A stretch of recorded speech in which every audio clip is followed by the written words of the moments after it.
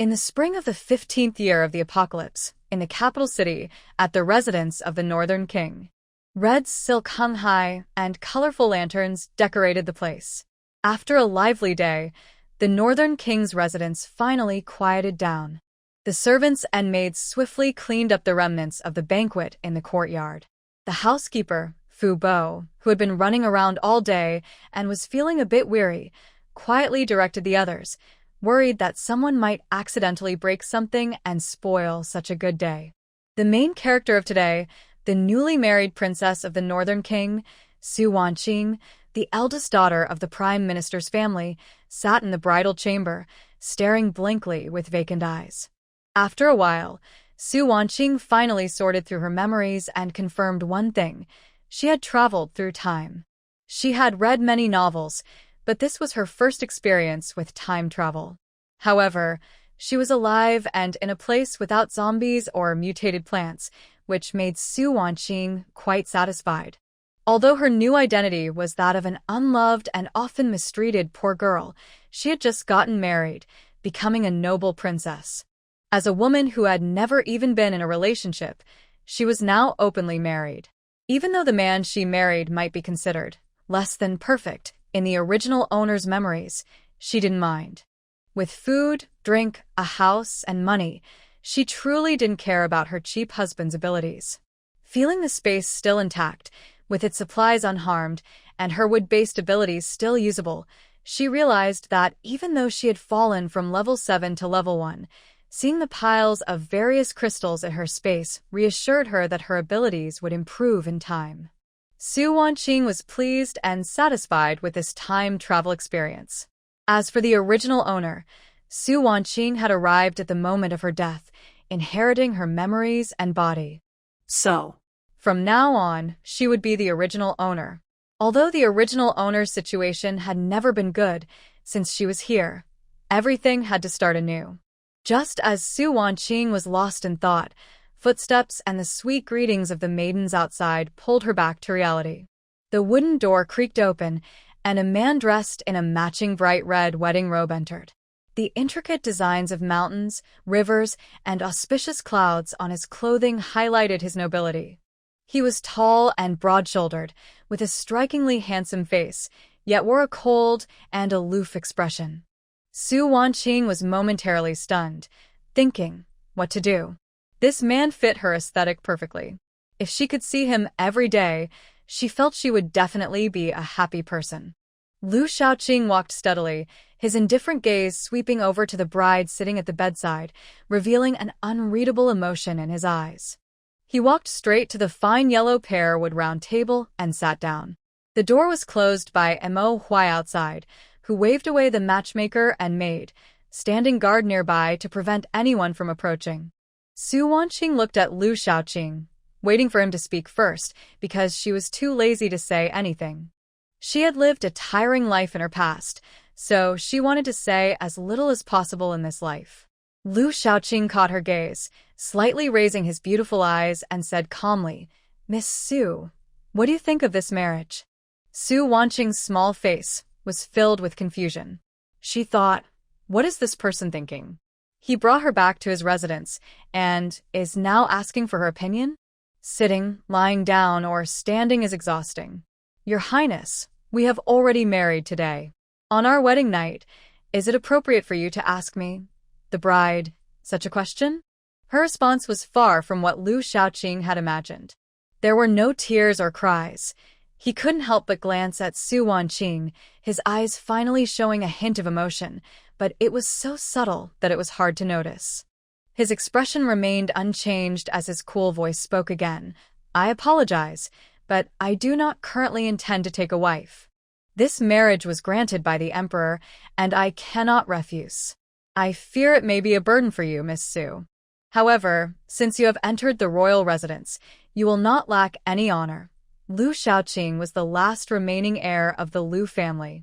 He went to war at 12, became famous at 15, was granted a title at 17, and defeated the enemy at 19, suffering severe injuries that made it difficult for him to fight again. There were also some hidden rumors that the Northern King had been injured in a certain area, which might affect his marital relations. After returning to the capital for 3 years, the northern king had only male dogs in his residence, let alone any maids or concubines. Rumors about Lu Shaoqing in the capital grew more outrageous. Recently, there was a rumor that the northern king was no longer capable of intimacy. Not long after, another rumor spread that due to his condition, the northern king had become moody, and any woman who approached him would be choked to death. It was also said that he had developed a twisted preference for spending time with gentle-looking men. During that time, families with eligible daughters in the capital avoided Lu Shaoqing.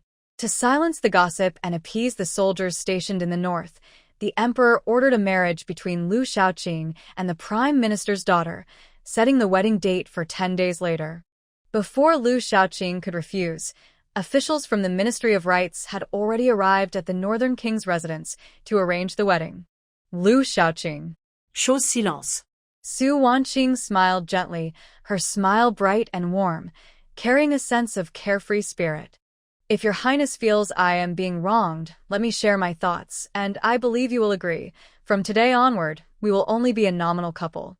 I will shield you from outside gossip, and you will provide me with a stable place and daily necessities. We will not disturb or interfere with each other. If you have someone you like in the future, we can divorce, and I will not occupy the position of the princess, ensuring you are not put in a difficult position. Before that, we can close the door and live our own lives.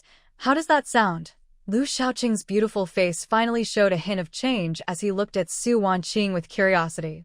Miss Su seems quite different from the rumors. Is it true, Your Highness, that you are incapable, or do you prefer men? Su Wanqing spoke lightly, with a hint of gossip, causing Lu Shaoqing to nearly bite his tongue in shock. He doubted whether he had heard correctly. How could such a woman exist in the world? Simply audacious. After a while, Lu Shaoqing regained his voice. I hope the princess keeps her word. I have official duties to attend to, so I won't disturb your rest. Lu Shaoqing quickly stood up, his long legs hidden beneath the red robe, and in a few strides, he left the room. Outside, Mo Huai heard the commotion and wisely stepped forward to close the door again, not casting a single glance inside. Just because he has long legs, he thinks he's special. He doesn't even send someone to bring food. No wonder he's still single. Su Wanqing realized her mistake. She was now his nominal princess, and they were both no longer single. Forget it. This princess is magnanimous and won't argue with a twisted young man. In Su Wanqing's eyes, Lu Shaoqing was just a very twisted and awkward young man. If it weren't for his good looks, she wouldn't bother with him at all. The table only had a few dry snacks, which were unappetizing. Once she confirmed that there was no one else around, Su Wanqing took out a small bowl of wontons and a small basket of soup dumplings from her space and began to eat. This body had been malnourished for a long time, so she needed to eat lightly for a few days to nurture her stomach. Once her health improved, she could eat whatever she wanted. Su Wanqing always felt lucky. Her original world had been in an apocalypse for over 10 years, but she was fortunate to gain a space from an ancient jade 3 days before the zombie outbreak, along with a wood-based ability.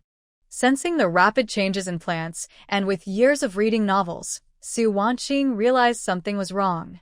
She began to hoard supplies, spending all her savings of over 10 million to stockpile enough food and daily necessities for a lifetime in her space.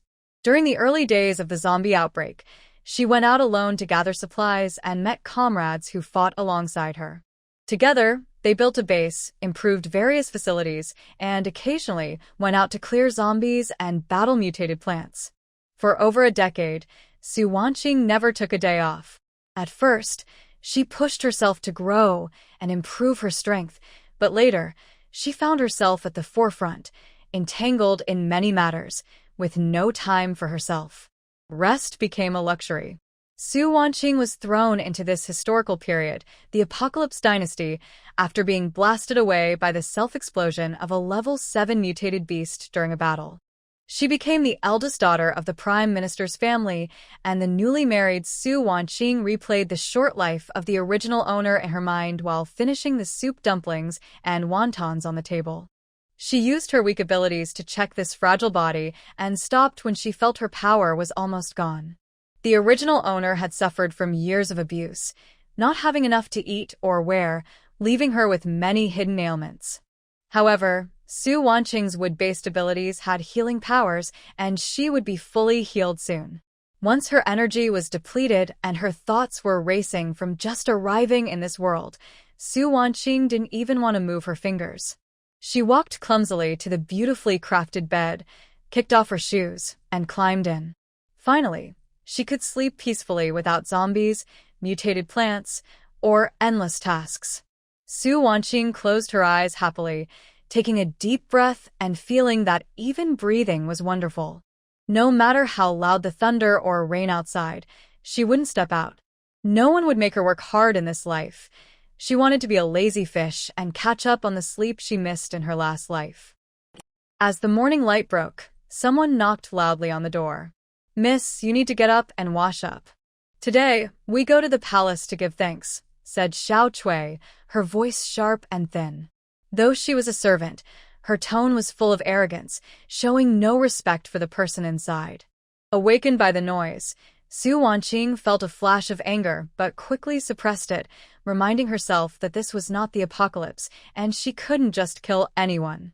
The voice reminded her of its owner, Xiao Chui, the only maid who accompanied the original owner. She was originally a second-class maid in the Wang family's courtyard. When the original owner married, the Wang family gave Xiao Chui to her, supposedly to serve her but actually to monitor her and control her life. After waiting for a response for a while, Xiao Chui pushed the door open and immediately insulted her. "Do you think you're the princess? Making me wait outside so long, are you dead?" Seeing it in her memory was one thing, but experiencing it was another.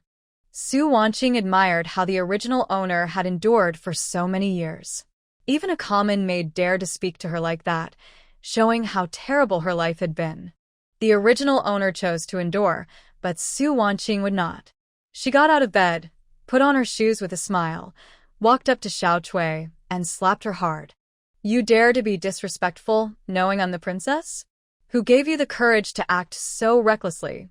Xiao Chui was stunned, pointing at Su Wanqing in disbelief. "You." "I'm the lady's maid. You lowly person dare to hit me? The lady won't let you off." Su Wanqing slapped her a few more times and said, "This is the Duke of Dingbei's residence. Which lady do you belong to? Lady Wang? How dare the Prime Minister's wife send a maid to teach the Duke's wife a lesson? I will ask the Emperor and Empress about this today. When did the Prime Minister's wife gain such power to interfere with me, the princess?" Xiao Chui, not only dizzy from the slaps but also terrified by Su Wanqing's words, trembled. If the Emperor and Empress learned about the original owner's life in the residence and that she was sent to monitor her, the lady would only face a few scoldings, but Xiao Chui and her family would suffer terribly. Xiao Chui lost her earlier arrogance, shaking her head in fear, tears and snot all over her face. "Miss Snow, Your Highness, please spare me. I only followed the lady's orders. I didn't mean to trouble you. I was wrong. Please don't hold it against me. Get up and fetch water for me to wash. Didn't you say we were going to the palace?" Su Wanqing was too lazy to deal with her, turning to have someone take her back to the Prime Minister's residence.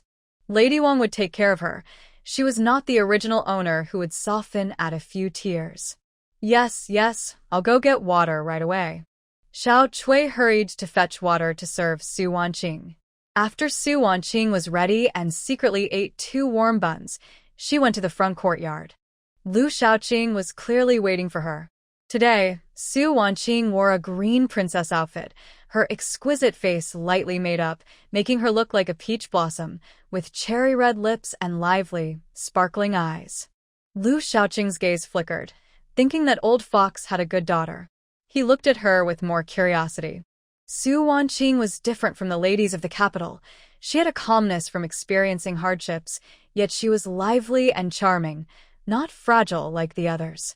Though only 19, she exuded a sense of tranquility, as if nothing could pique her interest.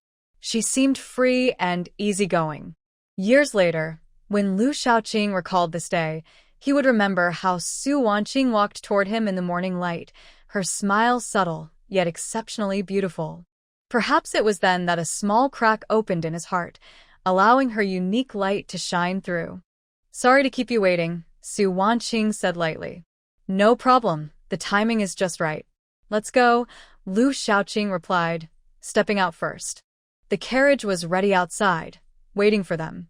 Lu Shaoqing stepped aside to let Su Wanqing enter first before following her in. Mo Huai was the driver today, and Su Wanqing left Xiao Chui at the residence to avoid unnecessary trouble. Once they were seated, Mo Huai drove the carriage slowly. Though they were already married, this was only their second meeting, creating a moment of awkwardness in the carriage. Lu Shaoqing took out a food box from a compartment and said, "Have a snack. We don't know when we'll be out of the palace." "Thank you." Su Wanqing had eaten 2 buns, but seeing the beautiful and fragrant pastries, she couldn't resist taking a piece. Sweet and soft, it suited her taste perfectly. Her space had preservation functions, so the food looked just as fresh as when she put it in. However, she hadn't eaten freshly made pastries in over 10 years, making her feel a mix of emotions. Seeing that she liked it, Lu Shaoqing pushed the food box closer to her. Su Wanqing glanced at him. Not only was he handsome, but he was also thoughtful. She concluded that he was someone she could get along with. When they arrived at the palace gate, the carriage stopped. They got out, and the guards, knowing the Duke of Dingbei was entering the palace, greeted them properly and let them in. If it were the old Su Wanqing, she would have praised the palace's magnificent architecture on her first visit. But after experiencing the apocalypse, she habitually observed her surroundings, silently noting the palace's complex layout. After walking for about half an hour, they reached the Chengqian Hall. A young eunuch outside quickly approached them, bowing. "I greet the Duke of Dingbei and the Duchess. The Emperor has ordered you to go directly to the Empress Dowager's Xinang Palace." "Has the Emperor already gone to the Empress Dowager's palace?" Lu Shaoqing asked. "Yes, Your Highness. The Emperor went to the Empress Dowager right after court. He should be arriving soon," the eunuch replied. "Understood," Lu Shaoqing said, taking Su Wanqing's hand and heading toward the Xinang Palace. Su Wanqing thought to herself, "Why didn't they say we were going to the Empress Dowager's palace earlier? They waited until we got here to tell us to go to Xinang Palace. That dog emperor is just like a dog." She couldn't help but glance at Lu Shaoqing beside her, thinking, it seems this loyal general isn't favored by the emperor. I hope it doesn't turn into some family confiscation or exile like in the novels. I don't want to move. The reason she made such a request last night was simply that Su Wanqing was too lazy to move. Staying in the Duke's residence was great. She didn't have to work hard, had someone to serve her, and didn't have to earn a living. Most importantly, there were no mother-in-law conflicts, and she didn't have to find a new place to live or deal with complicated relationships. In this life, she just wanted to be a lazy fish. When the two arrived at Xinang Palace, they could faintly hear laughter inside. The palace maid guarding the entrance slightly bowed and went in to announce their arrival. "Greetings to the King of Dingbei and the Princess of Dingbei. His Majesty, the Empress Dowager, and the Empress are already waiting inside. Please follow this maid in." The maid who came to greet them was a senior maid beside the Empress Dowager. While her words seemed fine, Su Wanqing could sense the underlying meaning. Wasn't she just saying they were late? If she had said it directly, Su Wanqing would have replied that they had arrived early. Once they entered the inner hall, they saw a room full of people. Besides the Emperor, the Empress Dowager, and the Empress, there were 4 beautifully dressed women, who were likely the Emperor's 4 concubines.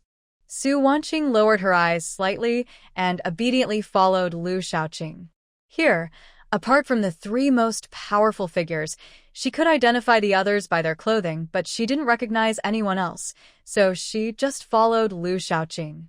"We, the minister and his wife, pay our respects to the Emperor. Long live the Emperor, long live the Empress Dowager, long live the Empress." The two stepped forward and bowed together. "Please rise. The King of Dingbei has finally married, and I have fulfilled my promise to General Lu," the emperor said with a smile, raising his hand to signal them to stand, though his smile didn't reach his eyes. "Thank you, your majesty," they replied in unison. "Please sit. There are no strict rules here. This is the Princess of Dingbei's first time in the palace, so there's no need to be too formal," the Empress Dowager said warmly from her seat, her smile kind and gentle, like a caring elder watching them. "Thank you, Empress Dowager." The two bowed again and exchanged polite greetings with the 4 concubines before sitting on the stools brought by the palace maids. Su Wanqing had learned the proper etiquette from the teaching maid sent by the palace before her marriage, but since the original owner was determined to die, she hadn't learned it seriously, so her manners were not quite standard. However, everyone present was quite perceptive, and with the Emperor and Empress Dowager there, no one would be rude enough to make mocking comments. Su Wanqing tried her best to play the role of a weak and ignorant fool, sitting there silently and dazed. But since they were there to express gratitude, how could they not attract attention? The glances directed at her were mostly disdainful and mocking. The emperor nodded inwardly, thinking that Prime Minister Su had done well this time. A dull woman like her, with only beauty and no influence on his plans, was just fine. Su Wanqing lowered her beautiful eyes, unable to see the disdainful looks thrown her way. She thought to herself if she could take a quick nap. At that moment, the Empress Dowager suddenly spoke. "The daughters of the Su family are indeed all stunning. The Princess of Dingbei looks like a virtuous and cultured woman. In the future, the Dingbei Palace will be entrusted to you, and you should quickly bear children for the royal family." Su Wanqing rolled her eyes internally, stood up, and bowed. "Thank you for your kind words, Empress Dowager. I understand." The Empress Dowager's smile faded slightly, seemingly dissatisfied with her response, but she said nothing further and smiled as she gifted Su Wanqing a set of ruby jewelry. Su Wanqing thanked her again. Before she could sit down, the Empress spoke lightly. "Not long ago, I received some fine shoe brocade that matches the Princess of Dingbei perfectly. You should take it back and make a few outfits. Thank you for your generosity, Your Majesty." Su Wanqing smiled in gratitude, constantly reminding herself that this was ancient times, and she just needed to bow and accept the gifts. She couldn't afford to offend anyone. If she were to lose her temper now, it could lead to trouble. And she feared trouble the most. Fine just this once. In the future, whoever wants to enter the palace can do so. She would just pretend to be sick and stay home. The emperor also smiled and presented them with a pair of jade rui, saying some grandiose words that Su Wanqing found meaningless. She and Lu Shaoqing respectfully bowed and thanked him. Su Wanqing thought they could wrap things up now. They had said what needed to be said and received their gifts. Surely, the emperor, busy with state affairs, wouldn't have time to chat with them for long. But then the 4 concubines beside them put on their most sincere professional smiles and began to engage in mutual flattery. They discussed various topics, from the Empress Dowager's good health to what they would wear for the emperor's birthday banquet in the spring. Even though Su Wanqing maintained her dull and wooden expression, they still pulled her into the compliments. They praised the Princess of Dingbei for her beauty, virtue, kindness, and talents, saying that all the women in the capital should emulate her. Su Wanqing. When did this happen? Why was she unaware? Lu Shaoqing sipped tea to hide his almost breaking expression. Su Wanqing couldn't understand the situation. She might not know much about history or ancient etiquette, but she could guess that it was inappropriate for the emperor's concubines to be present during the new bride's visit to express gratitude. Shouldn't they have avoided this encounter?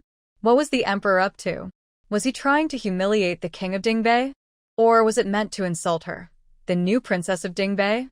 Su Wanqing, who only knew about fighting, couldn't comprehend these people's thought processes, so she decided to stop thinking and continued to sit there in a daze.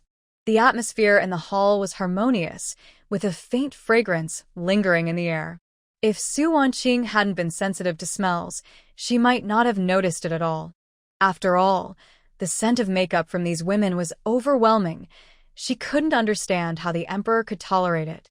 Lu Shaoqing's expression remained unchanged, only responding with a word or two when the emperor addressed him. After a long while, it seemed everyone finally grew tired of talking. The Empress Dowager waved her hand, signaling them to leave. The Emperor stood up first, performed the obligatory bow, and then led everyone out of the Empress Dowager's Sinang palace. The Emperor was heading back to the Hall of Governance, and everyone bowed and took their leave, dispersing. On the way, Su Wanqing asked in confusion, "What does the Emperor mean by having a group of concubines sit with us for so long?" The Empress is usually quiet. In past banquets, the 4 concubines managed various affairs. Today happens to be the first day of the month, so they should have gone to pay respects to the Empress Dowager and happened to run into us, Lu Shaoqing explained. Su Wanqing nodded but still felt puzzled, not noticing that Lu Shaoqing's expression was growing worse. Suddenly, while still deep in thought, Su Wanqing felt a weight on her body and saw Lu Shaoqing's face turn pale, with veins bulging on his forehead and beads of sweat rolling down. He collapsed against her. "What's wrong? Are you feeling unwell? Should I call a doctor?" Su Wanqing asked. "It's nothing. Just help me out of the palace and back home," Lu Shaoqing said, enduring intense pain, his lips already devoid of color. It seemed that uttering those few words took all his strength. Seeing this, Su Wanqing quickly supported him and hurried toward the palace gate. Fortunately, they were not far from the exit, and Mo Huai, waiting outside, spotted them and rushed over. "Your Highness." Mo Huai recognized Lu Shaoqing's condition and immediately lifted him onto his back and ran toward the carriage. Su Wanqing followed closely behind, thinking she couldn't possibly be that unlucky, becoming a widow right after crossing over. What a pity for his handsome face and that cool, ethereal aura. Should she save him? It was quite a dilemma. Once in the carriage, Lu Shaoqing finally passed out, but his body continued to tremble, and his complexion grew increasingly pale. Even in unconsciousness, he was enduring severe pain. "Princess, please take care of the king. We are heading back to the residence now. There are medicines prepared by Dr. Xie for him," Mo Huai said hurriedly, cracking the whip in the air. The horses, hearing the sound, galloped quickly. "What happened to your Highness? We were right at the palace gate. Why didn't we call a doctor from the palace?" Su Wanqing couldn't help but ask. "Our king has been poisoned. The palace doctors have no way to help. Only Dr. Xie's medicine can suppress the poison in his body," Mo Huai briefly explained, focusing on driving the carriage. Seeing Lu Shaoqing in obvious pain, Su Wanqing wondered when his poisoning had occurred. He hadn't said a word until he had no strength left and leaned against her. She held Lu Shaoqing's hand, and a thread of her ability entered his body. Within a minute, she quickly withdrew her hand, frightened. Wow, his body is severely damaged, his organs are almost black. The 3 of them settled Lu Shaoqing down. Uncle Fu looked at him for a while, and seeing Lu Shaoqing's breathing gradually stabilize, he wiped away the tears at the corner of his eye and turned to Su Wanqing to bow respectfully. "Your Highness, I am the steward of the residence, Chen Fu. Since you entered the manor, you have been the lady of the house. I dare to speak a few words." Uncle Fu looked at Su Wanqing with a hint of hope. When she nodded, he continued, "Our prince lost his parents at a young age and has no siblings to rely on. He has to guard against hidden dangers every day, which is why he often wears a cold expression. 3 years ago, the prince was ambushed on the battlefield. The arrow that struck him was coated with a deadly poison from the western regions. Fortunately, Dr. Xie was nearby gathering herbs and saved his life. However, the poison in the prince's body could not be removed. For the past 3 years, he has endured the torment of the poison. Each time it flares up, his health worsens. The prince knows his time is short and did not want to burden you, so he stayed in the study last night. Please forgive him and do not be angry with him. Just now, Mo Huai gave him medicine to suppress the poison. Today, I ask you to watch over the prince. Mo Huai, Mo Yun, and I will take turns guarding outside. If you need anything, just let us know." After a pause, he added, "The prince may be in a deep sleep for the next few days, so you need not worry too much." Su Wanqing listened, a bit dazed. They seemed determined to rely on her, taking her bed, and playing the emotional card. She was expected to care for someone who had just said he wanted to distance himself from her? Fine. She was the princess, and in their eyes, it was indeed her responsibility to care for Lu Shaoqing in this situation. They did not treat her as an outsider. Su Wanqing was unsure whether to sympathize with Lu Shaoqing or herself. She silently nodded in agreement, realizing she had no choice unless she left right now. Before she could say anything else, the three of them bowed respectfully and exited, closing the door behind them. Su Wanqing thought, "They are quite polite." Well, she was the princess. Everything she needed was from the palace. Watching Lu Shaoqing sleep wasn't tiring. If she got tired, she could sleep too. Once Uncle Fu and the others left, their respectful demeanor vanished. They quickly spread out, expertly checking the entire palace for safety. After confirming everything was secure, Mo Huai stood guard outside Su Wanqing's room. Mo Yun adjusted the secret guard's positions, and Uncle Fu kept an eye on the servants to ensure no spies infiltrated. In short, with the prince unconscious, the palace was directly managed by these three, ensuring not even a fly could enter. Su Wanqing approached the bed, looking at the pale, unconscious Lu Shaoqing. She sighed inwardly. Such a handsome face should not die like this. She needed to ensure her own survival too. A hint of her powers entered Lu Shaoqing's body. With the medicine suppression, the poison seemed calmer, but it was on the verge of collapse. If she didn't act, he might not survive. However, her powers were still too weak to eliminate all the poison and damage in one go. Su Wanqing quickly took out a crystal core from her space and sat cross-legged by the bed to absorb it. With her past experience enhancing her powers and enough crystal cores to absorb, her abilities quickly rose to level 2. Still not enough. One by one, she absorbed more crystal cores, and the energy within her grew stronger. Finally, she broke through the bottleneck, reaching level 3. After stabilizing her powers, she paused her absorption, feeling her body lighter and more comfortable. With the breakthrough, her physical strength increased significantly and all hidden ailments were repaired. If it weren't for the poor foundation of this body, her strength could have improved even more. Looking at the increasingly pale Lu Shaoqing, she extended her powers into him, helping to dissolve the poison and repair his severely damaged meridians. After a quarter of an hour, she withdrew her hand. I didn't expect the poison to be so stubborn. Even level 3 powers can't completely dissolve it. However, he is no longer in danger. With more treatments or when my powers reach level 4, he can be fully healed. In her past life, powers were classified into levels from 1 to 9. Levels 1 to 3 were low tier, 4 to 6 were mid tier, and 7 to 9 were high tier. There might be even higher levels, but no one had ever broken through. This classification remained until her death. Lu Shaoqing's complexion had improved significantly, and his breathing was steady, looking like he could wake up at any moment.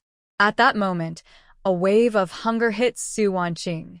She hugged her stomach, feeling a bit wronged. In her past life, she was always busy and never neglected her meals. Now, after 2 days here, she hadn't had a proper meal. Lu Shaoqing, I am your savior. When you wake up, treat me well. I want all the delicacies, not just a little. If you don't, I won't help you with the remaining poison. Knock, knock, knock. The knocking at the door interrupted her grand speech. Su Wanqing quickly tidied her hair and cleared her throat. Come in, Your Highness, how is the prince? I have prepared lunch. Would you like to eat first? Uncle Fu entered, his eyes darting to Lu Shaoqing on the bed. Uncle Fu, the prince's condition has improved a lot. You can come and check on him. I happen to be hungry. Should I eat outside or in my room? Su Wanqing asked. Thank you for taking care of the prince. It's good that he is fine. If you are tired, I can have the food brought to your room. I will stay with the prince this afternoon so you can rest. I'm not tired. Just have the food brought over. I'll stay with him this afternoon. All right, I will go arrange that. Please wait a moment. Uncle Fu respectfully left to make arrangements. Soon, a servant and a maid entered with a tray, bringing sweet and sour ribs, emerald 8 treasure duck, wine steamed chicken, steamed mandarin fish, fortune bags, spicy lotus root, ginseng stewed pigeon, and several exquisite pastries. Your Highness, the kitchen didn't know your preferences, so they prepared their best dishes. If anything doesn't suit your taste, please let me know, and I will have them redo it, Uncle Fu said after introducing the dishes, bowing respectfully to Su Wanqing. Uncle Fu, you don't need to be so polite. I'm not picky. These look great, but is there something else? Su Wanqing noticed Uncle Fu seemed to have more to say. Your Highness, according to custom, you should return home tomorrow. Given the prince's condition, he likely cannot accompany you. However, I have prepared a list of gifts for you to review. If you're not satisfied, I can revise it, he said, pulling out a prepared list from his sleeve and handing it to Su Wanqing. Su Wanqing took the list and saw the items on it. She thought, how could such good things be given to her worthless father? Absolutely not. So she smiled and said, Uncle Fu, my dowry should still be in the storeroom, right? Yes, it's in the small storeroom in your courtyard. No one has touched it, Uncle Fu replied. Tomorrow, have it returned to the Su residence intact as a return gift. Also, send my maid Xiaotsue back to the Prime Minister's residence. I can't afford such a maid. As for the prince and me, just say he is unwell and needs my close care, so I won't be going back. Su Wanqing returned the list to Uncle Fu.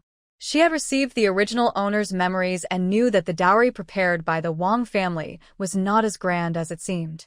It cost less than 200 taels of silver and was a hassle for her. She learned this when she accidentally overheard a conversation between Wang and her daughter Su Qingyue before the wedding, discovering that the carefully prepared dowry was just a pile of useless junk. As the steward of the palace, Uncle Fu knew that the princess was not favored in her previous residence, but he was unaware of the hardships she endured there. However, with the prince unconscious, the princess was now the master of the palace, and whatever she said would be followed. Yes, Your Highness. Is there anything else you need? Uncle Fu asked after some thought. No, just keep these items safe. They belong to the palace and shouldn't be given to outsiders. In other words, what belonged to the palace was hers. How could she give it to that family of worthless people? They didn't deserve it. Understood. I won't disturb you while you eat, Uncle Fu said, glancing at Lu Xiaoqing, who was sleeping soundly, before leaving. Once Uncle Fu was gone, as Su Wanqing slept, she was unaware that on the other side of the large bed, Lu Xiaoqing was suddenly drenched in sweat, tossing and turning restlessly. Lu Xiaoqing sat up abruptly, waking Su Wanqing, who had just fallen asleep. She opened her eyes to meet his bloodthirsty gaze, filled with killing intent. Outside, Mo Huai heard the commotion and rushed in anxiously. Your Highness, you're awake. That's great. Are you all right? His second question was cautious. The prince usually fell into a deep sleep for at least 3 days after being poisoned, waking up weak for several days. This time, he had only slept for half a day, and the killing aura around him was so strong it felt almost tangible, making Mo Huai's heart tighten. Lu Xiaoqing looked at him, feeling the real texture of the blanket in his hands. He closed his eyes for a moment, and when he opened them again, the overwhelming killing intent had been well concealed. I've fine. What about Fu Bo and Mo Yun? Lu Xiaoqing's voice trembled slightly, but it was hard to detect unless one listened closely. Fu Bo is handling the arrangements for the princess's return tomorrow. Mo Yun is patrolling outside the palace. Mo Yu and Mo Feng have been sent on a mission and have not returned yet, Mo Huai replied. Send a message for Mo Yu and Mo Feng to come back immediately. Go call Fu Bo and Mo Yun, and wait for me in the study, Lu Xiaoqing said, his gaze towards Mo Huai softening, though his tone remained urgent. Mo Huai did not dare delay, quickly bowed in response, and left. As soon as Mo Huai closed the door behind him, the room fell silent, and the atmosphere became strangely awkward. Lu Xiaoqing lowered his gaze, a storm brewing inside. Vivid, brutal scenes flashed in his mind, all too real. He was certain he had experienced them firsthand. So, had he returned? But why did his memories from the past 2 days feel different? Unless. With that thought, Lu Shaoqing slowly raised his head to look at Su Wanqing, a hint of barely perceptible killing intent flickering in his eyes. Su Wanqing sensed it immediately, but didn't care. With a smile, she leaned back against the bed. Want to kill me? That depends on whether the North King has that ability. The way Lu Shaoqing reacted upon waking and the way he looked at her now were completely different from before his coma. If she were still the person who hadn't traveled through time, she might have been confused. But after experiencing the journey last night and having developed keen observation skills from over a decade in a post-apocalyptic world, she was sure that the current Lu Shaoqing was not quite right. Perhaps he had also changed like her body had a new core. Lu Shaoqing was secretly shocked. This person was definitely not the weak princess who should have died long ago. Her sharp perception was something even the most skilled observer, Mo Yun, could not match. He blurted out, "Who are you?" "Where is my princess?" Su Wanqing raised an eyebrow. "Believe it or not, I am your princess. I'm not pretending or sent by anyone." Lu Shaoqing felt confused. His emotions were chaotic, making it hard for him to concentrate. Yet, Su Wanqing didn't seem to be lying. Could it be that he, like her, had returned after dying? Seeing the doubt in his eyes, Su Wanqing continued, "As we agreed last night, I just want to live quietly in the back courtyard of the palace. I don't want to get involved in anything, and you can trust me on that. Since I am the North King's princess, I won't do anything to harm the palace. I mean what I say. It's up to you to believe me. If you are still the person I spoke to last night, if not, and if he had other ambitions or purposes, she wouldn't mind finding another place to live or directly killing him." Su Wanqing considered which option would be more beneficial and less troublesome. Lu Shaoqing, already in a state of confusion, was suddenly shocked by Su Wanqing's last words. The woman before him seemed frail, yet her presence was so powerful that it drew his attention, exuding a heavy pressure like a battle-hardened female warrior. Dangerous, yet beautiful.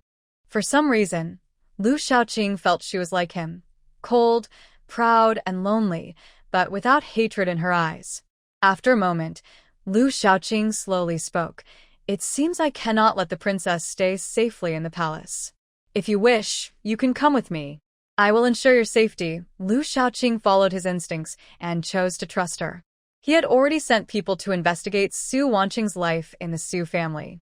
If they divorced now, regardless of how the emperor would react, Prime Minister Su would definitely not let his daughter live. He instinctively felt that Su Wanqing, as a woman, needed protection. Su Wanqing, who would protect whom was still uncertain. Upon hearing this, Su Wanqing frowned and said, "Is the emperor going to get rid of you?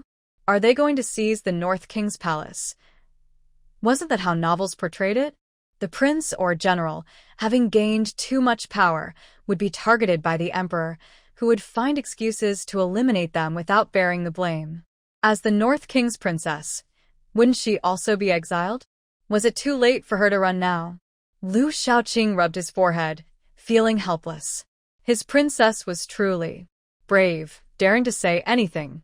He was now even more certain that she was not the weak young lady from the Prime Minister's residence who had suffered for years. He cleared his throat and said, "Not at all. In 3 days, there will be news of war from the border, and the emperor has ordered me to lead the troops." Lu Shaoqing didn't want to say more. Firstly, the situation was too bizarre to share easily. Secondly, she was a woman, and he feared that revealing too much would frighten her. Su Wanqing. Afraid? She could scare him to death with just a word. How do you know what will happen in 3 days? Could it be you didn't just travel through time, but were reborn? If she hadn't helped Lu Shaoqing remove the poison from his body, he might not have woken up in 3 days. Even if he did, he would be too weak to lead troops into battle. The emperor must have lost his mind or wanted him dead. Lu Shaoqing was shocked, staring at Su Wanqing in disbelief. At that moment, he still couldn't believe he had returned, yet she knew. How did she know? Could it be that she was also? Could it be that you are too? Lu Shaoqing didn't even realize the urgency and tremor in his voice. He desperately wanted to know if he had truly returned, that everything was not just a dream. Su Wanqing confirmed that he had indeed been reborn. I'm not. To be precise, I'm not from your era. I traveled here from a world thousands of years in the future. The original owner of this body was already dead when I arrived. Also, I'm not a monster or a ghost. I'm just a person like you, but we live in different times or perhaps different dimensions, Su Wanqing said plainly. Since he already knew her secret, it would be easier to share this. If she didn't reveal it, he probably wouldn't tell her about the future events, at least not in detail. Then Su Wanqing briefly explained what time travel was. No matter how strong Lu Shaoqing's mind was, it took him a while to accept what had happened to both of them. Now he was completely sure that Su Wanqing was not working for the Emperor or anyone else. You. No wonder. Last time I entered the bridal chamber, she had already lost her breath. The Emperor summoned me to the palace that night, and I had to kneel in the Imperial study for an entire hour before being let go. Later, I learned that a faint incense was burning in the study that night, which posed no danger to ordinary people, but could trigger the poison in my body. After Mo Huai took me out of the palace, I fell into a coma. 3 days later, news of enemy activity came from the border. Before I could wake up, the Emperor ordered me to lead the troops. Mo Huai and Mo Yun risked their lives to escort me to the border, but we were met with rejection at the city gates. By then, I was already at my limit, unable to even stand, and I watched helplessly as Mo Huai and the others were shot dead by arrows. Mo Feng and Mo Yu died seeking revenge for us, surrounded by the city guards and the barbarian cavalry. In his previous life, Lu Shaoqing had awakened while they were on their way to the border. They had originally planned to reach the border in half a month by speeding up their journey, but they encountered a rare earthquake along the way. They survived against all odds, making it through the quake zone to the border. The commander stationed there was a prince's man. When they arrived, they were not only denied entry, but also met with a sudden rain of arrows from the city walls. The arrow storm came swiftly and fiercely, leaving them no time to retreat. Dozens of shadow guards fell one by one, and Mo Huai and Mo, when Lu Shaoqing regained consciousness, he found himself in the Emperor's Hall of Governance. He overheard a conversation between the Emperor and the Crown Prince, confirming many of his suspicions. 3 years ago, he was ambushed from behind by the leader of the Emperor's shadow guards, who was ordered to kill him as the war was about to end. Fortunately, he survived thanks to Dr. Xia.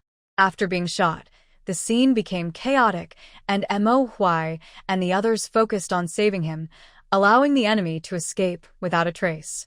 In the 3 years since returning to the capital, the Emperor had not acted against him again, partly due to fear of his reputation in the army and the Lu family army behind him.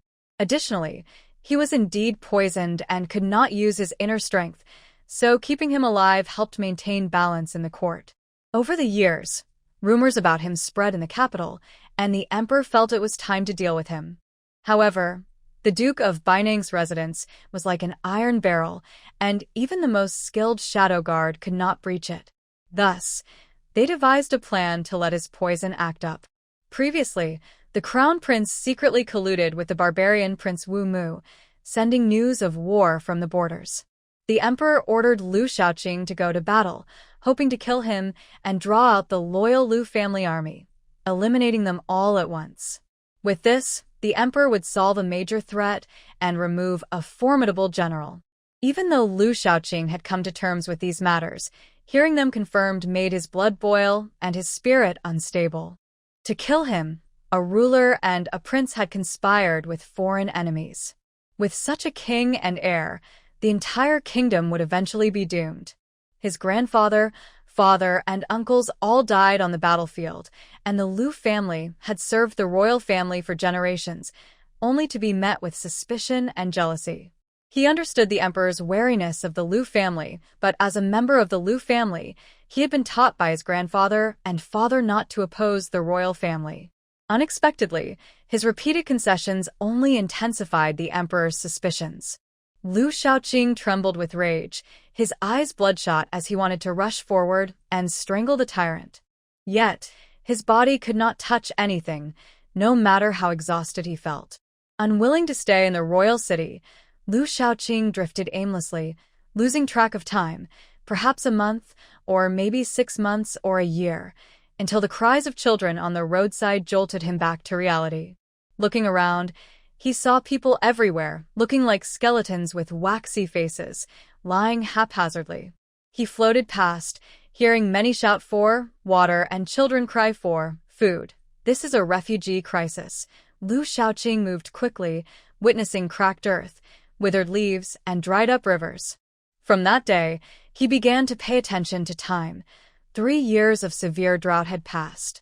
Then came 6 months of continuous heavy rain, turning the south into a vast ocean and causing floods in the north.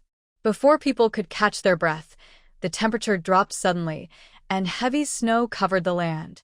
Only 1 in 10 of the surviving citizens remained, leading to the complete collapse of the dynasty and chaos across the realm.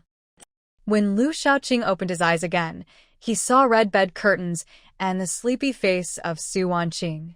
He couldn't tell if it was an illusion or a dream, having grown accustomed to the feeling of floating. The sudden real sensation beneath him left him dazed. Seeing someone he thought was dead made his already confused mind even more bewildered. Once Mo Huai brought him back to reality, his brain gradually regained its ability to think.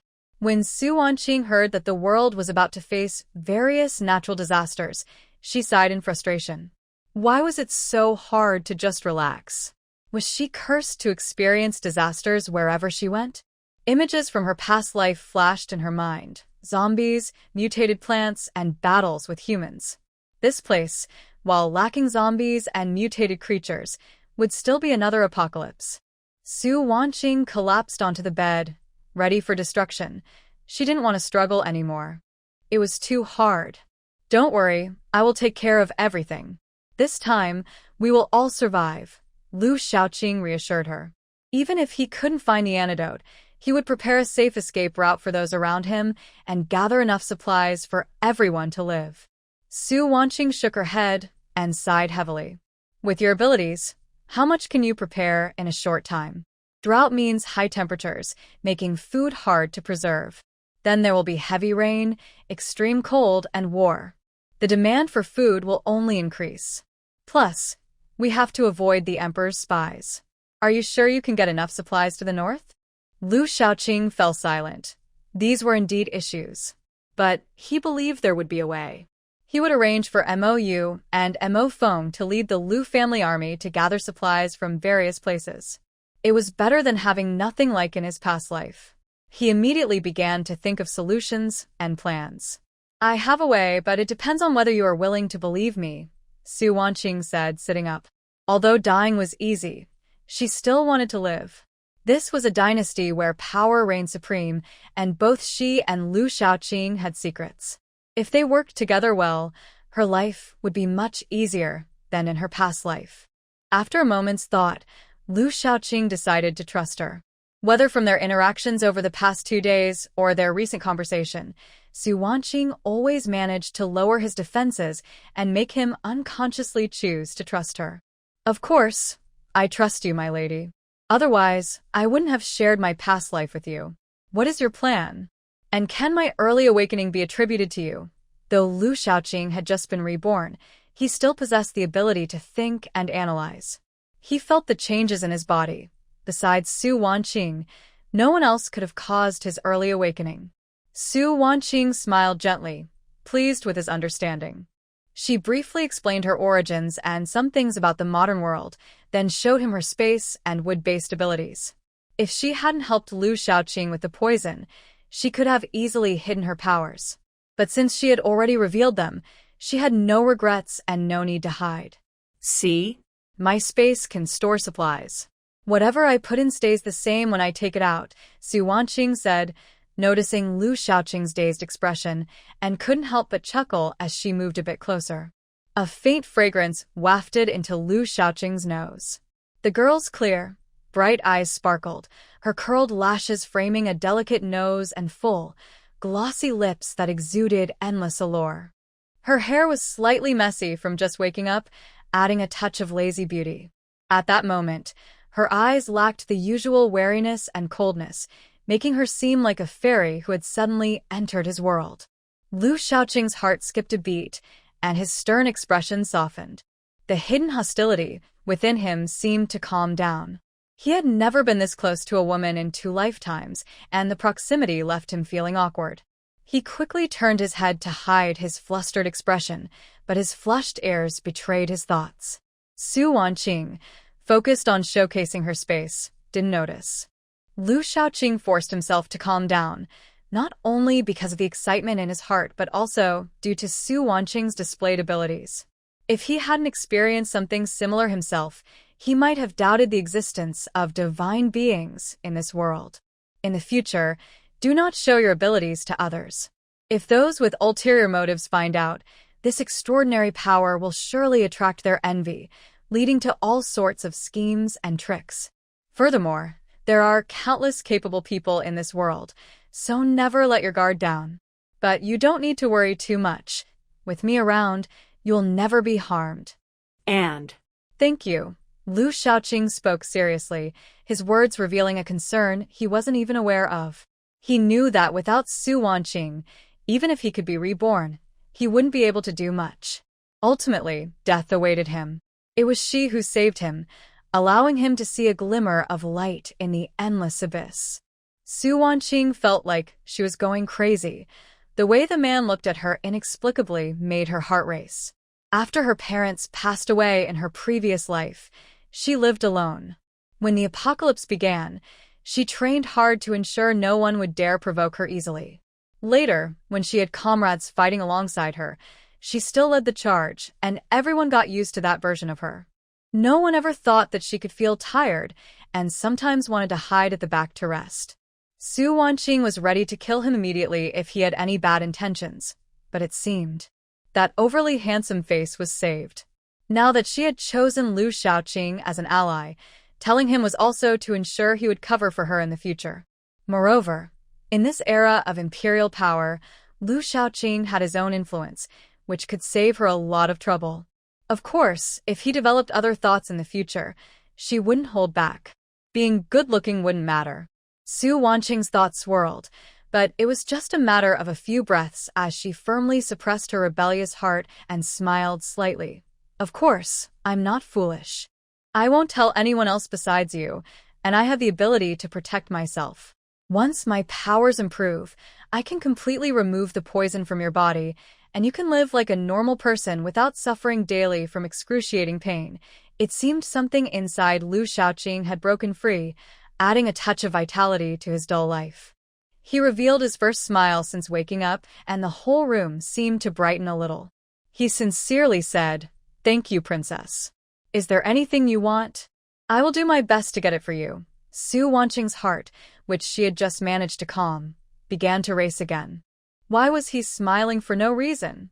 Clearing her throat to hide her fluster, she said, "Next, we need to prepare enough supplies for the various disasters we will face. That will give me more security. Besides, don't you have 5,000 troops from the Lu family? That should be enough for at least 5 years, for 5,000 people. I don't know how much that will be. You can calculate it. I'll just be in charge of storage."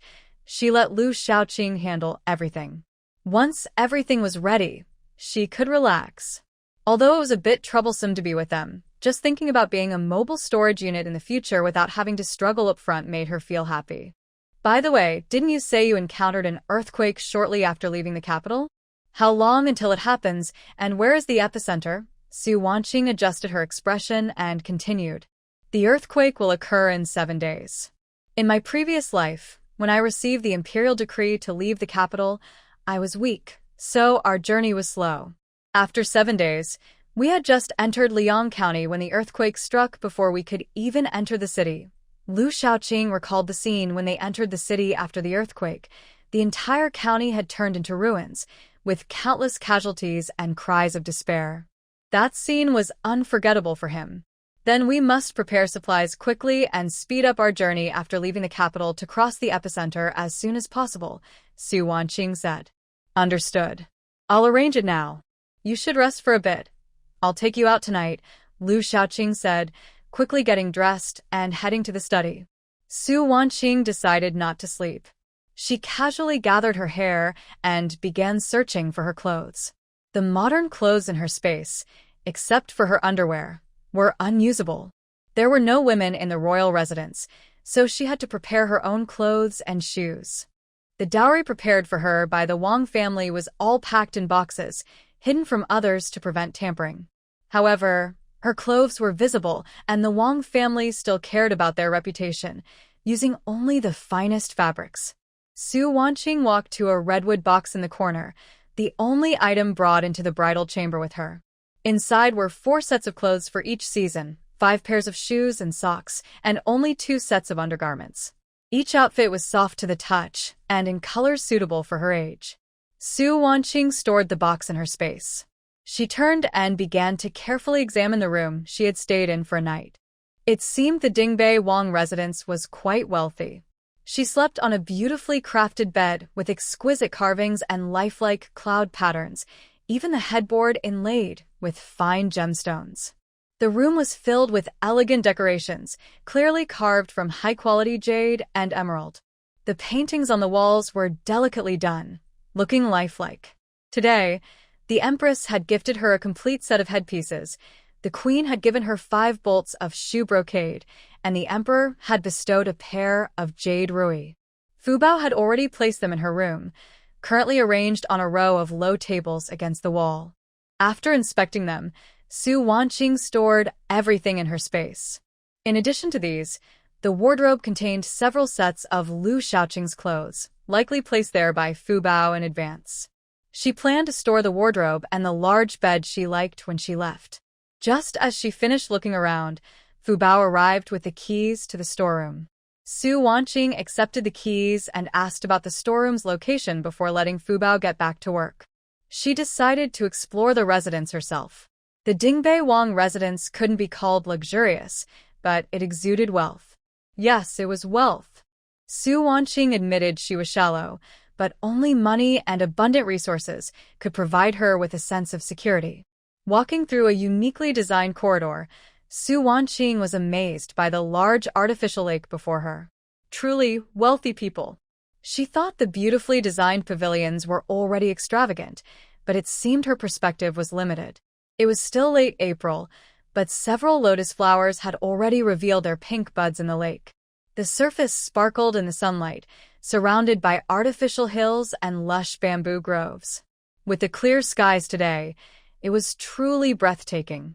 Ah, Shubankin Said. What a pity that such a beautiful scene would be abandoned by its owner. She decided to take the surrounding artificial hills and stones with her when she left. If she had time, she could also dig up the bamboo grove and store it, then replant it later. Silently giving herself a thumbs up, she thought she was a diligent and frugal person. Once she reached this point, Su Wanqing didn't want to walk any further. She feared she wouldn't be able to control herself and would want to immediately store anything beautiful she saw. They still had to stay here for 2 days, and with so many people around, if they suddenly saw so many things disappear, it would surely cause a panic. She decided to wait until they were leaving to collect them.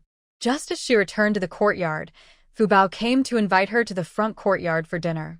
Su Wanqing turned to follow Fu Bao but was interrupted by a familiar voice.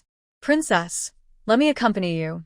I can serve you and the prince during the meal." Su Wanqing turned to see the maid Xiaotsue, whom she had forgotten. She was dressed in a green pleated skirt, with peony flowers embroidered on the cuffs and neckline. Her fair face was lightly made up, making her look charming and slightly flirtatious. If it weren't for her not-so-good impression of Xiaotsue, Su Wanqing would have wanted to compliment her beauty. "Oh, you want to serve me? You better be careful. If you upset me, I might not hold back," Su Wanqing said lightly, a smile on her face. But her words made Xiaotsue's hair stand on end. She suddenly recalled how Su Wanqing had gripped her neck that morning and instinctively took a step back, looking at her in fear. "Are you scared already? Then, do you still want to follow?" Su Wanqing asked casually, as if commenting on the nice weather. Xiaotsue wanted to say she wouldn't follow, but she didn't dare defy the princess's orders. Moreover, Su Wanqing had just married into the Wang residence and had no one to rely on. She certainly wouldn't dare to be too reckless in front of the prince. So, Gathering her courage, she said, "Serving the princess is my duty. How could I be afraid? Please don't dislike me. I will serve you wholeheartedly." Su Wanqing raised an eyebrow, her smile gentle. "All right, then let's go." Fu Bao glanced at Xiao Cui, but said nothing. He had already on a cool spring night. Two shadows silently moved through the deserted streets. Outside a mansion in Yong'an Alley, Su Wanqing looked around and, seeing no one, quickly jumped into the courtyard, followed closely by Lu Shaoqing. They had come to the residence of the Minister of Revenue, Lu Jingxian. Lu Shaoqing had long been stationed at the border, and half of the military supplies sent by the court had ended up in Lu Jingshuan's pockets. Most of the time, Lu Shaoqing used his own money to support the soldiers at the border. Not caring before didn't mean he was unaware of their secret actions. He just didn't want to stir up trouble. The Lu family was already in a precarious position, and he didn't want to add to the burden of shame for his grandfather and father. Now, the loyal Lu Shaoqing was gone. This time, he wouldn't hold back. No one would trample on him again. They wore plastic cartoon masks collected by Su Wanqing in her past life. To avoid alarming anyone, they quickly used sleeping gas to knock out everyone in the mansion, including Lu Jingxian, who was interacting with his concubine in the study. The two worked perfectly together. After successfully incapacitating everyone, they began to empty the entire Lu residence. They first entered Lu Jingshuan's study. Su Wanqing was curious and wanted to take a look, but Lu Shaoqing covered her eyes and told her to wait outside while he made sure the two were well covered with clothes before letting her in to collect items. Su Wanqing rolled her eyes. Hadn't she seen enough in her past life? If she hadn't been so competitive, she could have joined them in watching films from the island. However, the Minister of Revenue was indeed a great miser. Everything in the study was priceless. The calligraphy and paintings on the walls were clearly not ordinary, and the low tables, desks, and soft couches were made of precious wood. Su Wanqing didn't miss a single item, collecting everything into her space. Lu Jingxian and his concubine could only lie on the cold floor. Turning to collect from a row of bookshelves against the wall, they discovered a hidden passage behind the shelves, just wide enough for one person to pass through. They exchanged glances, and Lu Shaoqing stepped in first. Inside, the sight nearly blinded Su Wanqing. Gold, silver, and jewels materialized before her eyes. Various gold and silver jewelry filled 15 large chests, all left open, likely to satisfy Lu Jingshuan's peculiar tastes. There were 30 chests of silver ingots weighing 10 taels each and 20 chests of 5-tael gold ingots. Su Wanqing collected everything without leaving a single piece behind. Next, they explored the various storerooms of the Lu residence, filled with rare treasures, gold, silver, jewelry, ginseng, and other valuable items. Overwhelmed, Su Wanqing decided not to look closely and just collected everything into her space. Lu Shaoqing went from being surprised at her collecting to becoming accustomed to it, often giving her appreciative looks. They moved through the front yard, backyard, kitchen, and even collected chickens, ducks, fish, and shrimp from the water tanks, as well as grains from the granary and horses from the stables. Anything that could fit into her space was taken. With Su Wanqing's wood-based abilities to search, they ensured that not a single coin was left in the Lu residence. As they exited, Su Wanqing suddenly felt she might have been too ruthless, but before she could speak, Lu Shaoqing led her in another direction, saying, "Since your space can hold so much, let's visit the Crown Prince's residence, the Minister of Rights, Lord Wang's house, and I know the location of the private residence of the head of the Internal Affairs. We might be a bit pressed for time, but if you're tired, we can visit the last few places tomorrow night." Listening to him, Su Wanqing's smile widened, appreciating that he wasn't narrow-minded. "You forgot one place, the Su residence, my maternal family. It wouldn't be polite not to pay a visit," she said, grinning mischievously like a cat that had stolen a fish. She wasn't tired at all. With the supplies in hand, she felt energized. They exchanged silent smiles, understanding each other without words. As night deepened, the sleeping nobles had no idea that many wealthy families in the capital were being emptied that night. In better cases, the women's clothing in the backyards remained, while in worse cases, only their undergarments were left. In the early hours, to save time, Su Wanqing took out a two-wheeled electric scooter and rode around with Lu Shaoqing, thoroughly cleaning out the residences. They collected a vast amount of gold, silver, silk, rare treasures, ancient artifacts, and various medicinal herbs and spices, enough rice, flour, oil, chicken, duck, and meat to feed over 1,000 people for 2 to 3 months. The total value of the silver notes amounted to over 500,000 taels. Finally, they arrived at the Su residence, the original owner's maternal home. Su Qingxiang and Lady Wang were indeed a perfect match, both fond of hiding gold under the bed and silver notes in secret compartments. Su Wanqing found everything easily. How could they not have a bit more depth? What surprised them was discovering 2 large underground rooms in the Su residence, filled to the brim with unhulled rice, high-quality wheat, various beans, lard, vegetable oil, cured meats, and brightly colored dried vegetables, along with boxes of bird's nest, sea cucumbers, and abalone. Moreover, the visible stock of rice, flour, oil, chicken, duck, and fish in the Su residence was more than double that of other houses. Now, all of it was in Su Wanqing's space. How could Su Qingxiang hoard so much food? Did he know something in advance? Su Wanqing wondered aloud. Most noble families in the capital had large households, with numerous servants, so stockpiling food wasn't unusual. But the Su residents had accumulated so much easily preserved food in such a hidden underground space, which was quite intriguing. Who knows? We both have such strange encounters. Perhaps others do too. Tomorrow, let the secret guards investigate if there have been any unusual happenings in the Su residence lately. Quickly store everything in your space. Dawn is approaching, and we need to hurry back, Lu Shaoqing said. Su Wanqing nodded and quickly stored all the items, ensuring not a single grain of rice was left in the Su residence. She also found the dowry left by her mother in the storeroom of Lady Wang's courtyard. Suddenly, Su Wanqing felt a surge of excitement.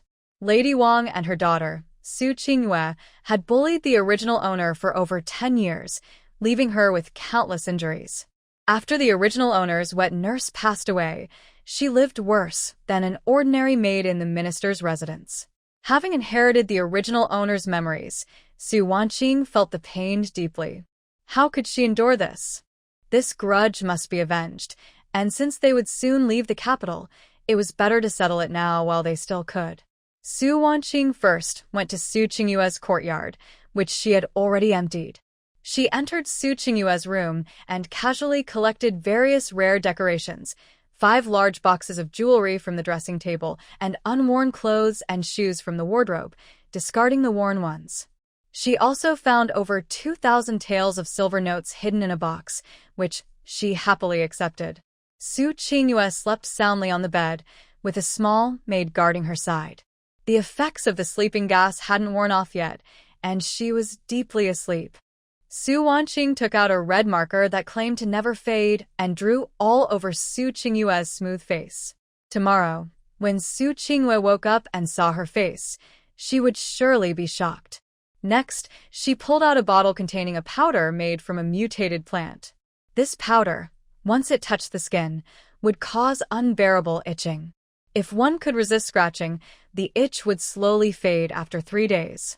But if she scratched and damaged her skin, the pain would multiply. Even after 10 days, the affected areas would not only scar but also retain toxins, causing further itching and pain with the slightest touch. After finishing, Su Wanqing hurriedly told Lu Shaoqing, "Wait for me a moment. I'm going to send a little gift to my dear stepmother. I'll be back soon." As she spoke, she rode the electric scooter far away. Lu Shaoqing wanted to tell her to slow down, but the words caught in his throat. In less than 10 minutes, Su Wanqing returned, smiling. "All right, let's hurry back. Dawn is approaching. Next time, don't ride so fast. I'll wait for you," Lu Shaoqing said gently. What he didn't say was that during her absence, he had gone to Su Qingxiang's room and drawn a very realistic turtle on his face. When the two returned home, dawn was approaching. Su Wanqing was not tired, but she could barely keep her eyes open. She hastily ate a few snacks and, with half-closed eyes, made her way to the bed, saying, "Take all the silver notes to buy supplies. Don't buy everything in the capital. Send people to buy in the prefectures we pass through so we can collect them along the way. Also, don't just buy food. Get medicinal herbs, salt, cloth, cotton, charcoal, meat, and so on. Yes, I will arrange everything. You just need to collect them later. You haven't slept all night, so you should rest. I'll go to the study to handle some matters." Lu Shaoqing looked at her, feeling a pang of heartache, seeing her so exhausted while still worrying about supplies. In her past life, how much had she gone through to make such a delicate woman so strong and knowledgeable? The zombies and mutated plants she had dealt with, and the people who had died by her hand, all cried out in despair. If you think that woman is weak, you must be blind. Shubanking. Weak? How could I not know? Are you not tired? Don't you want to sleep a bit before handling things? Su Wanqing lay half on the bed, her voice soft. She looked so obedient and naturally charming, her almond eyes glistening with sleepiness, her pretty face showing a hint of confusion as she gazed at Lu Shaoqing. Lu Shaoqing could hear his own heartbeat, and his fingers clenched tightly under his sleeves, struggling to hide his feelings. His face involuntarily flushed as he looked at her, who seemed to be inviting him, and after a long moment, he finally found his voice. "You should rest first. I can take a short nap in the study after I finish my work." Without waiting for Su Wanqing to respond, he strode out quickly, even faster than when he left the wedding chamber the night before. Su Wanqing blinked, puzzled by a sudden change. Then she thought about their imminent departure and realized there were many things to handle, so she tilted her head and fell asleep.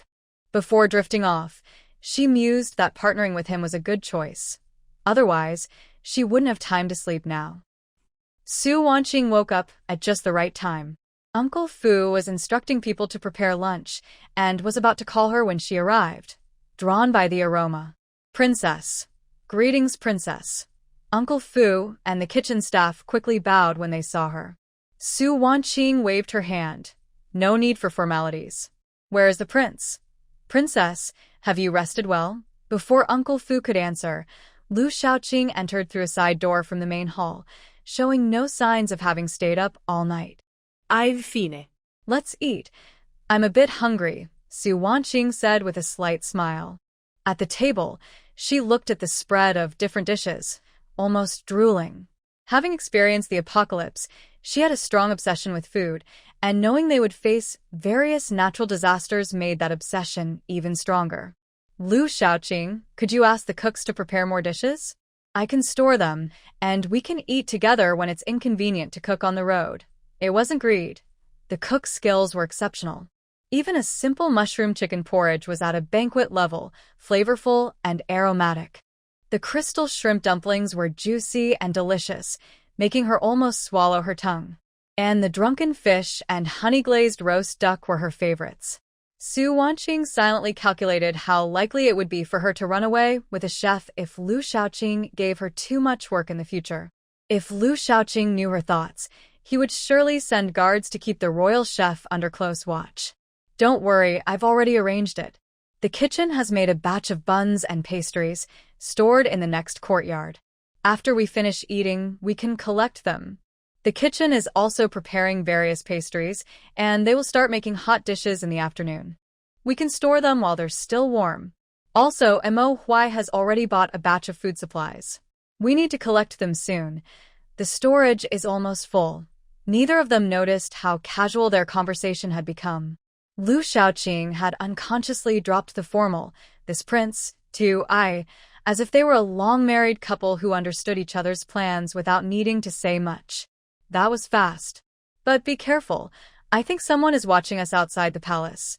Su Wanqing swallowed a piece of sweet and sour ribs, her expression serious. In fact, she had sensed it yesterday, but since they showed no intent to kill, she didn't bother to investigate further. Even though Lu Shaoqing had felt her use of abilities to detoxify herself, he was still amazed by her extraordinary skill. Despite having no internal power, she could keenly sense everything around her. A mix of complex emotions surged within him. He was not just an ordinary person. After all he had experienced in his past life, he alone knew the violent and bloodthirsty impulses that lurked within him. Just after waking up, he had almost lost control, wanting to rush into the Imperial city and kill everyone inside, dragging them all to hell. It was her, seemingly possessing some kind of magic, who calmed his raging hatred upon waking and pulled him back from the brink of madness. Such a person made him want to get closer. To possess her. Lu Shaoqing's thoughts raced, but his expression remained calm. Those people are from the Emperor. He knows I was poisoned and has been sending people to watch the palace. Mo Huai and the others are safer outside. They have disguised themselves while buying supplies and will act cautiously to avoid attracting attention. That's good. Do we have enough silver notes? Should I take out some gold and silver to buy more supplies? Not for now. This afternoon, when we go to the warehouse, bring out some antiques and paintings. Those things aren't very useful to keep, and we can exchange them for more silver in the capital, which should be enough for buying supplies. Okay, and don't forget the seeds. After the disasters pass, we can't rely on the stored food forever. We need to develop agriculture. Oh, and I almost forgot about the materials for building houses. I don't know what you need specifically, so have someone prepare it. We need to reinforce the houses before the blizzard, so we can't skimp on building materials. All right, I'll take care of it. As they spoke, lunch was finished. They first went to the courtyard Lu Shaoqing mentioned and stored the 3 rooms full of buns and pastries in her space. Then Lu Shaoqing led her through a secret passage out of the palace. The exit of the secret passage was in a very ordinary small courtyard. They then entered another secret passage from a different room in the small courtyard, walking for about 15 minutes until they reached the end. Lu Shaoqing slowly pushed open a wooden panel above them, checking for any abnormalities before leading Su Wanqing out of the passage. Where is this? How many secret passages have you dug? Su Wanqing looked around, seeing it was like a backyard of someone's home. This is one of the warehouses for storing supplies within the city. When the Lu family army was stationed at the border, many important supplies were transported through these places. Lu Shaoqing spoke casually, but Su Wanqing sensed the weight of his words. As a commander, he had to gather supplies in such a manner. She felt a mix of emotions she couldn't quite articulate. Seeing her silent, Lu Shaoqing led her toward the large warehouse ahead. Mo Huai has already moved the people here. We will collect the supplies and then go to another location. Lu Shaoqing opened the warehouse door, revealing supplies piled up to the entrance, all neatly stacked bags and boxes. Half of these bags contain fine rice and half rough rice, totaling 120,000 pounds. The boxes are filled with cured meat, dried vegetables, and spices, totaling 30,000 pounds, along with 10,000 pounds of lard, which should be inside, blocked by the bags. Su Wanqing stepped forward and began collecting from the entrance. In no time, the warehouse was completely emptied into her space. Is there more? Su Wanqing asked after finishing. Yes, next door. There were 50,000 rolls of cloth, 20,000 pounds of cotton, 80,000 pounds of charcoal, 50,000 pounds of various medicinal herbs, 30,000 rolls of rainproof cloth, and 20,000 pounds of slaughtered chicken, duck, goose, and pork, along with 10,000 pounds of fresh vegetables like cabbage, green beans, pumpkins, greens, and radishes. The variety and quantity were much, but Su Wanqing knew that in ancient times, finding fresh vegetables in spring was already quite good.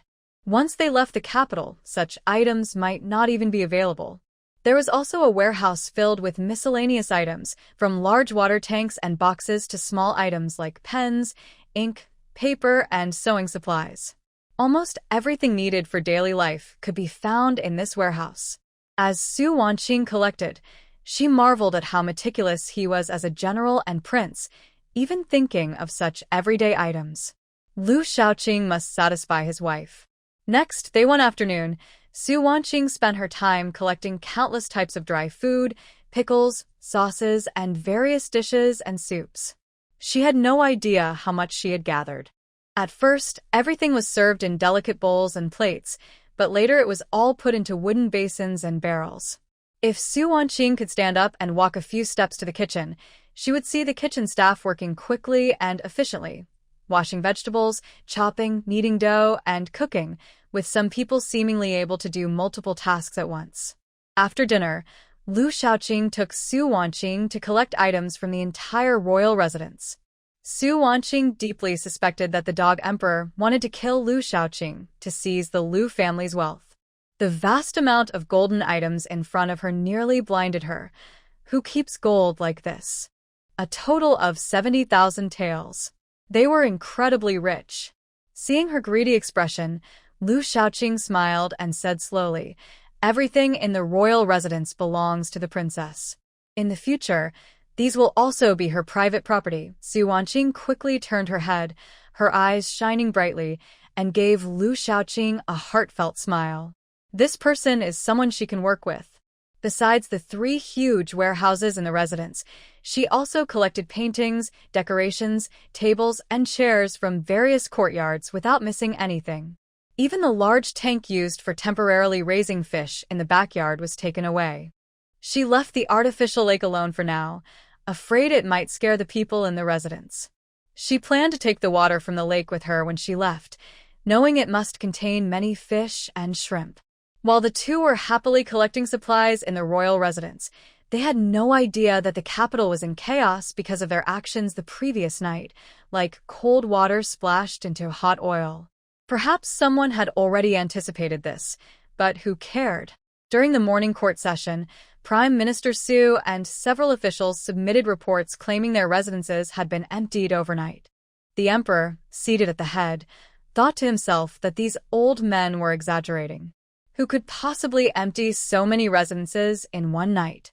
They probably just lost some valuables. It was becoming increasingly ridiculous. They didn't even think before speaking. At that moment, the crown prince also stood up. "Father, my residence outside the palace has also been robbed. The reports say even the tables and chairs are gone, leaving only an empty house." The hall erupted into discussions, a noisy uproar.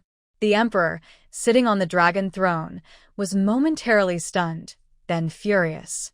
He immediately ordered the Imperial guards to seal off the royal city and capture the thieves. At the Su residence, Prime Minister Su woke up feeling something was off.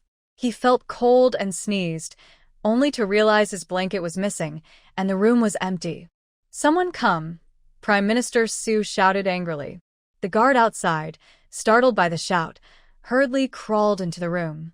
Just as he was about to speak, he saw the expression on his master's face and collapsed in shock, feeling as if his life had lost all color. Madame Wang and Su Qingyue were awakened by itching. Their first reaction was to call for help. The maid on night watch, upon being awakened, saw the large red characters on their faces that read, "Ugly monster, old witch," and was too terrified to speak, thinking they were doomed and that the mistress would surely kill her, possibly dragging her family down with her. Madame Wang and Su Qingyue did notice the maid's expression and shouted for someone to quickly call a doctor. They were itching all over, a sensation that felt like it was coming from beneath their skin, and they couldn't stop scratching, feeling desperate and nearly hoarse from yelling. Soon, the doctor they called couldn't find the cause and prescribed some anti-itch ointment, but it was useless. Unable to bear it any longer, they scratched vigorously, their delicate skin quickly becoming raw, with dark red blood seeping from the wounds. Seeing this, the wet nurse beside Madame Wang gritted her teeth and had them bound to prevent them from scratching their faces. She also sent someone to the palace gate to wait for the Prime Minister to come out and immediately handed him a note to request the palace doctor to come and treat Madame Wang and her daughter. Before the court session ended, the Imperial guards had already sealed off the royal city, searching house by house, including the residences of the officials. When the leader of the Imperial Guards saw the residences led by Minister Liu, he was left speechless, as they were cleaner than newly built houses. "Are we going out again tonight, help?" Even such a simple night outfit looked good on him, perfectly matching her terrible taste. Su Wanqing felt a bit paranoid. Otherwise, why did she feel like the person across from her was tempting her? "Yes, there's one last place to go," Lu Shaoqing replied in a deep, rich voice. Su Wanqing pinched herself lightly as a punishment for her infatuation, secretly trying to wake herself up. She responded vaguely and hurriedly went to change clothes. Behind her, Lu Shaoqing smiled meaningfully, realizing she liked him in this way. When Su Wanqing came out in her new outfit, she had returned to her casual demeanor. Lu Shaoqing took her to an inconspicuous courtyard in the backyard, entering a small room next to the main house. He pressed a spot on the wall, and a dull rumbling sound echoed as a hidden door slowly opened. Su Wanqing had already seen many such hidden doors in the afternoon, so she wasn't curious and followed Lu Shaoqing inside. This hidden passage was particularly long, with faint lights on the walls, enough to see the path ahead. Su Wanqing estimated they walked for almost an hour before reaching the end of the passage. They emerged from a dry well into a desolate area, with the outline of a palace visible in the distance, but it was all dark. Unable to help herself, Su Wanqing asked, "Where is this?" "The palace, the cold palace," Lu Shaoqing answered. Su Wanqing was momentarily shocked. This person had actually dug a secret passage into the palace. Following that came excitement. After emptying half of the noble residences in the capital last night, were they going to empty the palace tonight too? She liked this idea. With Su Wanqing's special ability to scout, they easily avoided various patrolling guards, maids, and eunuchs. Lu Shaoqing was very familiar with the palace layout and quickly led her to the Emperor's Hall of Governance. They waited for a suitable opportunity to slip inside quietly. Once inside, their caution lessened significantly. Lu Shaoqing scattered some sleeping powder, causing everyone in the hall to collapse. To save time, Su Wanqing started collecting items the moment she entered, leaving everything she passed completely empty. She was slightly slower than Lu Shaoqing, and when she entered the main hall, she saw Lu Shaoqing's bloodthirsty gaze fixed on the unconscious emperor, radiating a terrifying killing intent, as if he wanted to peel him alive. Hatred and murderous intent filled the hall. Scenes from Lu Shaoqing's past life, before and after his death, flashed before his eyes. Heaven is unfair. Was he wrong? Was the Lu family wrong? Were his grandfather and father wrong? Why? The Lu family had served loyally for generations, never harboring thoughts of rebellion. In return, they faced schemes and ruthless tactics. Hatred, so much hatred. Who gave them the right to be high and mighty, adorned in luxury? Lu Shaoqing's eyes turned red, his hands clenched tightly. He wanted to kill this arrogant tyrant immediately, to take revenge for himself, for the Lu family, for the Lu army. Suddenly, his sleeve was gently tugged, snapping him back to reality. He turned to see a slightly worried face, and all his killing intent deflated like a punctured balloon, vanishing into thin air. Struggling to smile, his voice slightly hoarse, he said, "I'm fine." Su Wanqing wanted to say something but held back. This wasn't her familiar world. Here, imperial power reigned supreme, and the emperor's life and death affected the well-being of the entire nation. Although various disasters might occur next, she didn't want to bring about calamity prematurely. Lu Shaoqing's smile widened a bit as he shook his head at her. "He still has his uses. I don't need to do it myself." Saying this, he took out a small porcelain bottle from his pocket, poured out some pills, and walked over to the emperor, pinching his jaw to feed him the medicine. Doesn't he like using poison? Then let him experience the effects of poison himself. Is the dosage enough? I have more here. Their voices echoed simultaneously, and they saw the same smile in each other's eyes. They couldn't kill him, but collecting some interest was certainly possible. The heart-eating pill would take effect on the night of the full moon each month, causing excruciating pain in the heart, as if being stabbed 1,000 times. The bones would also ache with a dense, prickling pain. Without an antidote, he would bleed from all 7 orifices and die within 3 years. After leaving the Hall of Diligence, the two quickly headed to the private treasury of the Dog Emperor. The national treasury was off-limits, but the private treasury was a must, along with the private treasuries of the Empress, the Dowager Empress, and the 4 favored concubines. Su Wanqing remembered that Lu Shaoqing had been poisoned, and these people had all contributed to that. As expected from those at the top of the pyramid, Su Wanqing felt her hands weren't enough. In recent years, the kingdom of Tianqi had been prosperous, and the private treasuries of these palace bigwigs were overflowing with wealth. There were countless rare herbs and top-quality ingredients, silks, satins, pearls, and agates, dazzling Su Wanqing. After collecting from these private treasuries and sleeping quarters, Lu Shaoqing, like a living map, led Su Wanqing to the royal kitchen. The palace had an abundance of good things, with vegetables, fruits, chickens, ducks, fish, and meat arriving from all over. There were also oranges, pomegranates, fragrant pears, apples, dates, longans, lotus seeds, bananas, cherries, plums, and more, offered by foreign countries and vassal kings. High-quality fragrant rice, flour, spices, meats, and charcoal all went into Su Wanqing's space. They also visited the Imperial Medical Center, moving all the herbs and the cabinets into the space. Finally, they headed straight to the East Palace, where the dog prince kept most of his private possessions. The two skillfully knocked out all the guards and quickly emptied the entire East Palace, even taking the ornamental flowers and plants from the courtyard. Su Wanqing had always excelled at this, leaving no trace for the enemy. Lu Shaoqing was less gentle with the dog prince, breaking one of his legs and an arm, then feeding him a heart-corroding pill, leaving the once proud prince lying cold in the grand hall. Under the bright moon and sparse stars, with a gentle breeze, the two avoided patrolling guards and returned to the manor through a secret passage. They moved quickly that night, and after a short time, they arrived back at the manor just as it was getting light. Su Wanqing stretched lazily, kicked off her shoes, and climbed into bed. Lu Shaoqing, behind her, also took off his outer clothes and approached the bed. Startled, Su Wanqing suddenly woke up. "What are you doing?" "It's just getting light. Of course, I'm resting," Lu Shaoqing said casually. "But you can't get into my bed. Didn't we agree not to disturb each other? Go back to your own room."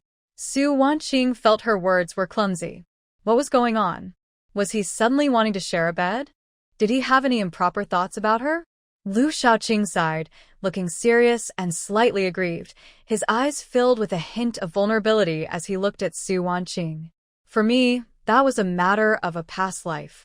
In this life, you saved me and have never left my side.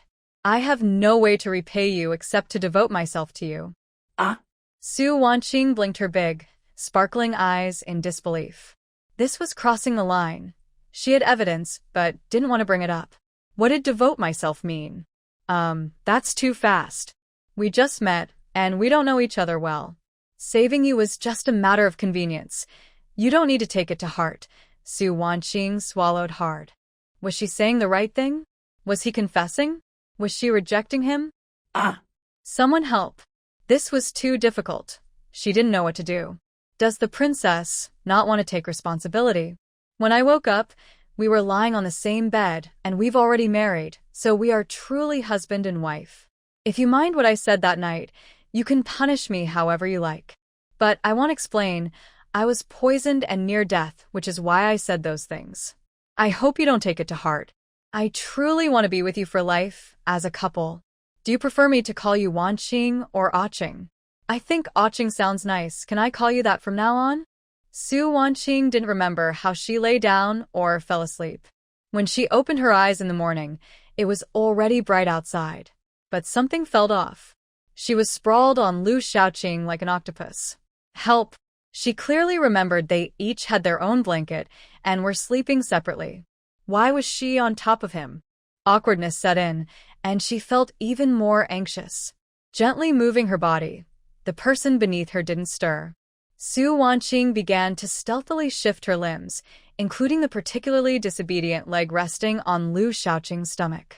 Suddenly, a slightly hoarse voice came from above.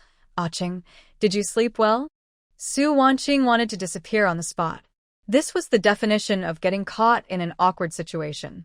She quickly withdrew her hands and feet, sitting up to see Lu Shaoqing's bright eyes, showing no signs of just waking up. So frustrating. Clearing her throat to mask her embarrassment, she said, "I'm fine. Let's get up quickly.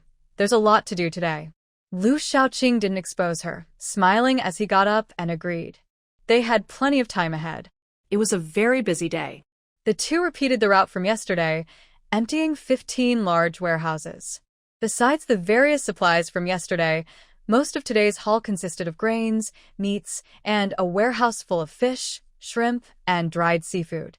Su Wanqing also took out a batch of unmarked gold and silver jewelry, jade, agate, and antique paintings, leaving them in the warehouse for Mo Huai and the others to exchange for gold and silver.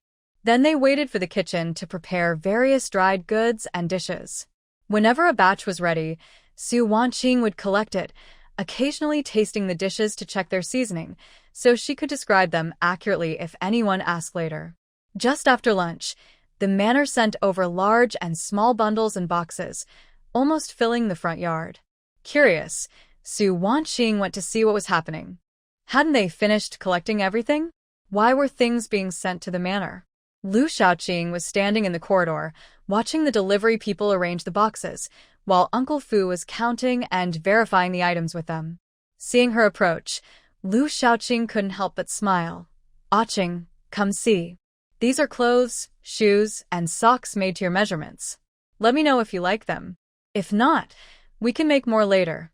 I've already arranged for embroiderers to go there." Su Wanqing's eyes widened in shock. She had intended to prepare clothes for herself, but had forgotten in the busyness of the past few days. She didn't expect him to prepare so many for her. Also, could he stop being so clingy? "Are all these for me? That's too much." Su Wanqing exclaimed. "Not too much. I only prepared 50 sets for each season, along with some special occasion outfits, cloaks, and shoes. It looks like a lot because they are all together. If there are new styles in the future, I'll have them made for you," Lu Shaoqing said with a warm smile, the sunlight behind him making him look almost radiant. Su Wanqing. "Big shot. You're right about everything." After the servants moved all the boxes into Su Wanqing's courtyard, Lu Shaoqing asked everyone to leave.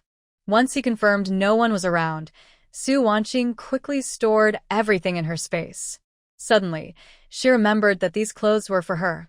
But what about Lu Shaoqing's? She seemed to have forgotten to ask. Before she could dwell on it, another batch arrived before dark. This time, most of it was bedding, quilts, sheets, canopies, curtains, pillows, and pillowcases, all exquisitely embroidered and made of soft, smooth silk. The remaining half consisted of various jewelry and hair accessories for her. Su Wanqing picked up a jade hairpin and looked at a pair of gold earrings with red gemstones, a translucent jade bracelet, and a beautifully crafted ring inlaid with green gemstones, along with a complete set of gold-plated hair accessories, luxurious and noble. Su Wanqing was once again deeply captivated by these sweet temptations, unable to extricate herself. The items she stored in her space couldn't compare to these at all, and only a small portion was Lu Shaoqing's clothing and daily necessities. All right then. She had been neglectful. Night changed the world into another color. Lu Shaoqing climbed onto Su Wanqing's bed again, as if it were natural. His voice was like a charming spirit. "Aching, good night. If you feel cold tonight, you can hug me, I'm warm." Su Wanqing seemed truly enchanted, nodding blankly. Stop it, that nodding was impossible. She was the head of the first base in Yun province. How could she be easily swayed? Humph. Angry and unhappy. She quickly lay down, covered herself with a blanket, turned to the wall, and went to sleep. Lu Shaoqing silently smiled, slowly closed his eyes, unsure if he was truly asleep or waiting for something. In the palace, the Imperial study. At this moment, Emperor Tianqi sat on the dragon throne with a gloomy expression. His terrifying gaze made even the chief eunuch hesitate to approach. The hall was so quiet that a pin drop could be heard. Everyone held their breath. Chief eunuch Qinwei recalled the scene from this morning when he entered the palace to serve, and he still felt chills. Who would have thought that in the grand palace, overnight, the emperor's diligent hall, imperial study, and private treasury were all completely robbed, with everyone inside, including Emperor Tianqi, lying on the floor, unconscious? The imperial physician rushed in to examine the emperor and confirmed he had only been drugged with a common sleeping potion. The head of the imperial hospital, skilled in medicine, treated the emperor, and soon he woke up. But before anyone could relax, the empress, the old maid from the Empress Dowager's palace, and the emperor's 4 favored concubines all knelt outside the hall, all for the same reason. Their homes had been robbed. Then, news came one after another. The crown prince was attacked, the East Palace was robbed, and the crown prince remained unconscious. The imperial kitchen was robbed, including the nearby storage kitchen, all emptied. The imperial hospital was robbed, leaving only dust on the cabinets. The imperial garden was robbed, and all the rare flowers and trees disappeared, including the emperor's favorite koi pond. Su Wanqing merely passed by, truly just passing by.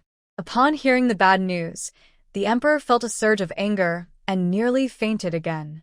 Fortunately, the head of the hospital was nearby, helping him recover. The group hurried to the East Palace to visit the crown prince, completely unaware that the emperor had been poisoned. The heart-eating pill was peculiar in that the severe toxin could only be detected when it flared up monthly. Even the most skilled imperial physician would struggle to find signs of poisoning. As expected, the head of the imperial hospital did not discover the emperor's poisoning, nor did the physician treating the crown prince notice his poisoning, focusing instead on the crown prince's broken limbs, leading to a conclusion that left everyone silent. The crown prince might be unable to walk in the future. The emperor rubbed his aching forehead, slumped in a temporary carved chair brought from another palace, his mind racing with the names of everyone in the court, but he couldn't figure out who had such ability to empty half the palace overnight. It had to be the same group that robbed the noble's residence the night before. Unfortunately, he hadn't paid much attention at the time, only assigning people to investigate, never expecting the thief would dare to rob the palace. Lu Shaoqing's face flashed through the emperor's mind countless times. Could it be him? Only he had such ability. If it weren't for wanting to draw out the hidden Lu family army behind him, he would have found an excuse to kill him. But then he remembered Lu Shaoqing was suffering from severe poison. According to reports from the secret guards, Lu Shaoqing had not yet awakened, and no one had entered or exited his residence. The Lu family army had not approached the imperial city, so it couldn't be him. Then who could it be? With the crown prince in trouble, who would benefit the most? That day, everyone in the palace felt uneasy, fearing even the slightest mistake would implicate them. The first to suffer was the commander of the Imperial Forest Army. Emperor Tianqi ordered him to be punished with 10 strokes of the cane and executed several eunuchs on duty last night. He demanded the Imperial Forest Army and the Dali Temple solve the case within 10 days and capture the thieves. No one believed that 1 or 2 people could empty half the imperial city overnight. It had to be a gang. How else could so many things disappear in one night? As time passed, the dawn slowly emerged from the clouds. Bang, bang, bang. The door of the Dingbei Wangfu was knocked loudly. They're here, they're here. The gatekeeper hurried to open the door, feeling very displeased. Who dared to knock on the Dingbei Wangfu's door like this? When he opened the door, dozens of Imperial Forest Army soldiers surrounded the entrance, each with serious expressions. The gatekeeper quickly put on a smile and politely asked the leading eunuch what was the matter, but he thought to himself that something felt off.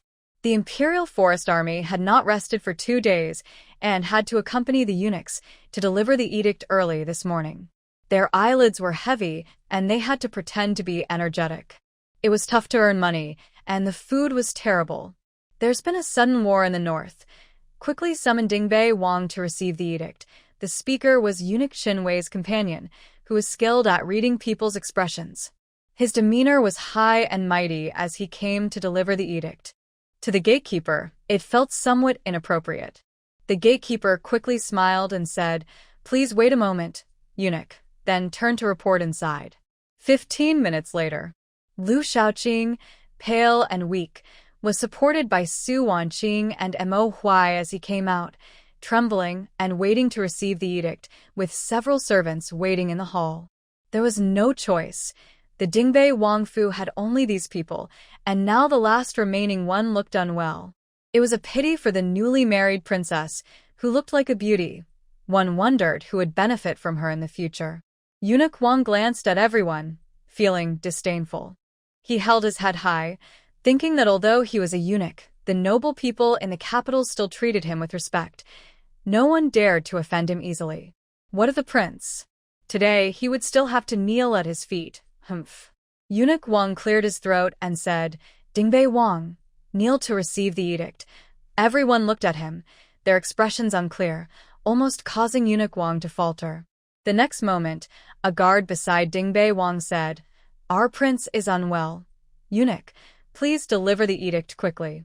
If our prince faints from holding on, he won't be able to receive the edict. Upon hearing this, Eunuch Wang looked at the crowd's demeanor and suddenly felt a bit intimidated.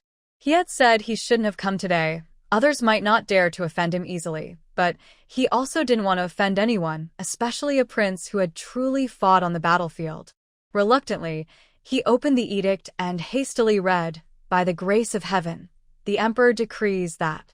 Urgent news from the border reports an invasion from the north.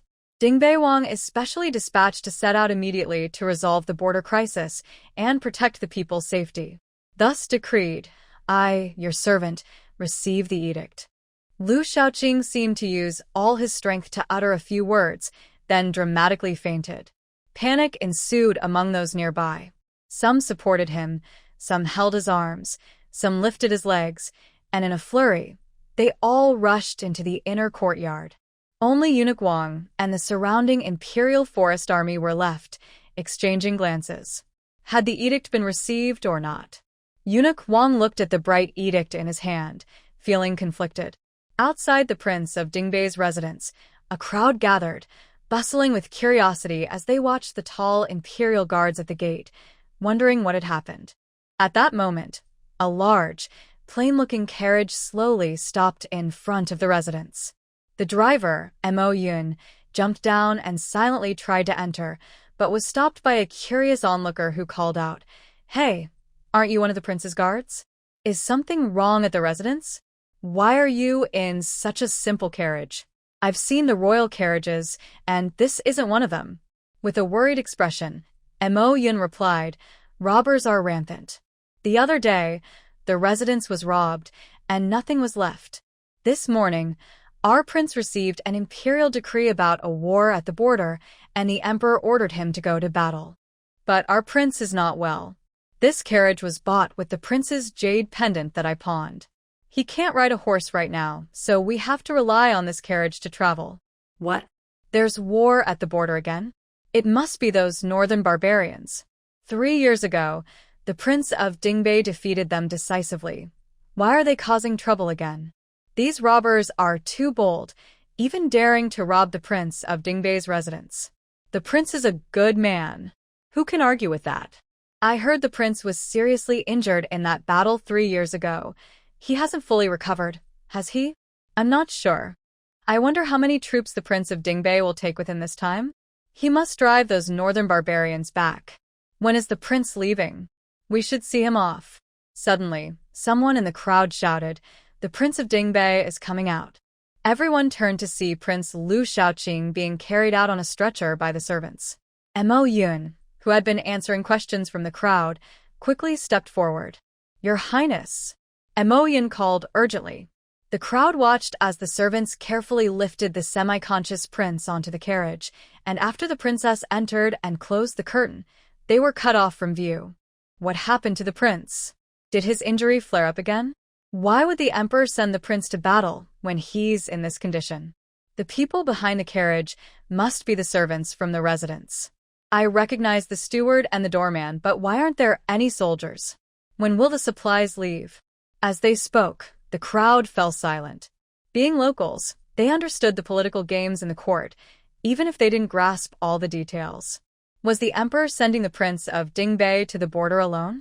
They thought of the once invincible war god, now setting out with only a handful of old and injured soldiers from his residence, along with 2 carts carrying only clothes and a few bags of grain.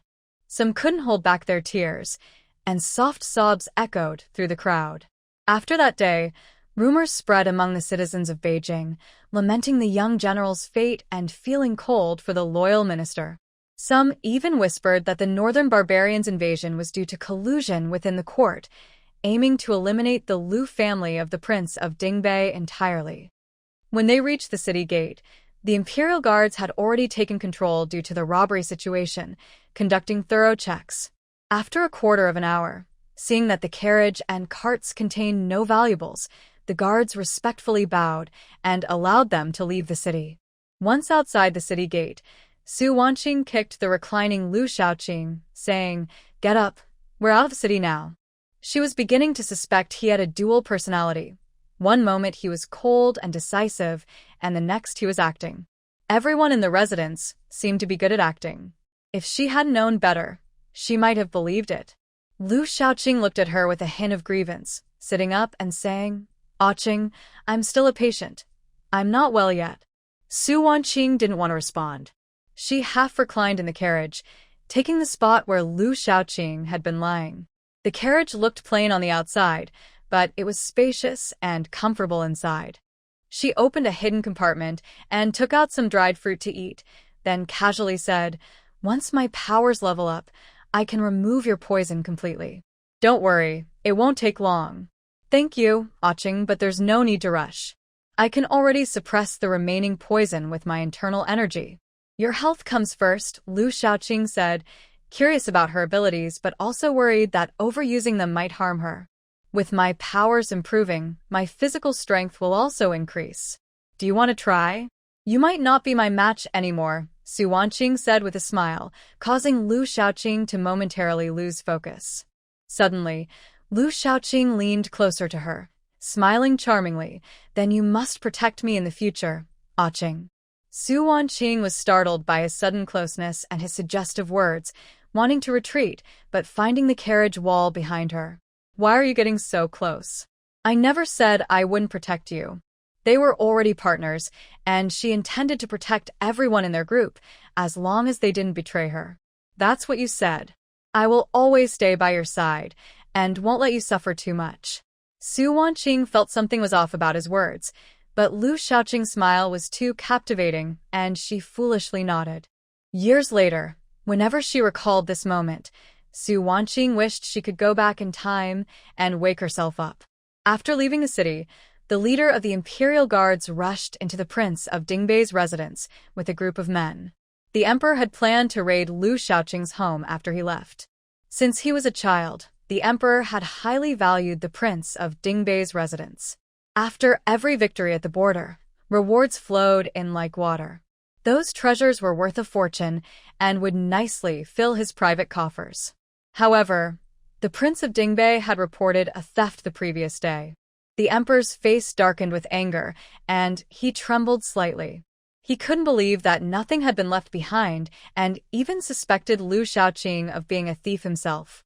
That's why he sent so many Imperial Guards to issue the decree, forcing Lu Shaoqing to leave without preparation. Once he confirmed Lu Shaoqing had exited Beijing, the guards would take control of the residence and conduct a thorough search. The guards stormed into the various courtyards of the residence, pushing open doors and windows with force, causing constant crashing sounds, but all they found were empty rooms. The courtyards were also deserted. The original corridors, pavilions, rockeries, artificial lakes, and bamboo groves had all turned into ruins, unrecognizable from their former state. Due to the prince's illness, all the servants had followed him on the road, yet the houses that had been occupied that morning now showed no signs of life.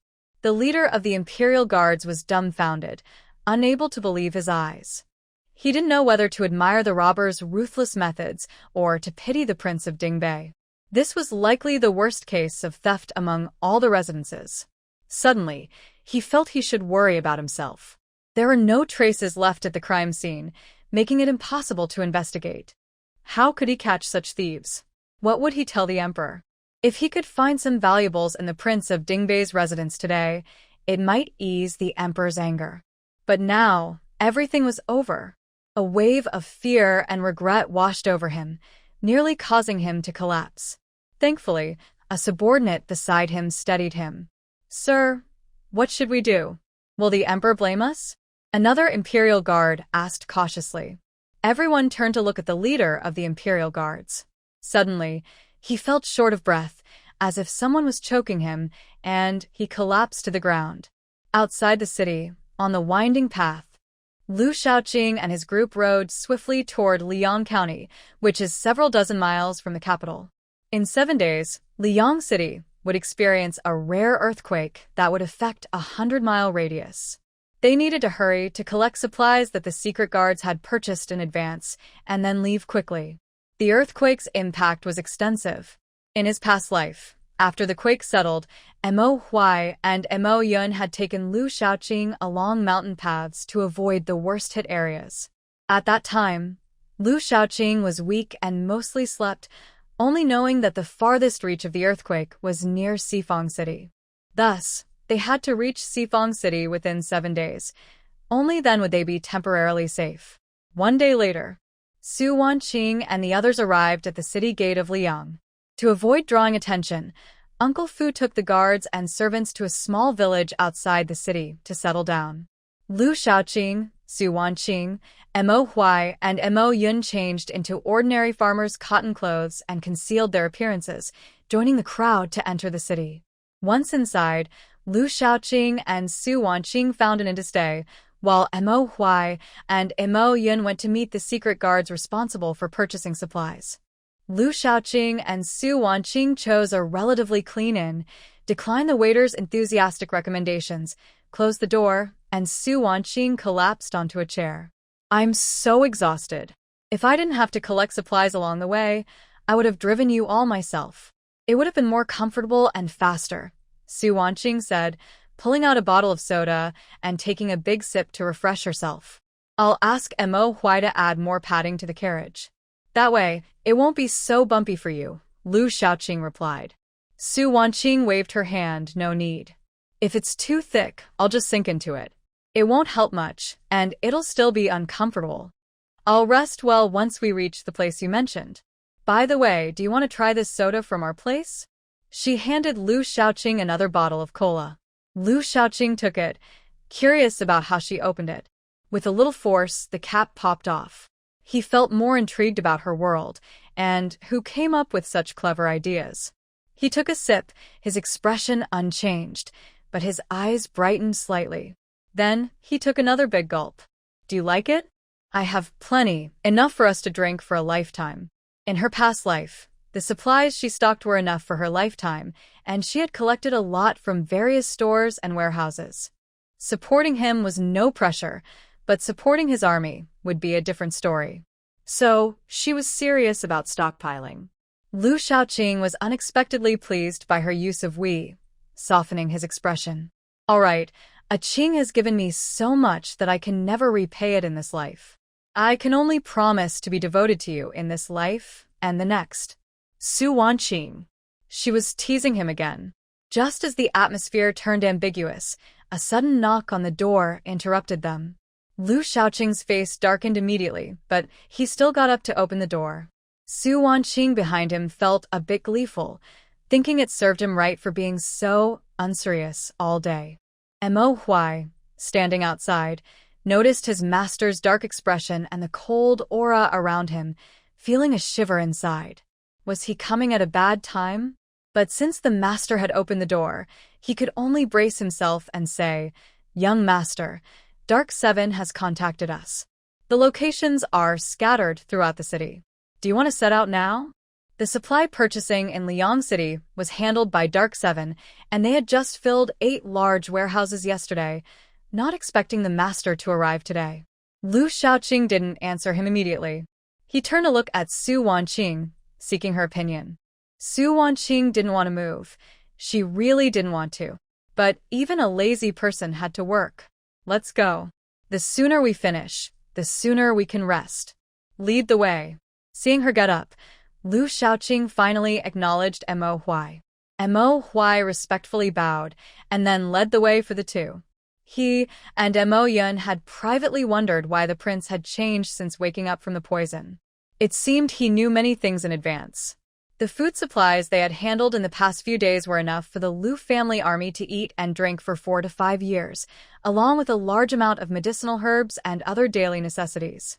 If they didn't know the prince wasn't interested in that position, they might suspect he was planning a rebellion. The most puzzling part was where all those supplies went, as if they vanished into thin air. However, They didn't ask and would never ask. The prince was their master. They only needed to be loyal and follow his orders to get things done. And the princess, she was recognized by the prince, so she would naturally be their lady in the future. The two behind didn't know the turmoil in Mo Huai's mind and continued to observe the various shops along the street. This was Su Wanqing's first time shopping in ancient times, and everything seemed new to her. Passing a stall selling peach crisps, Su Wanqing couldn't help but stop and ask, "Ma'am, how much are these peach crisps?" The vendor smiled widely upon seeing a customer. 20 yen per pound. "Would you like to weigh some, madam?" From what they had learned over the past few days, rough rice was 8 won per pound, fine rice was 15 won, flour was 12 won, and salt was 30 won. Overall, the prices were moderate, not too high or too low. Even so, these peach crisps were not something an average poor family could afford. No matter the era, where there are poor people, there are rich people, each living their own way. Su Wanqing wouldn't resent the rich or pity anyone. As long as no one bothered her, they could all coexist peacefully. Seeing the vendor's cheerful smile, Su Wanqing also smiled and said, "All right, I'll take a pound to try." After all, she was now considered wealthy. Isn't that infuriating? "Okay, madam, please wait a moment while I wrap it up for you." The vendor quickly wrapped 8 pieces of peach crisps in oiled paper and weighed them, saying with a smile, "Exactly 1 pound. Here you go, madam." Lu Shaoqing reached out to take the oiled paper package and handed a piece of peach crisp to Su Wanqing. Mo Huai, always perceptive, immediately pulled out 20 copper coins from his sleeve and handed them to the vendor. Su Wanqing smiled as she accepted the crisp, took a bite, and her eyes instantly sparkled. She didn't expect these peach crisps to taste even better than those Uncle Fu had bought in the capital. She took another bite, her cheeks puffed out like a little squirrel, clearly enjoying it. Lu Shaoqing wanted to pinch her smooth little face, but had to hold back, thinking of their surroundings. "Ma'am, please wrap up the rest." "We'll take them all," Lu Shaoqing said, turning to the vendor. The vendor instantly smiled widely, her teeth showing as she nodded repeatedly, quickly wrapping up the remaining peach crisps. "Sir and madam, you're buying so much. If you don't mind, I'll give you this basket as well. It's easier to carry the peach crisps in it." "Thank you very much, ma'am," Su Wanqing replied with a smile. Mo Huai paid again, and the three prepared to leave. Suddenly, a commotion erupted behind them. Everyone turned to see several burly men chasing a woman. The woman looked quite disheveled, her clothes torn, hair messy, and she was gasping for breath as she ran, clearly about to be caught by the group behind her. "Madam, save me." Everyone thought the girl was about to be caught, but she suddenly seemed to see a lifeline and ran desperately towards Su Wanqing. Su Wanqing. "Do I look like someone who would save her?" Lu Shaoqing swiftly pulled Su Wanqing into his arms, and they both stepped back to avoid the girl's outstretched hand.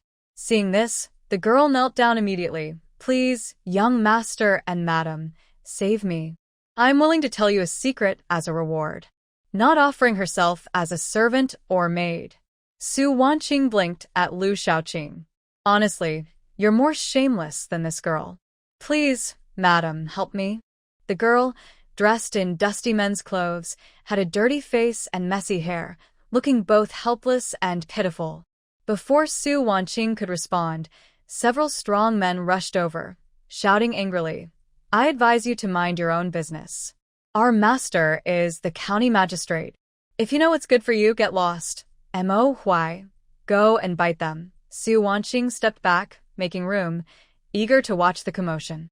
Mo Huai felt offended, but she was a princess, so it was fine. The girl quickly stood up and hid behind Su Wanqing and the others. Seeing this, the big man glared at them and swung his knife towards Su Wanqing. Mo Huai, who had been protecting Lu Shaoqing, was skilled in combat. Without even drawing her sword, she blocked the attack and forced the man to step back repeatedly. Who are you? "We are from the magistrate's office. You better not meddle in our affairs," the big man said, his arms shaking from the impact, showing signs of retreat. But the girl could not fall into their hands, otherwise their master would surely kill them. "What does it matter who we are? You should leave quickly, or my sword won't care who you are, Mo Huai replied. Su Wanqing, watching the scene, thought they should just fight instead of talking. Lu Shaoqing found it amusing to see the little woman so eager for excitement and unconsciously held her hand. He had never held a woman's hand before, and her soft, delicate touch made him feel a flutter in his heart. Su Wanqing thought, this person is really a prince. He can't be some rogue from nowhere. The big man didn't want to back down but realized he couldn't win against them, leading to a standoff. Mo Huai scoffed and stepped forward with her sword drawn. Since you don't know what's good for you, don't blame me. She swung her sword to strike. The men quickly retreated, throwing out threats as they pushed through the crowd and ran away. Thank you, benefactor. Thank you, madam. I can't repay your kindness, the girl said, bowing 3 times so quickly that Su Wanqing couldn't stop her. Some onlookers urged, you should leave quickly. You can't afford to offend the magistrate's office. The woman selling pastries added sympathetically, young man, you look like an outsider. Take your wife and go. You can't mess with the magistrate. Ma'am, the magistrate must follow the law. He can't just arrest people on the street, Su Wanqing replied with a smile. The woman shook her head, packed her things, and prepared to leave quickly to avoid getting involved. The crowd dispersed, leaving only Su Wanqing, Lu Shaoqing, and the girl. Mo Huai led them through winding paths to a small courtyard where the secret guard stayed. Su Wanqing, Lu Shaoqing, and the girl entered the main room while Mo Huai closed the door and stood guard outside. Sit down and tell me what happened with the iron mine, Su Wanqing said. Although she didn't want to get involved, the girl whispered while kneeling, there is an iron mine in the deep mountains outside the city. Even though her voice was soft, Su Wanqing and Lu Shaoqing heard her clearly. That's why they decided to help. The girl looked at them, seemingly determined, and suddenly knelt down. Sir, madam, if I tell you this, it might bring trouble to you. But my father and brother are trapped in the mountains. Please help them. After saying this, she bowed repeatedly, then collapsed to the ground, crying. Stop crying and get up. Tell me what happened, Su Wanqing said, helping the girl up. As a modern person, she wasn't used to people kneeling so easily. The girl knew it was inappropriate, but with nothing to offer, she could only plead with these 2 nobles, hoping they would help her rescue her family. She was willing to serve them for life and gratitude. Once she calmed down, she slowly began to speak. Her family was from Jiangning County in Yizhou, and her name was Lin Taohua. Her brother, Lin Honyuan, was a scholar who suddenly wanted to study in the capital this year. After much consideration, their father decided the whole family would go to the capital to take care of him. However, as soon as they entered Liang, they were attacked by a group of mountain bandits. These bandits didn't rob them, they only captured strong men. Lin Taohua's mother, sister-in-law, and her under 3-year-old nephew were killed on the spot. To make traveling easier, Lin Taohua had been dressed as a boy, which is why the bandits captured her too. After being taken to the mountains, they were held for 2 days before being brought to a valley to work with others. At first, they didn't know why they were digging stones, but later learned they were mining iron. The others were also captured by the bandits. They were terrified because mining iron was a serious crime, but before they could find a chance to escape, Lin Taohua was recognized as a girl. She thought she was doomed, but the bandit who recognized her found her somewhat attractive and took her down the mountain. Lin Taohua was shocked to find out that the person she was taken to see was the county magistrate. She realized the magistrate was in cahoots with the bandits and had to pretend to comply. After being taken to the back courtyard to clean up, she took advantage of a moment when her maid was distracted, knocked her out, and escaped through the back door. But before she could get far, someone chased after her, and she soon encountered Su Wanqing and the others on the street. Do you remember the location of the iron mine? Lu Shaoqing asked. I do. I have always loved wandering in the mountains. I can remember any mountain I've walked on, Lin Taohua replied earnestly. After thinking for a moment, Lu Shaoqing instructed Mo Huai to take Lin Taohua to rest. Lin Taohua looked intently at Su Wanqing, wanting to say something, but only bowed slightly before following Mo Huai out. Su Wanqing smiled slightly, She wasn't the annoying type. Ah Qing, I need you to accompany me to the magistrate's office, Lu Xiaoqing said.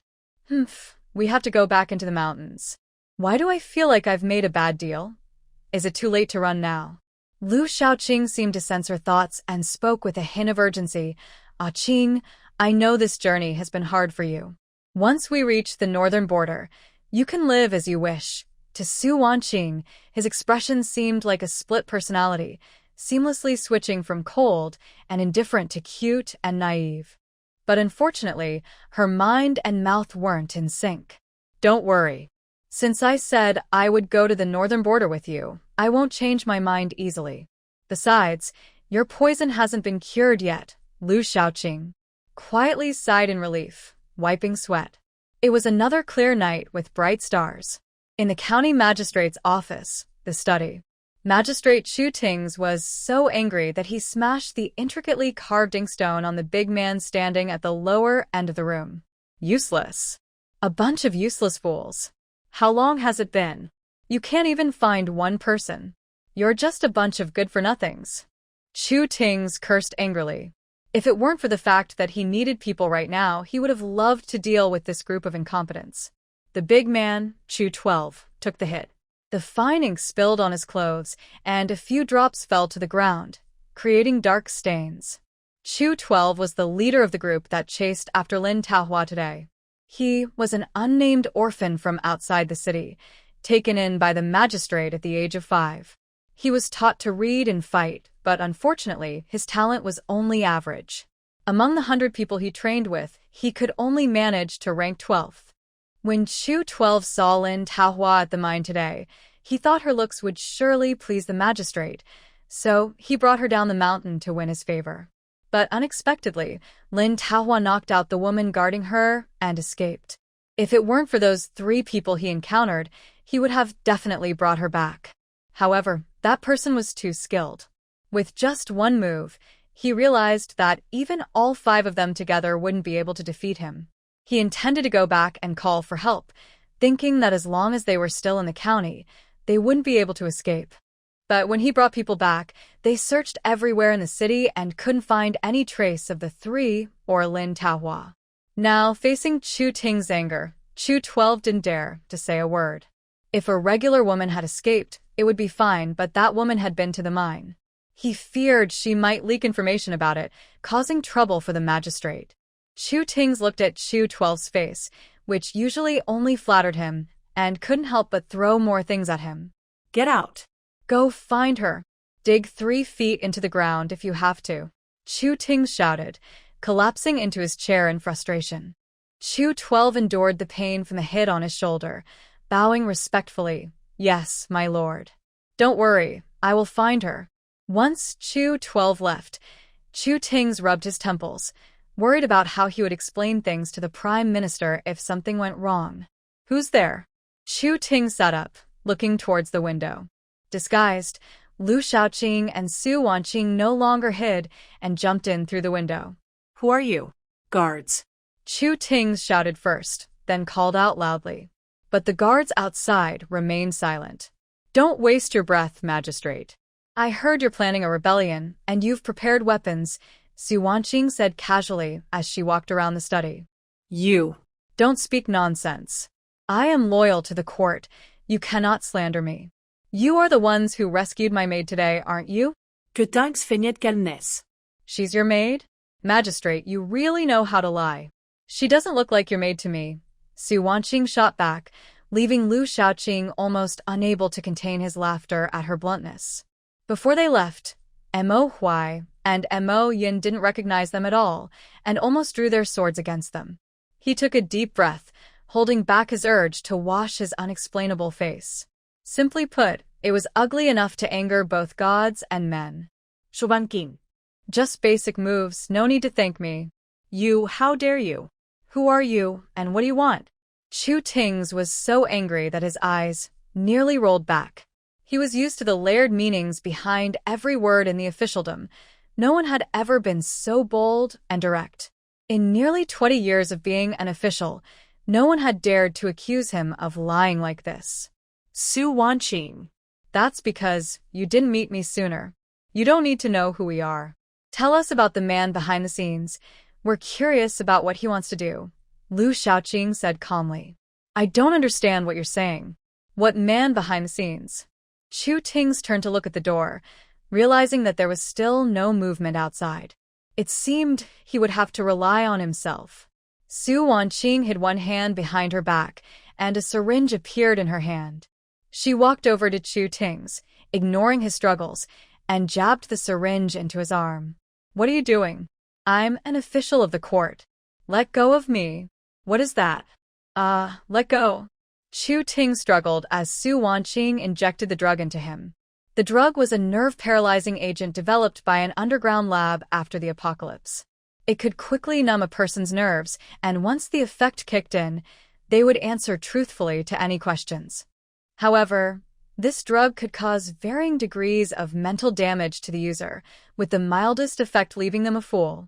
It was banned by major bases, but due to its effectiveness, it was very popular in private. Su Wanqing had obtained this drug from supplies after a battle, and it was perfect for someone like Chu Ting's. In just a few breaths, Chu Ting's eyes became vacant, and he slumped to the ground. All right, ask away. The drug lasts for half an hour, Su Wanqing said, putting the syringe away and clapping her hands. What did you just use? Why is it transparent? Is it a sedative? Can we be sure he's telling the truth? Lu Xiaoqing asked curiously, but with his ugly face, Su Wanqing found it hard to look at him. I told you to ask him, not me. I'll explain that thing to you later. Right now, whatever you ask him, he will answer truthfully. Oh. Su Wanqing. What to do if the man is a bit slow? Urgent. Lu Xiaoqing turned back to the man on the ground, regaining his cold demeanor. Chu Ting's, how long have you been mining iron? Have you forged weapons? Who is the man behind the scenes? We've been mining iron for 3 years. The weapons we forged are stored in another mountain not far from the mine. I am following the Prime Minister's orders to assist the current prince. Chu Ting's replied like a robot, his eyes blank, answering truthfully to every question. This time, it was Su Wanqing who was stunned. Was it her father, Prime Minister Su? She looked at Lu Xiaoqing, her eyes questioning. Lu Xiaoqing nodded slightly, confirming her thoughts. He continued to ask, what are you making weapons for? Have you shipped any out? Where did they go? I don't know. 2 years ago, a batch was shipped out and the person in charge of the escort was sent by the Prime Minister. I don't know where the weapons went. The ones forged in the last 2 years are still in the mountain, Chu Ting's answered mechanically. Draw the exact location of the weapons storage and the terrain map of the mine. Yes. Chu Ting stood up and picked up a pen from the table to start drawing. After they got the map, the two went directly to empty the magistrate's office. In the backyard, Su Wanqing found a group of young women locked up. They were all in tattered clothes and covered in wounds. After asking, she learned they had been captured by the magistrate's people for his amusement. On the outside, they looked decent, but inside, they're perverts. You all should leave quickly. If you have nowhere to go, head north. It's cold there, but it might help you survive. Su Wanqing freed the women, giving each a few pieces of jewelry as travel money, considering it compensation from the corrupt magistrate. Thank you, sir. Thank you. We have no way to repay you. Stop. Just go quickly. If you don't tell anyone about us, that will be enough of a repayment. Su Wanqing, dressed as a man with a significant change in appearance, looked like a refined scholar. She was now sensitive to this phrase. Every time she heard it, she immediately thought of Lu Xiaoqing's incredibly charming face, saying he would dedicate himself to her. It was simply terrifying. After collecting a large amount of gold and silver from the county magistrate's office, the two found 4 huge underground rooms filled with rice, flour, oil, seasonings, dried vegetables, and cured meats. The types of food stored here were very similar to what they had found in the Su family's basement, but there was more than double the amount here. After Su Wanqing gathered all the supplies, they returned to Chu Ting's study to ask him why he was hoarding so much food. Unfortunately, when they got back, Chu Ting's had turned into a fool, drooling and giggling foolishly. The two had to return to their temporary residence first, calling Mo Huai, Mo Yun, and 10 dark guards who had arrived earlier to head into the mountains overnight. The mountain forest at night was even livelier than during the day, filled with the sounds of insects, animal calls, and the rustling of leaves in the wind, creating a unique symphony. Lu Shaoqing and Su Wanqing led the way, carefully studying the map and comparing it with the one drawn by Lin Taohua to confirm their direction before moving quickly with the group. Mo Huai and Mo Yun followed closely behind, both amazed. They knew the prince could suppress the poison in his body, but why was the princess, who was supposed to be a lady of the Su family, moving faster than them? She clearly had no internal power. Despite their astonishment, they dared not get distracted. Their masters were too impressive, and they struggled to keep up. Su Wanqing was actually using her wood-based abilities to navigate the forest, which felt like paradise to her. The rich wood energy was loosening the barriers in her body from level 2 to level 3. After an hour, they arrived at a mountain gorge, the location marked by Chu Tings for making and storing weapons. Inside the gorge, there was only a faint flicker of light, making it seem lonely and eerie in the dark. Mo Huai and Mo Yun each led a team to sneak in, quickly knocking out the guards in one smooth motion. Soon, Lu Shaoqing and Su Wanqing saw the signal from Mo Huai and Mo Yun. As they entered, Mo Huai reported, "Master, Madam, there are still over 30 people inside who were captured to make weapons. How should we handle them? Ask them where they are from, record it carefully. Those who want to go home should be given some silver for travel. For those with nowhere to go, if they are willing, arrange for someone to take them to the Northern Territory. Tell them that anyone who wants to go is free and will receive wages every month," Lu Shaoqing instructed. "Understood, I will arrange it right away," Mo Huai replied. Mo Yun checked the surroundings to ensure there were no remaining guards and then spoke to the blacksmiths, confirming that the number of guards matched those they had knocked out. He then stationed people at the entrance and exit. Lu Shaoqing and Su Wanqing entered the cave where weapons were made. Inside, there were dozens of large caverns, filled to the brim with various weapons crafted over the past 2 years, making it look like small mountains of weapons.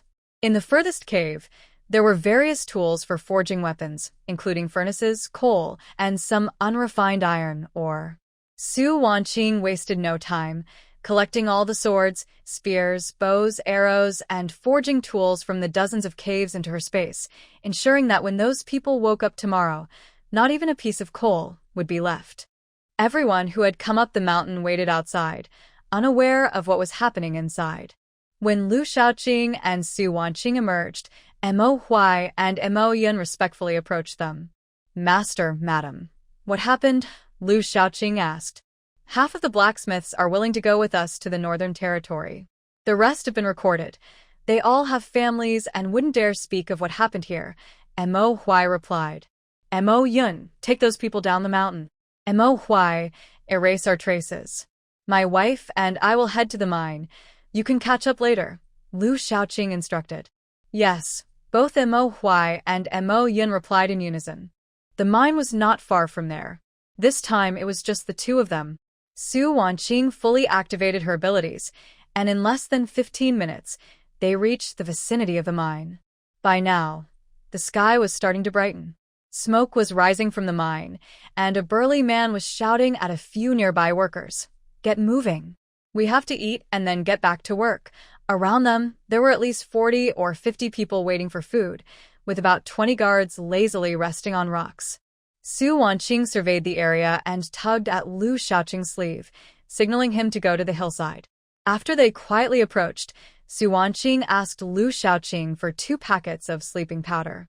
She had valuable items in her space, so she used a little of the ordinary sleeping powder to deal with these people. They were positioned upwind, and the cool morning breeze occasionally blew through the mountains. Su Wanqing poured the sleeping powder onto the large leaves of a vine and used her abilities to make the vine grow quickly toward the group. Suddenly, a gust of wind blew, lifting the dry grass and leaves on the ground, mixed with the 2 packets of sleeping powder, toward the group. The workers seemed used to the occasional mountain breeze and paid no attention, either focused or numb, staring at the steaming porridge in the big pot. Before long, someone started to feel dizzy and collapsed.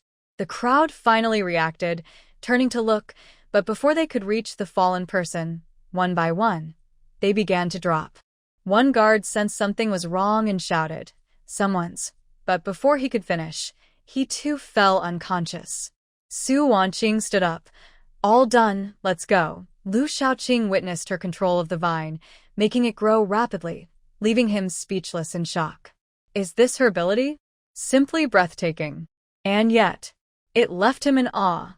What are you waiting for?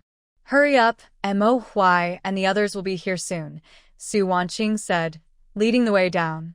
As she passed the man who was about to shout, she kicked him to ensure he was completely unconscious before heading toward the excavation site. Lu Shaoqing quickly followed, keeping an eye out for any other people nearby. Su Wanqing walked deeper into the mine, where piles of extracted iron ore lined the path. She collected them into her space as she went. At the deepest part, there were many pits, and near the innermost area, yellowish stones were visible. This mine still has a lot left. I can send more people over. We can stay here for at most 2 days and extract as much as we can, Lu Shaoqing said as he approached. Having seen iron mines in the Northern Territory, he could tell there was still plenty of ore here. Su Wanqing smiled playfully and said, "No need to go through all that. I can directly collect the top layer, but I can't do the bottom. However, I already have plenty of weapons and iron ore in my space, which should be enough for you." With her hand on a stone, she willed it into her space, then touched each exposed stone, tiring herself out. She sat down, panting. Her body was still too weak. After just one night without sleep, doing some work left her exhausted. It seemed she needed to quickly enhance her abilities. She didn't know what the future world would be like. Lu Shaoqing hadn't expected this was possible. Seeing her out of breath filled him with guilt and concern. If it weren't for him, she wouldn't have to work so hard. "Aching, thank you. Lu Shaoqing, will never let you down in this life." His expression was extremely serious, as if he were announcing something very important to the world, sacred and sincere. When Mo Huai arrived with a few dark guards, he saw his master gently carrying the princess down from the mine. Mo Huai rubbed his eyes, almost thinking he was mistaken. Is this really their serious and composed master? The dark guards wondered if they had seen something they shouldn't have. Su Wanqing, happily perched on Lu Shaoqing's back, waved at Mo Huai. "Mo Huai, see if any of those people are Lin Taohua's family. Bring them down the mountain as a reward for her informing us." "Yes, my lady." At that moment, Mo Huai felt even more certain of Su Wanqing's importance in his heart. In the future, her orders could take precedence over the prince's. Lu Shaoqing. "Yes, not bad." Leaving the matters here to Mo Huai, Su Wanqing leaned on his warm and broad back and soon fell asleep. When she woke up, they had already returned to their temporary residence. "Are you hungry?" "I had someone prepare food," Lu Shaoqing said gently when he saw her awake. "Yes, I'm starving after running all night." "You should rest after eating too." "Okay, let's eat together." Su Wanqing felt something odd about his words but couldn't pinpoint what was wrong. Dazed, she let him lead her to the main room. Seeing the food already laid out on the table, all her worries vanished. Nothing is more important than eating. After they finished their meal, Mo Huai came in to report that Lin Taohua and her family were waiting in the yard to thank them for saving their lives. Su Wanqing thought for a moment and said, "Let them in." While she sipped tea, Mo Huai brought them in.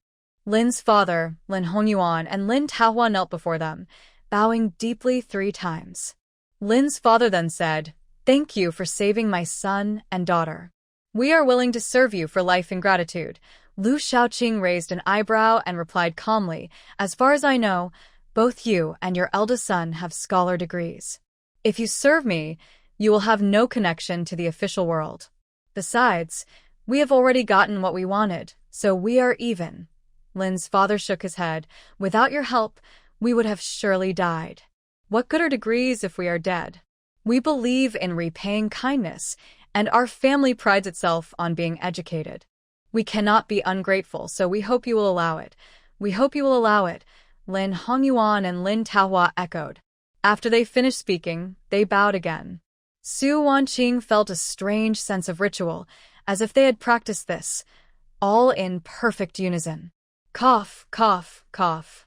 Lu Shaoqing thought she was choking and gently patted her back. Take your time. Do you want some water? Su Wanqing quickly stopped coughing. I'm fine. You can continue. The three of them watched eagerly. Lu Shaoqing turned to them and said, You can speak now. Does Lin Gongzi feel the same? After thanking him, they stood up. Lin Honyuan performed a scholar's bow and said earnestly, What my father said is what I think. If we do not repay life-saving kindness, what is the point of being educated? Lu Shaoqing nodded slightly. You can leave now.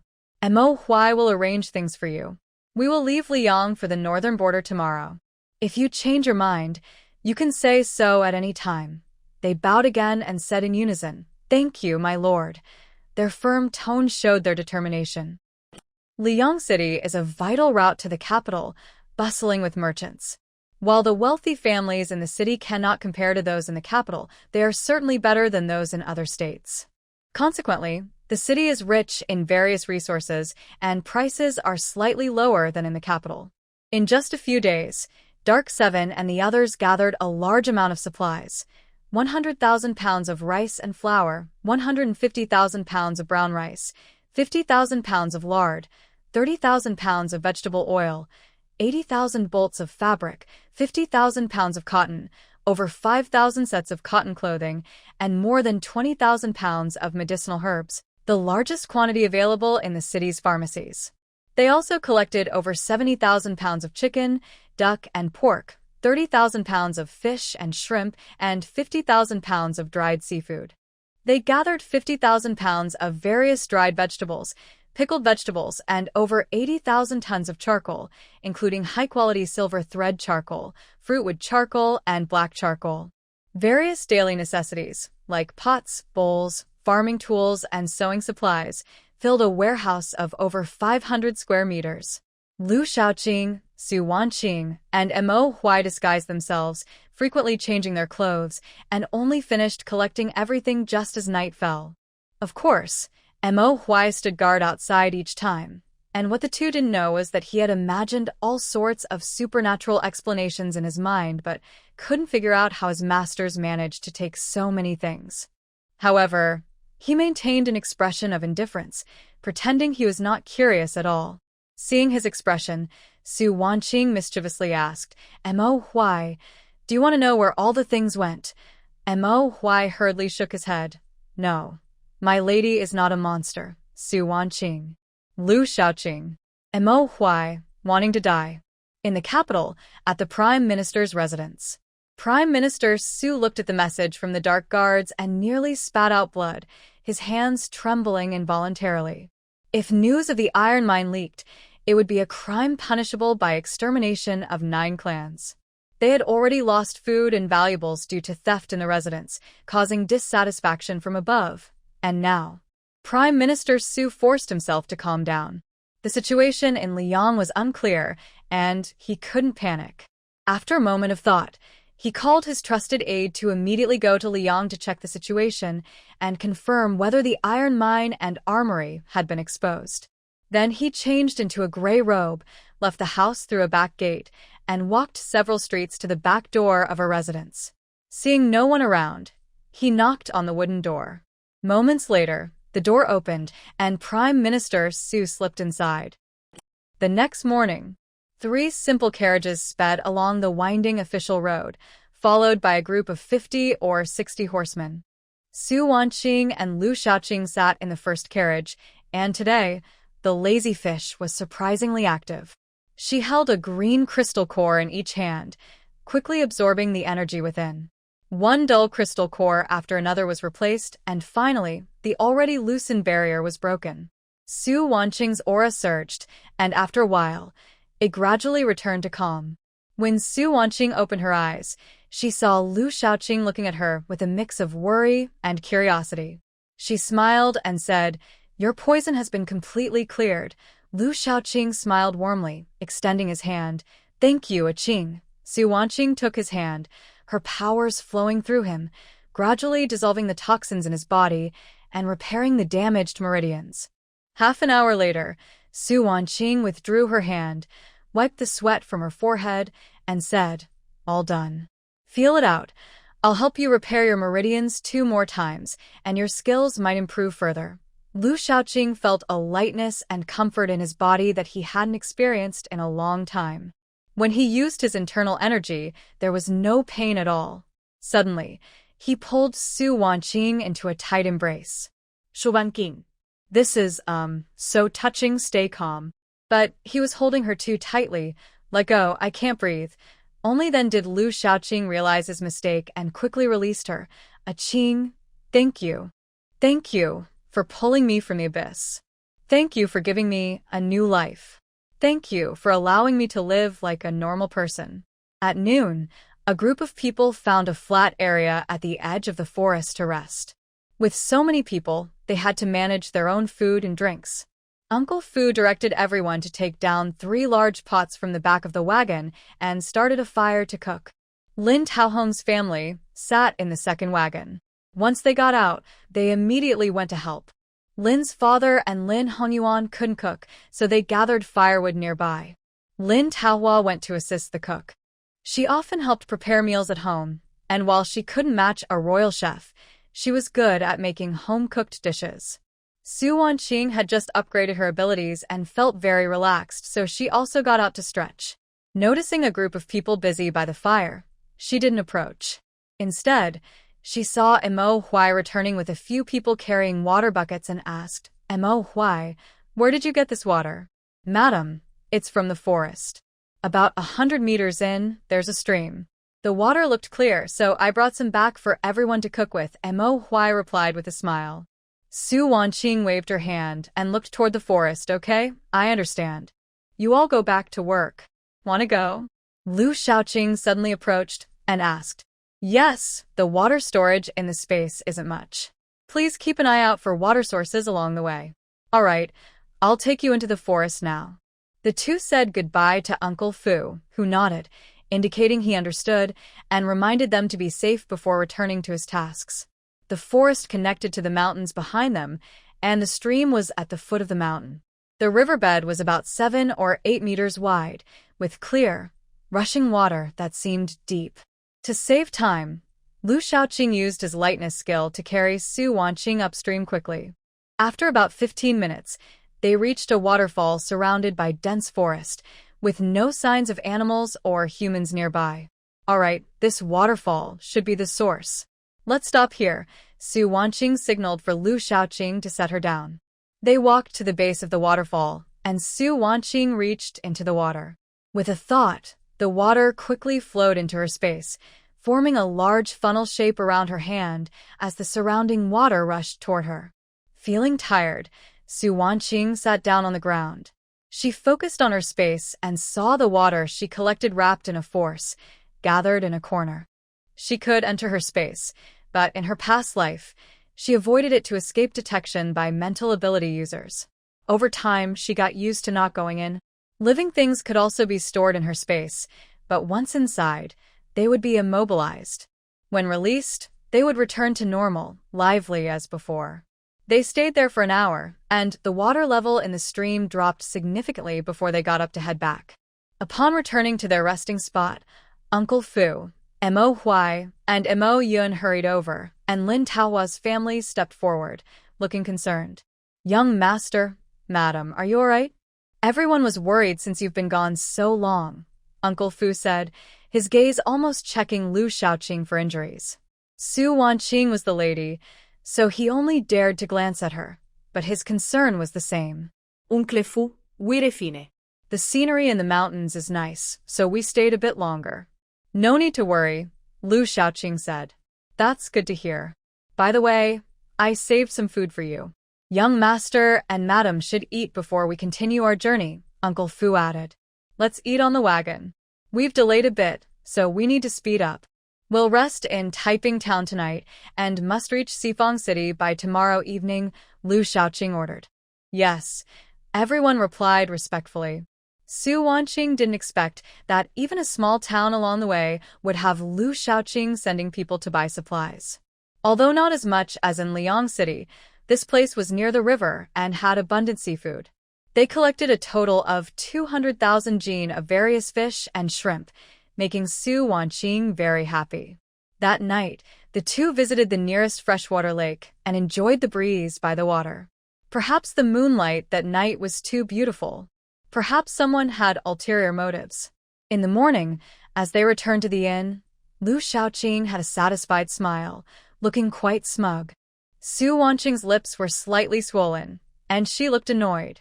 When Mo Huai saw them return, he respectfully approached, "Young master, everything is ready. We can leave after breakfast." He felt the atmosphere between the two was strange. "Madam, how did your lips get swollen? Did a mosquito bite you? I'll have someone get some ointment," Mo Yun said seriously, about to turn away when Su Wanqing stopped him. "No need, it's just a big mosquito bite. It'll be fine soon, no ointment needed." After saying that, she shot a fierce glare at the instigator and went upstairs, her footsteps heavy as if she wanted to crush someone. "Master." Mo Yun looked at his master, confused about what was wrong with the lady.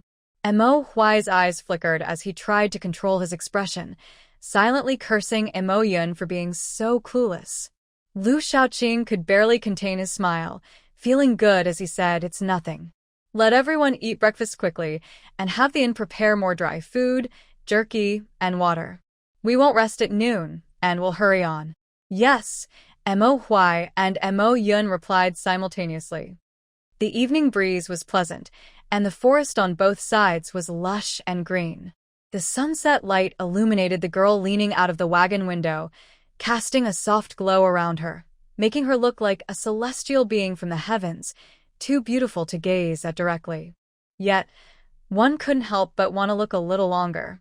A group of rough men hiding in the bushes along the road stared in awe, amazed that such a beautiful woman existed in the world. One man drooled, shaking the leader excitedly. "Big brother, a beauty. I've never seen such a beauty. Let's go and take her back to the mountains." The leader slapped him. "Fool. Can't you see the riders below? They're all straight-backed, with billowing sleeves. They're either soldiers or skilled fighters. Do you want to get yourself killed? But big brother, that woman is just too beautiful. If we could take her back." Before he could finish, the leader slapped him again. "Women, women, all you think about is women. You'll end up dead because of them. Get back up the mountain. We can't mess with those people." The group of bandits, thinking they were well hidden, turned back up the mountain, some muttering about the missed opportunity, lamenting another wasted day. The group below had already noticed the commotion but were in a hurry to travel. As long as those people kept their distance, they didn't bother to help the emperor deal with bandits. Finally, the wagon entered the city just before the gates closed. Uncle Fu and the others went to find a nearby village to rest. In Sifong City, known as the land of fish and rice, the area is rich in resources and the people live comfortably. If it weren't for witnessing death in a past life and truly experiencing the apocalypse, it would be hard to believe that such a peaceful and prosperous scene would soon vanish. Su Wanqing held a osmanthus cake in one hand and a rolling donkey in the other, while Lu Shaoqing and Mo Huai and Mo Yun behind her were also carrying plenty of goods. Suddenly, Su Wanqing spotted some peaches for sale ahead. The round, plump peaches were stacked high, showing off their pink bellies, looking delicious. She quickly ran over, surprised to see peaches for sale in May. "What about other fruits?" "Old man, how much are your peaches?" "Miss, they are 15 won per pound. These are the first batch of peaches this year, big and sweet." Among all the fruits, Su Wanqing loved peaches the most, second only to watermelons. Without hesitation, she said, "How many do you have?" "I'll take them all." "Miss, really all of them?" "I'll pack them up for you right away," the old man asked, but his hands were already busy packing the peaches. At that moment, Lu Shaoqing approached and, seeing how much Su Wanqing liked the peaches, said, "Old man, do you have any ripe peaches at home?" "We'll take them all. I'll send someone to help you pick them." The old man, with gray hair and signs of age on his face, was excited to hear they would take all the peaches. His eyes sparkled as he nodded repeatedly. "Thank you, kind sir. We have over 10 acres of peaches, most of which are ripe. I'll give you a good price." "Great, thank you, old man." Please send these peaches to Xinghua Lane with my guard, and he will help you pick more, Lu Shaoqing said, knowing Mo Huai and Mo Yun would ensure the old man wouldn't lose out. All right, Lu Shaoqing took a peach, placed all his items on the old man's cart, and had Mo Huai and Mo Yun follow them back to their temporary lodging before sending someone to pick more peaches. Lu Shaoqing carefully wiped the fuzz off the peach with his handkerchief and handed it to Su Wanqing. Try it and see if it's sweet. If you like it, we can stay here a couple more days and have Mo Huai buy all the peaches. Su Wanqing smiled, took a bite, and said, it's really sweet. It felt like they were in love. In ancient times, there was no air pollution, and the moon shone especially bright at night. It was a perfect time for mischief. According to reports from Dark 5, Xifang City had 3 major powers controlling food, textiles, and tea and porcelain, while another focused on shipping and land transport. They seemed to have no clear direction but held the city's lifeline tightly. These 3 families were the Chen, Wang, and Bai families, all closely connected to the capital, maintaining control over Xifang City, a key transportation hub, and their business grew larger. Unfortunately, some people are never satisfied. The Wang family, controlling food, and the Bai family, specializing in shipping, were secretly involved in shady dealings. The Bai family even controlled the salt trade in Xifang City, colluding with the county magistrate to earn a lot of ill-gotten money. The Wang family was in trouble because of the current head, Wang Wanjin, who was a notorious wastrel, kidnapping women and committing murder in the streets. Despite his misdeeds, he inherited the family business as he was the only son of the previous head. Wang Wanjin wasn't entirely foolish. Although the Wang family's business hadn't expanded in recent years, they still firmly held the food supply in Xifang City. That night, Lu Shaoqing and Su Wanqing planned to empty the Wang family, the Bai family, and the magistrate's office. Time was tight, and the task was heavy. After dinner, they couldn't wait to set off as soon as it was the hour of the pig. The same operations, the same process. However, the Bai family's treasures were too numerous, and the Wang family's grains piled high. It was truly exhausting for them. Su Wanqing was tired. Lu Shaoqing said, "Don't worry, I'll give you a massage when we get back." By chance, they learned about 5 large warehouses where the Wang family stored grains, containing at least 1,000,000 pounds of food. There was also the Bai family's cold storage for salt, enough for an entire city's worth of people to eat for 3 years, possibly even 5, with careful rationing. Lu Shaoqing said, "My dear, you have to work hard again." Su Wanqing sighed, feeling overwhelmed. "Why do you keep using my vehicle? Can't you get another one?" So tired. After finishing with the granaries and salt storage, they still had to visit the magistrate's office. So exhausting. Why does a magistrate need to hoard so many weapons and a whole warehouse of salt? What are they planning? To save you and your family from execution or exile, we'll keep these items for you. No need to thank us. They had already completed their work and were about to head back. Suddenly, Lu Shaoqing thought of the Bai family's dock, knowing there must be warehouses there, and they could also take the cargo ships, which might still have goods on them. Su Wanqing thought, "Can't we just rest? I'm exhausted." Lu Shaoqing replied, "My dear, I'll give you a hug when we get back. Go away." In the quiet of the night at the dock, the 2 wore black night gear, blending perfectly with the darkness. The Bai family's warehouses had special markings. They had visited many times, so they recognized them. However, the area was vast, and searching one by one would take all night. They decided to find someone to inquire for them. This approach was indeed much faster. Most of the area belonged to the Bai family, with only a few warehouses on the edge used for temporary storage, and they were all empty now. Su Wanqing angrily hit the person who was supposed to provide information, thinking, "Do they really think we are those kinds of people? Even if there were things inside, we couldn't take them. They belong to someone else." She hit too hard and the person fainted. "Forget it, let's get to work." They opened one warehouse filled with cotton. Another one was packed with various thick cotton fabrics. The third was neatly stacked with tea leaves. The fourth contained high-quality charcoal, all neatly arranged in wooden boxes. The 5th, the 10th. Su Wanqing gritted her teeth, thinking the Bai family must be taught a lesson. I'm so exhausted. After finishing the last warehouse, Lu Shaoqing had already cleared the 5 cargo ships near the dock. On the beach, with the evening breeze, they lay in rows. Just a bit messy. Su Wanqing anxiously scanned the surroundings with her abilities, knowing that the ships were too obvious parked outside. After confirming there were no awake living beings nearby, she used her last bit of strength to store the 5 large ships in her space. Then she looked at Lu Shaoqing with a resentful expression. My dear, it's my fault for making you work so hard. Let me carry you back.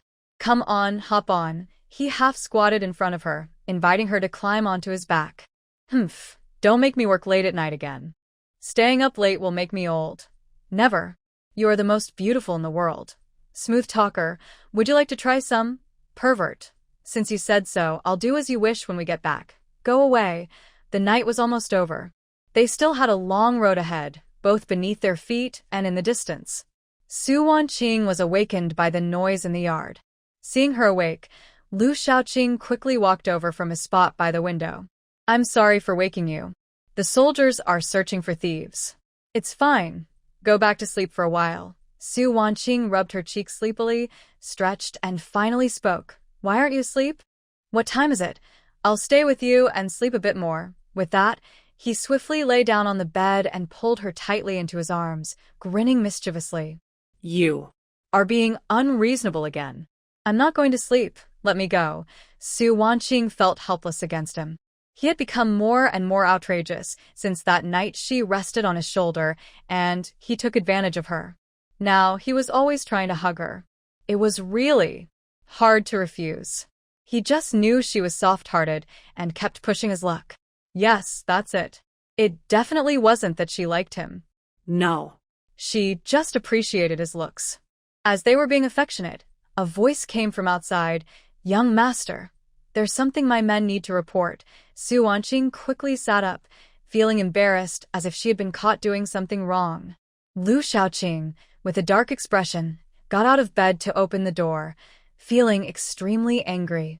He hoped it was something important. Otherwise, he would send the man back to the Dark Guard camp for a month of extra training. Bang! The door swung open, and Mo Huai suddenly felt a cold breeze hit him, making him shiver.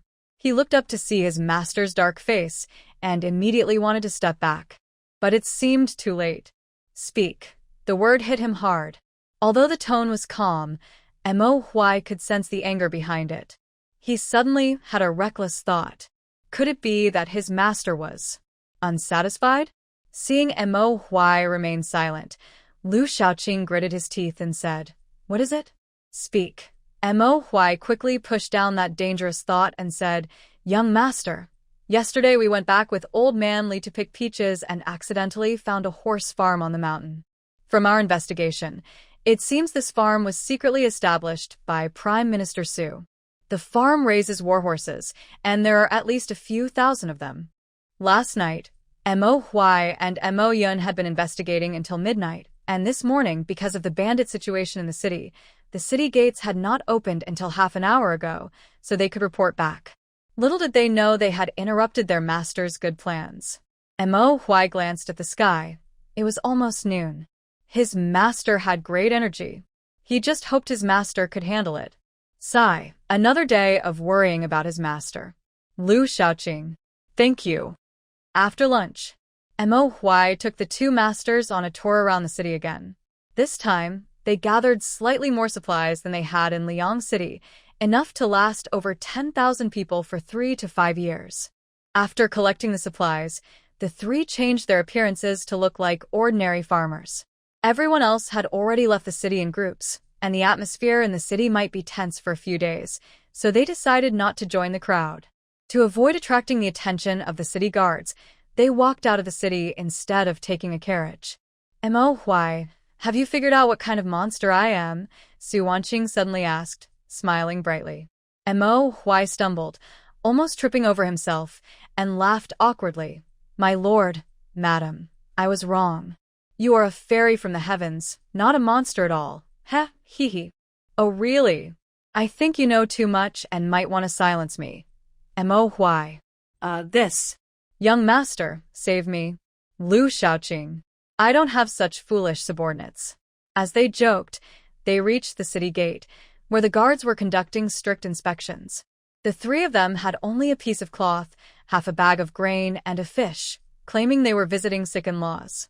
Mo Huai secretly slipped 20 copper coins to the soldier questioning them, and they were allowed to leave the city smoothly. They walked leisurely toward Old Man Li's village. Fu Bo stood at the village entrance, constantly looking out. Yesterday, he received a message from the dark guards asking him to help gather ripe fruits from nearby villages because the princess liked to eat them. Without hesitation, Fu Bo quickly arranged for people to help, even sending 2 cooks to pick peaches. Knowing that the prince and princess were coming to this small village today, he prepared 2 small courtyards early and waited here to see them as soon as they arrived. And now he finally saw them. From a distance, he saw the 3 walking toward him, and Fu Bo smiled warmly as he approached. Young master, madam, you've worked hard on the road. I've already cleaned the courtyard, so you can rest as soon as you arrive. Su Wanqing smiled and said, Fu Bo, we're not tired. How long have you been here? It's windy at the village entrance. Next time, you can wait inside. Also, please don't call yourself an old servant anymore. Since she arrived, Fu Bo was the first person to show her kindness, and she genuinely liked this old man. Every time she saw him, she felt very warm. Ah, I'm still healthy. This little wind doesn't bother me. Let's go back quickly. I asked Old Qin to make the dishes you like. Old Qin was the royal chef Su Wanqing wanted to take away. Like Fu Bo, he was an old servant of the palace. Hearing that the princess liked his cooking, he almost pulled his hair out, brainstorming new recipes for her. That's great. I haven't had Uncle Qin's cooking in days. Just thinking about it makes me a bit hungry. Let's hurry. That night, the moon was hidden behind clouds. In the farmhouse where Lu Shaoqing and the others were staying.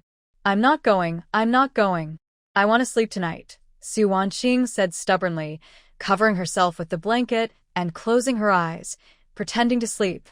Darling, there are at least a few thousand war horses on the mountain, and there's a pure white colt that would be perfect for you. How about we catch it for you to ride? Lu Shaoqing tried to persuade her.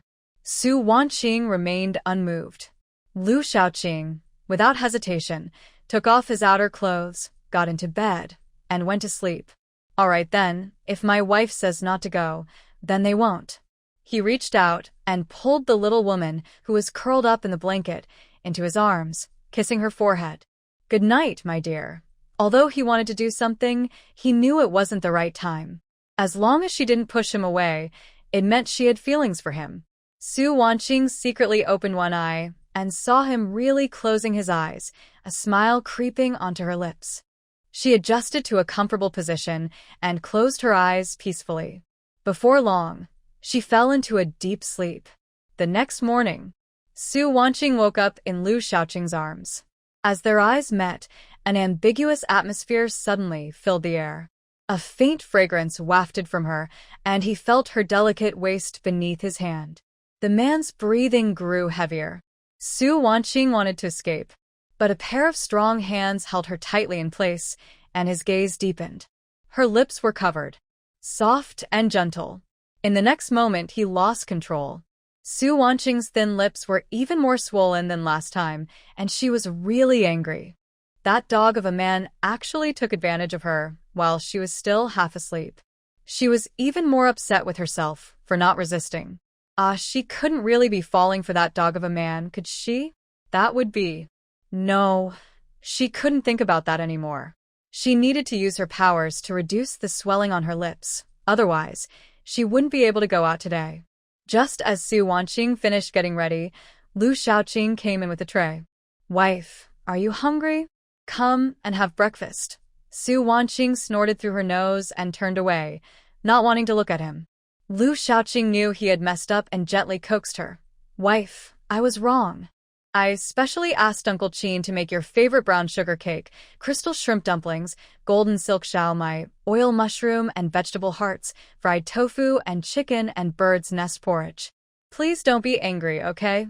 Su Wanqing's eyes caught sight of the breakfast on the table, and her mouth began to water. Fine, She would reluctantly eat, considering all the delicious food. After finishing breakfast, Mo Huai reported that all the ripe peaches from the nearby village had been bought, along with a small amount of plums, fragrant pears, apples, and some vegetables. They also bought 50 saplings of each type of fruit tree and a good number of seeds from the farmers. After being lazy for a night, Su Wanqing decided to start working today. If all went as planned, the earthquake Lu Shaoqing mentioned would happen tomorrow. So, she had to gather all the supplies here, including the horse farm on the mountain. Those were war horses secretly raised by her cheap father, and it seemed he had big plans. Since she found them, how could she let them go? Su Wanqing went next door to collect the saplings and seeds. There were over 5,000 pounds of fruit and nearly 2,000 pounds of vegetables piled up in the yard. With so many people in the village, if someone stumbled upon it and saw all the fruits and vegetables gone, she would have to waste time explaining. It was better to collect these at night. They would leave the village tomorrow. Next, she planned to go up the mountain. Mo Yun and the others had already found several springs on the mountain. She decided to spend the whole day there collecting spring water. The village was backed by a rolling mountain range, dense with trees, and the mountain tops were mostly open, providing enough space to raise war horses. The four of them, with Mo Huai and Mo Yun carrying hunting tools, only needed to take their masters to the springs and could then move freely. Half an hour later, they arrived at a mountain wall. At the foot of the mountain, there was a spring as thick as a water barrel, with water flowing gently. A large pond had formed around it, clear and deep, where fish could be seen swimming. Although the water in the pond couldn't be drunk directly, it could be used for washing clothes, watering plants, or boiled for drinking. The water flowing directly from the spring was drinkable, and Su Wanqing would store it separately. Lu Shaoqing waved for Mo Huai and Mo Yun to leave, and with just the two of them left, Su Wanqing began to collect water into her space. Throughout the day, they changed locations 5 times, and the space was filled with a large amount of water for daily use and drinking. However, with so many people to feed, Su Wanqing wasn't sure if it would be enough. Luckily, they could still find more water along the way, and by the time they reached the northern border, it should be sufficient. As dusk approached, Mo Huai and Mo Yun led them deeper into the forest. By the time they reached the horse farm, an hour had passed. This was a mountaintop, open and surrounded by tall trees, blocking the view from afar. Since this was deep in the mountains, very few people ventured this far. But Mo Huai and Mo Yun were not ordinary people. They were following Lu Shaoqing's orders to find water sources, and they discovered signs of someone riding horses in the deep mountains. After investigating, they found the horse farm. There were over 30 grooms taking care of the war horses, along with the manager. It was still early evening, and the lights in their living quarters were bright, with loud noises suggesting they were gambling. Mo Huai and Mo Yun were already familiar with the process. With everyone gathered together, it was easier for them to act. After learning that Mo Huai had said something foolish in front of their master, Mo Yun no longer dared to be curious. They just needed to follow their master and would step aside when they arrived. They were quite skilled at this now. After they succeeded, they signaled Lu Shaoqing and waited in the house for their master to call them down the mountain. Su Wanqing smiled. Your subordinates are quite sensible. Wife, we are one. You are also their master. This man really knows how to charm her. But she was feeling a little moved. The two of them circled around the stable, and Su Wanqing collected all the war horses into her space, also noting the number of horses. 3,010 horses. 3,000 were ordinary war horses, while the remaining 10 were excellent steeds, well-proportioned and shiny. The pure white colt Lu Shaoqing mentioned was among them. This trip was definitely fruitful. Next, they collected a warehouse full of fodder and a large amount of various grains and beans, enough to feed the horses for more than half a month. From now on, they couldn't just gather food supplies. They also needed to prepare plenty of fodder for the animals. There had been a drought for at least 2 years, followed by heavy rains and then severe cold, and they didn't know how long the cold would last. They needed to stock enough fodder for 5 years. Su Wanqing also planned to collect some poultry and livestock into her space, so she could raise them after the disasters, but now she felt it was better to stock less. There were too many things to prepare. When Mo Huai and Mo Yun came out, they didn't dare to look around and walked straight down the mountain. Su Wanqing chuckled. Should I just show them directly? In her past life, many people awaken their powers after the apocalypse, and she never made her comrades avoid her when collecting supplies. If she didn't say something soon, she was afraid Mo Huai and Mo Yun would overthink and get themselves into trouble. Lu Shaoqing was silent for a moment. It didn't really matter whether to say it now or not. Mo Huai and Mo Yun had followed them out so many times. They probably already had their own answers. Do you have any medicine that can control people's thoughts? One that makes them unable to reveal their secrets after taking it? That way, even if they see it, we wouldn't have to worry about them leaking it. If there was, he could take one too. Su Wanqing didn't expect him to ask that. This man really made it hard for her not to be moved. Everything was prioritized around her. He always considered her feelings first. Lu Shaoqing, I agree to date you. The girl's beautiful eyes sparkled like stars, and her bright smile left Lu Shaoqing momentarily stunned. He asked dumbly, what does dating mean? Dating means we first become lovers and try to get to know each other. If it feels right, and we decide that we want to spend our lives together, then we can get married. In her past life, Su Wanqing had never dated and didn't know what it felt like.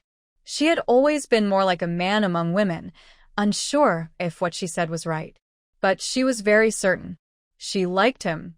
In fact, she had known it for a long time, hadn't she? Lu Shaoqing seemed to have turned on a switch in his body, tightly embracing the person in front of him. Their cheerful laughter echoed through the mountains. Mo Huai and Mo Yun, who were almost halfway down the mountain, exchanged glances. Their master was Happy. crazy? Why are there so many mice? Mo Huai asked in confusion. On their way down the mountain, the four of them saw many mice fleeing in all directions, along with snakes hidden in the grass. Lu Shaoqing and Su Wanqing exchanged glances, both realizing this was a sign of an impending earthquake. They said in unison, hurry down the mountain. Yes, Mo Huai and Mo Yun replied simultaneously, quickening their pace. Su Wanqing looked back at the dense swarm of mice behind them, mixed with many fast-moving shadows. They were about to catch up. Su Wanqing stopped and waved her hand, causing the weeds and branches on the path to rapidly grow and intertwine into a green wall, blocking some of the mice and snakes. The snakes and mice were fleeing instinctively, without any thought. With the path blocked, countless snakes and mice were trapped on the other side of the green wall, and they began to fight each other. Ah Qing, hurry. Seeing Su Wanqing stop, Lu Shaoqing turned back to pull her along. Mo Huai and Mo Yun heard the commotion and also turned back, saying in unison, young master, madam. But when the three of them saw the rapidly growing plants beside the road forming a wall taller than a person, they stared in shock. This. Hurry, my ability level is too low to hold them back for long, Su Wanqing said quickly, pulling Lu Shaoqing to run down the mountain. Mo Huai and Mo Yun were still stunned, but their bodies moved faster than their minds, quickly following after them. When they reached the foot of the mountain, Lu Shaoqing quickly said, Mo Huai, Mo Yun, inform the villagers to avoid the snakes and mice coming down. Yes, the two replied and set off. Lu Shaoqing and Su Wanqing returned to the courtyard where they were staying. They split up, with Lu Shaoqing waking up Uncle Fu and the others, while Su Wanqing went to gather the fruits and vegetables in the courtyard into her space. Uncle Fu, Uncle Qin, and the others were awakened and hurriedly dressed, bringing everything inside the courtyard. They then checked every corner of the room, blocking any gaps or holes with whatever they could find. The hidden guards all mobilized to help wake the villagers. After gathering everything, Su Wanqing stored their carriage and all the horses in her space, knowing that leaving them outside would mean certain death from the panicking snakes and mice. Seeing that Uncle Fu and the others had already taken care of the other items, she pulled Lu Shaoqing back inside. Madam, are you and the young master all right? Uncle Fu asked with concern as they entered. Oncle Fu, we're fine. Have you checked the house thoroughly? Su Wanqing asked. Uncle Fu nodded. Yes, we've checked everywhere. All the mouse holes and gaps have been sealed. You and the young master can rest easy. Good, let everyone be careful. Everyone should have a weapon ready. If any snakes or mice get inside, kill them all, Su Wanqing continued. If anyone gets bitten, they must come find me immediately. Yes, Uncle Fu replied respectfully. Lu Shaoqing then said, Ah Qing, you should rest inside for a bit. I'll go check outside. The people in the manor can handle themselves, so don't worry too much. Su Wanqing grasped his hand, her eyes shining. Be careful and come back with Mo Huai and the others. All right. Lu Shaoqing squeezed her hand before turning and stepping outside. After Lu Shaoqing left, Su Wanqing looked at Uncle Fu. Uncle Fu, have everyone pack their things. Once the mice and snakes have passed, we will leave here. Yes, madam. Outside, in the small mountain village, some people were rudely awakened in the middle of the night and came out grumbling to open their doors. But the person knocking had already moved on to the next house. Third uncle, what's going on? Why are we being called up? Li Taiju asked Uncle Li, who had come out a bit earlier. Uncle Li looked towards the mountain and said, The nobles said there are swarms of mice and snakes coming down the mountain. We need to take precautions and stay inside. But at that moment, the forest was eerily quiet. The usual sounds of insects that filled the night were absent. Suddenly, Uncle Li seemed to remember something and shouted, Quick, go home. The swarms of snakes and mice are coming down. Everyone, hurry and hide. A loud gong sounded. The swarms of snakes and mice are coming down. Everyone, hurry home and close your doors and windows. The village chief kept ringing the gong and shouting. Lu Shaoqing knew the villagers wouldn't easily believe them, so he went directly to find the village chief. If they still didn't believe him, he wouldn't save them again. Lu Shaoqing returned to the small courtyard where they were staying, and a small firework burst in the sky. The hidden guards scattered throughout the village quickly gathered. After Mo Huai and Mo Yin knocked on the last door, they used their lightness skills and were suddenly several yards away. Master, young master. Seeing everyone return, Lu Shaoqing commanded, Go inside and check the doors and windows. No one is allowed outside without orders. Yes. Everyone responded respectfully in unison. Mo Huai and Mo Yin followed Lu Shaoqing back to the main house, knowing they needed to stay close to their master at this time. Shaoqing, you're back, Su Wanqing said, having been paying attention to the sounds outside. She opened the door to welcome them. Lu Shaoqing smiled as he approached. Ah Qing, it's fine. Let's go inside. It felt good to have someone waiting for him. Just as they closed the door, screams erupted from the village. Mice. Snakes. Get away. It felt like an army was charging in. Rustling. Clattering. Crashing. Various sounds echoed through the night, like the laughter of demons, resonating in everyone's hearts. Lu Shaoqing and Su Wanqing sat quietly inside, the windows and doors sealed with wooden boards, preventing them from seeing outside. But their hearing became sharper. Outside, countless mice scurried by, and they could hear the sounds of snakes slithering, gnawing, and fighting. It was chilling in the dark night, making their hearts tremble.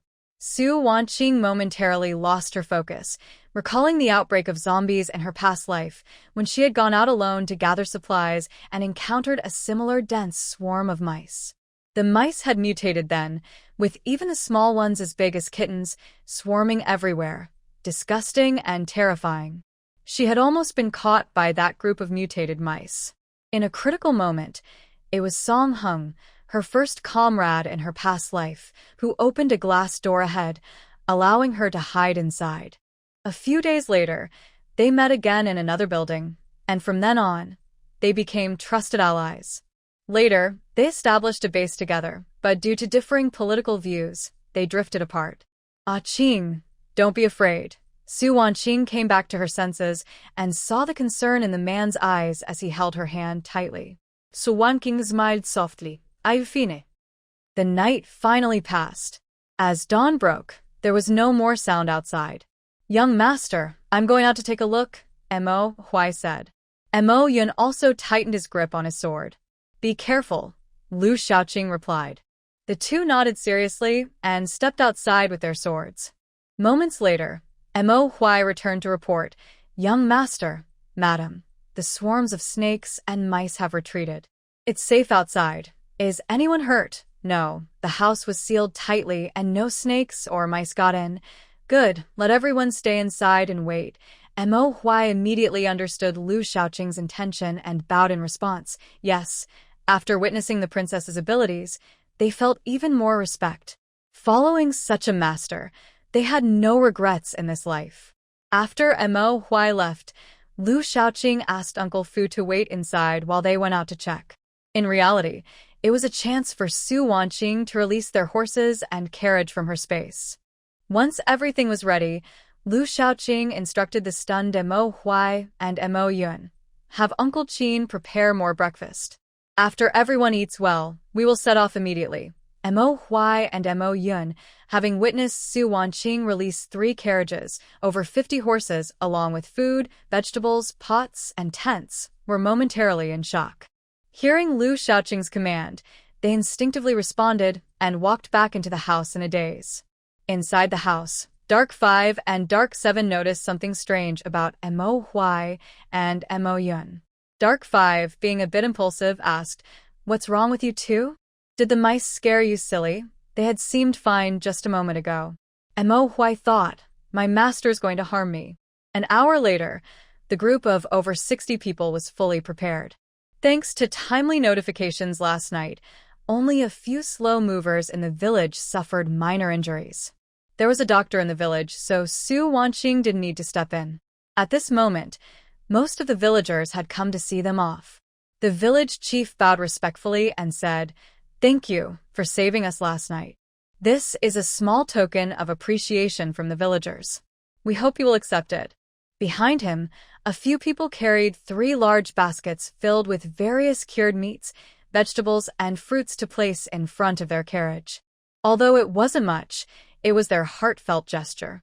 Su Wanqing smiled at the man beside her, who always appeared cold outside, and said, "There's no need for formalities, village chief. The unusual animal behavior last night indicates something strange is happening. The villagers should stay alert these days and pay attention to any sounds outside. We appreciate your kindness, but please take the gifts back. In these uncertain times, it's wise for everyone to stock up on food at home." The village chief, who led the villagers in planting fruit trees and relied on selling fruit to support his family, understood the warning in her words. He felt a sudden sense of crisis and quickly thanked her, saying, "Thank you, noble one. I will know what to do. The villagers will never forget this kindness." Su Wanqing shook her head and smiled as she bid farewell.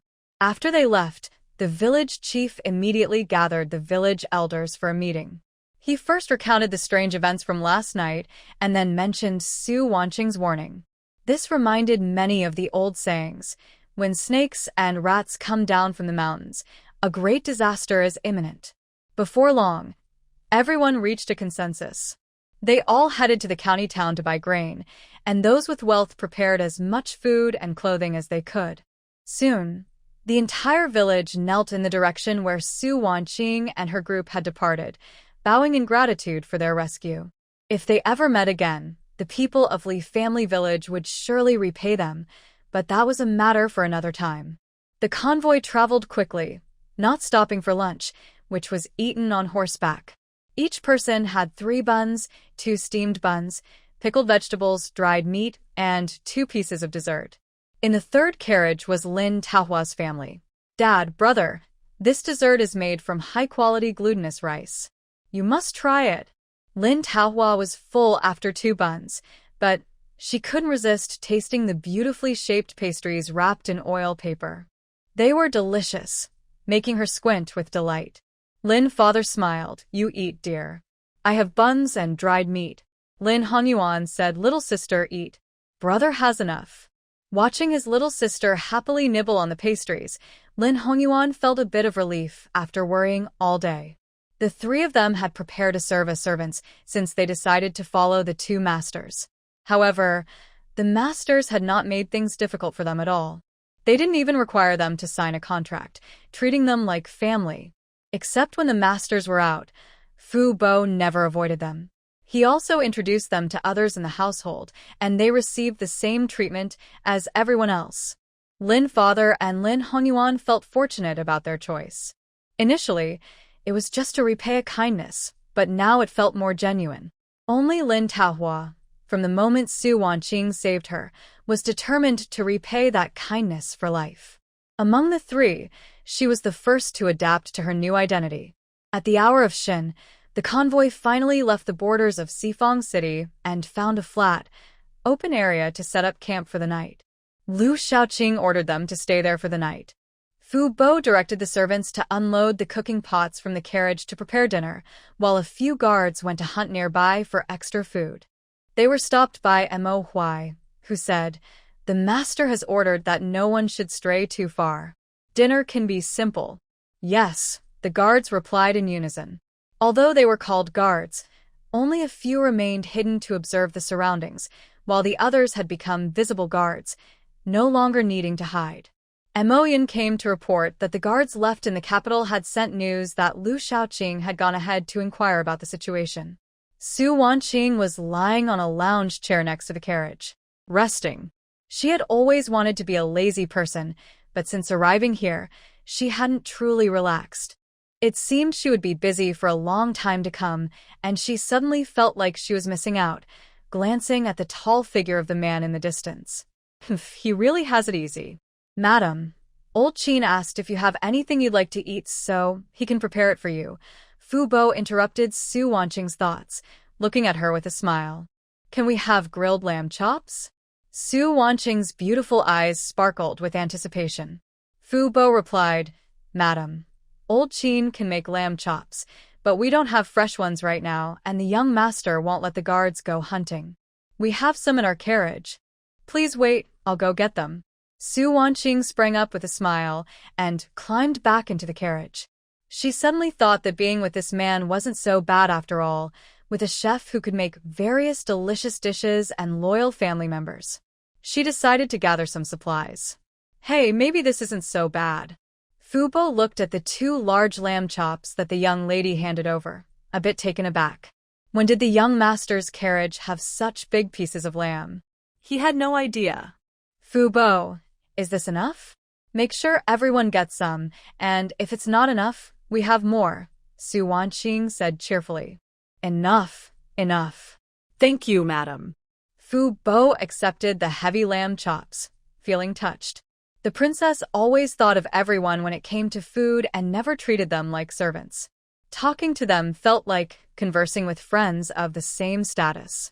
Their princess was truly gentle, kind, and pure. Fu Bo happily took the lamb chops to show everyone that the princess had provided them with extra food. Su Wanqing smiled and lay back down on the lounge chair. Everyone was busy with their tasks, while Lin Father and Lin Hongyuan chatted sincerely with those around them. Lu Shaoqing, seeing the little woman lying in the sun, felt the tension and seriousness on his face fade, and a smile appeared at the corners of his mouth. The guards who came to report looked blankly at Mo Huai and then at Mo Yun. Everything seemed normal. Why weren't they shocked? The master smiled. They had followed the master for over 10 years and had never seen him smile. In the next moment, this harmonious scene was shattered. A loud rumble came from behind them. The ground shook violently. "Ah, Qing!" Lu Shaoqing reacted instantly, channeling his internal energy into his feet and rushing towards Su Wanqing. Su Wanqing felt the earth shaking violently beneath her. In the next moment, she found herself in a wide and safe embrace. In the distance, rocks tumbled, birds scattered, and the trees rustled. Everyone struggled to stay upright. They were over 100 miles from Liang City, across a state and 4 towns, yet they could feel such violent shaking. One could only imagine how terrible it was in Liang City. A disaster had come. Everything was about to begin. The shaking lasted for a full quarter of an hour, but to everyone, it felt like a lifetime. "Are you okay?" As the ground finally began to settle, they released each other and asked with concern. Su Wanqing shook her head, indicating she was fine. At that moment, everyone had gathered around, looking at their masters with worried expressions. "Madam, "Young master, are you hurt?" Fu Bo, Mo Huai, and Mo Yun asked simultaneously. Lu Shaoqing replied, "We are fine." "Is anyone injured?" No. "No injuries." Everyone responded, feeling fortunate. If they hadn't hurried, such a violent quake could have buried them. Among the crowd, the Lin family felt a wave of fear. If they hadn't been saved by their master, or if they had been saved but hadn't followed him, continuing on to the capital, could they have survived? After confirming that everyone was safe, the group began to pick up the scattered items on the ground. Uncle Chin saw the newly fixed lamb rack had fallen, and the freshly cleaned lamb was now covered in dirt. He lamented, "Oh no, what a pity. We can't make the ladies grilled lamb now." Just then, Su Wanqing and Lu Shaoqing walked over. Su Wanqing smiled and said, "Uncle Chin, it's okay. Just wash it off, and we can make handheld lamb instead." Uncle Chin turned around. After spending so many days together, he knew the princess was kind and would never make things difficult for them. He smiled and respectfully replied, "All right, my lady. I will get started right away, and you and the young master will be able to eat soon." "Thank you, Uncle Chin. Please make enough for everyone." "With so much, we can't finish it ourselves," Su Wanqing added. Uncle Chin nodded repeatedly. "Of course, my lady." Steward Chen said everyone will get to eat. The two didn't say much more, and let Uncle Chin get to work. They took a stroll nearby to ensure that no rocks or dirt had fallen here, then decided to spend the night. Lu Shaoqing remembered that in his past life, he was awakened by a violent earthquake. Everyone had been in a panic trying to protect him. When the shaking stopped, they saw the tragic scene in Liang City and decided to take a detour through the mountains. The earthquake not only caused the entire Liang City to sink and buildings to collapse, but it also created a massive pit several meters wide on their route north, which they could not cross. They had no choice but to take a longer route. That night, another violent shaking occurred, and several guards died protecting him under falling rocks. This time, he didn't want to think about loyalty to the country. He just wanted to ensure a peaceful life for those who had always followed him. Lost in thought, he looked at the woman beside him, his gaze softening. In his past life, if someone had said he would fall for a woman, he wouldn't have even given that foolish girl a glance. But when he woke up again, filled with anger and wanting the entire royal family to pay for the Lu family's suffering, suddenly, he found himself drawn into a pair of bright, star-like eyes. She was like a ray of light, illuminating the darkest parts of his heart. He wanted to escape, but she pulled him back to reality. After just 2 days together, he couldn't help but be attracted to her, wanting to be close and keep her by his side. Every time he thought about it, he was grateful to himself for not caring about his pride as a man and stubbornly clinging to her. Now, she had finally agreed to be with him. So, he would never let go in this lifetime. Suddenly, the sound of galloping hooves broke Lu Shaoqing's thoughts. Everyone instantly became alert. Mo Huai and Mo Yun led dozens of guards, surrounding Lu Shaoqing and Su Wanqing. They didn't know that Su Wanqing had already cured their master, and throughout the journey, they had carefully suppressed the poison from flaring up, with Mo Huai carrying the antidote close to him, just in case. Fortunately, the prince's poison had not acted up. They privately discussed that it might be because the prince had the princess by his side, making him happy every day, which prevented the poison from acting up. Lu Shaoqing. They were right. In the distance, a young man in white rode swiftly. Behind him was a snow-white steed, carrying a beautiful woman in a green dress, her hair held up by a simple jade hairpin, looking charming and bright. "Young master, it's Dr. Xia and Miss Bai," Mo Huai said, relaxing with excitement and joy. If Dr. Xia was here, perhaps he could cure their master's poison. The two riders clearly saw them and slowed their horses to a stop. "Ah Qing, let me introduce you to an old friend," Lu Shaoqing said, suddenly feeling as if he had crossed into another world upon seeing Xia Yanche. Aside from his trusted aides, no one knew that he and Dr. Xia were close friends. In his past life, due to the emperor's various suspicions, he had almost no friends. Xia Yanche was his only friend. To find medicine for him, He had ventured alone into the southern wilderness and ended up poisoned by 5 different toxins. Yet, he still managed to bring back a 100-year-old 7-star vine. Unfortunately, he had already died by then. Later, as disaster struck, he was discovered by the emperor's men and captured. To take revenge, he secretly added a deadly poison to the emperor's medicine. At that time, he also suffered from the poison he had contracted in the southern wilderness, dying alongside the emperor in that royal city. Haha, I knew you had a strong life. You must still be alive. Xia Yanche dismounted, dressed in white, his hair held up by a fine jade crown, the rest flowing down, his handsome face beaming with a bright smile. If he hadn't spoken, Su Wanqing would have wanted to praise him as a remarkable young man. But once he opened his mouth, it was clear he was no ordinary person. Dead, but I came back to life, Lu Shaoqing said with a sincere smile, his words carrying deep meaning. However, Xia Yanche didn't think much of it, assuming Lu Shaoqing meant he had survived after his poison flared up. On his way to the southern wilderness, he received a message from the guards of the northern king's residence, saying their prince had been poisoned and asking him to come to the capital. Xia Yanche immediately changed direction and headed to the capital. After just a few days, he heard that the emperor had sent Lu Shaoqing to the northern border, making him even more anxious, urging his horse to go day and night. He never expected to encounter him here.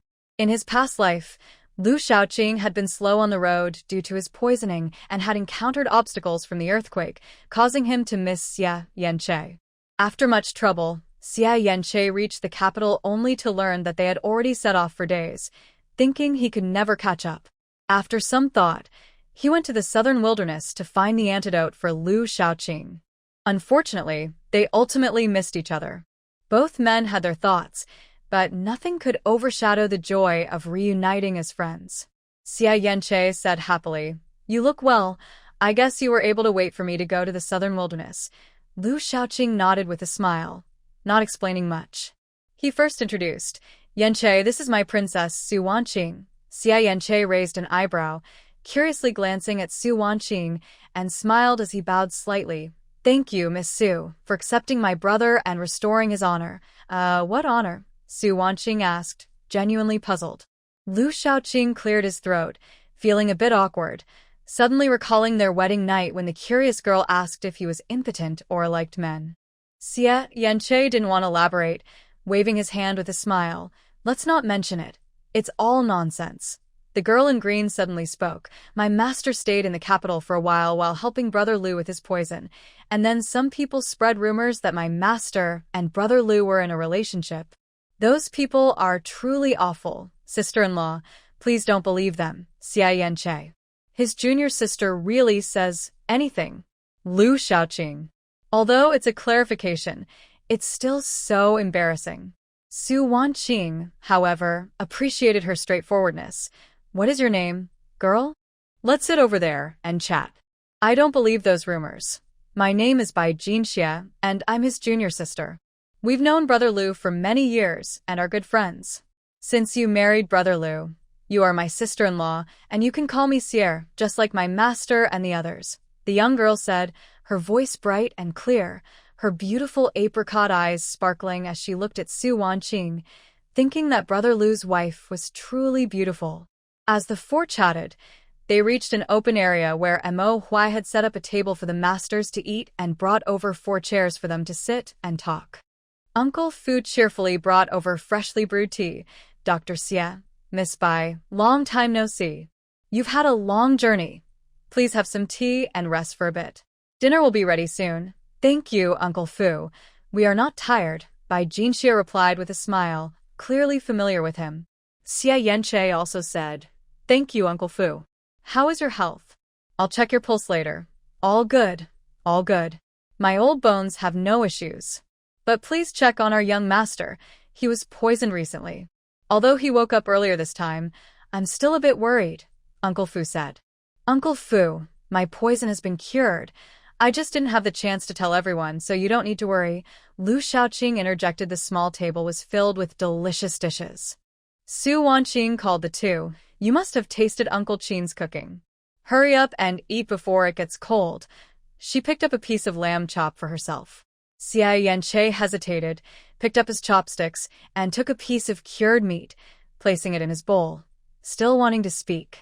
Bai Jinxia, seeing her senior brother's expression, knew what he wanted to ask. Sister-in-law, how did you detoxify Brother Liu? My senior brother and I have studied this poison for 3 years, and we only recently developed the antidote. You managed to detoxify Brother Liu in just a few days. That's amazing. Although Bai Jinxia was asking for her senior brother, she was also very curious about how someone could have better medical skills than her senior brother. But she was really beautiful. Not only was she pretty, but her medical skills were also impressive. So envious. Su Wanqing smiled. I only have a little knowledge of medicine. I was able to detoxify him because I use a unique method, but I don't truly possess great medical skills. In her past life, due to her special abilities, she had looked for medical books to study, but unfortunately, she wasn't cut out for it. In the end, she only understood the human body's acupoints and basic structure. Anyway, her healing ability couldn't be explained by science at all. What method? As soon as Su Wanqing finished speaking, Xia Yanche asked eagerly, but then felt it was a bit rude since she had said it was a unique method and might not share it with him. Lu Shaoqing didn't want Su Wanqing to reveal too much. Just as he was about to speak, Su Wanqing quickly said, Sorry, it's something I was born with, so I can't share it. However, I do have some medical books I can give to Dr. Xia as a thank you for helping my husband find the antidote. Otherwise, he wouldn't have been able to wait for me to show up. My husband. Lu Shaoqing was greatly pleased by those 3 words, looking at Su Wanqing with eyes full of affection. Xia Yanche felt his emotions rising and falling at Su Wanqing's words, but when he suddenly saw his friend's expression, he inexplicably wanted to punch him. He and his junior sister were still here. Showing off their affection was not good for the kids. Bai Jinxia's eyes sparkled with excitement, thinking, Brother Liu and sister-in-law really love each other. So envious. Su Wanqing secretly glared at her man. What was he getting emotional about at this time? Xia Yanche nodded in thanks. Although his master had left him and his junior sister many medical books, perhaps the ones given by the princess contained information he didn't know.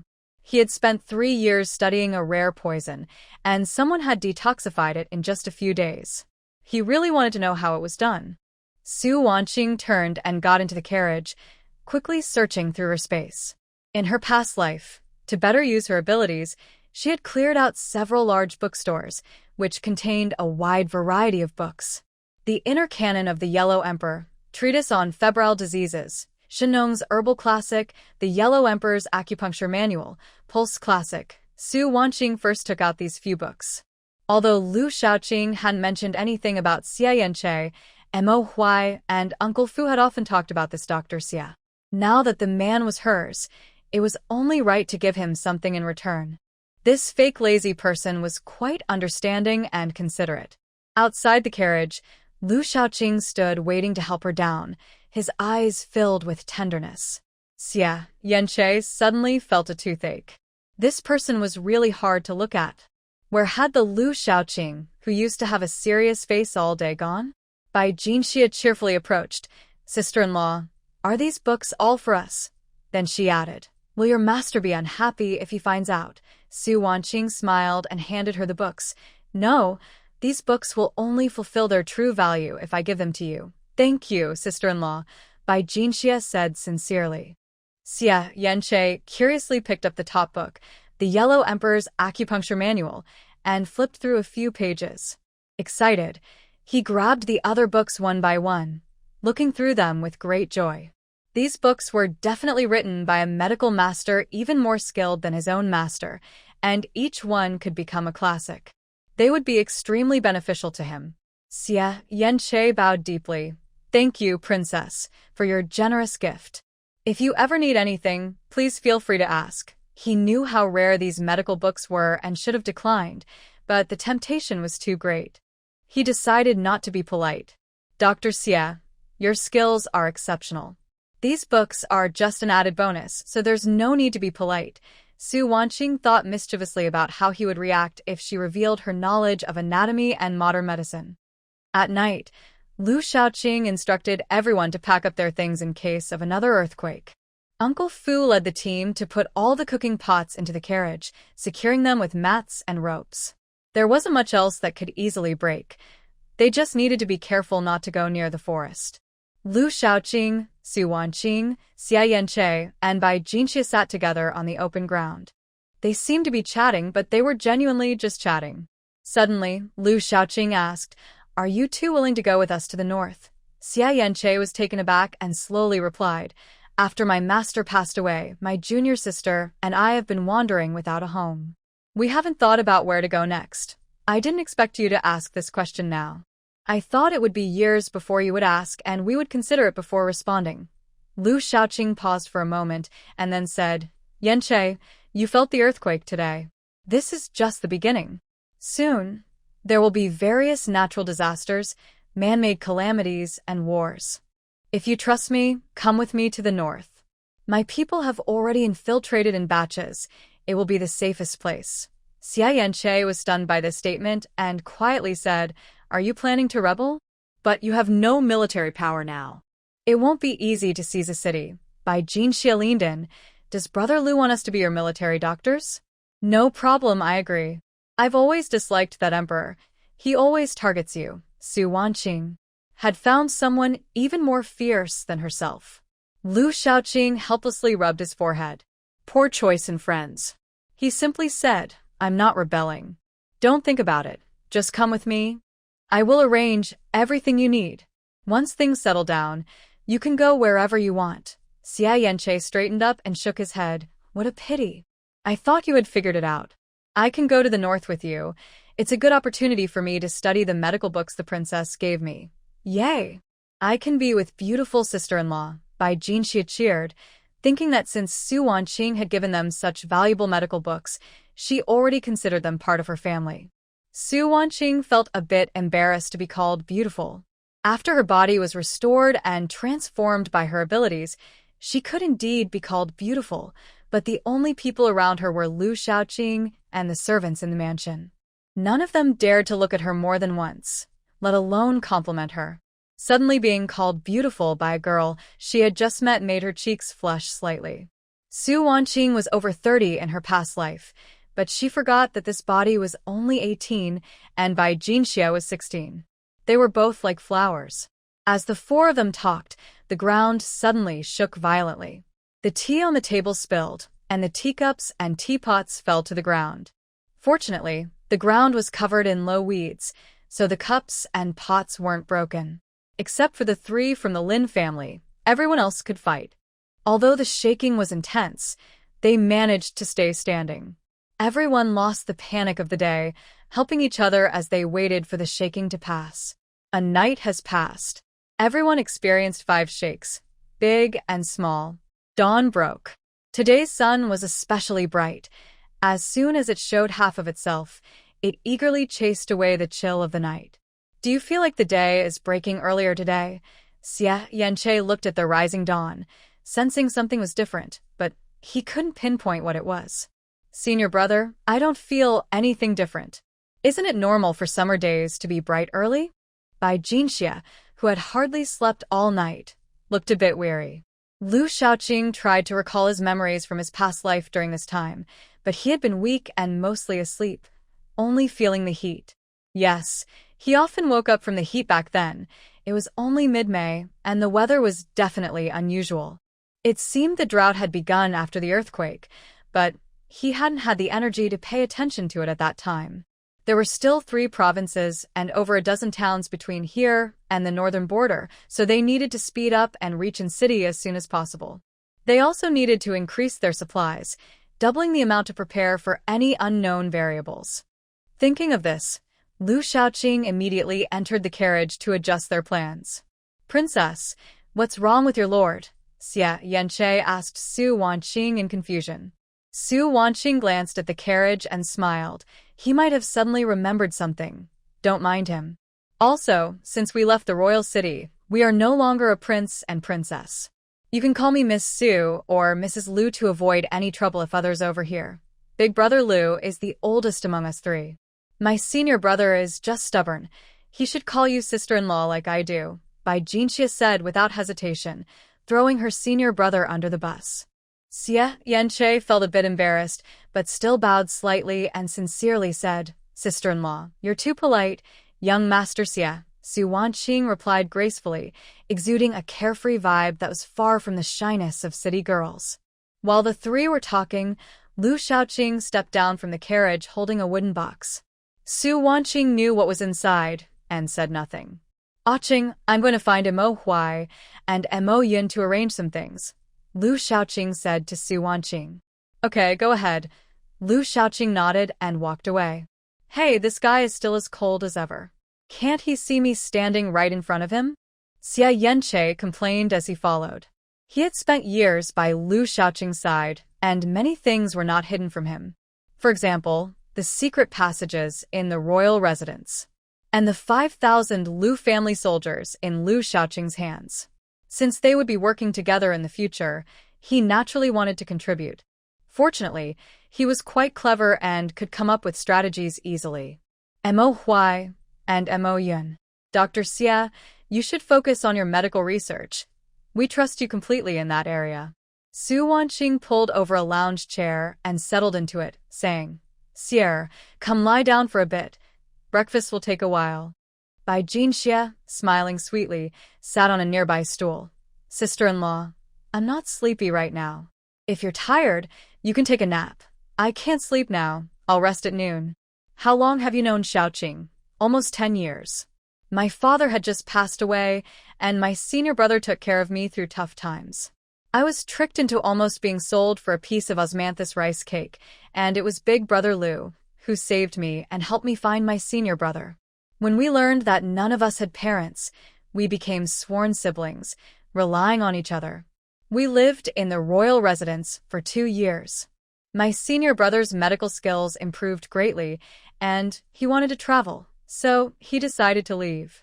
Big Brother Lu also needed to go to the northern border to take on his responsibilities. Until more than 3 years ago, when we met in the northern border, Big Brother Lu was poisoned, and it took my senior brother and me half a year to make the poison only act up once every 6 months. This time, we originally planned to go to the southern border to find an antidote for Big Brother Lu, but we received news from the royal residence's secret guards and hurried over. Bai Jinxia's voice was clear and pleasant, her face always adorned with a sweet smile, her eyes bright, making it hard to detect the hardships in her words. Su Wanqing smiled gently, knowing the pain and confusion of losing parents at a young age. At 8, she was fostered by her uncle's family. Though she wasn't mistreated, there was no real care. The family interactions were something she, as an outsider, couldn't integrate into. So, in middle school, she chose to board and take care of herself, starting part-time work online in high school to earn her living and tuition fees. By the time she graduated from university, she was already a small boss with 2 online companies. With money, she bought her uncle's family a villa as a way to repay their kindness for raising her, and she never returned to the village again. She knew people in the village spoke behind her back, calling her cold-blooded and ungrateful, thinking a house could repay her uncle's kindness. But she simply didn't want any ties with that family anymore. She could never forget hiding in a corner, watching her aunt throw her clothes on the ground and step on them, only to return and act sweetly, asking if she was cold and telling her to wear more clothes the next day. Su Wanqing blinked her slightly dry eyes.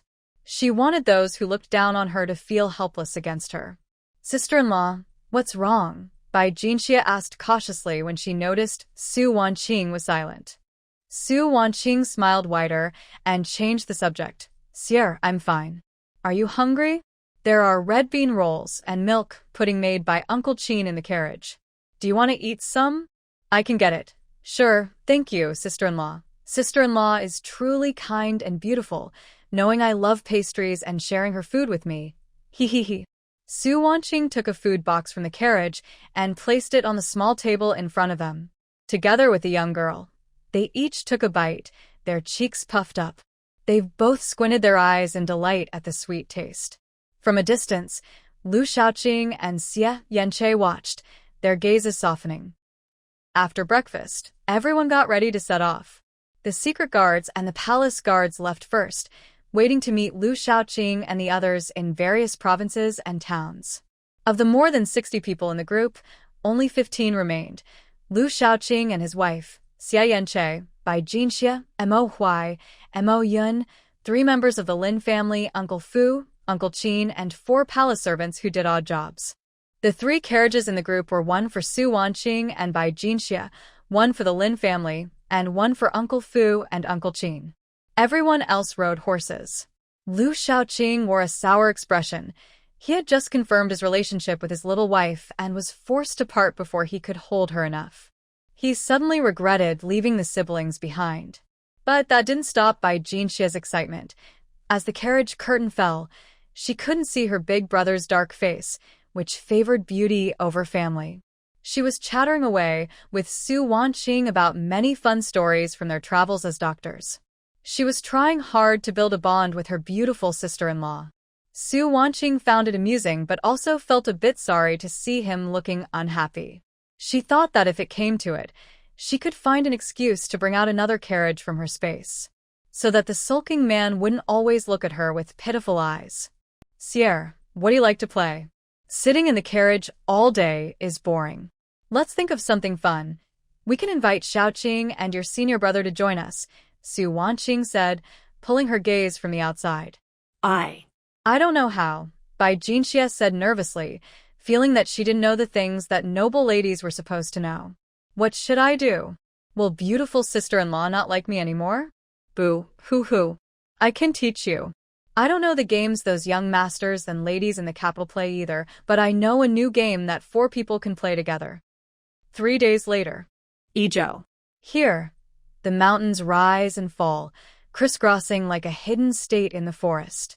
Young master, we're still several dozen miles from the nearest town.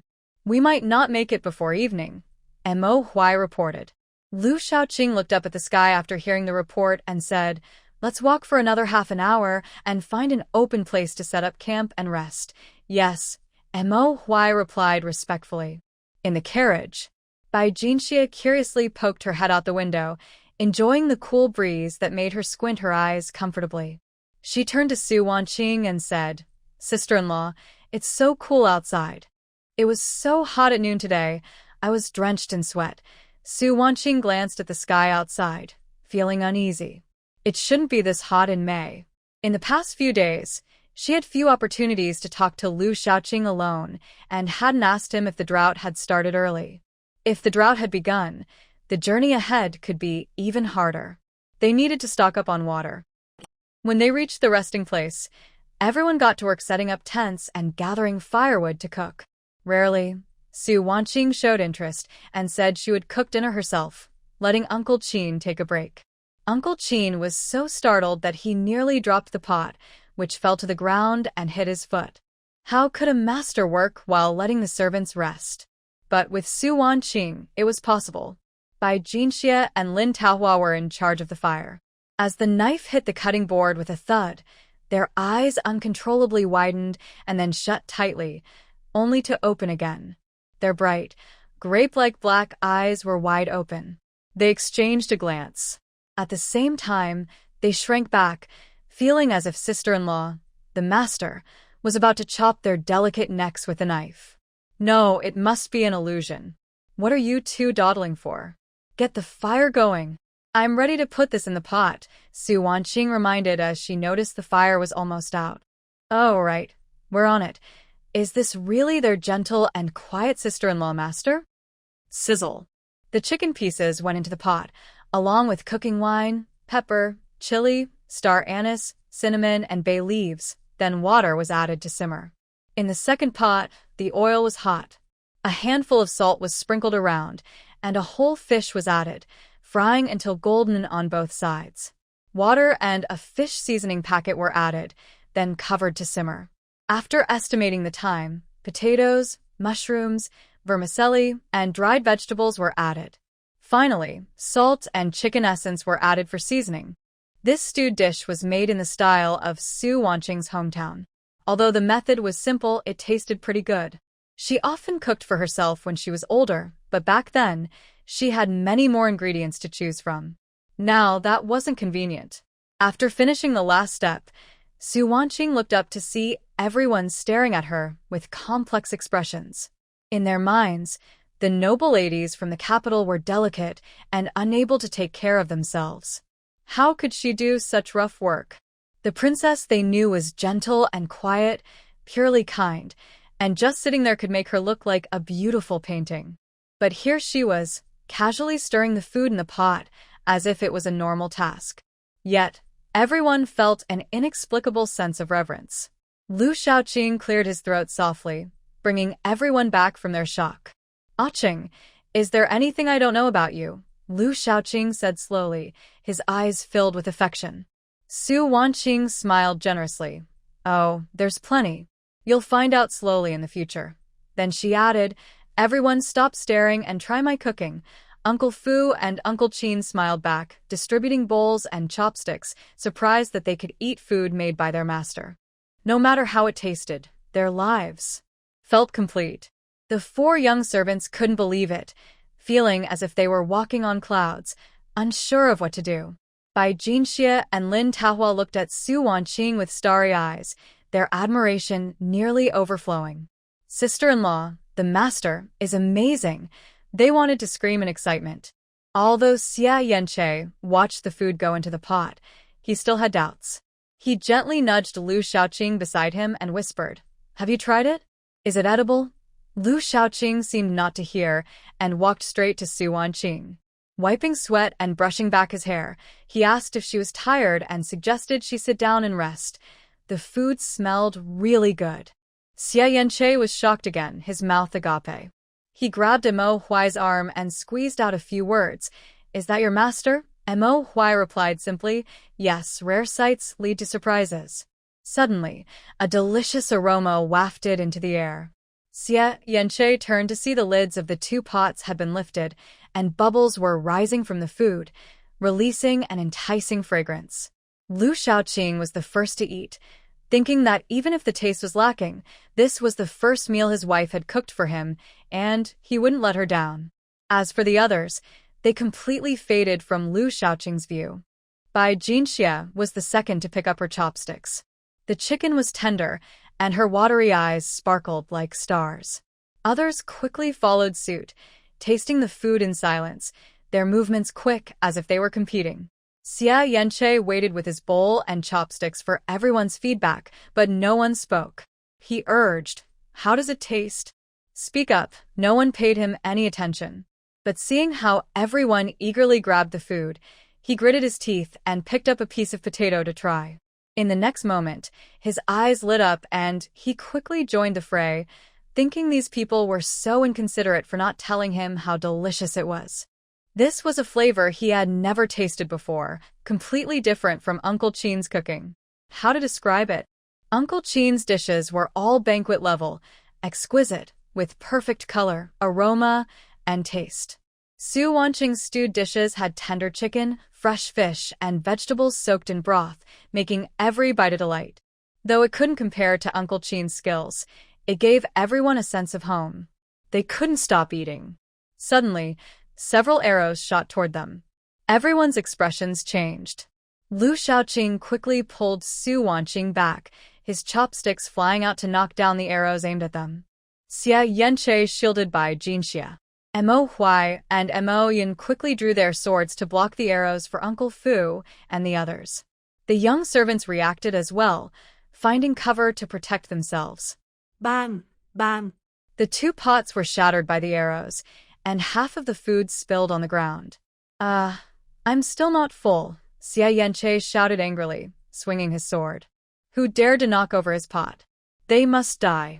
Lu Shaoqing firmly protected Su Wanqing behind him, his sword flashing like a shield against the incoming arrows.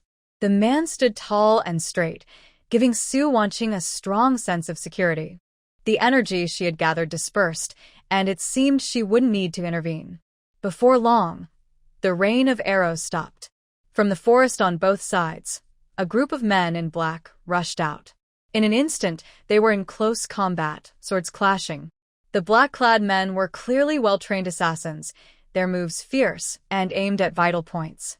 But Liu Shaoqing and the others were all highly skilled. Once Liu Shaoqing regained his inner strength, he became like a sharp blade, unstoppable. Though outnumbered, the smaller group gradually gained the upper hand. The black-clad assassins fell one by one.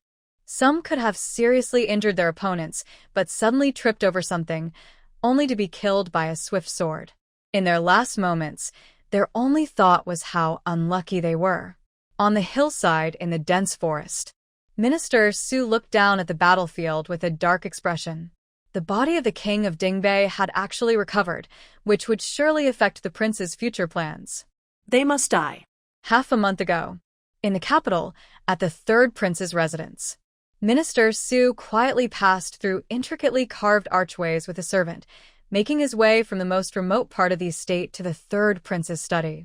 Your Highness, Minister Su bowed respectfully. The nobleman in luxurious robes behind the desk was writing something. After a long pause, he slowly spoke. Minister, do you know that the crown prince was attacked a few days ago? Father suspects it was the work of us brothers. Minister Su cautiously replied, I am aware, but I have important matters to report, which is why I had to seek you out at this time. What is it? The third prince, Xiao Shirley, said calmly. Minister Su's trembling legs shook even more, but he forced himself to speak. Your Highness, there have been issues at the mine?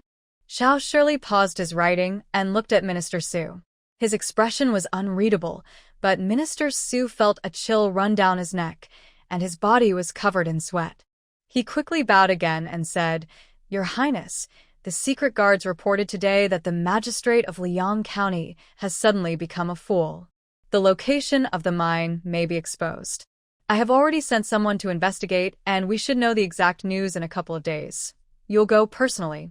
Not just to the mine, but all our interests must not have any more issues. I will send 100 secret guards with you.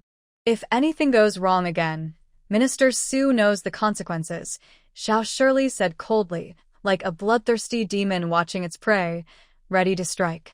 Yes, I will set off today. Minister Su wiped the sweat from his forehead and bowed to leave.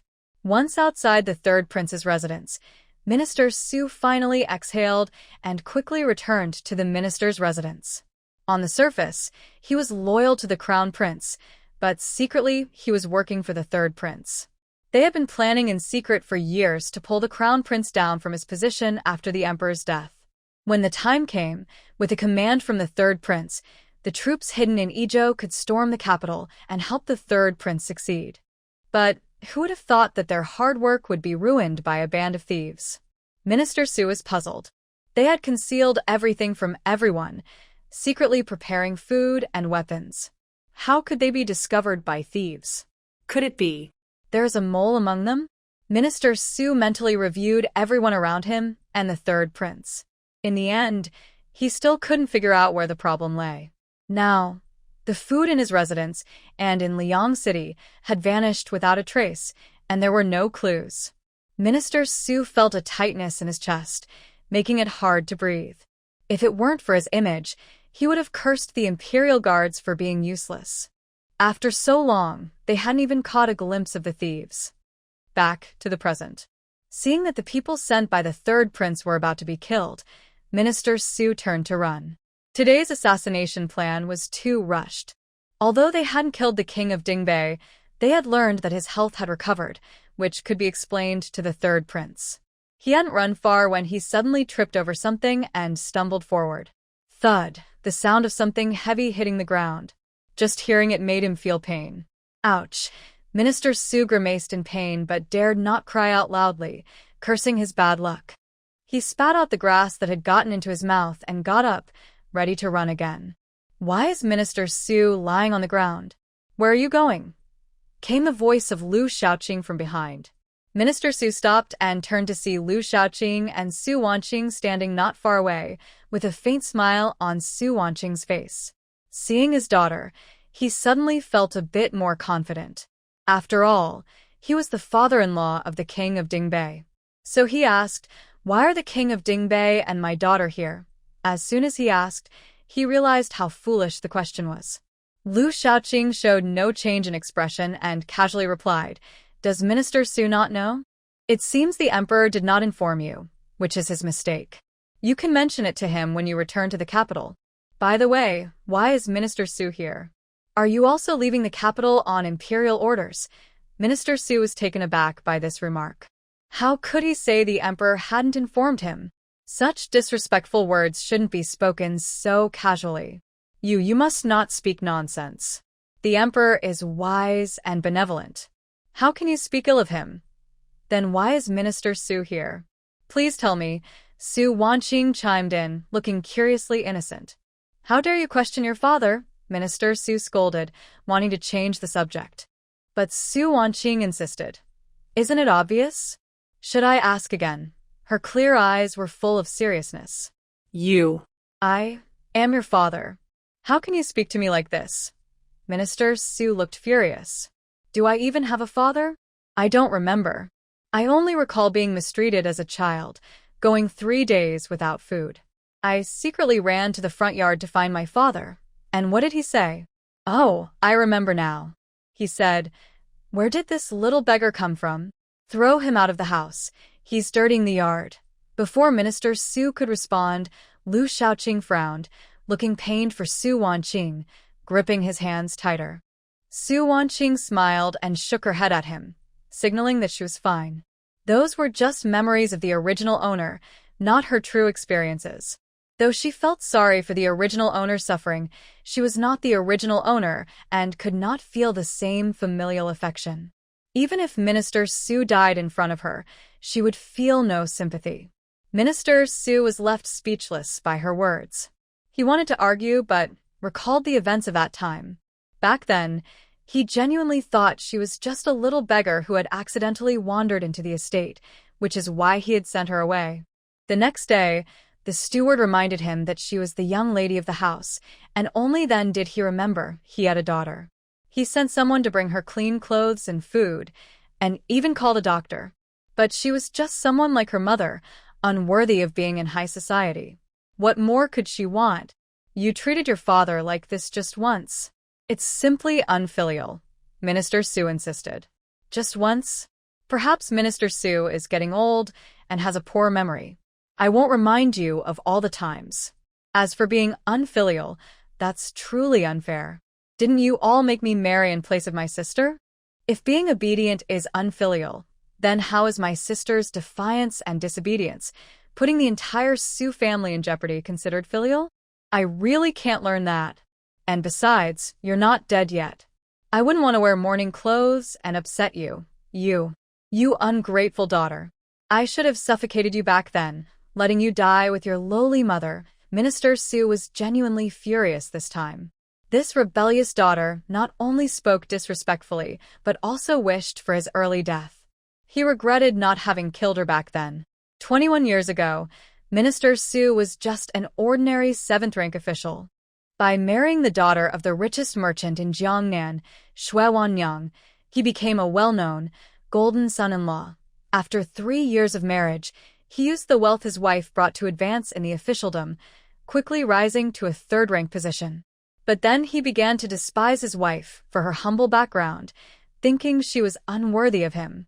When Xue Wanyang was 8 months pregnant, she learned of his affair with the current minister's wife, Wang, and, in despair, caused a miscarriage, giving birth to the weak Su Wanqing before passing away. Minister Su deeply loved his late wife and was heartbroken, and it wasn't until 3 years later that he married a girl from the Wang family as a second wife, becoming a well-known story in the capital. Looking back now, it seemed so ridiculous. Su Wanqing didn't care how angry he was. After thinking it over, she said seriously, I haven't lived enough yet, so I'm not dying. If you want to die, Minister Su, I can help you find a place. How about this mountain forest? It will surely be lively at night, and you won't feel lonely. After saying this, she carefully looked at the distant rolling mountains. The scenery was beautiful, and the forest was dense. She nodded in satisfaction, thinking it was nice. She truly was filial. The Prime Minister Su was carried down the mountain by others. He fainted from anger at Su Wanqing. When he woke up, he saw a bonfire and a group of people laughing and chatting around it. He vaguely imagined himself successfully helping the third prince ascend to the throne, with everyone celebrating his achievements. Lord Prime Minister, oh no, I misspoke. I should call you Duke. Congratulations, Duke. Congratulations, Duke, hurrah. Prime Minister Su. Mo Huai's big face suddenly appeared in Su's view, shattering the joyful scene. What are you doing? How dare you? He almost let slip the rest of his words but managed to hold back. Mo Huai was not offended by the scolding. He returned to his spot and continued roasting the meat in his hands. The others turned their attention back to the food, as if Mo Huai didn't exist, chatting and laughing while they cooked. Dinner was interrupted before everyone was full, so Su Wanqing suggested they roast meat, and everyone eagerly agreed. Mo Huai and Mo Yun quickly hunted a wild goat, and everyone pitched in to roast it. Su Wanqing took out 2 packets of barbecue seasoning from her space, adding cumin and chili powder, filling the air with a delicious aroma. Uncle Qin thought to himself he learned something new. He wondered if he could get the secret seasoning from the lady for his own experiments. Lu Shaoqing thought, my wife treats me so well, I will not let her down. Others. This is so tasty. The roasted meat is incredible. Sister-in-law, madam, is amazing. Under the firelight, everyone wore bright smiles, and the roasted meat sizzled, releasing a mouth-watering scent. Su Prime Minister, lying on the ground, sat up as his stomach protested. He had gone to Liang to investigate the iron mine, but when he arrived, he found the weapon storage and iron mine empty, leaving him in shock and speechless. Only one thought filled his mind. It's over, he's finished. Just as he was anxious, he suddenly felt dizzy, as if the whole mountain was shaking violently. He had truly survived a near-death experience, escaping the mountain after nearly 30 of his secret guards had died. At the foot of the mountain, the entire city of Liang had turned into ruins, making it pointless for them to return. Once the shaking stopped, they followed the mountain path to a horse farm on another mountain. All the way, Su Prime Minister prayed that nothing would happen at the farm. The horse farm was on an open mountaintop far from other peaks, so it should be safe. He kept reassuring himself. What happened? Where are my horses? Where are the people? Wang Xuan, Su Prime Minister called out loudly, running around the farm like a headless chicken, trying to find his horses. Sir, this place is empty. From the traces, they must have left not long ago, a secret guard reported. Su Prime Minister lost all his strength and collapsed to the ground, feeling a heaviness in his chest, and a metallic taste rose in his throat. In the next moment, blood spurted out, and he fainted. When he woke up again, he had been carried down the mountain by his guards. As his awareness returned, he knew he couldn't go back like this. If he returned now, he wouldn't be able to withstand the third prince's anger. He gritted his teeth and ordered them to go to Izhou to ensure the troops and supplies there were secure before he dared to return. Once he regained his strength, he had the guards move quickly. Unexpectedly, the scouts found traces of Lu Shaoqing and the others, and his mind began to race. The king of Dingbei had always remained neutral, but he was loyal to the emperor. If they raised an army, the king of Dingbei would become a future threat. He had tried to kill the third prince countless times without success. Now this was a chance sent by heaven. His people discovered that the king of Dingbei's old illness had flared up when he left the capital, making him weak. If they acted now to kill him, the third prince's anger would lessen. As he thought about this, Su Prime Minister was momentarily distracted by the firelight, but the aroma of the roasted meat pulled him back to reality. He had only eaten a piece of bread for lunch to fill his stomach, and was now very hungry. Suppressing his chaotic emotions, he spoke softly. "Qing'er, father is a bit hungry. Can I have some of the roasted meat in your hands?" Before he finished, Su Wanqing interrupted. "No, this is mine. And please don't discuss me while I'm eating. It will ruin my appetite." Thank you. What? Su Prime Minister couldn't believe it. He was being so humble, and this rebellious daughter dared to insult him like this. In the next moment, he couldn't hold back. Don't you fear that the king of Dingbei and his servants will look down on you for acting this way?" Do you know how miserable a woman can be without her family? Lu Shaoqing replied, No need to worry, Prime Minister. My princess is doing well, and I am very pleased with her. Su Prime Minister scoffed. Can liking last? Once the king of Dingbei grows tired of you, you will understand that what your father said was for your own good. His concubine, Aunt Luo, was stunning, and he had liked her a lot a few years ago, but now he felt indifferent. I am not a heartless person like the Prime Minister. I will never love anyone else. In this life, you are enough for me, Lu Shaoqing said seriously, looking at Su Wanqing with sincere eyes. Su Wanqing smiled. She believed in the man she liked. If one day love faded, they could simply part ways. There was no need to live in fear of what might happen in the future. In this life, her first wish was to not live so hard. Her second wish was to have the ability to love and never back down when she could love. Her third wish was to no longer wander. Forget it. She still wanted to be a carefree person who didn't have to do anything. Well, maybe just flip over once in a while. But seeing Su Prime Minister's angry, dissatisfied face with a hint of murderous intent, she smiled again. Prime Minister, you don't need to sow discord. I won't listen anyway, so save your energy. Su Prime Minister felt a dull pain in his chest and shouted angrily, As your father, I was thrown to the ground by you, and you haven't even given me a sip of water. You are truly ungrateful. I'm not human, so what are you? Su Wanqing laughed again. So, Prime Minister, you didn't want food. You wanted water. You should have said so. But I still won't give you any. She took a bite of the meat roasted by Lu Shaoqing, nodding, and took another bite. Supreme Minister. Everyone, Madam, sister-in-law, is impressive. Admiration levels soared again. After the excitement died down and most of the meat was eaten, Su Wanqing stood up to wash her hands, preparing to rest early for the journey ahead.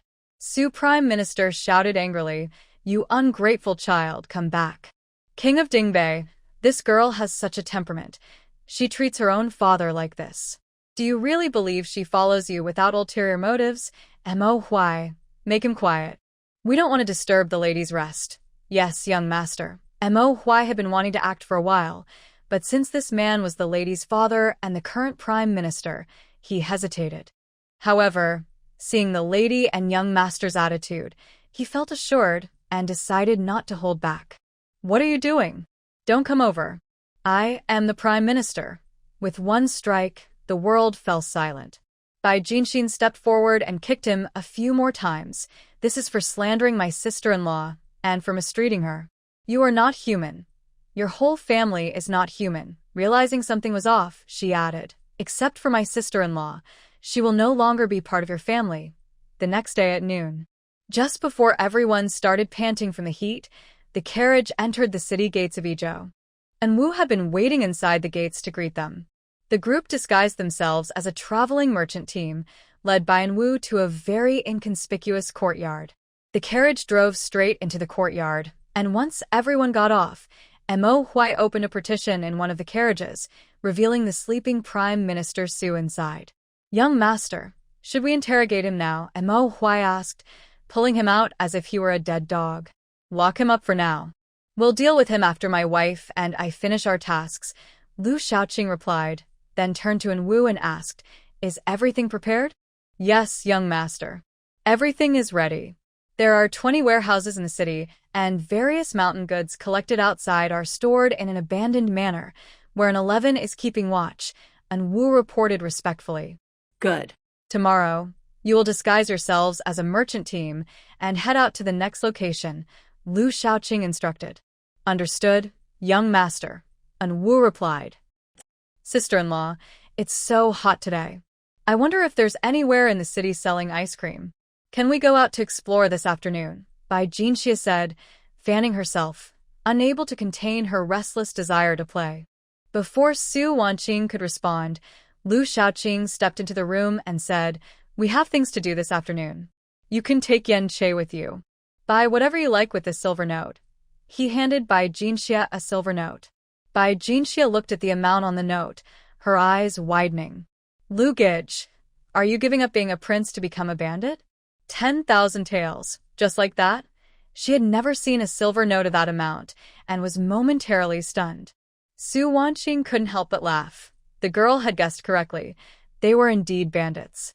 Just take it and buy what you like. If it's not enough, sister-in-law will give you more. Bai Jinxia's eyes sparkled. Wow, sister-in-law, you're so good to me.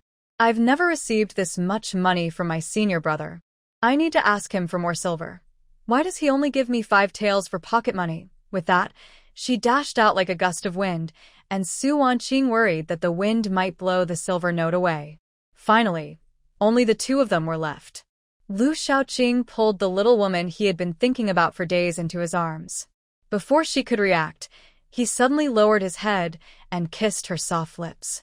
After a long moment, Su Wanqing was breathless from the kiss and lightly hit his chest. Only then did Lu Shaoqing reluctantly let her go. As if not satisfied, he kissed her lips again. Su Wanqing's face turned slightly red as she shot him a glare, her brows furrowing in a mix of shyness and annoyance. In Lu Shaoqing's eyes, she looked utterly adorable, filling his heart with warmth. After days of traveling without the chance to be close to her, he found it hard to resist. He knew she wasn't truly angry. She was just unhappy with his wolf-like behavior, but he genuinely couldn't help himself. Holding her tightly in his arms, his heart felt like a flower blooming, vibrant and beautiful. Fu Bo came to call them for dinner, but as he reached the door, he faintly heard the commotion inside.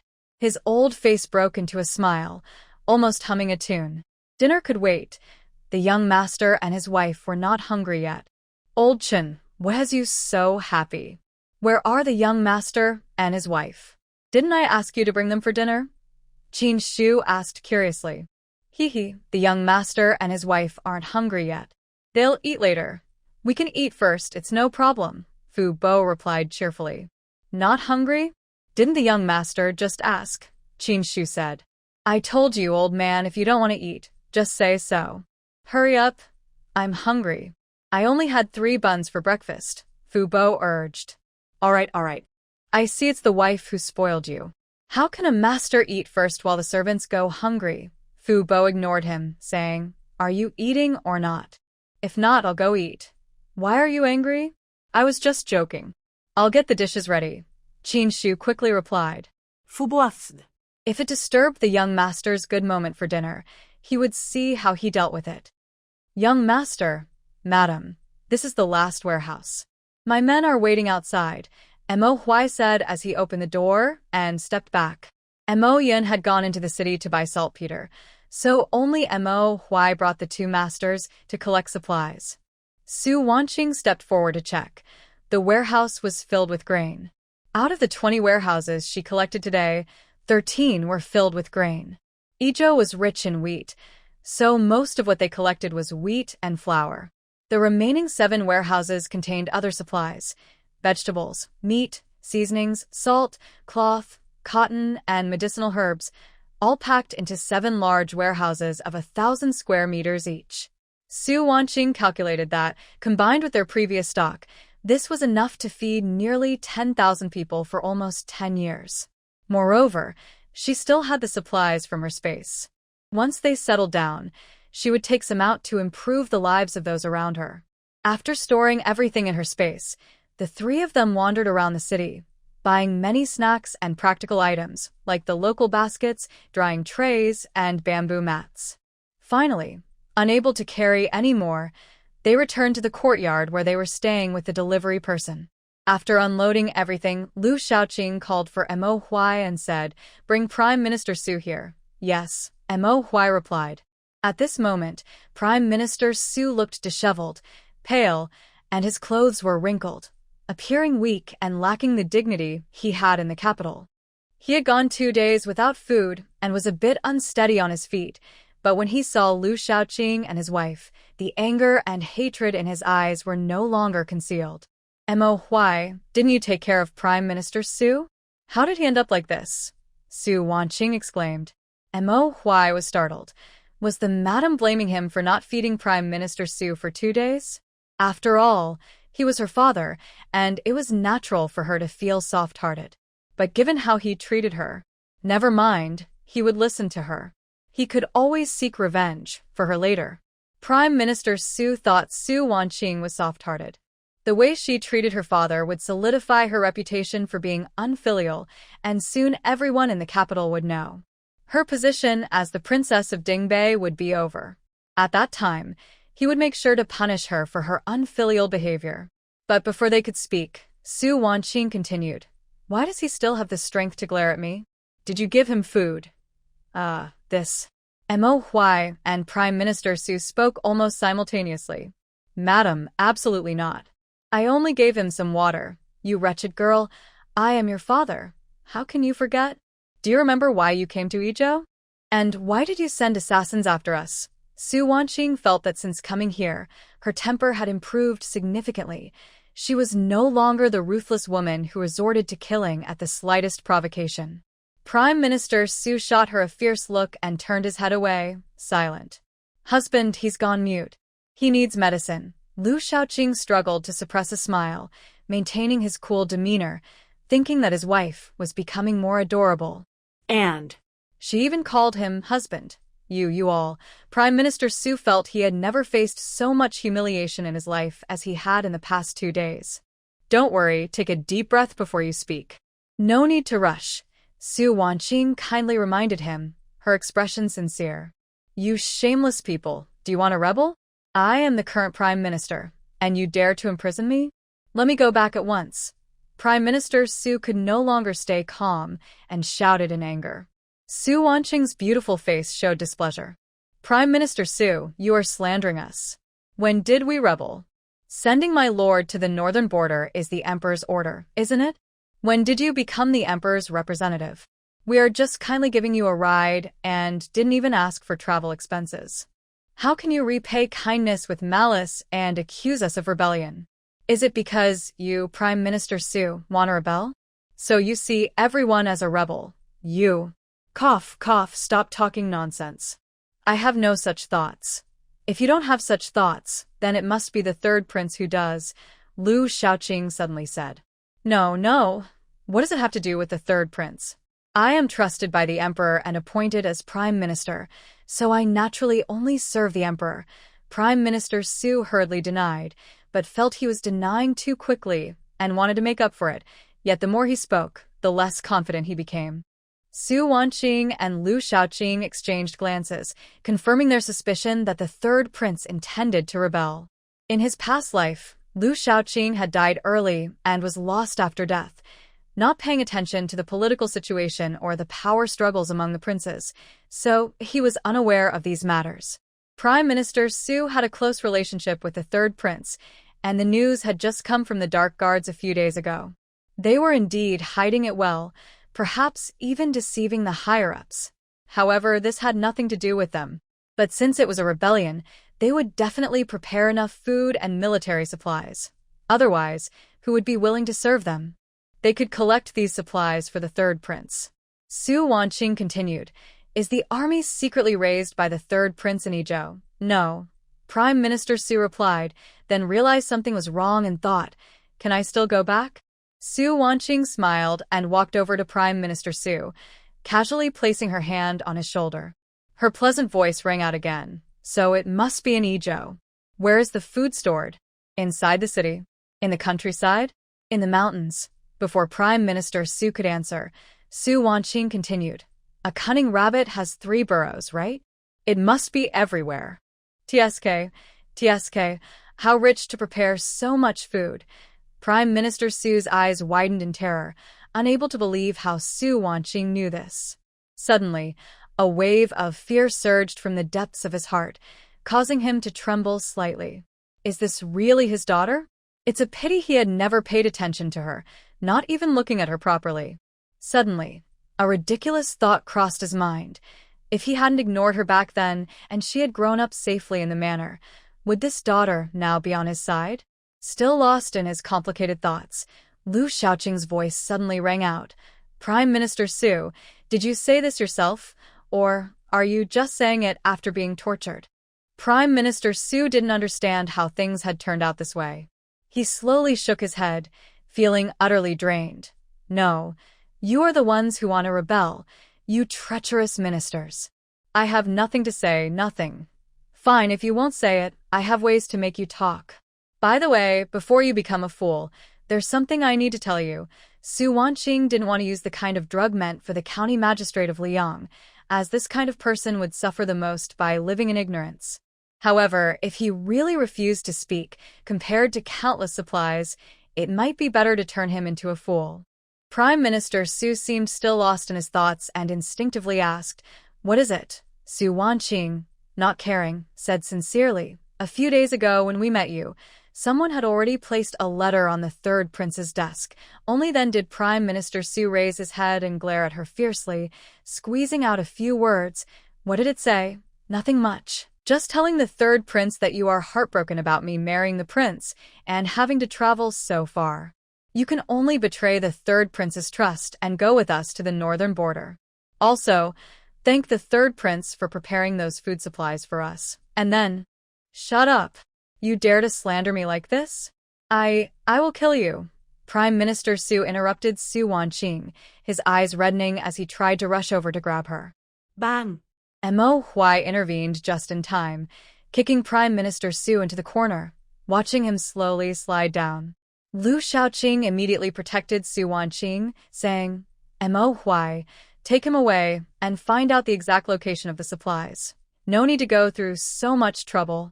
If he won't talk, I can find it myself. It will just take a few more days." "Just kill him," Su Wanqing said calmly. Mo Huai's kick used 70% of his strength, and Prime Minister Su was kicked into a shrimp-like position, gasping in pain. But hearing Su Wanqing's words, he realized this daughter truly had no regard for their father-daughter relationship.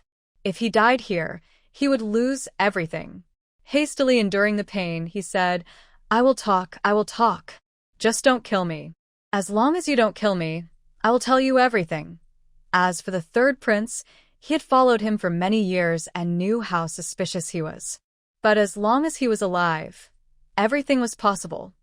"I didn't expect the third prince to be so wealthy. The largest floating cloud pavilion and Wanjia commercial house in the city are his properties. The most food storage is actually in a house under the name of the commercial house." Looking at the list in her hand, Su Wanqing began to believe that the third prince could achieve great things in the future. However, it might require him to prepare supplies again. At night, the two went out again to look at the stars and the moon.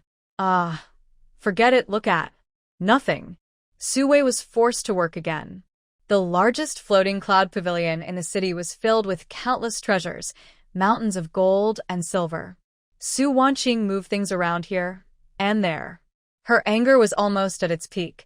It was already hard work to be out at night, and this third prince was so inconsiderate, preparing enough supplies for 30,000 people to eat and drink for 3 years, along with various weapons. They also found a newly developed type of crossbow, exquisitely designed and powerful, and easy to carry. Even Lu Shaoqing was impressed. "Do you like it? I have even more exquisite blueprints and weapons. I will bring them to you when we return. Remember to find more craftsmen who can make these weapons. They will definitely be more powerful than this one. Even in the later stages of a natural disaster, when food is scarce, no one will dare to target us," Su Wanqing said. Lu Shaoqing felt a surge of joy in his heart. He had been planning the city's defenses to ensure nothing could get through, allowing her to live comfortably within the city. No matter how he planned, it couldn't be done without excellent weapons. Seeing this crossbow today felt like heaven had specially prepared it for him. Now hearing that Su Wanqing had even better weapon blueprints, how could he not be excited? Yes, there are craftsmen in the Lu family army who are skilled at making weapons. In the future, a Qing can just do what she likes. I will take care of everything else. Lu Shaoqing didn't notice that he was becoming less able to hide his emotions in front of Su Wanqing, increasingly resembling a clingy puppy. "Okay, you said it.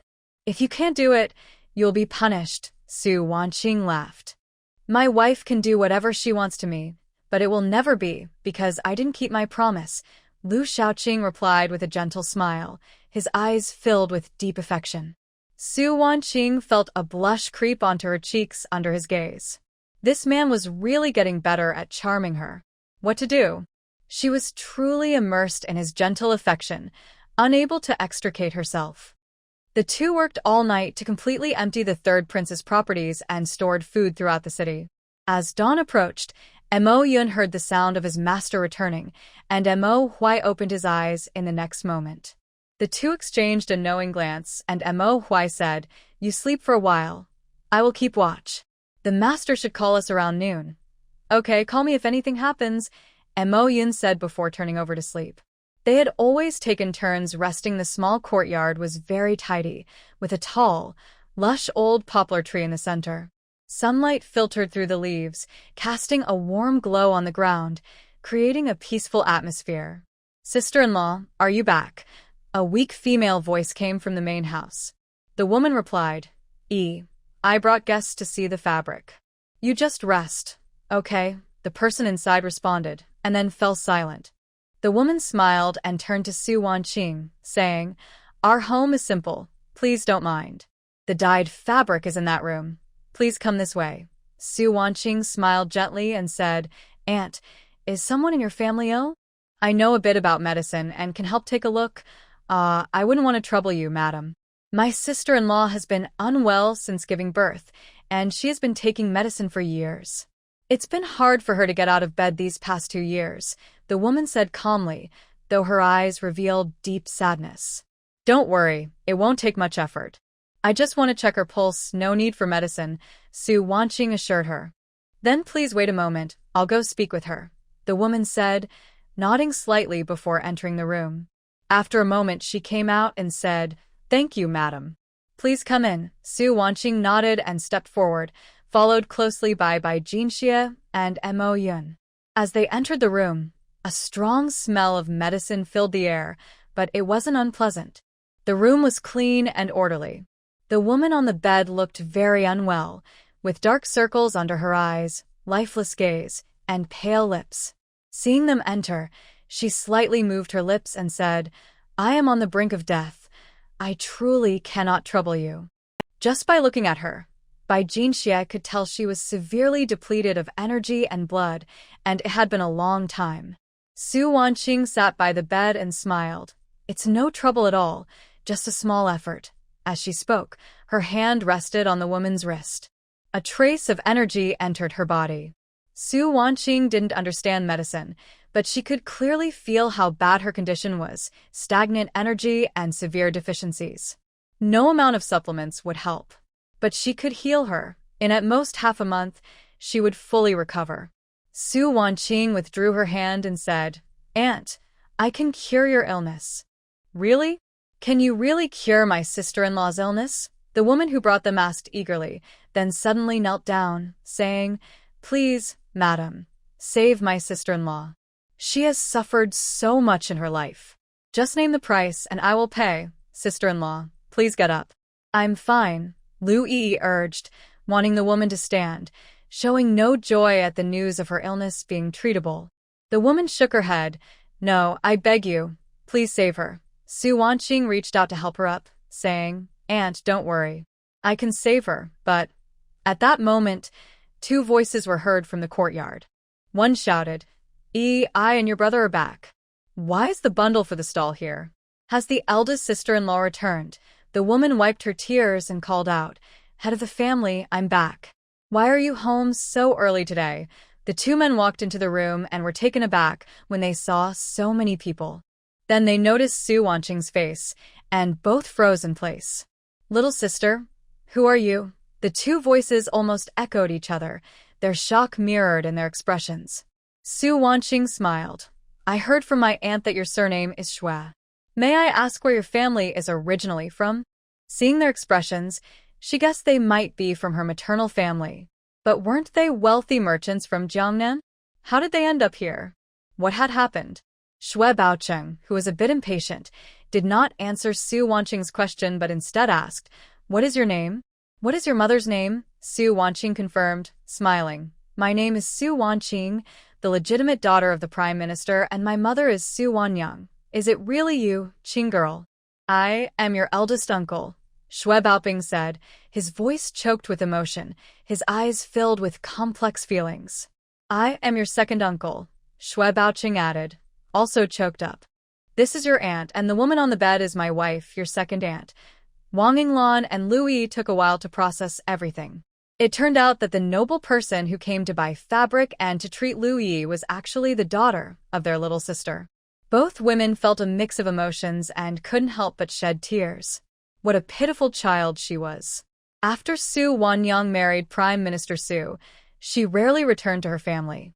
After Prime Minister Su spent all her dowry, he made her write to her family for money, but she refused.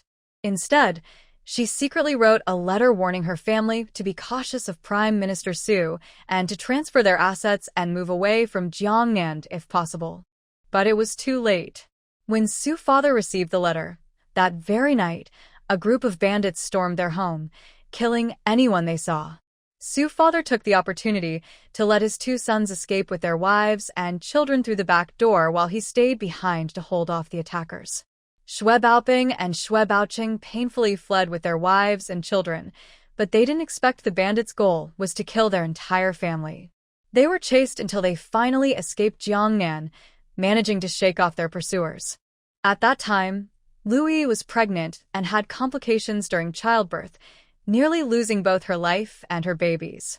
To save his wife, Xue Baocheng had to trade their last valuable jade pendant for 3 pieces of old ginseng and several doses of medicine, which finally saved Louis. Later, they made their way to Izhou, where they finally settled down, relying on dyeing and selling fabric.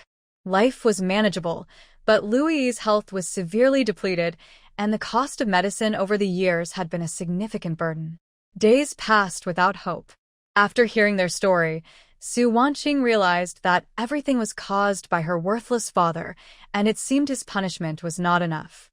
Her uncle and aunt must have guessed that it was her father who wanted them dead, but their eyes held no blame, only sympathy. "Qing girl, it's our fault. After your mother left, we were too busy to care for ourselves.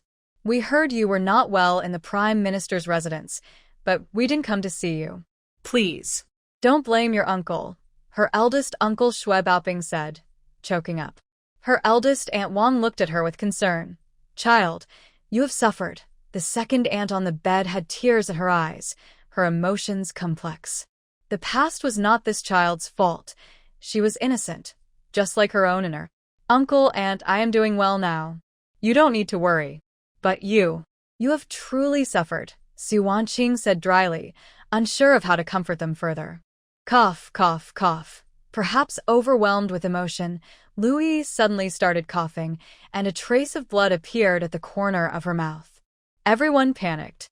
The eldest aunt rushed to prepare medicine, but Su Wanqing stopped her, saying, "Uncle and Aunt, I can treat my second aunt's illness. Please wait outside. I will take care of her now." "Qing girl, can you really cure your second aunt's illness?" Second uncle Xue Baocheng asked excitedly. Su Wanqing nodded. "You all should go out quickly. The longer we delay, the more pain your second aunt will endure." Everyone complied and stepped outside. Bai Jinxia wanted to stay and help, but Su Wanqing shook her head to refuse. She was using healing powers that couldn't be explained, so to avoid complications, she asked Mo Yun to take Bai Jinxia out as well. Once it was just her and Lu Yi in the room, Su Wanqing used her powers to put Lu Yi into a deep sleep before starting the treatment. Moments later, Su Wanqing withdrew her hand. Lu Yi's condition had worsened due to the long delay, but it was much better than Lu Xiaoqing's condition at that time. After this treatment, Lu Yi should be mostly healed and wouldn't need to stay in bed anymore. "What's wrong? Do you need any medicine?" "I'll go to the pharmacy right now," Xue Baoping hurriedly asked when he saw Su Wanqing come out. "Uncle, don't worry. Aunt is much better now and is currently sleeping. Once she wakes up, she will be able to get out of bed," Su Wanqing replied. "Really?" Bai Jinxia and Wang Shi asked at the same time. Bai Jinxia did not expect her sister-in-law to be so skilled in medicine. This kind of illness would usually take a year and a half of treatment, even with her brother's help, yet her sister-in-law said the patient would be able to get out of bed once she woke up. Wang Shi couldn't hold back her tears, both in disbelief and hope that it was true. "Sierra, go inside and check Aunt's pulse," Su Wanqing said, wanting to see if her judgment matched that of the doctor. Bai Jinxie was eager to help, and as soon as Su Wanqing finished speaking, she rushed into the room. Bai Jinxie carefully checked Lu Shi's pulse, and the others followed her in, watching anxiously. Before long, she released Lu Shi's hand and looked at Su Wanqing in shock, saying, "Sister-in-law, your medical skills are even better than my brother's. Aunt's health is almost completely restored, except for some weakness." "Really? Thank goodness. Thank heaven, she's really better." Before Su Wanqing could respond, everyone began to chatter excitedly. "Dad, uncle, aunt, are there guests at home?" A young boy suddenly pushed open the courtyard gate, and the midday sun shone behind him, making him look like he was surrounded by a golden glow. "Thank you, King Dingbei, for your hospitality. We will take our leave now," Shui Baoping said with a bow. "Uncle, there's no need to be so polite. I hope you will seriously consider my proposal. We will set off early tomorrow morning," Lu Shaoqing replied. "We will discuss it when we get back," Shui Baoping answered. "Uncle, aunt, cousins, little Nan, goodbye," Su Wanqing said in one breath, feeling like her lung capacity had increased a bit. Everyone laughed kindly at her. Little Nan, held in her cousin Shui Huining's arms, said in a baby voice, "Goodbye, aunt." "Okay, Nan, be good," Su Wanqing smiled back. Shui Baoping bowed again, saying, "King Dingbei, please return. Regardless of whether we go or not, we will be waiting for you at the city gate tomorrow." The next morning, the Shui family had been waiting at the city gate early. They had discussed it all night and finally decided to follow Su Wanqing. With Lu Yi's health improving, they could live well anywhere. However, Shui Huayan said, "If we follow cousin, our family's safety will only be guaranteed by staying close to King Dingbei. He was the only child of the second branch, born after Lu Yi fought hard to give birth." "Huayan, why do you say that?" his father, Shui Baocheng, asked in confusion. Others looked at the frail, yet wise boy with curiosity. Shui Huayan continued, "Dad, uncle, there was a rare earthquake in Liang City, affecting many nearby towns, including the capital. Those who survived will need to find a way to live. Moreover, the weather has been unusually hot, and it hasn't rained for days. If something uncontrollable happens again, the government might not help us. Cousin clearly wants us to leave with them, and I am willing to trust them." Everyone fell silent after hearing this. Finally, Shui Baoping slammed the table and said, "Then let's go. It can't be worse than before." The carriage slowly arrived at the city gate. Mo Huai and Mo Yun, riding ahead, saw the Shui family with their bags and 2 carts, realizing they were also leaving. The two thought, "The young master and madam are truly insightful," as they had prepared 3 extra carriages. Hearing the commotion, Su Wanqing cheerfully lifted the carriage curtain, saying, "Uncle and aunt, get in the carriage. It's ready for you." Shui Baoping and the others were momentarily stunned but quickly expressed their gratitude. Everyone climbed into the carriage, and their luggage was loaded inside. The city gate was heavily guarded, and they faced various interrogations and searches when leaving. In the end, they had to pay some silver to finally exit the city smoothly. The convoy reached a fork in the road outside the city, where Lu Shaoqing and Su Wanqing separated from the group. The two rode quickly to several villages outside the city, collecting all the food and supplies secretly stored by the third prince, as well as various mountain goods bought by Wu and the others. They made sure to gather everything. Before sunset, they successfully returned to the group. That night, the two searched for water sources near where the convoy was resting, frantically stockpiling water. 5 days later, the convoy reached the border between Yizhou and Yuzhou. Bai Jinxie could no longer contain her impatience and rode with Xie Yanqi. She was very displeased with the magnificent manor on the mountainside. "Brother, that's Chen's manor ahead." She pouted and glared at the manor. Xie Yanqi noticed it too and said, "Don't be impulsive. I'll go tell my brother to be cautious. I want to go too. I want to find my sister-in-law." The little girl clearly wanted to complain, her face showing a hint of unspoken resentment. The two dismounted and handed the reins to Mo Huai and Mo Yun before joining Su Wanqing's carriage. When Lu Shaoqing saw them get on, his face showed obvious displeasure, but unfortunately, They didn't notice his silent rejection. Sister-in-law, I was bullied. Bai Jinxia began to complain as soon as she sat down. Su Wanqing straightened up and asked, Who dares to bully our sister? I'll make sure to get revenge for you. Bai Jinxia lifted the carriage curtain and pointed at the manor on the mountainside, saying, The owner of that manor, old dog Chen. I went with my brother to treat him, and he actually drugged the tea, trying to make me his 20th concubine. Luckily, my brother was cautious and killed a few of the manor's guards, allowing me to escape. Not only that, he sent people to chase us, and I almost fell off a cliff. All the pretty girls around here have been taken to the manor. They either suffer to death or are locked in the back courtyard. Anyone whose family causes a scene is beaten or thrown off the mountain by those guards. His evil deeds are countless. Such a villain exists here. It seems the county magistrate is no good either. Otherwise, he wouldn't let this happen, Su Wanqing said, exchanging a knowing glance with Lu Shaoqing. They understood each other perfectly. Bai Jinxia continued, That's right. Although this is the border between two states, it actually falls under Yozhou's jurisdiction. The magistrate of Ning County, whom we are about to pass, has been bribed by old dog Chen, and they have done many shady dealings together. Unfortunately, my brother and I are too weak to protect ourselves, let alone deal with them, Xia Yanche added. There are nearly 100 guards at old dog Chen's manor. Our group looks large, but besides us, no one else has the ability to protect themselves. We should be careful. Don't worry, nothing will happen, Lu Shaoqing reassured. Su Wanqing comforted the little girl a few more times until she cheered up again, and then they all enjoyed the pastries made by Uncle Qin. The carriage moved slowly, about to leave the area and turn onto the official road of Ning County. Suddenly, a group of strong men on horseback appeared at the corner, with a flashy carriage in the middle standing out. Both groups were blocked on the road, unable to pass. The leading strong man quickly rode over and shouted, Get out of the way. Can't you see our lord's carriage is coming? Inside the carriage, Bai Jinxia's expression changed. Sister-in-law, big brother, they are from Qin family village.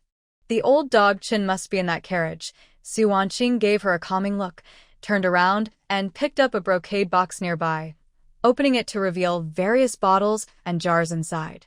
Sister-in-law, what is this? This bottle is so beautiful. Is it made of glass? Bai Jinxia asked with sparkling eyes. Xia Yanche also leaned in to see better. Some of those people might recognize you too. Let me put some makeup on you to avoid being recognized later, Su Wanqing said, quickly applying makeup on Bai Jinxia's face.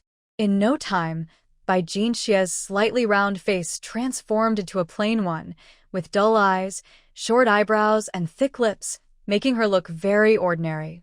Upon closer inspection, she looked even worse. Xia Yanche almost laughed out loud but quickly closed his mouth when Su Wanqing shot him a look. Bai Jinxia, confused, asked, What's wrong? Nothing. He's just jealous that you're prettier than him, Su Wanqing replied.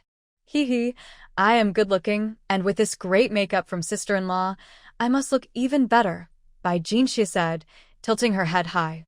If it were her original face, she would seem cute and charming. Now, however, outside the carriage, Mo Huai and Mo Yun showed no intention of moving aside, and the strong man drew his knife, ready to charge. Is that the carriage of old Master Chen ahead? We are passing merchants. We heard that old Master Chen raises many cattle and sheep on his estate, and we want to discuss business with him, Su Wanqing said, lifting the carriage curtain and speaking loudly. Seeing such a stunning beauty inside the carriage, the strong man quickly turned his horse around to report back. In a moment, he returned and said, Our lord invites you to the estate. Su Wanqing replied, Mo Yun and Mo Huai, let them pass first. Yes, ma'am, they said, moving aside, and the other carriages followed suit. The strong man glanced at them with satisfaction and said, You know your place. After old Master Chen's carriage passed, Su Wanqing called Mo Huai and whispered a few words. He nodded and went to relay her instructions to the people in the following carriage. Only Su Wanqing's carriage and Mo Huai and Mo Yun followed behind old Master Chen's carriage. Xue Baoping looked back anxiously. Will Qin girl be safe following them? Those people don't seem good. Shui Huan glanced at the carriage that had already moved far away and said, "Uncle, don't worry. With the king of Dingbei around, my cousin will be fine. Qing girl is determined. Let her do what she wants. If you can help, do so, but don't hold her back," Wang said slowly. The others nodded in silence, agreeing with Wang's words. Although the Qin family's estate was on a hillside, the road up was wide and flat, even better than the official road. They soon arrived at the estate entrance, where old Master Qin, supported by servants, got out of the carriage and saw Su Wanqing and Lu Shaoqing also getting down, followed by the disguised Bai Jinxie and Xia Yanche. Though Bai Jinxie looked unattractive due to Su Wanqing's makeup, Xia Yanche looked even worse, resembling an abstract figure. Lu Shaoqing, who was both domineering and jealous, darkened his face when he saw Su Wanqing about to help Xia Yanche with makeup and said, "I'll do it." Their appearance made Su Wanqing and Lu Shaoqing look even more beautiful and elegant. Old Master Chen's eyes were glued to Su Wanqing, but Lu Shaoqing blocked his view with a dark expression. "Please, esteemed guests, come into the house. May I ask how to address you?" Old Master Chen smiled. Su Wanqing found it hard to describe his smile. If she didn't know he was human, she might think a monster had appeared, as he looked incredibly ugly. Yet he kept trying to get closer to her. Su Wanqing thought he must have prayed to the heavens, or else how could he have a gap in his eyes, preventing him from being completely blind? His nose, eyes, and mouth seemed to have their own grudges, possibly enemies in a past life, now forced to share the same face. Su Wanqing regretted coming along. She should have done her work at night instead. She preferred night shifts. They made her happy. "I am surnamed Lu, and this is my wife," Lu Shaoqing said, forcing out a few words, thankfully maintaining his usual demeanor, so others couldn't see his expression change. "Young Master Lu, please come in with me," old Master Chen said, his face shaking with laughter. Lu Shaoqing didn't respond, taking Su Wanqing's hand and striding forward, with the four following closely behind.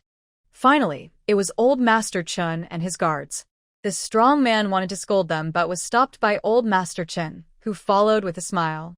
With a beauty ahead, one must not be rude. As they walked, Su Wanqing observed. The Chen residence was much larger than she had imagined. Inside, while not extravagantly decorated, the walls were made of jade, and the beams were of sandalwood, creating beautiful scenery at every turn. Su Wanqing thought, what to do? Regretting not bringing more people, it would take a lot of time to deal with all this. Everyone sat in the flower hall, and the maid quickly served tea.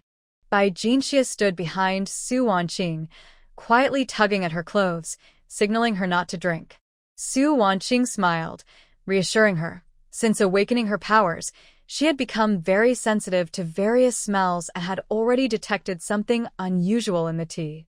"Where does young Master Lu do business? You look unfamiliar," old Master Chen asked. "My wife and I have been traveling merchants for years. It's our first time here, so it's normal that old Master Chen hasn't seen us," Lu Shaoqing replied, his eyes fixed on Su Wanqing, thinking she was still the most beautiful. Old Master Chen continued to smile, seemingly patient, saying, "Drink some tea. You must be tired from your journey. I've already arranged for the evening banquet. May I ask where old Master Chen's ranch is? Could you take us to see it?" Lu Shaoqing continued. "Haha, of course. The ranch is on the back mountain of the estate. Since it's getting late, I'll take you there tomorrow to choose," old Master Chen said, then added, "Drink tea, drink tea." Lu Shaoqing got his answer and turned to Su Wanqing, saying, "Wife, are we still playing?" "My eyes feel a bit uncomfortable," Su Wanqing smiled. This man was truly. Old Master Chen was instantly captivated by her smile, standing up with his eyes wide. If only his eyes could be a bit bigger, maybe people wouldn't always struggle to see if he was awake. Feeling his gaze, Lu Shaoqing accidentally flung his teacup, smashing it onto old Master Chen's indescribable face. Bold. The atmosphere in the flower hall became tense, with several strong men rushing to protect old Master Chen. Mo Huai and Mo Yin stepped in front of Lu Shaoqing and Su Wanqing. "How dare you?" "Capture them," Old Master Chen's face turned red from the hot water, looking at Lu Shaoqing with a twisted expression that was hard for others to understand, as if he wanted to tear him apart. The leading strong man received the order and charged first, but to the trained Mo Huai and Mo Yun, his moves looked like mere show. They were no match. The fighting in the flower hall quickly stopped. Mo Yun held his sword to Old Master Chen's neck, and none of the guards who rushed in dared to approach. "Please spare me, brave hero. I have offended you, and I am willing to offer 1,000 taels of silver, just asking for your mercy," Old Master Chen pleaded, his terrified eyes fixed on the sword. Bai Jinxia felt disgusted by his demeanor and walked over, kicking him hard. Instantly, a scream like that of a slaughtered pig echoed in everyone's ears. Bai Jinxia kicked him again, saying, "Stop screaming. You scared my sister-in-law." Old Master Chen, sweating profusely from the kicks, dared not scream any louder. Su Wanqing sat nearby, calmly watching the scene unfold. Lu Shaoqing affectionately handed her a plate of peach blossom pastries. "My dear, try this. If you like it, we can ask Uncle Qin to make some more." Xia Yanqi was too shocked to react, thinking they should tone it down a bit. They were in the middle of a fight, and their lovey-dovey behavior seemed inappropriate. Many guards in the yard were fiercely loyal to Old Master Chen, glaring at Bai Jinxia and Mo Yun, eager to rush in and kill these intruders. If Su Wanqing could hear their thoughts, she would surely confirm their loyalty. However, many were hired by Old Master Chen, who usually bullied the weak. They were full of bravado but turned cowardly when it came to real danger. Old Master Chen, clutching his stomach on the ground, saw the fearful expressions of his guards and nearly fainted. He realized that those who appeared loyal were merely flattering him. When he needed them most, they all shrank back. You. "Kill these bastards," Old Master Chen shouted, pointing at the retreating guards, his teeth clenched in anger. Since his family's name became known in the area, no one had dared to insult him. He could bully others, but today he was the one being bullied and beaten. He felt humiliated, and all he could think about was how he would make them pay once he found the chance. But the guards pushed each other, none daring to step forward. Then, the loyal guards, seeing Old Master Chen kicked to the entrance of the flower hall, lost their hesitation and charged in with their swords. "Mo Huai, Mo Yun, kill them. Leave no one who resists." After that, he turned to Su Wanqing, saying, "You stay here." Before he could finish, Su Wanqing had already rushed forward. "I want to stretch my legs too," she said. Lu Shaoqing quickly followed, knowing Su Wanqing was skilled but still worried about her safety. He looked at the guards as if they were dead men.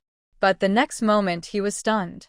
His delicate wife moved swiftly, her strikes fierce, and she suddenly had a short blade in her hand, aiming for the enemy's vital points. In one smooth motion, she cut one enemy's throat. Her movements were so fluid and her presence so commanding that it was breathtaking. The others, initially worried about Su Wanqing rushing out and getting hurt, were shocked. Was this really their gentle and beautiful mistress? Had they misjudged her, or was it an illusion? Red splashes flew before their eyes, snapping them back to reality as they focused on the fight. They couldn't let their mistress outshine them. The tide of battle quickly turned. Soon, only a few of the guards remained standing. The onlookers, seeing the situation was hopeless, exchanged glances and looked at Old Master Chen, who lay there like a dead dog, unable to stand. They slowly began to retreat, and then turned to flee. They dared not return here. If Old Master Chen survived, he would not spare them. If he died, the victors would also not use them, and might even kill them. At that moment, everyone's minds raced, and they quickly understood the situation, making their escape even faster. Finally, only 6 of them remained standing in the yard. Old Master Chen looked at the 6 with fear, realizing he had kicked a metal plate today. His eyes were wide with terror as he said, "Young master, madam, I was wrong. I shouldn't have offended you." As he spoke, he felt a sense of grievance. Although he had drugged the tea, they hadn't drunk it right. He had always treated them kindly. Why were they suddenly shouting for blood? He was internally distressed but continued to plead, "Please spare me. Take whatever gold and silver you want from my house." He thought to himself that they were only a few people with one cart. They couldn't take much. Oh, my silver. The more he thought about it, the more pained he felt. Suddenly, he remembered the beautiful women locked in the back courtyard. A strange light flashed in his eyes as he exclaimed, "Heroes! I have beauties in my back courtyard, offered by my subordinates. Some I haven't even touched yet. You can have them." Bai Jinxia couldn't hold back anymore and rushed over to punch and kick him again. Xia Yanche chimed in. "Count me in." Lu Shaoqing thought, "I only love my wife, but if she misunderstands, I can't let that happen." Su Wanqing asked, "Am I not beautiful?" "I want to see." Her eyes sparkled with excitement. Mo Huai and Mo Yun silently turned away, pretending not to see or hear anything. Bai Jinxia's kick was full of force, and old Master Chen let out another pig-like scream before finally fainting from the pain. "Sister-in-law, my shoes are dirty." Bai Jinxia lamented, upset that her new embroidered shoes, which she had only worn for 3 days, were soiled by old Master Chen. Su Wanqing smiled. "I have a new pair for you. You can have them when we get back. You can forget about these." She found him disgusting. "Thank you, sister-in-law. I love you the most." Bai Jinxia happily hugged her arm, wanting to act cute. Lu Shaoqing pulled his wife protectively into his embrace, feeling that this little sister was becoming quite bothersome. What should he do? Maybe he should find her a husband. He glanced at Xia Yanche, thinking how irresponsible it was to keep a young girl around without giving her a proper status, while letting her compete with him for his wife. If Lu Shaoqing had lived in modern times, he would know the term scumbag. Xia Yanche felt confused by the look, as if he had committed some unforgivable crime. He thought, "Is it because I didn't put in enough effort? But I need a chance to show my strength. You and your wife were killing like it was a competition, each one more ruthless than the other. I just didn't have the opportunity. Next time, I will definitely try harder." Bai Jinxia's dissatisfied voice came, "Big brother, what are you doing?" "Sister-in-law." The little girl pouted, looking wronged. Su Wanqing, pulled away, was momentarily dazed but quickly recognized the familiar embrace. She knew his possessiveness had flared up again. He wouldn't even allow his sister to be close. She helplessly held Bai Jinxia's hand, saying, "Sierra, don't mind him. Your sister-in-law is here for you." Instantly, the little girl's expression brightened. She felt avenged and was happy to have her sister-in-law by her side. Lu Shaoqing cleared his throat to regain everyone's attention. "Mo Huai, Mo Yun, go clean up the servants in the house and those women locked in the back courtyard." "Yes, young master." Mo Huai and Mo Yun replied and left. Lu Shaoqing continued, "What do you plan to do with this man?" He was clearly asking Xia Yanche and Bai Jinxia. "Kill him," they replied in unison, exchanging determined glances. "All right, he's yours. I will go with a Qing to find the treasury. You can burn this place when you leave," Lu Shaoqing said, taking Su Wanqing and heading toward the inner courtyard. The two walked quickly along the ornate corridor to various courtyards, with Mo Huai and Mo Yun moving swiftly, finding all places deserted. Su Wanqing collected everything she saw into her space, from the ornamental rocks on both sides of the corridor to the rare flowers and plants in the courtyards, leaving nothing behind. As they moved through the courtyards, they entered rooms filled with luxurious decorations, ornaments, calligraphy, and beds, taking everything. Finally, they even climbed onto the roof to collect the tiles. They called it not wasting anything. With this method, they didn't have to search hard and soon found the location of the storeroom. The guard at the storeroom had likely gone to the front yard, leaving the entrance empty, with only a huge brass lock hanging on the door. The iron chain securing the door was as thick as Su Wanqing's arm, and opening it would require considerable effort. Su Wanqing smiled and said, "I have a way." With that, she produced a small grenade. Lu Shaoqing asked curiously, "What is this?" "It's so finely made. This is called a grenade where I come from. It has great power. This small one can blow the door open," Su Wanqing explained. "That's impressive. Lu Xiaoqing's mind raced with thoughts as he silently examined the small object. Su Wanqing took it back and said, "I'll study it more later. I have more. When I pull this pin and throw it, we should retreat immediately." Lu Xiaoqing nodded. "Okay." A loud explosion shocked everyone. Mo Huai and Mo Yun rushed to the source of the sound as quickly as possible. Xia Yanche and Bai Jinxia also came running. Lu Xiaoqing stared in shock at the severely damaged door and slowly said, "Qing, is this the kind of weapon you have?" "Yes, and there are even more powerful ones, but those require complex processes and precise equipment to make. This grenade can be tried. We can make a simple version," Su Wanqing replied. "Do we have the materials to make this among our supplies? If not, we can prepare them when we go down the mountain," Lu Xiaoqing asked. "We do. The saltpeter is for this purpose, and it can also be used to make ice," Su Wanqing said. She had actually prepared the saltpeter for making ice because the carriage had been stuffy during their journey. However, this didn't stop her from using it to develop explosives. While they were talking, Mo Huai and Mo Yun arrived in front of them. Seeing that their masters were fine, they felt relieved.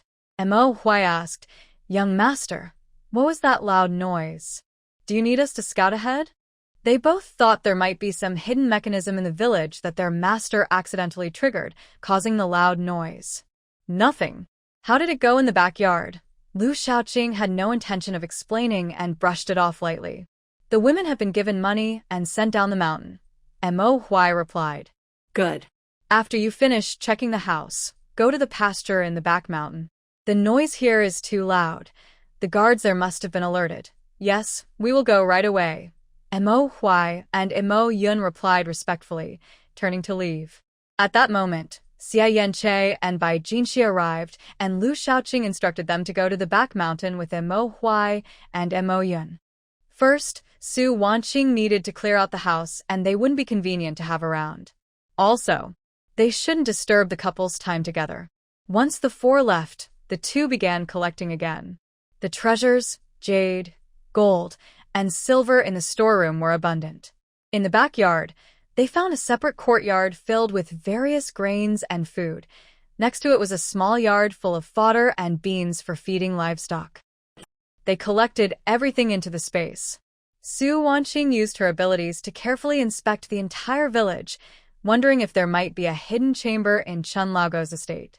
Sure enough, while investigating under a rock formation in the backyard, she discovered a secret passage. The passage led to a large underground chamber, with luminous pearls on the walls casting a soft glow, illuminating the treasures inside. Gold, silver, and jewels were piled together. There were no fine brocade boxes or careful storage. They were just dumped on the ground like garbage. The pile formed a spectacular mountain of treasures. Su Wanqing's eyes sparkled as she picked up a ruby necklace and a green agate bracelet, which sparkled even more in the light. She also spotted gold and silver ingots mixed in. Su Wanqing noticed a golden rui, which felt nice in her hand. She decided to use it for hitting people in the future. "Quick, let's pack this up. We still need to go to the back mountain," Lu Xiaoqing urged. Okay, I'm on it. He, we're going to get rich." In the next moment, her slender, jade-like hand touched the pile of jewels, and in the blink of an eye, everything was collected into her space, stored separately to look through later for anything she liked. Confirming there was nothing else valuable in the village, the two quickly headed to the back mountain. By now, it was completely dark. The houses on the back mountain were brightly lit. When Su Wanqing and Lu Xiaoqing arrived, Mo Huai and the others had already cleared the area, with only bloodstains on the ground indicating how fierce the recent fight had been. "Are you all okay?" Su Wanqing asked with concern. "We're fine, sister-in-law. I was really impressive just now, killing someone who tried to sneak attack my brother," Bai Jinxia said happily. "Sheer, your skills have indeed improved. When we go back, let Mo Yun teach you another sword technique," Lu Xiaoqing said. "No. I want to learn from sister-in-law. Her skills are the best," Bai Jinxia pouted, feeling proud to be associated with Su Wanqing's prowess. Her martial skills were honed from her past life and might be too aggressive for a young girl, so she said, "I can teach you some simple training moves." Mo Yun's sword technique is very suitable for you. You should consider learning it too. Okay, I'll listen to sister-in-law. The little girl smiled innocently. Are you sure there's no one else nearby? Lu Shaoqing turned to Mo Huai after the two finished speaking. Yes, young master. Everything has been cleared, and we've checked the area to confirm there are no others, Mo Huai replied. Good, take them down the mountain first, Lu Shaoqing instructed. Xia Yanche, confused, spoke up. What about the cattle and sheep here? We can't take them with us. I just saw there are at least 2,000 sheep, about 1,000 goats, 500 plowing oxen, and over 800 horses. It would be a shame to leave them here. You all go down the mountain first. We'll handle this, Lu Shaoqing said. Seeing Lu Shaoqing's expression, Xia Yanche realized he had a plan and didn't say more, taking Bai Jinxia down the mountain. Although Bai Jinxia wanted to stay, she obediently let Xia Yanche lead her away. Su Wanqing moved quickly, riding her little electric scooter around the pasture, using her abilities to check the space, seeing that the cattle and sheep she collected were all with their eyes closed, as if asleep, huddled in a corner. She nodded in satisfaction and withdrew her consciousness. Next, she collected the fodder from the storeroom into her space.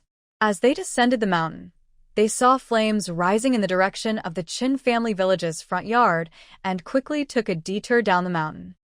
The six of them changed their appearances and walked on the streets of Ning County, listening to the lively discussions among passers-by about the Qin family village. One person said, "That was satisfying. I wonder which hero did this good deed. I heard Qinleoi's body was burned beyond recognition. Keep your voice down. With Qinleoi gone, there's still that one left. But I also feel very satisfied. It was a good kill," another person whispered. "What's there to fear? He's dead. Half the sky in this county has cleared up," another person said. I wonder when these days will end. Who knows? Enough talk. Let's go for tea today. It's on me." The group moved further away. Bai Jinxia couldn't help but speak up. They must be talking about that corrupt county magistrate. He's not a good person either. "Sister-in-law, why don't we?" Before Su Wanqing could respond, Xia Yanche interrupted. "No nonsense. I was just saying," Bai Jinxia muttered unhappily. Su Wanqing smiled and changed the subject. "Sheer, that shop ahead looks like a clothing store. Let's go buy you some new clothes and shoes. Yes, sister-in-law is the best to me." After saying that, as June arrived, the weather became strangely hot. Even the night breeze carried a bit of heat, but it was still better than during the day. At least she wouldn't sweat just by moving. Su Wanqing's skills were becoming more impressive. Once again, she stepped out under the moonlight to work overtime. "Lu Shaoqing, when I get back, I want to eat the durian you peeled for me," Su Wanqing said with a smile, her voice gentle. Lu Shaoqing felt a slight shock. She rarely called him by his full name, but every time she did, it stirred something deep within him. It felt like a tender call shared between lovers. It ignited his emotions, making his heart race. He restrained himself and replied, "I am willing to serve my lady." But then he thought about the smell of the durian she mentioned, and all his feelings scattered. She must be planning something again. Indeed, Su Wanqing was thinking just that. Today, she received news that made her unhappy with the county magistrate, and being called out to work late made her even more annoyed. Lu Shaoqing, so I'm the one getting hurt. After meeting with the dark guards who arrived early, they learned that purchasing supplies in Ning County was very difficult. When Lu Shaoqing asked why, he found out that many supplies were controlled by the county magistrate. Since Magistrate Zhao took office 2 years ago, residents needed to register at the county office and pay taxes before they could get a purchase certificate to buy food. Important supplies like grain, salt, and iron in Ning County followed this process. For other items, people could ask the shopkeepers, who would inform them if they needed to register at the county office. As a result, the dark guards could only buy limited supplies here, and there was a daily limit on how much grain each person could purchase. Even if they wanted to spend more money, they couldn't buy it. Su Wanqing was both angry and amused. She said, "Don't the people resist? Or go to the capital to complain?" The dark guard replied, "My lady, we specifically investigated. Last year, some residents protested against the magistrate's actions, but the guards claimed they were following orders from above. Their protests were useless. They even arrested a few leaders who died shortly after in prison. Since then, no one dared to protest and just paid their taxes quietly. As they pondered, they arrived at the county office and found a low wall to jump over. They had no interest in the magistrate's followers and didn't care to investigate for the emperor, but they would gladly replace the magistrate for the sake of the people. The night was deep and silent. After more than an hour, when they left the county office, they casually opened the gate, finding it empty inside. Why keep the door closed? In Ning County, officials and merchants colluded, and the only ones suffering were the common people, making it hard to tell good from bad. After returning, Lu Shaoqing instructed the dark guards to give a silver ingot to the truly poor families in the west and north of the city as a way to repay them for the extra money they had to spend over the past 2 years. As for everything else, with chaos approaching, only by standing strong could they survive. The next day, the streets were in chaos, with some cheering, some laughing and crying, and others silently gritting their teeth. Today, there was no one guarding the city gate, and around noon, the people opened it themselves. They celebrated their new beginning. One after another, several carts slowly rolled out of the city gate, heading north. In Tahua Town, as the sky darkened, Mo Huai and Mo Yun didn't look for an inn. Instead, they rented a clean little courtyard. Everyone settled in. "Sir, madam, this heat is unusual. Are you both all right? Should we rest for a day before setting off tomorrow?" Uncle Fu's forehead was soaked with sweat, and his face was slightly flushed, clearly feeling the heat. Seeing him like this, Su Wanqing quickly said, "Uncle Fu, we can handle it.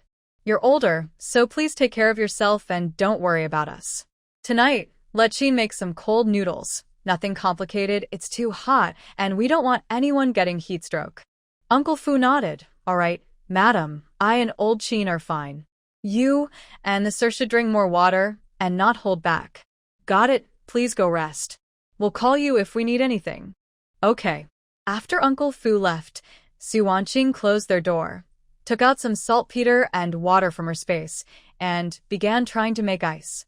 Even though it had been hot for the past few days, today was exceptionally unbearable.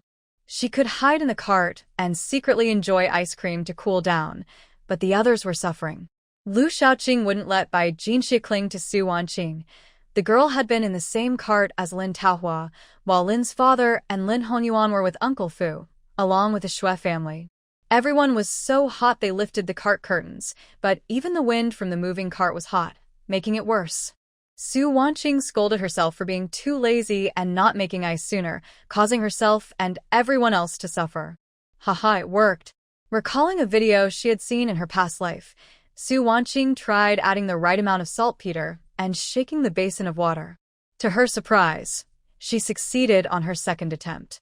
Lu Shaoqing didn't expect it to be so simple. His eyes brightened as he looked at Su Wanqing, as if he wanted to pull her in, making it hard to look directly at him.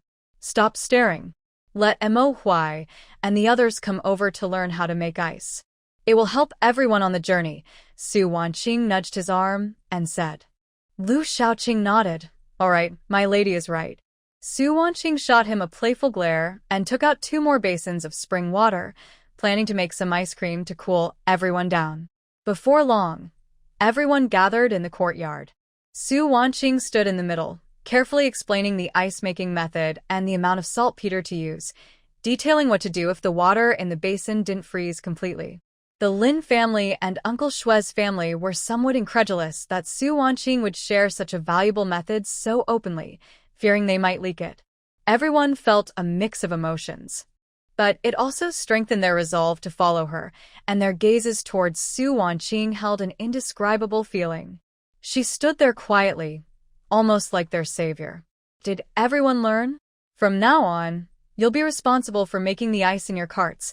Su Wanqing's words brought everyone back from their thoughts. Her idea was simple. By teaching the method, she could relax and take it easy. Everyone nodded, and Uncle Qin was the first to step forward, eager to try. Having just seen the madam successfully make ice, he thought of several delicious cold dishes to prepare for her. Su Wanqing, truly the person I wanted to take away from the start. We think alike. It worked. It really worked. This is great. Uncle Qin exclaimed, watching the water in the basin slowly freeze, his voice rising with excitement. Bai Jinxia and Xia Yanche also saw their water freeze, and Bai Jinxia excitedly hugged Su Wanqing's arm, shaking it. Sister-in-law, you're really amazing. Her sparkling eyes were full of admiration. Xia Yanche added, I can't believe saltpeter has such a wonderful use. It's truly impressive. Su Wanqing suddenly felt a bit shy from all the praise, awkwardly saying, I just read about this method in a book. It's not my own idea. Haha. And she forced a laugh. Qing, there's no need to be modest. You're really impressive, Lu Shaoqing said directly, his gaze so gentle it seemed to overflow with warmth. Dinner consisted entirely of cold dishes, including a simple fruit ice made by Su Wanqing, which had lychee, longan, peach, watermelon, and cantaloupe. Everyone wanted to shout with delight as they ate. They had never tasted anything like it, and Su Wanqing hadn't had it in a long time. Everyone agreed it was incredibly delicious. There were also icy drinks made by Uncle Qin, using cheese, ice, honey, and various fruit petals. The most eye-catching part was the flaky mountain in the center. It was made of 3 different colors, shaped like towering peaks, and decorated with fruits and fresh flowers. It was both tasty and beautiful. Until everyone finished eating, they all silently agreed not to ask where all the fruit had come from. Su Wanqing was very pleased with this. In the future, there would be plenty of good food for them. The next day, everyone had placed ice basins in their rooms the night before and slept very comfortably. When they woke up, their faces were all smiles, no longer flushed as they had been the day before. Xia Yanche had prepared heat relief medicine early in the morning. After breakfast, everyone took a bowl each, ready for a full day of travel. They packed their things and prepared to set off again. As the carriage passed through the street, Su Wanqing saw someone selling chick and ducklings outside and asked the carriage to stop. Mo Huai, you take everyone ahead. We'll catch up in a bit, Su Wanqing said. As she spoke, she was helped down by Lu Shaoqing. After Mo Huai agreed, he led the group onward. Old man, how much are your chick and ducklings? Su Wanqing squatted in front of the old man's stall, looking at the chickens and ducks in the cages. These chicks and ducklings looked weak, probably because of the heat. They were all lethargic, especially the newly hatched animals. Old man Wang, seeing someone asking about the price, quickly replied, Madam, the price for both chick and ducklings is the same, 8 won each. They have been carefully raised for over a month. Don't be fooled by their current state. It's just the heat. They'll perk up by afternoon. Su Wanqing couldn't tell their quality, but seeing the old man's loving gaze at the chickens and ducks, and the cages were relatively clean, she could tell he cared for them. She said, Old man, how many do you have in total? I'll take them all. Really taking them all? Old man Wang seemed incredulous and quickly asked, Yes, really. How much will that be? Let me count. Old man Wang had brought 50 chicks and 30 ducklings that morning, and after half a day, without selling any, he carefully counted them in front of Su Wanqing. Madam, there are 50 chicks and 30 ducklings. Given your carriage, I'll throw in the 3 cages for free, he said. Thank you, old man. By the way, was it this hot here in previous years? Su Wanqing asked, sounding genuinely curious. Old man Wang sighed. It wasn't this hot in previous years. Last year it had just started to warm up around this time. When we passed the river outside the town yesterday, the water level had dropped a lot. Has it not rained for a long time? Su Wanqing continued. After a moment of hesitation, old man Wang's cloudy eyes seemed to flash with something. He turned slightly, patted his little grandson's head, and said, Madam, you're right. There has been much less rain this year. It hasn't rained in the last 2 months. Here's the money, please take it, Su Wanqing said, handing over the counted silver. Madam, where are you headed? Old man Wang asked, accepting the silver without looking closely at it. North, to Anqing, Lu Shaoqing replied. Old man Wang raised his eyes and saw the stern-looking man across from him, exuding an air of nobility, realizing they were not ordinary people. He stood up and bowed, saying, "Thank you, young master and madam." Su Wanqing smiled. No need to be polite. Along the way, whenever Su Wanqing bought snacks from the street, she would casually drop a few comments, but old man Wang was the first to catch on. Perhaps the unusual heat had made him feel a sense of urgency. Using the cover of the carriage, Su Wanqing stored the 3 cages in her space. The young servant driving the carriage had followed the group, and once Su Wanqing was settled, Lu Shaoqing drove the carriage forward slowly. At noon, the caravan rested at the edge of a forest. Su Wanqing lay in the carriage, asking Lu Shaoqing to raise the curtain for her. She wanted to lie there since there was no wind outside. "Sister-in-law, aren't you coming down?" Bai Jinxia jumped off the carriage and ran over to Su Wanqing, only to find her still lying inside. "Sir, it's too hot. I don't want to move. Can you ask Uncle Qin if he has any icy drinks left? Bring me a bowl."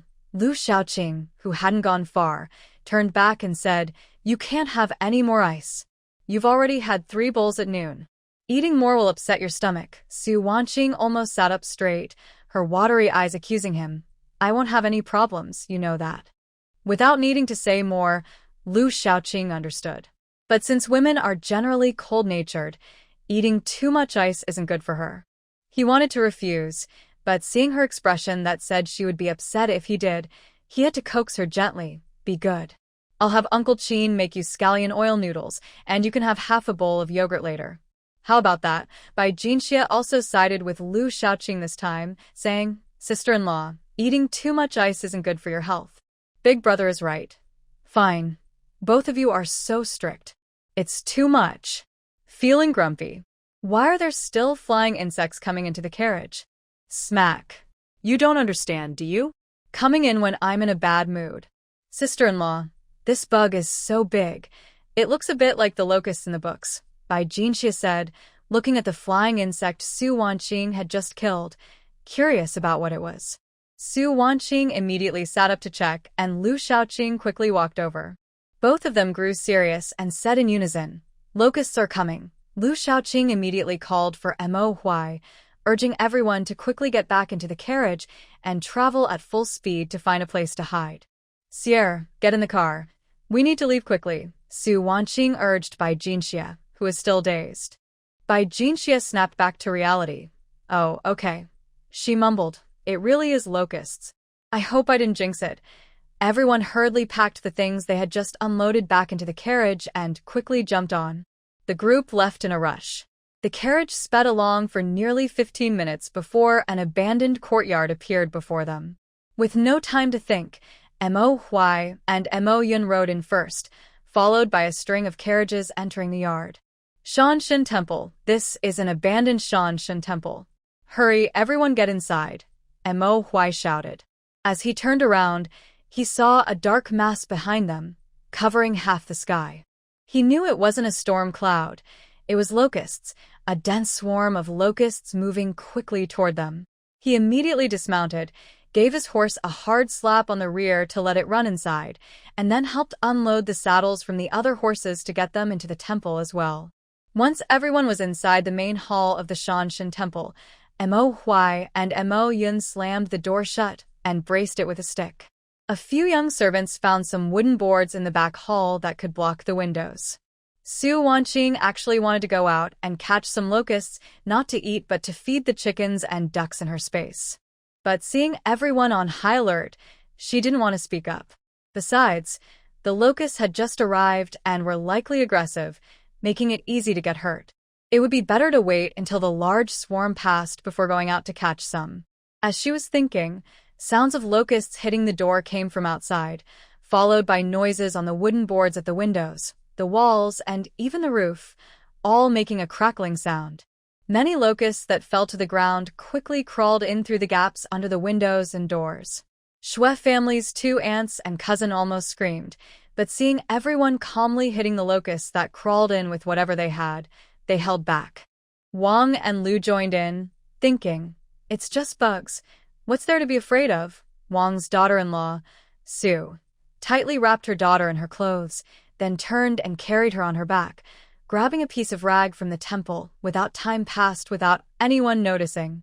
Everyone's arms were sore from swinging, and the ground was covered with a thick layer of dead locusts, making it easy to trip if one wasn't careful. It seems like the noise has gotten quieter, Mo Huai panted. He felt more exhausted than after killing someone. He was holding a sword in one hand and a torn piece of cloth in the other, which looked somewhat amusing. But the others were not much better off. They were all breathing heavily. Even Lu Shaoqing and Su Wanqing were slightly out of breath, with beads of sweat dripping from their foreheads. After waiting a bit longer, the commotion outside indeed lessened, and the locusts that crawled in were no longer coming in waves. Finally, everyone collapsed onto the ground, gasping for air. Once they caught their breath, Lu Shaoqing asked Mo Huai and Mo Yin to open the door so they could take a look outside. The once green mountains and the nearly ripe wheat fields had been swept away by the locusts, leaving no sign of life in sight. On the ground, the remaining locusts were quickly devouring the leftover grains, with a few occasionally flying up and then landing to continue eating. Seeing such a devastating scene, everyone fell silent. In the distance, a few villagers came running, with women crying helplessly on the ground. Men rushed into the fields, hoping to find any remaining food. But their hands were no match for the countless locusts still feasting. Locusts are edible. If you're really in trouble at home, catch some locusts. They taste pretty good when fried, Su Wanqing said loudly, having appeared behind the villagers. A few nearby women quieted their cries and turned to look at her. Is that true? Can we really eat locusts? Locusts eat grains and green plants from the mountains. Why can't we eat them? Not only can people eat them, but you can also catch some to feed your poultry, Su Wanqing continued. One woman seemed to genuinely consider the idea. Suddenly, she stood up and shouted into the fields, "Husband, hurry home and grab a bag. We can eat these locusts." After shouting, she rushed back home. Her family was on the brink of starvation, and with the fields ravaged by locusts, finding food was impossible. It was better to believe this woman's words. Even if it was hard to swallow, it was better than going hungry. The remaining women exchanged glances, seeking reassurance in each other's eyes. After a moment, one seemed to make up her mind and ran home for supplies, while others hesitated, unsure whether to trust Su Wanqing's words. Su Wanqing paid them no mind. After speaking, she pulled Lu Shaoqing away, wanting to see the scene after the locusts had eaten. In reality, she stopped wherever there were many locusts, collecting them into her space. At that moment, everyone was focused on the locusts and the tragic scene, making it easier for her to cheat openly. As they moved around, she managed to collect quite a few locusts. Of course, she didn't go into the villagers' fields. When the two returned to the mountain temple, Uncle Fu and a few servants had already harnessed the carriage. Fortunately, they had moved the food from the carriage into the main hall, so the carriage was still in good condition. They just needed to sweep off the locusts lingering on it to put things back and sit down.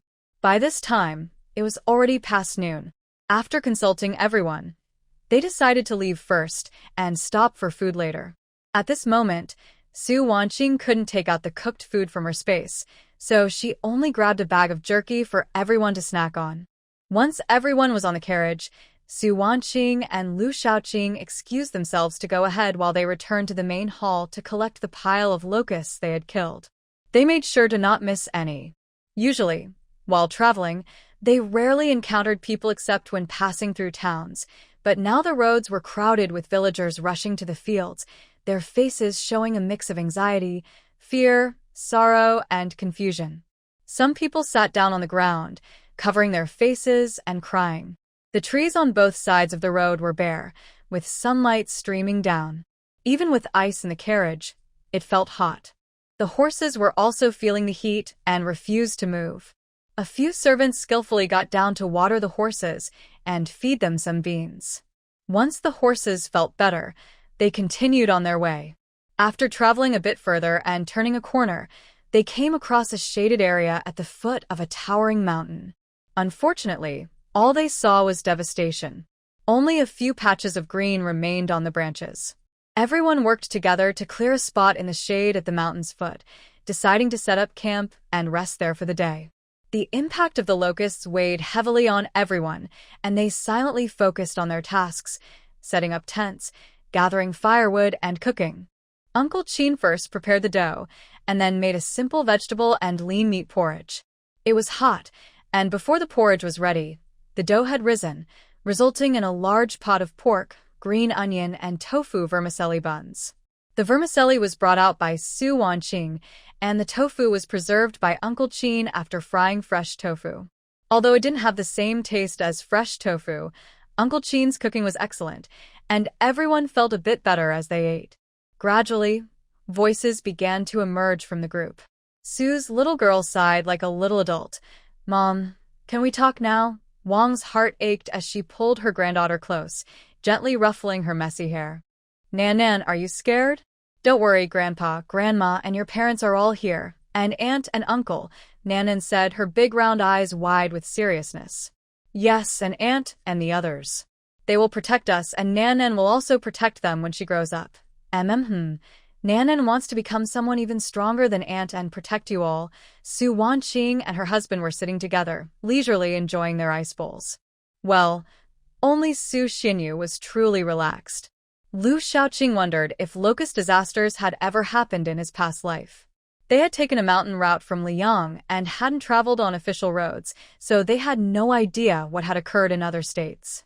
It would be best to speed up their journey to Reconnecting City as soon as possible. No matter what happened next, they needed a safe place. But he suddenly thought of a place. In the face of various natural disasters and wars, very few things could survive. Even if they stockpiled a lot of food and supplies, there would come a day when they would run out. However, getting there would require a detour, delaying them by at least 3 to 5 days. He looked at the little woman beside him, his gaze softening. "Aching, we are currently in the territory of Qinzhou. If we follow the official road, we can reach the border in 10 days, and at most 5 days to Reconnecting City." Su Wanqing glanced at him and asked, "Do you have other plans?" Lu Shaoqing smiled gently. "Aching understands me. Stop being so wordy and just say it. 300 miles from here, there is a town called Sang City. Most of the trees growing inside and outside the city are mulberry trees, and the people there mainly raise silkworms and weave silk. Are you interested? Do you want to buy silkworm cocoons?" Lu Shaoqing smiled warmly and nodded. If this hot weather continues for 2 years, Sang City may not survive. It would be better for us to keep some silkworm cocoons and mulberry trees. The two exchanged smiles, reaching a mutual understanding. The stars in the sky twinkled faintly. It seemed they were about to disappear. The two busy individuals, after a night of work, were huffing and puffing as they walked down the mountain. Last night, they had gone up the mountain to find a water source. The weather was getting hotter, and the rivers they had passed were all at lower water levels. Therefore, whenever they had the chance, they would enter the mountains to look for clean water. Fortunately, their efforts last night paid off. They estimated that the water they had collected could easily support tens of thousands of people through 3 years of drought, with plenty to spare. If they combined this with Su Wanqing's wood-based abilities to grow some food, it would be feasible. However, Su Wanqing still felt it wasn't enough. They needed to store more water for the journey ahead to ease her inexplicable anxiety. After all, those who had experienced the apocalypse always felt uneasy if they didn't stockpile enough food and water for a lifetime. By the time they returned to the group, it was almost dawn. Mo Huai and Mo Yun, who had been sleeping, stirred slightly before falling back asleep. Since the arrival of their female leader, their master had been taking them out less frequently. Mo Huai once said to Mo Yun, "Do you think we've fallen out of favor with the master?" Mo Yun looked at Mo Huai as if he were foolish and then sighed, gazing up at the sky. But in front of their female leader, they had nothing to say. With such magical abilities, weren't they like deities or monsters?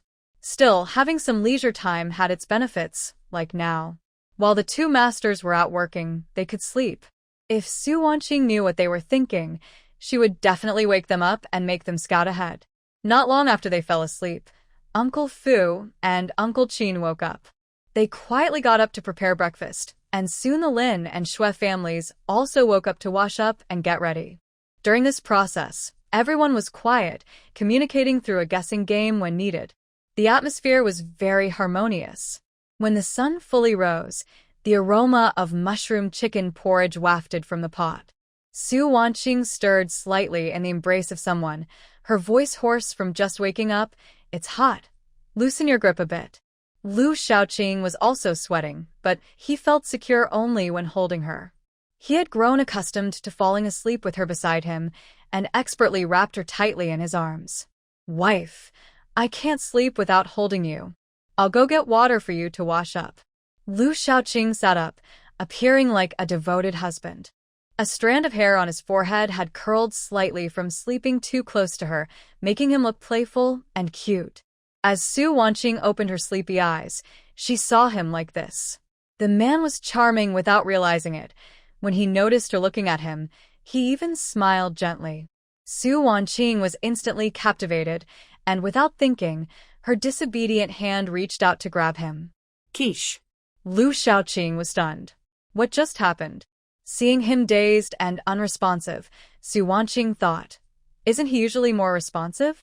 Could it be that she hadn't kissed him enough? Kiss, kiss, kiss. All right, go on, get water to wash up. We're having breakfast soon. But Lu Shaoqing suddenly felt completely uninterested in food.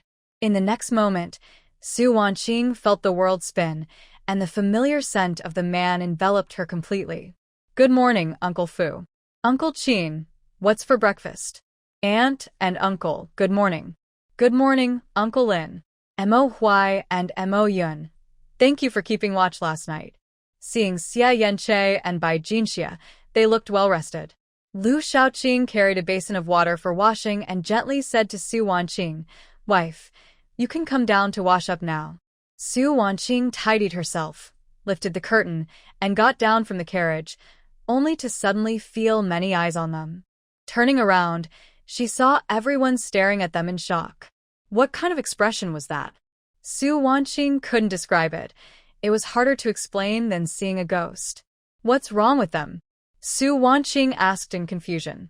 Lu Shaoqing smiled at her. "Wife, don't mind them. Come wash up first. For breakfast, there's your favorite mushroom chicken porridge. Eat plenty later." Oh. Su Wanqing glanced at everyone again, responding absent-mindedly, and took the basin to wash up behind. 3 days later, in Sang City. During these 3 days, they had been traveling day and night, and everyone discreetly rubbed their sore bottoms. Only Su Wanqing was complaining about her sore backside. Bai Jinxia saw Su Wanqing wailing and thought the silly girl wanted to rub her back. But Lu Shaoqing grabbed her arm and pushed her back to Xia Yanche, saying ominously, "Take care of your people." The carriage slowly entered Sang City. Although it was nearing dusk, the lively scene inside the city surprised everyone. For the past 3 days, they had seen only fields and forests ravaged by locusts, so seeing the city like this lifted their spirits. Wonton noodles, delicious wonton noodles. Would you like to try some, sir? Baked buns, meat soup. Meat sauce noodles, tasty and cheap. Su Wanqing could no longer hold back. She had the servant stop the carriage and jumped down. Seeing Su Wanqing get off, Bai Jinxia and Lin Taohua laughed and jumped down as well. They couldn't let the delicious food be enjoyed by just the 3 of them, so Su Wanqing had all the carriages pull over and everyone ate and drank their fill before looking for a place to stay. They could order whatever they wanted, and in the end, they would pay together. Xue Baoping and Xue Baocheng felt a bit embarrassed. Throughout the journey, they had shared meals with Su Wanqing without contributing any food or money. Feeling uneasy, they were even more uncomfortable asking Su Wanqing to pay. Uncle Lin chuckled, "Don't worry about it. The master is generous, and these small matters don't need to be pushed away. In the future, we'll stick together without any ulterior motives." He wanted to express loyalty to the master and promise to handle the tasks given by the young master and mistress well in return. But the Xue family were the mistress's relatives, unlike them. They would remember their place. What they had experienced on this journey made them grateful for their initial choice, and any lingering regrets about being scholars had vanished. They believed that even under the master's guidance, he would never let them lose their scholarly integrity. "Uncle and Aunt, don't worry. We'll take care of everything on the road, Lu Xiaoqing said, blowing on a bowl of wontons to cool them down before handing the bowl to Su Wanqing. Su Wanqing held the bowl with a bright smile. Uncle and Aunt, since I'm bringing you out, I'll cover all the expenses on this journey. You don't need to feel burdened. Besides, once we settle down, I'm counting on your dyeing skills to earn money. Shui Baoping laughed heartily. Qing girl, I was worried you'd be too shy to ask us. You're also part of the Shui family. What's wrong with your uncle teaching you the dyeing skills? Right, Qing girl, you shared that precious recipe for ice making so easily. Why should we hold back? Don't worry, we'll gladly share the dyeing skills with you, and the Shui family won't object. Aunt Wang said. Uncle Heir, Aunt Heir, and all the cousins nodded, looking at her kindly. Seeing this, Su Wanqing realized they misunderstood her. Uncle and Aunt, what I meant was we could open a shop together. You handle the dyeing, I'll provide the money and the shop, and we'll split the profits. Qing girl, that's out of the question. We'll just handle the dyeing. How can we shamelessly share the profits with you? No way, no way. Shui Baoping shook his head repeatedly. The hardships they had faced over the years had worn away their former business-mindedness, especially when it came to their dear niece. How could they think only of profit? Su Wanqing was truly pleased with these people. They had no ulterior motives, wouldn't hold her back, and even handed her a knife when she needed to kill. No wonder she felt lucky. We can discuss this later. Let's eat the wontons before they get cold. Su Wanqing said with a smile. Sir and madam, this is the best and most spacious courtyard I have available. Are you satisfied? The landlord said with a smile. Su Wanqing thought it was quite nice. The courtyard was spacious and clean, with plenty of rooms to accommodate all of them, so she nodded at Lu Xiaoqing. Lu Xiaoqing then said slowly, Then this will do. Thank you. The landlord quickly bowed and smiled. I'm glad you are satisfied, sir and madam. I truly don't deserve your thanks. Here is the key to the courtyard. Please take care of it. Mo Huai took the key and handed over 2 taels of silver for 3 days' rent. The landlord smiled and said a few flattering words before leaving. Everyone began unloading their things from the cart. They had already eaten dinner on the street. This landlord was introduced by the owner of a wonton stall, who said he was a decent person and wouldn't deceive his guests. After everyone settled in, they fetched water from the well in the courtyard to wash up and went to bed early. Su Wanqing and Lu Xiaoqing surprisingly stayed in that night. They spread out their bedding together and fell asleep in each other's arms. The next day, as dawn broke, Su Wanqing woke up. She had been hot and restless during the night, so she waved her hand to bring in 2 more ice basins, which helped her sleep more soundly. Darling, did you sleep well? Lu Xiaoqing felt her wake up and open his eyes. It felt wonderful to see the person he cared for right away. Yes, quite well, Su Wanqing replied, genuinely feeling refreshed after a good night's sleep without having to work late. Lu Xiaoqing looked at her with affection and asked, Should we get up? Or sleep a little longer? Let's get up. There are no guards here yet, and we need to find a place to buy silkworm cocoons today. That's fine. Mo Huai and Mo Yun will gather information for us, so we won't be delayed if we leave a bit later. Su Wanqing smiled suddenly. Good. We should give them a bonus this month. Should I thank the princess for being considerate of her subordinates? No need to be polite. As soon as she finished speaking, her soft lips were captured in a passionate kiss. After a while, Lu Xiaoqing reluctantly let her go, saying, That was my thank you. Su Wanqing was momentarily speechless by his boldness and hurried to get up. She feared that if she lay down again, she wouldn't be able to resist him. He kept teasing her all day without taking it further. Su Wanqing thought about this and suddenly remembered a rumor from the capital about the Northern King. She stopped in her tracks and turned to look at the man who had sat up. Even without washing his face, his handsome features were striking. He had broad shoulders, a slim waist, and long limbs, but the middle part was a bit unclear. Lu Xiaoqing was preparing to get dressed when he sensed her gaze. In an instant, his face turned slightly awkward. What was she looking at? His ears turned red, and he felt a rush of heat. It had been hard for him to control himself these days. But they had been traveling, and he didn't want to rush her. Once they reached their home in Anqing, he would make sure to give her an unforgettable wedding night. But now, her heated gaze made it hard for him to keep his composure. Su Wanqing finally noticed his discomfort. She swallowed hard and sat down at the edge of the bed. Are you not able to? Don't worry. No matter how serious your issue is, I promise I can help you. I can help you with the strong poison in your body, so this little problem is nothing. You can't hide it from me, Su Wanqing said seriously, as this was about her lifelong happiness, and she couldn't be careless. Lu Shaoqing's face changed colors like a painter's palette, alternating between red and green. What was she saying?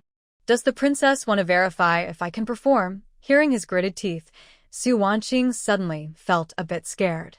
But her carefree nature made her brush it off. If he wasn't unable, then he simply wouldn't know how. She thought this and asked, So, you don't know how? The royal mansion had no women, and he had lost his parents and elders at a young age, so he probably had no one to teach him these things. He had only known how to fight and play hide and seek with the dog emperor. How pitiful. Darling, his gritted teeth interrupted Su Wanqing's chaotic thoughts. I'm here. It's okay if you don't know, I don't either. Su Wanqing wanted to say she had only ever played around with others and truly didn't know. But before she could finish, she was suddenly pulled back onto the bed. The already warm room became even hotter. The two on the bed were close, their lips almost touching, clothes half removed. After a while, the man breathed heavily, noticing the faint red marks left on the woman's skin, and temporarily let her go. After all, they were still outside. Su Wanqing hurriedly pulled her torn clothes together, her cheeks flushed and breathing rapid. She had almost thought she would lose her first time just like that. How careless of her. Fortunately, the man stopped. Darling, do you now know if I can perform? He asked, propping himself up on one arm while playing with a strand of Su Wanqing's hair, smiling wickedly. Su Wanqing's eyes widened slightly, feeling the blood that had just calmed down surge again. On the main street of Sangcheng, at Yaxian Pavilion. Young master, madam, the eldest son of the Jin family is in the private room on the second floor. Mo Huai waited at the entrance of Yaxian Pavilion for the two. When he saw Mo Yun bringing them, he hurried forward to greet them. Good, lead the way, Lu Shaoqing said. The four of them went up to the second floor. The servant outside the private room saw Mo Huai and the others and smiled, saying, I've seen you before. My master is waiting inside. Please come in. The door to the private room opened, revealing a young man with a handsome face, dressed in a sky blue embroidered robe. He was Jin Baiyu, the eldest son of the Jin family and the silkworm seller Mo Huai had found. Upon seeing them enter, Jin Baiyu immediately put on a friendly smile. You must be young Master Liu and Madam Liu. What a beautiful couple. Please have a seat. You're too kind, young Master Jin. Lu Shaoqing felt inexplicably pleased and smiled as he sat down with Su Wanqing. Since it was their first meeting, they exchanged a few pleasantries. Jin Baiyu was skilled at handling social interactions, asking questions that were neither offensive nor difficult to answer, while grasping the key points well. Soon, they got to the main topic. I heard young Master Liu wants to purchase a large quantity of silkworm cocoons. Are you planning to settle in Sangcheng? We're just passing through and won't stay long. You can rest assured, young Master Jin, Lu Shaoqing replied. I meant no offense. I just feel a connection with young Master Liu. If you plan to develop in Sangcheng, we could cooperate, Jin Baiyu said. Though he appeared to be in a good position, the Jin family was large and complicated, with many descendants. Recently, his uncle and others had been taking away a lot of his business. Their main branch was struggling, and today he heard from the steward that there were outside merchants wanting to buy silkworm cocoons, so he came personally. If he could make a deal, he wouldn't mind lowering his status to form a connection. From the moment he saw young Master Liu and his wife, he felt they were not ordinary merchants, at least from a large family with deep roots. Forming a relationship with them would surely be beneficial. Seeing his sincerity, Lu Shaoqing smiled and said, Perhaps there will be opportunities for cooperation in the future. Jin Baiyu's face brightened. May I ask where young Master Liu's family is from? We must cooperate in the future. The northern border, Anqing. Jean Bayou's expression dimmed slightly. That place was 1,000 miles away. However, since it was a border city with limited resources, there might indeed be a chance for cooperation. He quickly added, "Then you must remember me when the time comes." Of course. If young Master Jean is interested in expanding the fabric business to Anqing, you can come to find me, Lu Xiaoqing said. Great. Young Master Lu is straightforward. Let me toast you, Jean Bayou said. During the meal, Lu Xiaoqing ordered 200,000 silkworm cocoons and agreed to deliver them and pay tomorrow. He also bought 50,000 rolls of various grades of fabric and brocade from their shop. This helped Jean Bayou resolve his urgent needs. Such a large deal not only made up for recent losses, but also brought profit to their main branch. To thank Lu Xiaoqing and his wife, Jean Bayou gifted them many items. Upon learning they also wanted to raise silkworms, he directly arranged for 10 carts of mulberry saplings to be delivered. He joked that as long as they could keep these trees alive, they could start raising a batch of spring silkworms next year. The next day, Su Wanqing, Lu Xiaoqing, Mo Huai, and Mo Yun took a horse-drawn carriage to the agreed meeting place with Jean Bayou. As the carriage entered an alley, Lu Xiaoqing looked outside and asked, "How much longer until we arrive? Young master, we just need to turn a corner after leaving this alley," Mo Huai replied. Just then, a carriage suddenly rushed out from the side, blocking the road. Mo Huai and Mo Yun quickly pulled the reins to stop the carriage, their eyes fixed warily on the carriage in front. "What's going on ahead?" Su Wanqing peeked through a small gap in the curtain. The luxurious carriage looked like it belonged to someone important in Sang City, and she began to suspect something. "Is young Master Lu inside? My master has a business deal to discuss with you, so please step out for a moment," shouted the young servant driving the carriage. Mo Huai and Mo Yun already disliked them for blocking the way, and seeing the servant's tone, which was not exactly respectful, made them exchange unfriendly glances. Mo Huai turned to ask, "Young master, should we meet them?" "No," Lu Xiaoqing replied. "My master is busy and cannot meet," Mo Huai called back to the servant. Upon hearing this, the servant whispered something to the people inside the carriage, then lifted the curtain to reveal a man sitting inside. If one looked closely, he bore a slight resemblance to Jean Bayou from the day before. The man stepped down from the carriage, smiling. "I apologize for my servant's rudeness. I am Jean Wangquan from the Jean family's second branch. I heard that young Master Lu is also a businessman, and I would like to invite you for a drink to show my hospitality." Mo Huai, "Tell him to move aside and not waste our time," Lu Xiaoqing said, realizing that they were trying to steal Jean Bayou's business. Unfortunately, he had a good impression of Jean Bayou and didn't want to disappoint Jean Wangquan. "Yes, young master," Mo Huai replied, then turned to Jean Wangquan. "Young Master Jean, I'm sorry, but our young master has already finalized his business in Sang City yesterday. We must decline your kind invitation. Please have your people move the carriage. My master is speaking nicely to you. I advise you not to be ungrateful." The servant beside Jean Wangquan suddenly interjected, his tone arrogant and unfriendly, showing even more dissatisfaction with Lu Xiaoqing's refusal. Jean Wanquan's expression changed. No one dared to disrespect the Jean family's second branch when doing business in Sang City. Today, however, they had been treated without courtesy. His eyes darkened, and he said nothing more as he turned and got back into the carriage, signaling for the servant to follow. Just as Jean Wangquan left, Jean Bayou rushed over with his people, looking like they had run the whole way, panting heavily and sweating. "Lu, is young Master Lu still here?" Jean Bayou gasped. Lu Xiaoqing pulled aside the curtain. "Young Master Jean, you should catch your breath before speaking." Seeing Lu Xiaoqing, Jean Bayou felt relieved and sat down on the ground without caring about his image. He was far from the elegant demeanor he had the day before. He had heard that his cousin from his uncle's family was trying to intercept young Master Lu, and he had forgotten to ride in the carriage, running straight here instead. Fortunately, young Master Lu was noble and righteous, and he had not been deceived by his cousin's words. After catching his breath, he stood up and said, "Young Master Lu, the goods are ready. Let's head to the warehouse." At that moment, Jean Bayou's servant arrived with the carriage. Jean Bayou got in and led the way, while Mo Huai and Mo Yun followed behind.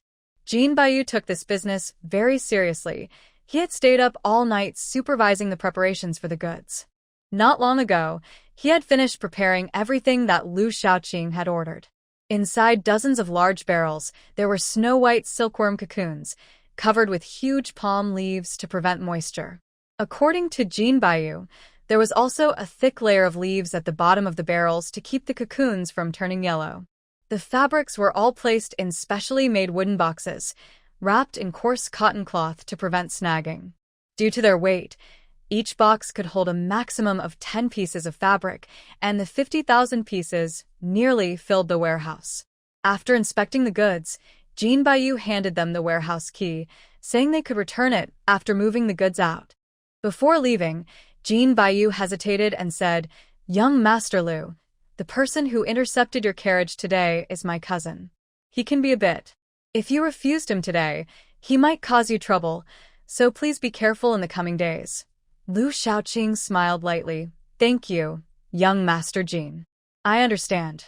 Once Jean Bayou and his people left, Mo Huai and Mo Yun closed the warehouse door. Su Wanqing quickly gathered everything inside, and in just a few blinks, the entire warehouse was emptied into her space. Mo Huai and Mo Yun stared in shock. They had only seen Su Wanqing take the carriage out before and had never witnessed her use this amazing ability. This time, they truly saw her wave her hand and make so many items disappear. The two stood frozen, eyes wide open. "Didn't you already see this? Why are you still so shocked? Snap out of it," Su Wanqing said as she walked over and waved her hand. Mo Huai and Mo Yun were so frightened that they immediately stepped back, fearing that if Su Wanqing waved her hand again, they might disappear too, and then how could they serve their master?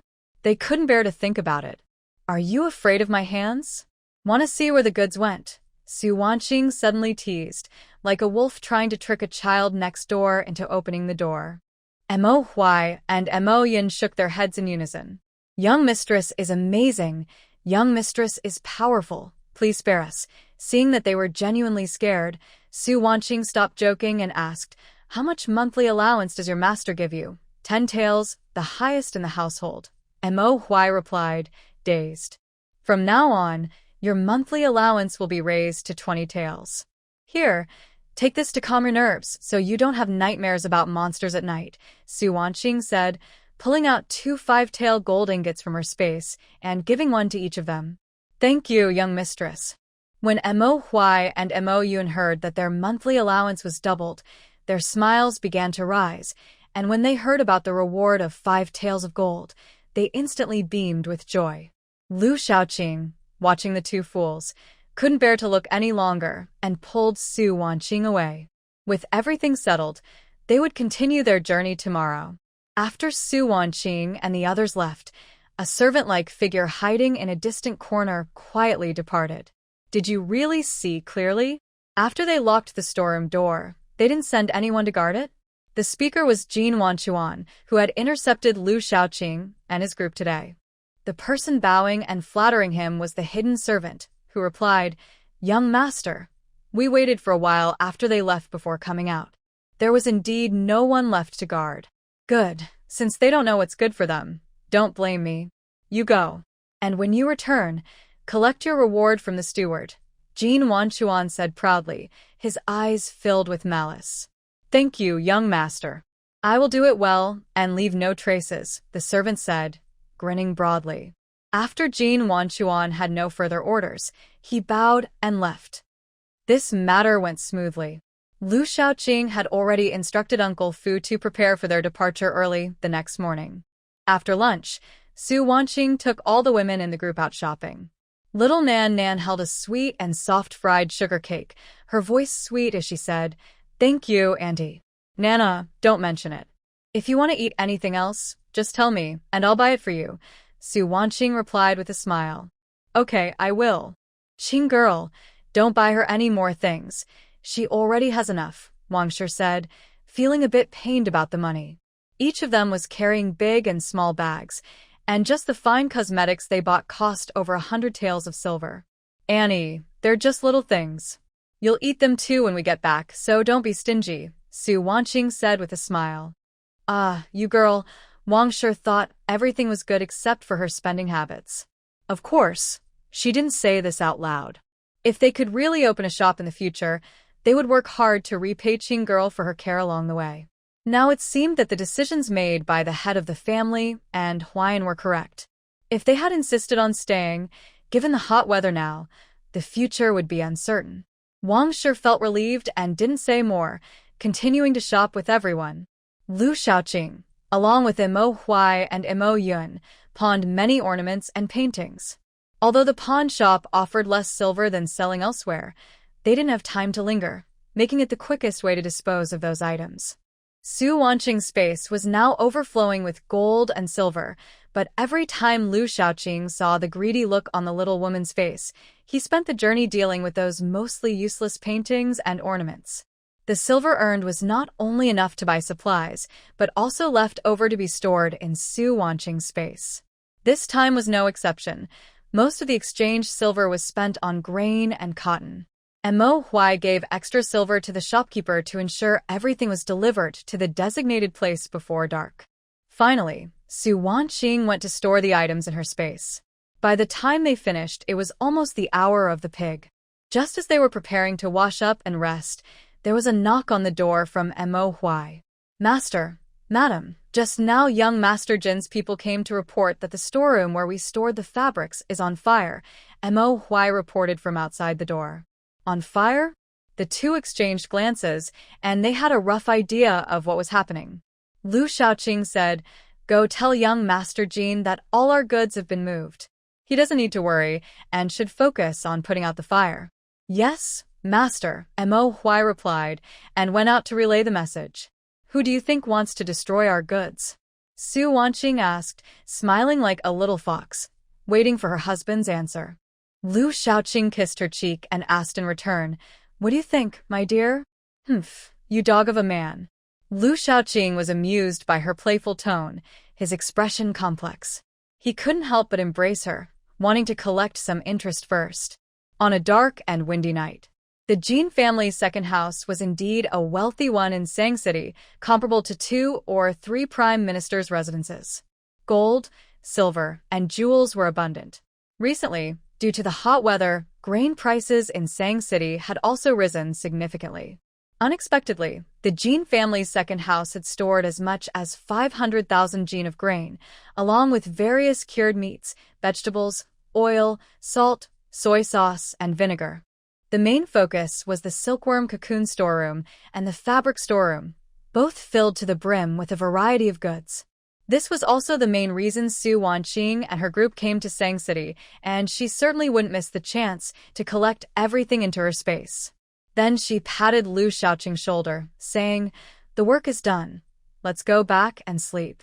So, someone confidently climbed onto Lu Shaoqing's back and soon fell into a deep, sweet sleep. At dawn, Uncle Fu diligently checked everything one by one.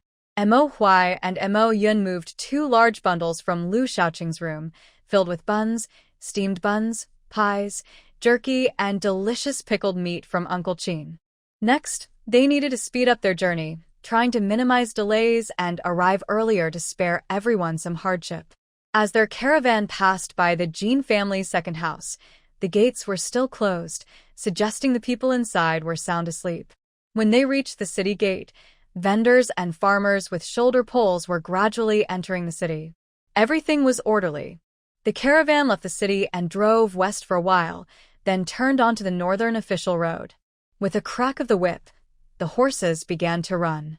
This time, the weather was even hotter, and their original plan had to be adjusted after just half a day. Su Wanqing checked the outdoor thermometer. The midday temperature was nearing 40 degrees, making it unsuitable for travel. The group had to find a place to rest until the sun was less intense before setting off again. At that moment, they were in a place with no village ahead and no one behind, so the caravan could only stop by the roadside, trying to stay in the shade. The horses were panting heavily and could hardly move. At this rate, they wouldn't last long. Master, I'll go ahead and scout the road, Mo Huai said. Take water and be careful, Lu Shaoqing replied. Yes. Mo Huai squeezed the horse's belly, quickly riding ahead. After about a quarter of an hour, Mo Huai returned with a relaxed expression. Master, if we go around this mountain, there's a large shaded area behind it where we can rest. Good, let everyone hold on a bit longer and hurry there, Lu Shaoqing said. Yes. Mo Huai and Mo Yun replied in unison. Then Mo Yun went to the back of the group to inform everyone while Mo Huai led the way. The group soon reached the place Mo Huai mentioned. It was the junction of two mountains, forming a shaded area large enough for everyone to set up camp and rest. Everyone got off the carriage to catch their breath. Although there was an ice basin in the carriage, it melted quickly in this weather, offering little relief. In the heat of midday, no one wanted to eat. Su Wanqing took out a lot of fruits and clean water from the carriage, planning to make some fruit ice bowls. Uncle Qin wouldn't let his master do the work. He took all the ingredients and went to prepare them himself. Su Wanqing and Bai Jinxiu, wanting to help, were politely refused. However, Lin Taohua was welcomed by Uncle Qin.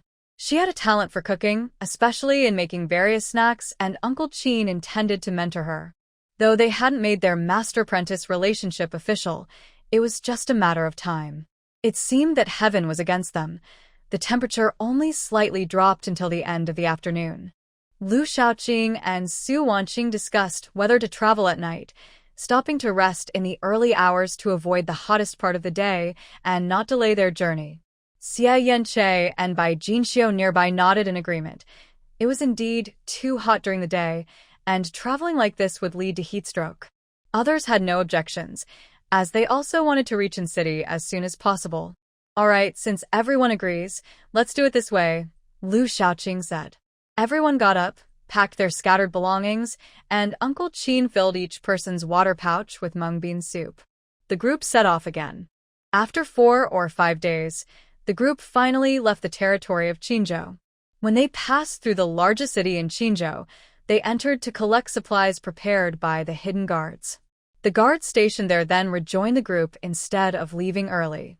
The group moved forward, and each time they stopped at a place, Su Wanqing collected supplies, and the hidden guards returned to the team. After many days and nights of travel, they finally reached the border area. This land was not under the jurisdiction of any state. It was unclear whether the Emperor Tianqi intended this or not, but since the Lu family began guarding this area, it had never been included in any state's jurisdiction. The land was barren, mostly consisting of sandy mountains, with low grain production. The winters were long and cold, so there was only one city in this vast border area.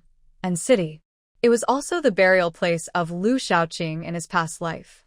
How long until we arrive? Su Wanqing asked, looking at the vast wasteland. In the distance, there were a few green mountains that reminded her of a place she had visited in her past life, though it was not exactly the same. At most 4 or 5 days, Lu Shaoqing replied. Have you thought about how to deal with this? For days, Lu Shaoqing had not spoken, and Su Wanqing had not asked how he planned to handle the city guards and the watchful northern barbarians once they reached in city. Don't worry, my dear. Everything is arranged, and they will be in for a surprise, Lu Shaoqing said, looking ahead with a half-smile. This time, the outcome would be different. The group had not traveled long when they encountered a large number of people carrying luggage, fleeing towards them. Mo Huai, find out what's going on, Lu Shaoqing said as he lifted the curtain and saw the scene. Yes, young master. Mo Huai replied respectfully, then dismounted and walked towards the crowd. After a while, Mo Huai returned with a serious expression. Young master, someone in the city is spreading news that you are about to go to war with the northern barbarians and that your old injuries have flared up. The people in the city are panicking and fleeing. This is the last group leaving in city. To conspire with the northern barbarians to kill me, Liangchen has really gone to great lengths to make the people leave.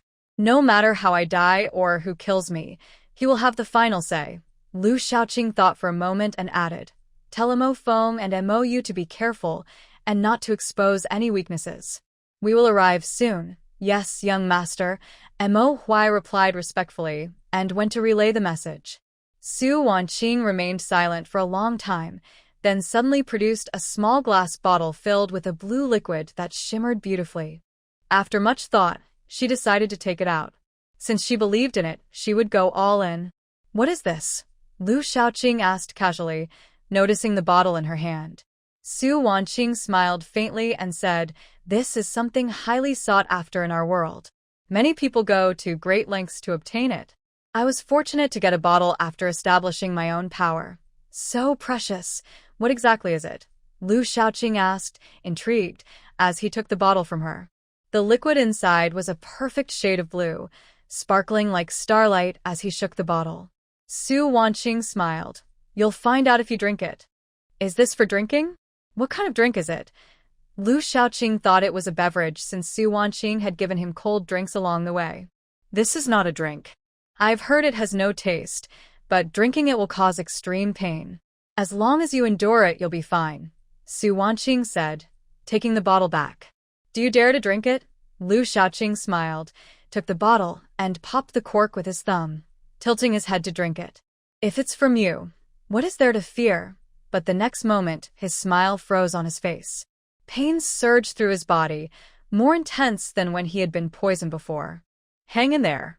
If you get through this, you'll gain abilities," Su Wanqing said, worried as she saw the potion's effects take hold so quickly. She hadn't expected him to drink it without asking. Lu Shaoqing wanted to ask if it would give him a magical ability like hers, but he couldn't utter a word. He collapsed into Su Wanqing's arms, writhing in agony on the floor of the carriage. He gritted his teeth, feeling as if he was back in his past life, enduring the same pain during each poisoning episode. No, this was worse than the poison. Every vein, muscle, bone, and drop of blood ached. He felt like he was falling into an abyss, reliving the moments before his death in his past life. His father's, mother's, and grandfather's tragic deaths flashed vividly in his mind. Pain. In the darkness, it felt as if a pair of infinitely powerful hands were crushing all his bones. Then, piece by piece, they were reassembled. Shaoqing.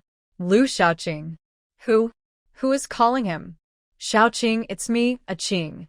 Qing. My dear? My dear. He couldn't die, his dear was waiting for him. This was not his past life. He had been reborn.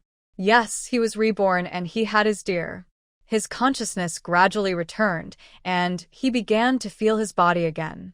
The pain slowly subsided. He opened his eyes and saw Su Wanqing's worried face, with tears rolling down her cheeks. He instinctively wanted to smile at her, but he managed only a smile that looked worse than crying. Su Wanqing smiled through her tears. She didn't understand why Lu Shaoqing's reaction was so intense. In her past life, she had seen others take the ability potion, and they only suffered for a few minutes before successfully activating their abilities. She didn't know if it was because Lu Shaoqing's body had not endured the harshness of the apocalypse, or if it was due to his previous poisoning, which had left his body weak. At that moment, she almost thought he was going to die. She hated herself for taking out the potion and for not being cautious enough to ensure his body was in the best condition before he took it. In that moment, she realized how much she loved this man. She had only dared to like him, afraid to invest all her feelings in him, fearing that love would lead to her downfall. But in that moment, she understood that her affection had already grown into a towering tree, strong and unshakable. At that moment, she even thought that if he died, she would go with him, not regretting having loved. Love, without regret and without fear. Fortunately, he woke up. He lived. She lived. The two embraced tightly, and Lu Shaoqing gently stroked her back. "It's okay, I'm fine now. I feel great, it's okay." The ability activation potion was the pinnacle of research from the Kyoto Institute in his past life, developed successfully only in the 10th year of the apocalypse. Those who took it would only experience pain for a short time before fully activating their abilities. However, the materials needed to create this potion were extremely rare, requiring a large number of high-level mutated plant cores as auxiliary materials to produce very few ability potions. At that time, Only the high-ranking members of the base knew about this potion, but human nature is selfish. It quickly became known when a high-ranking member gave it to his son. Later, Su Wanqing transferred a batch of important supplies for the Kyoto base. Since she was the leader of the Yun province base, the high-ranking members of the Kyoto base gave her a bottle of the ability potion as a reward to win her over. Su Wanqing had always claimed to be a dual ability user. If she activated another ability after taking the potion, it would draw too much attention, so she kept the potion in her space. This time, she took it out considering Lu Shaoqing's situation and the chaos that was about to unfold. Having survived in a chaotic world, she knew how important strength was. Her own power was too limited. Having one more person would provide more security. She never expected it would almost harm him. After a while, the two calmed down. Su Wanqing lifted her head from his embrace, her eyes red. "I'm sorry, I didn't expect such a strong reaction after you took the ability potion. I was too careless." "Fool, we never need to say sorry to each other. I drank it myself, so you shouldn't blame yourself," Lu Shaoqing said with a smile, his eyes filled with sincerity and love. She had given him something so precious. She loved him this much. He would never let such a wonderful person down. Su Wanqing, unaware of his thoughts, sat up and asked the most important question. "How do you feel now? Is there any discomfort? Do you feel any power inside you?" Lu Shaoqing showed a rare look of excitement. He extended his right hand, and a small bolt of lightning appeared in his palm. "Wow, it's a rare lightning ability. No wonder your reaction was so intense." Su Wanqing felt envious.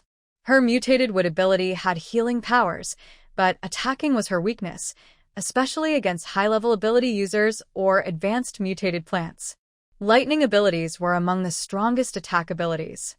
In her past life, the strongest person in the capital base was a rare lightning ability user. He had once hunted a 7th-level mutated wolf alone when his ability was only at level 5, and the news had caused a stir among the major bases. Su Wanqing had admired him then. Just as she was about to shout in excitement, she saw a dark mist-like energy forming in Lu Shaoqing's other hand. This was a dark ability. Su Wanqing blinked in disbelief. If lightning abilities were rare, dark abilities were legendary. At least in her past life, she had only heard of them, but never seen one.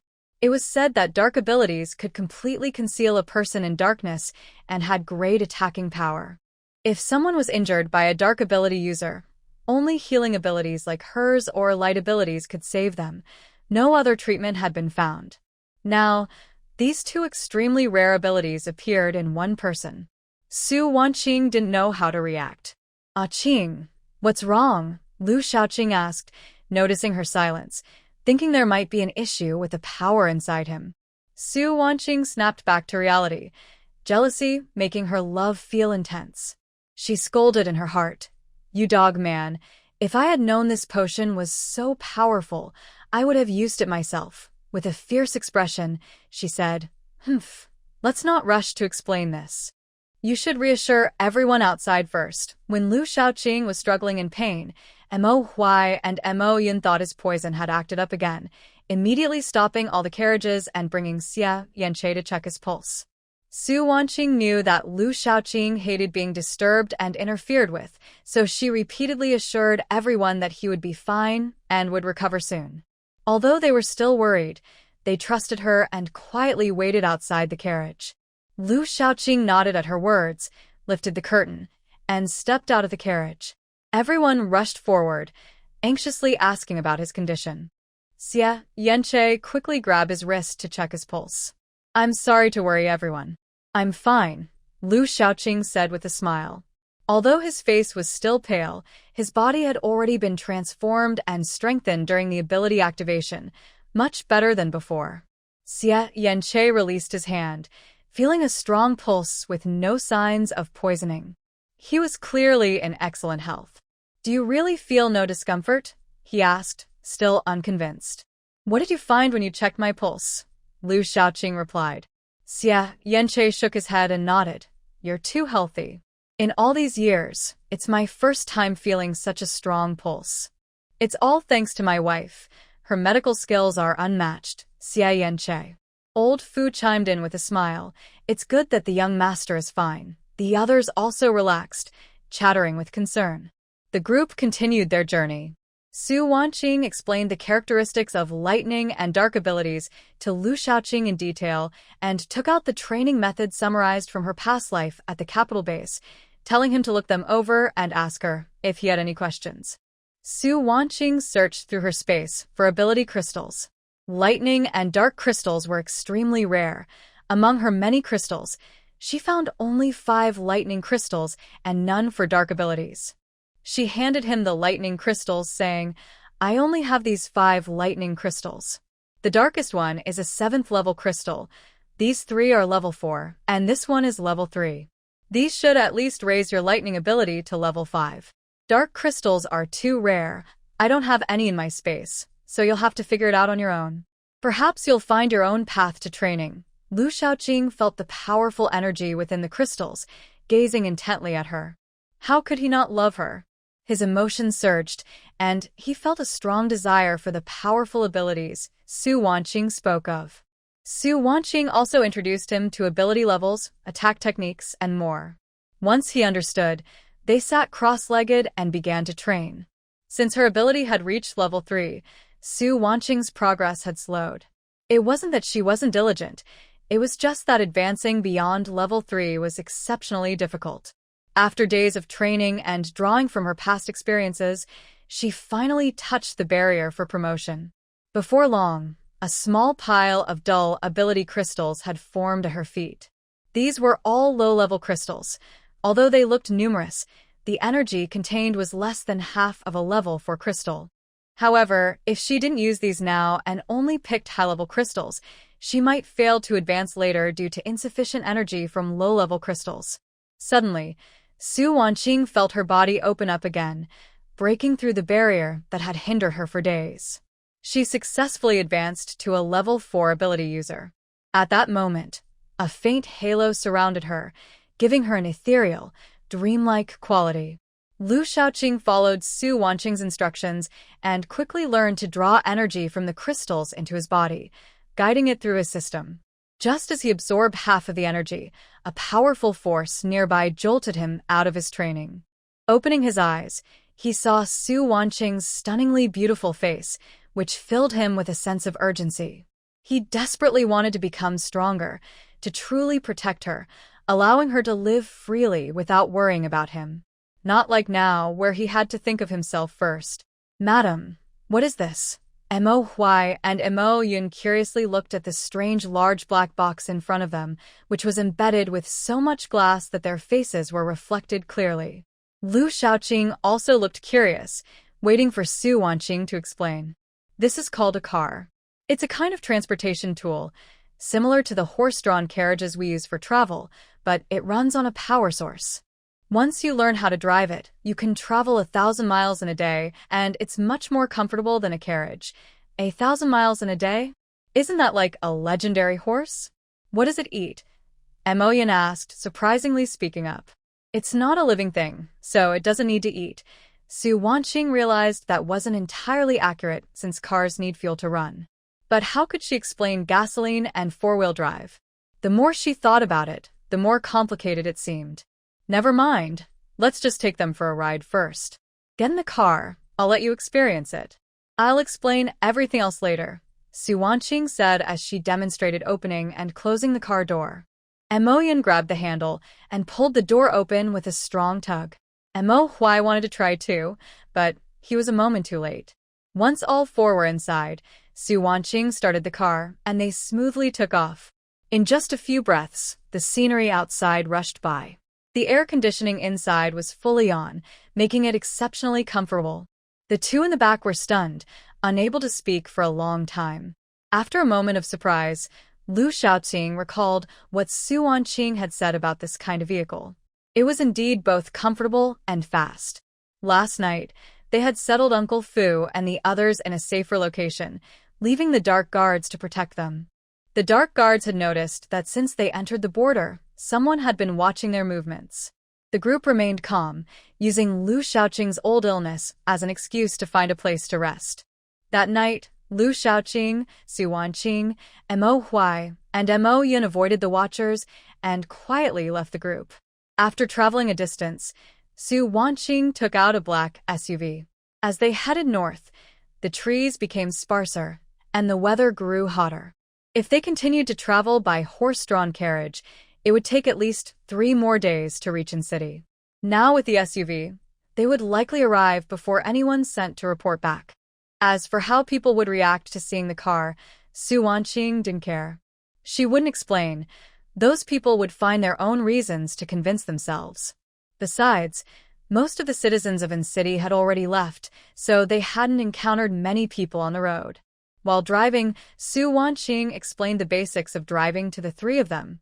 Once Mo Huai and Mo Yun learned, they could operate large machinery for future city construction.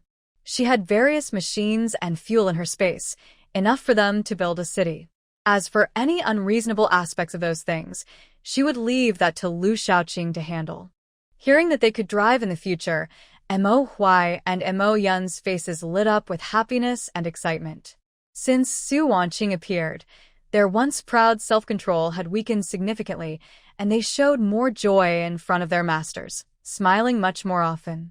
Lu Shaoqing cleared his throat and shot a stern look at Mo Huai and Mo Yun.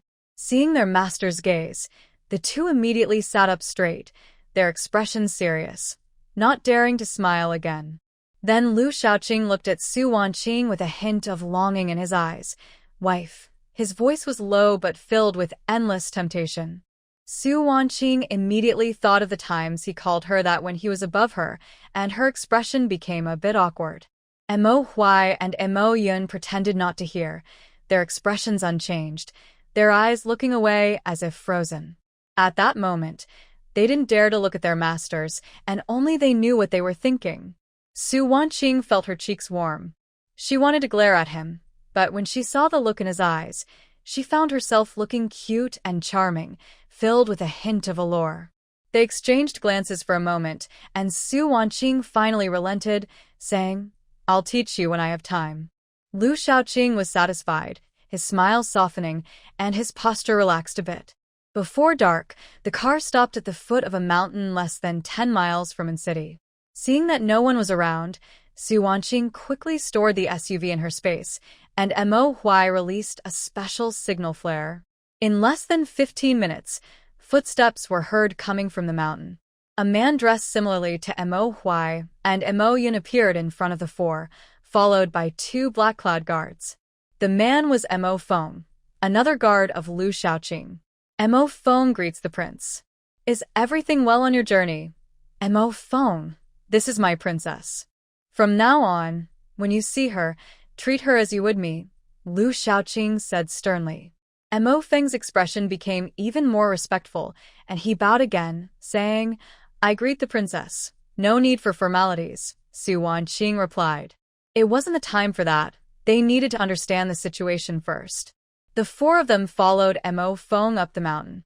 As they walked, Mo Feng reported on the recent situation in the city, mentioning that the current commander of City, Liang Chen, had recently met privately with the northern barbarians' general, Wu Dar.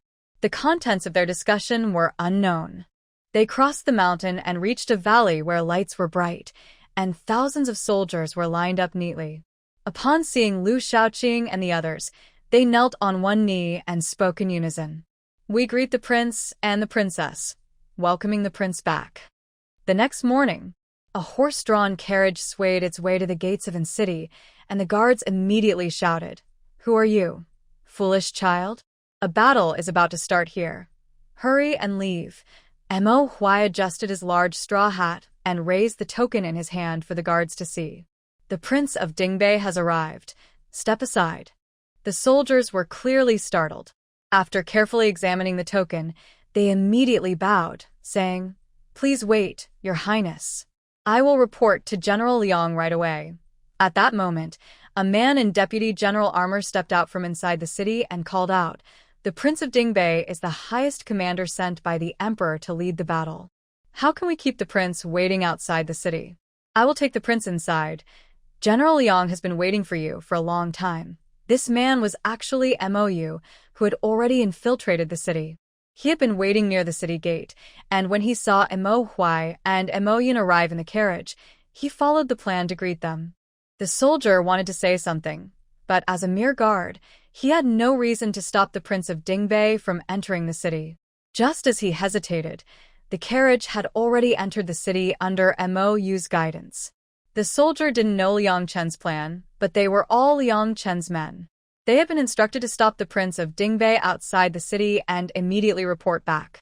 But now, seeing that he couldn't stop them, the soldier hurriedly ran to report. The young soldier rushed to the general's residence, shouting, "General, the King of the North has entered the city." The two guards at the door looked worried and, after asking questions, one of them hurried inside to report. The young soldier sighed in relief and collapsed onto the ground, feeling anxious about whether this would affect the general's plans and if he would be blamed for it. Liang Chen had privately agreed with Wu Dare yesterday that once Lu Shaoqing arrived in Anqing, they would work together to kill him and the Lu family army outside the city, thus solving a major problem for the emperor and the crown prince. He was sitting at his desk, reviewing reports from various places, but his mind was occupied with thoughts of Lu Shaoqing possibly arriving at the border soon. Once the hidden guards stationed there sent back news, he would immediately adjust the city gate defenses, ensuring Lu Shaoqing's death. Suddenly, a guard outside called to report, and Liang Chen guessed it was news of Lu Shaoqing entering the border. He felt a surge of excitement and said, "Come in." The guard entered respectfully and reported, "General, the soldiers guarding the city say the King of the North has entered." Liang Chen's hand paused while writing, and a drop of thick black ink fell onto the nearly finished report. In disbelief, he asked, "What? The King of the North has entered? Who let him in? Why wasn't he stopped?" "General, it was Deputy General Wang who went to welcome him. He said it would be fine to report after the king entered the city," the guard replied. "Wang de." Liang Chen gritted his teeth, slamming his fist on the desk. He had treated Wang de well in the past. Why would he betray him now? Suddenly realizing something, he hurriedly said, "Prepare the horses. I must see the King of the North immediately. I can't let Wang de slander me in front of him." Liang Chen had no idea that Wang de had already been replaced by Mo Yu, who was fully aware of his recent plans. When he arrived at the King of the North's residence in Anqing, Lu Shaoqing and his group had already entered. Since Lu Shaoqing returned to the capital 3 years ago, the residence had been empty, with only a few elderly servants responsible for cleaning. When Lu Shaoqing and his group entered, the steward, Xiao Bo, was nearly in tears. He repeatedly said, "The prince has returned. It's good that he is safe." They had heard rumors that their prince's old illness had relapsed and were unsure if he could reach Anqing. Despite the townspeople leaving, they insisted on staying to wait for the prince's return. "Xiao Bo, thank you for your hard work these years. How are you and Uncle Li doing?" Lu Shaoqing asked, feeling complicated emotions for the elderly servants who had come to guard the city with his grandfather and spent most of their lives here. Xiao Bo wiped his tears and smiled. "We're all well. The old folks are fine. Please don't worry, Your Highness." Seeing the prince and princess return safely brought them great relief. The residence would finally be lively again. Then, they respectfully greeted Su Wanqing. Just as they stood up, a soldier who had come with Mo reported that General Liang was outside asking to see them. "That was quick. Let him in," Lu Shaoqing said, his expression serious. The memory of Liang Chen standing on the city wall watching him flashed in his mind, and he felt a surge of anger and killing intent. Su Wanqing noticed something was off and placed a hand on his, smiling gently at him. Lu Shaoqing turned to look at her. Her soft smile calmed his turbulent heart without a word. He felt like a deflated balloon, his bloodthirsty aura slowly dissipating, and he unconsciously smiled. He had her now. This time was different. Those people were not worth his anger or hatred. In the hall, Mo Huai and Mo Yun quietly breathed a sigh of relief. The prince had been gentle and smiling these days, and they knew it was all thanks to the princess. They were genuinely happy for the prince. He could finally live like a normal person. However, the prince's earlier bloodthirsty aura worried and frightened them. Thankfully, the princess was there. Mo Yu, Xiao Bo, and the others were also secretly astonished that the princess could so easily restore the prince's rationality, adding to their respect for Su Wanqing. As everyone was lost in thought, Liang Chen entered with a smile, cupping his hands and saying, "I see the prince. You must have had a tiring journey. Did General Liang not see my princess?" Lu Shaoqing replied, his tone returning to its usual coldness. Liang Chen was taken aback, but quickly recovered, awkwardly smiling. "Your Highness and Princess, forgive me. I was so excited to see you that I didn't notice the princess. I hope you can forgive me." Yet inside, he was furious that Lu Shaoqing had embarrassed him. Su Wanqing casually glanced at him. The man was strong and had healthy, tan skin, with thick eyebrows and big eyes, looking honest and simple. If she didn't know his plans in advance, she wouldn't have suspected his deep schemes. She smiled lightly. "No problem, General Liang. Please take a seat." Liang Chen sat down, still smiling, and said, "I heard the prince was unwell when leaving the capital. I was worried for days, but seeing you healthy today puts my mind at ease. Recently, the northern enemy has frequently sent troops to test us. We have already clashed a few times outside the city, and it seems they really want to fight us this time. Now that the prince has arrived, if they dare to attack again, we won't hold back."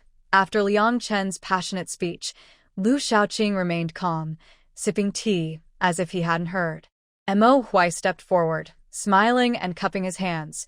"General Liang, our prince has just arrived and needs rest. If you have military matters to report, please come back tomorrow." Liang Chen's expression darkened. He looked at the two seated above him, who showed no signs of fatigue. He wanted to explode, but thought of the Lu family army behind him and held back, saying, "I was too hasty. The prince has just arrived and indeed needs more rest. I will take my leave for today." After saying this, he strode out, catching a glimpse of Mou standing nearby, his eyes flashing with killing intent. After returning to his residence, Liang Chen immediately summoned his trusted aide Ding Chong, and they discussed plans in the study for a long time. Ding Chong then quietly left the city with a letter. At the King of the North's residence, Mo Huai reported respectfully, "Your Highness, the hidden guards say Ding Chong has disguised himself and left the city." "Good. Have Mo Yun prepare to bring people into the city," Lu Shaoqing instructed, continuing to write without pause.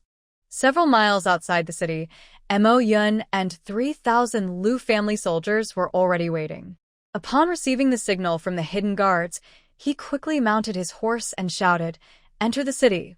An hour later, Mo Yun and his 3,000 troops appeared not far from the city gate.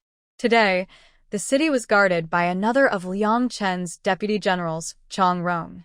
He saw a large group of soldiers approaching Anqing from a distance and quickly called over a nearby soldier, saying, "Go report to the general that a large group of soldiers is coming toward us. I suspect they are from the Lu family army." "Yes," the soldier replied, immediately running down from the city wall. At the city gate, soldiers who were originally stationed inside suddenly drew their swords and attacked the guards at the gate.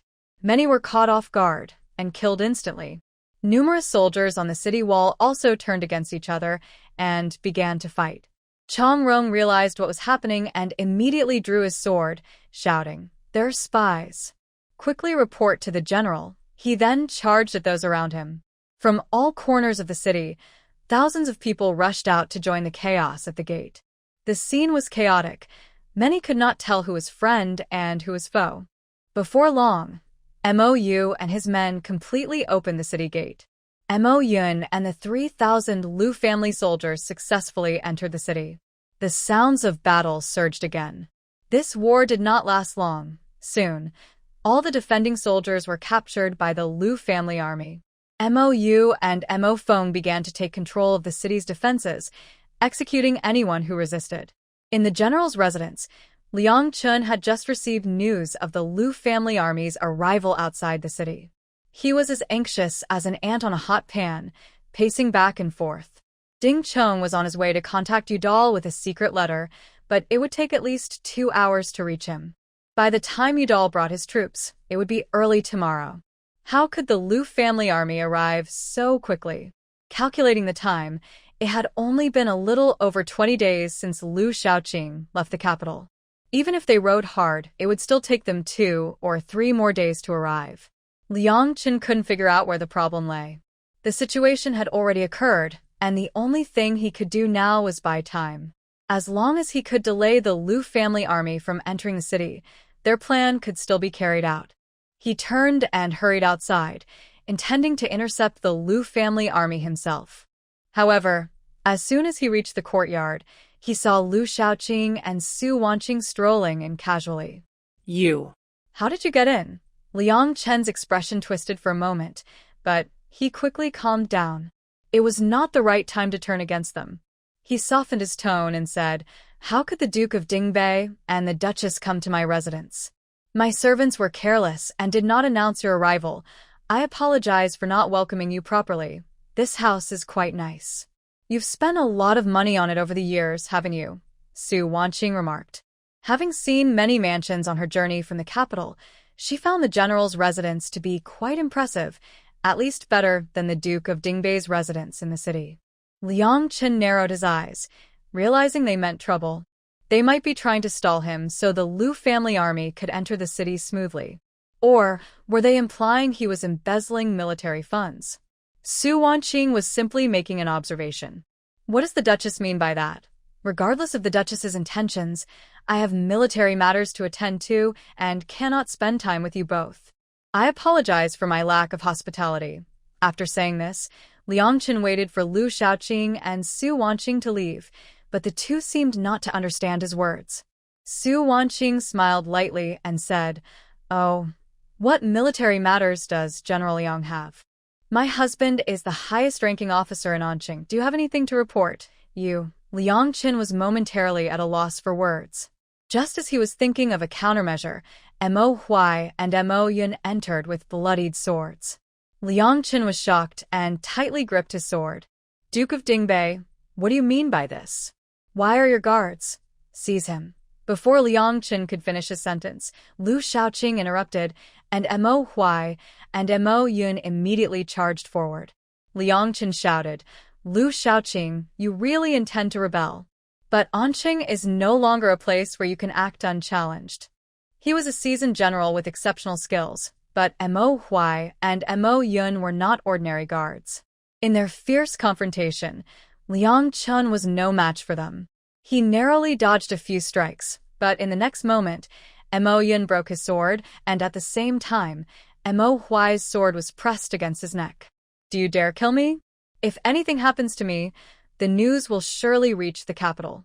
The emperor will send troops, and you, Liu Shaoqing, will become a despised traitor. You need not worry about that, General Liang." Liu Shaoqing then turned to Mo Huai and Mo Yun, saying, "Take him away, but don't let him die just yet."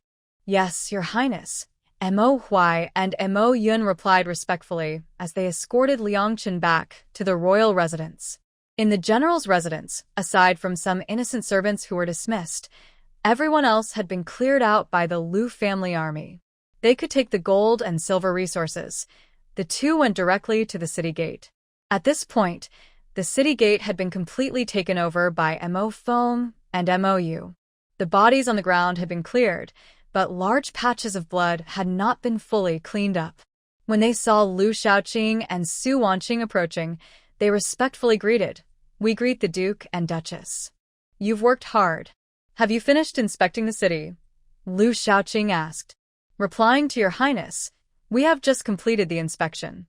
All 5,000 defending soldiers have been annihilated, and there are fewer than 200 civilians left in the city, mostly elderly and weak," Mo Yu replied. He had already thoroughly investigated the situation in the city and had just brought people to confirm it again. Good. Mo Yu, select 10 clever individuals to follow the Duchess's orders.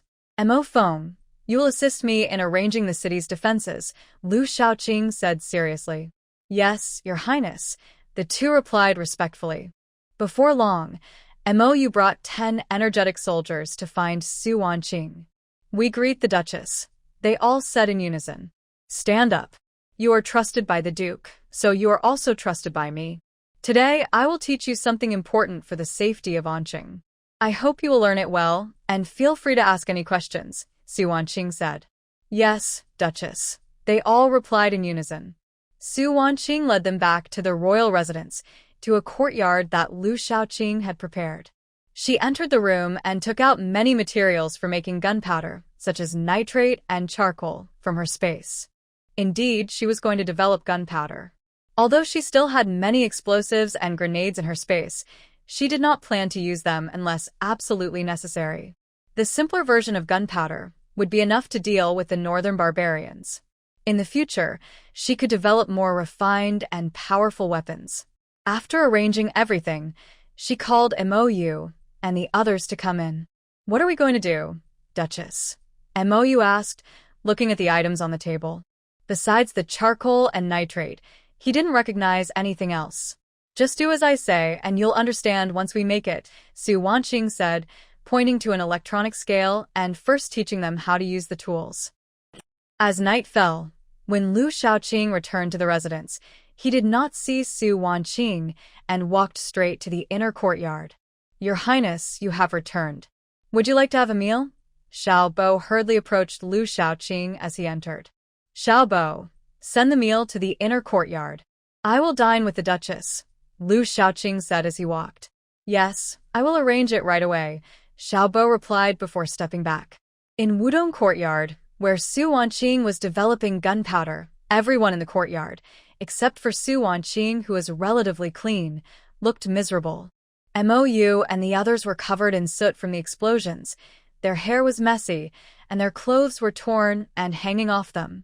A few even had smoke rising from their heads, looking quite comical. When Lu Shaoqing entered and saw this scene, he quickly stepped forward and looked Su Wanqing up and down. Seeing that she was fine, he felt somewhat relieved.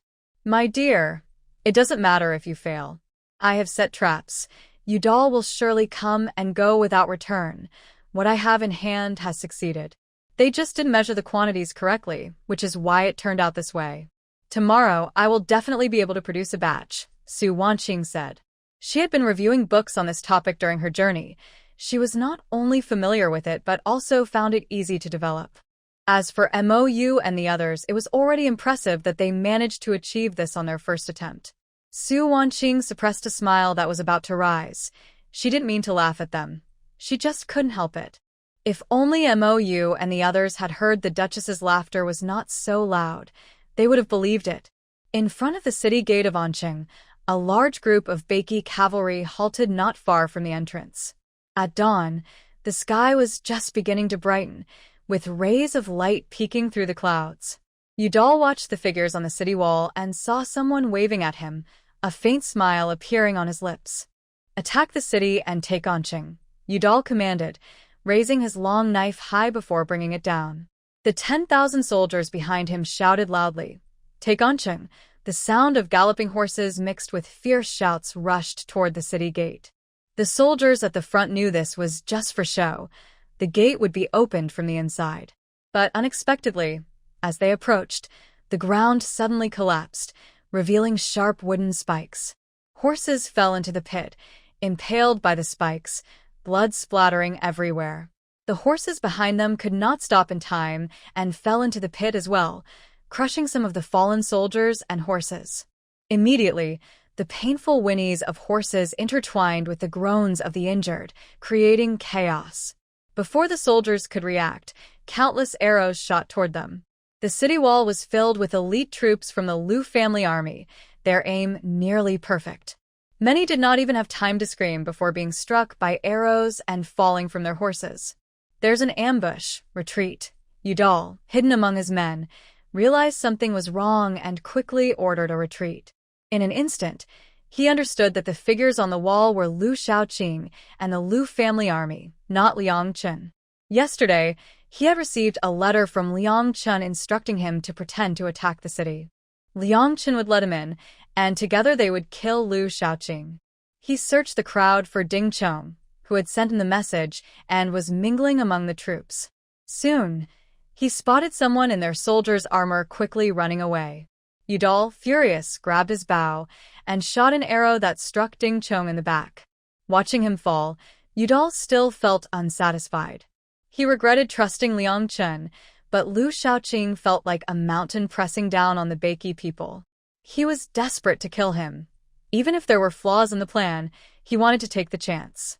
Fortunately, he hadn't fully trusted Liang Chen and had only brought 10,000 troops, leaving the rest hidden not far from the city.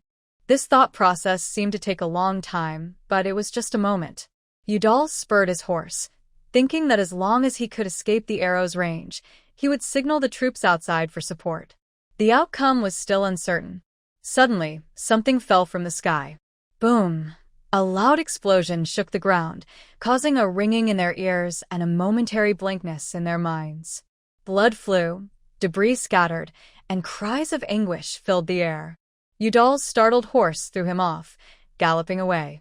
An explosive landed nearby, and the horse barely had time to whinny before being blown away, crashing to the ground, twitching a few times before going still. Udal was furious and shouted for a retreat, but they were too close to the city wall. The chaos of battle and arrows was overwhelming.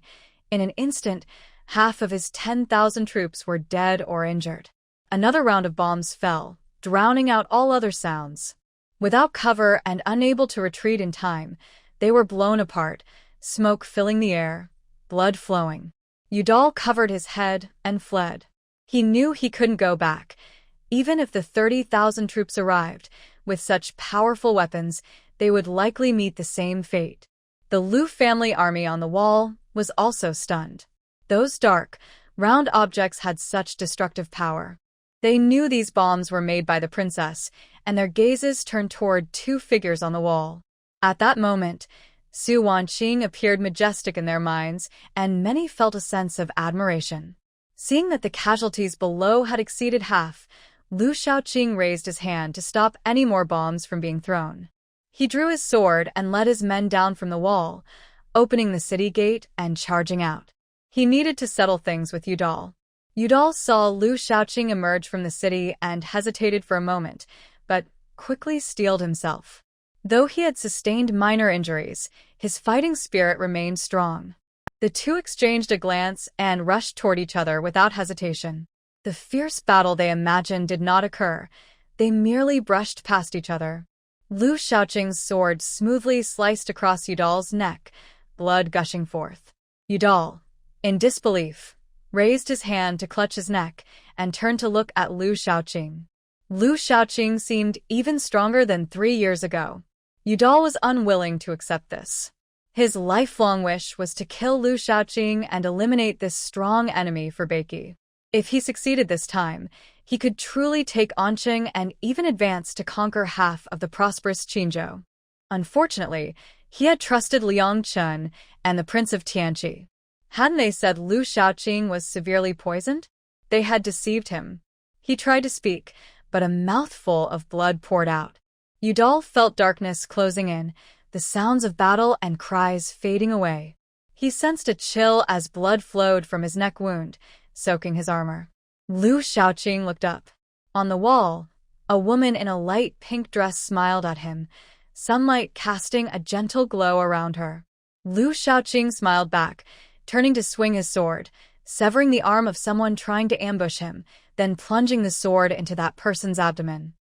As the last Beiki soldier fell, Lu Shaoqing surveyed the smoke-filled battlefield and called out, "Clear the battlefield." Yes, the 1,000 Lu family soldiers responded in unison. Xie Yanche, Bai Jinxiu, and others arrived with a group of secret guards, shocked by the charred and smoky battlefield outside the city.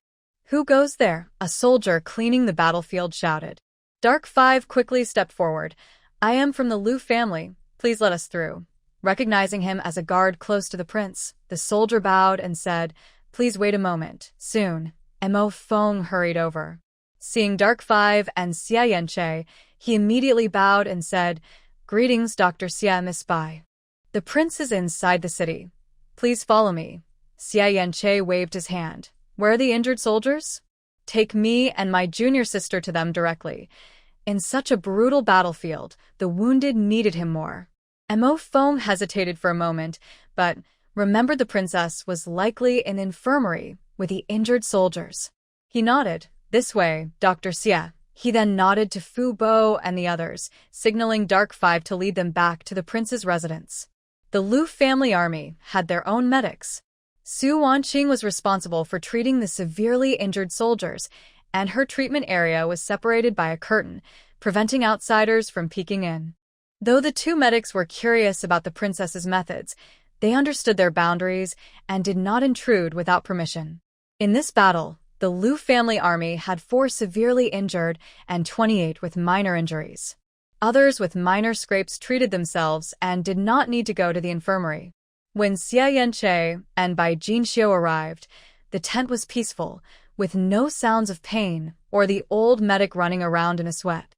Xia Yanche almost thought he had gone to the wrong place. Given the brutal scene outside, he had prepared for 3 days and nights of continuous treatment. But what was happening here? Just as he was puzzled, Liu Shaoqing and Su Wanqing emerged from the partition. Upon seeing them, their faces lit up. Su Wanqing said, "Sheer, you're here? Was the journey smooth? Sister-in-law, we are all fine. Are you treating the injured too? I can help," Bai Jinxiu said with a smile, running over to hug Su Wanqing's arm. Su Wanqing smiled. "No need. We've finished here. Let's go home. You've had a long journey and need to rest. With such a brutal battlefield, are these the only injuries?" Xia Yanche knew it sounded bad, but he couldn't believe there were only these wounded soldiers. Liu Shaoqing stepped forward and patted his shoulder, his smile brightening. "Really, these are the only injured soldiers, and they've all been taken care of. We can talk more on the way back." "Great. I haven't seen sister-in-law for several days. I missed you," Bai Jinxiu said cheerfully. "I missed you too, Sheer. I'll make you something delicious when we get back," Su Wanqing replied with a radiant smile. Liu Shaoqing had already arranged everything in the city. Mo Huai, Mo Yun, Mo Feng, and Mo Yu each took charge of different tasks. Yudal's body was thrown by a team of secret guards not far from where the Baiki soldiers were hiding, along with 5 powerful bombs. One of Yudal's deputies, Balumu, was killed instantly, along with 3 days later, in the study of the Wang residence. After 2 days of drawing, Liu Shaoqing finally finished the plans. He looked up at the young woman on the soft couch and said, "Qing, come over and take a look. Is there anything that needs changing?" Su Wanqing put down her sketchbook, stood up and walked over. After the battle with Baiki ended, she had slept for 2 days and had just come out today when Liu Shaoqing called her to discuss the renovation of the Wang residence. Liu Shaoqing spent a day reorganizing the defense of Anqing. Most of the townspeople had already left, and with not much to do, he began to focus on renovating the Wang residence. The main goal was to improve heating in the house for the upcoming cold weather. Su Wanqing provided several methods for underfloor heating from her time, and combining them with the commonly used firewalls here, Liu Shaoqing revised the plans multiple times until he finally came up with a decent solution. He proposed connecting the firewalls to a large furnace, where they could add plenty of firewood and charcoal at once. After lighting it, they would cover it with thick leaves and wood shavings and seal the opening. This way, it could keep the rooms warm for about 20 days. If this heating system proved successful, they could also build similar accommodations for the over 5,000 soldiers stationed here. Since they would be here for a long time, it was not feasible for them to live in tents. While they could endure the current hot weather, living in tents during the rainy season and extreme cold would be dangerous. Although there were many empty houses in the city, news of their victory over Baiki had spread, and it was believed that townspeople would soon return. Therefore, they could not use the citizens' homes. They would have to build new houses. There was a large empty space near the west of the city that could be used for construction. They had also gathered plenty of building materials along the way, whether bricks or wood, enough to build houses in Anqing. Suddenly, Su Wanqing thought of 2 things: glass and cement. However, the process of making cement was quite complex and difficult to do by hand. Glass, on the other hand, could be attempted. Its main ingredient was sand, mixed with limestone, and it only required high temperatures to melt, shape, and cool to create a complete piece of glass. Though it sounded simple, actually making it would require careful study. "Qing, what are you thinking about?" Liu Shaoqing asked when he noticed Su Wanqing deep in thought. Su Wanqing snapped back to reality and smiled. "I want to show you something." She took out a piece of uncut glass from her space. Is this glass? Lu Shaoqing asked in surprise, seeing his reflection clearer than in a bronze mirror. Su Wanqing replied, "This is glass, also known as lioli. It's very common where I come from. I thought we could use this for windows in the houses we build. It will keep the warmth in and make the rooms much brighter. Moreover, once we master the glass-making technique, we can also produce glass items like cups and ornaments to sell, which will definitely boost Anqing's economy." Lu Shaoqing felt a surge of excitement at her words, but suddenly realized that such a precious material would likely be expensive. He asked, "Anqing, if we use glass to make windows in bulk, won't the cost be too high?" Lu Shaoqing was currently without money, as all his wealth was with Su Wanqing. If she decided to leave, he would be left with nothing but a few thousand mouths to feed. He also felt that the items in Su Wanqing's space belonged to her. Without her, even if he found treasures, he couldn't take them with him. Everything else would just be empty talk. Su Wanqing smiled. "Don't worry, the cost of making glass is low. Its main material is sand, and there's plenty of sand in this northern border." Lu Shaoqing didn't know whether to be happy or to smile wryly. He pulled her closer, wrapping his arms around her waist, and asked, "Anqing, now that you're in this sandy northern land, do you regret it?" Su Wanqing raised an eyebrow. "What if I said I do?" Lu Shaoqing felt a mix of emotions as he looked into her bright eyes, knowing it would be a lie to say he wasn't afraid of her leaving. Yet, he still selfishly wanted to keep her by his side. He suddenly leaned down and kissed her warm lips. Su Wanqing, feeling the heat of his face so close, responded with a kiss of her own, refusing to back down. Lu Shaoqing felt her passion, and his heart swelled with warmth. Everything about her was so beautiful and sweet, making him feel enchanted and content. From that day on, they returned to Wudong Courtyard. Before entering, Lu Shaoqing instructed Mo Huai and Mo Yun to gather a large amount of wood and sand, reminding them not to discard branches and leaves, as they could also be used for firewood. Of course, Mo Huai and Mo Yun understood what to do without needing further explanation. Mo Feng and Mo Yu were in charge of patrolling the city and guarding the gates. All soldiers not on duty that day followed Mo Huai and Mo Yun's orders, chopping trees and transporting wood and sand, with no one left idle. To facilitate their transport, Su Wanqing took out 2 heavy trucks. Mo Huai and Mo Yun each took one, confirming they could drive on their own. Ignoring the curious and envious gazes, they returned to Wudong Courtyard to begin researching glassmaking. Wudong Courtyard was now divided into 2 sections, the east side for making explosives and the west side for developing glass. Lu Shaoqing personally selected 8 trusted individuals to work with them on glassmaking. If they succeeded, they would later expand the workforce for the workshop. However, before they could start, Uncle Fu came to report, Your Highness, 2 uncles have come to visit. They say they have matters to discuss with you. Uncle Fu, please have them wait in the front hall." "My husband and I will be there shortly," Su Wanqing replied. Dressed in practical narrow-sleeved pants and Lu Shaoqing in neat attire, they needed to change before meeting guests. The Xue family was settled in a spacious and comfortable courtyard in Ping'an Alley, just a street away from the Wang residence. They had connected their 2 courtyards with a moon gate for easier access.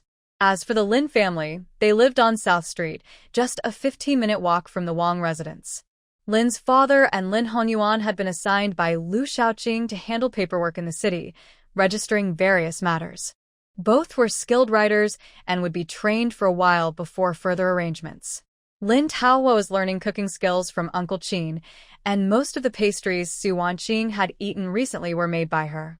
Lin Taohua also took care of various chores in Su Wanqing's courtyard and had her own room in the back, living in the Wang residence.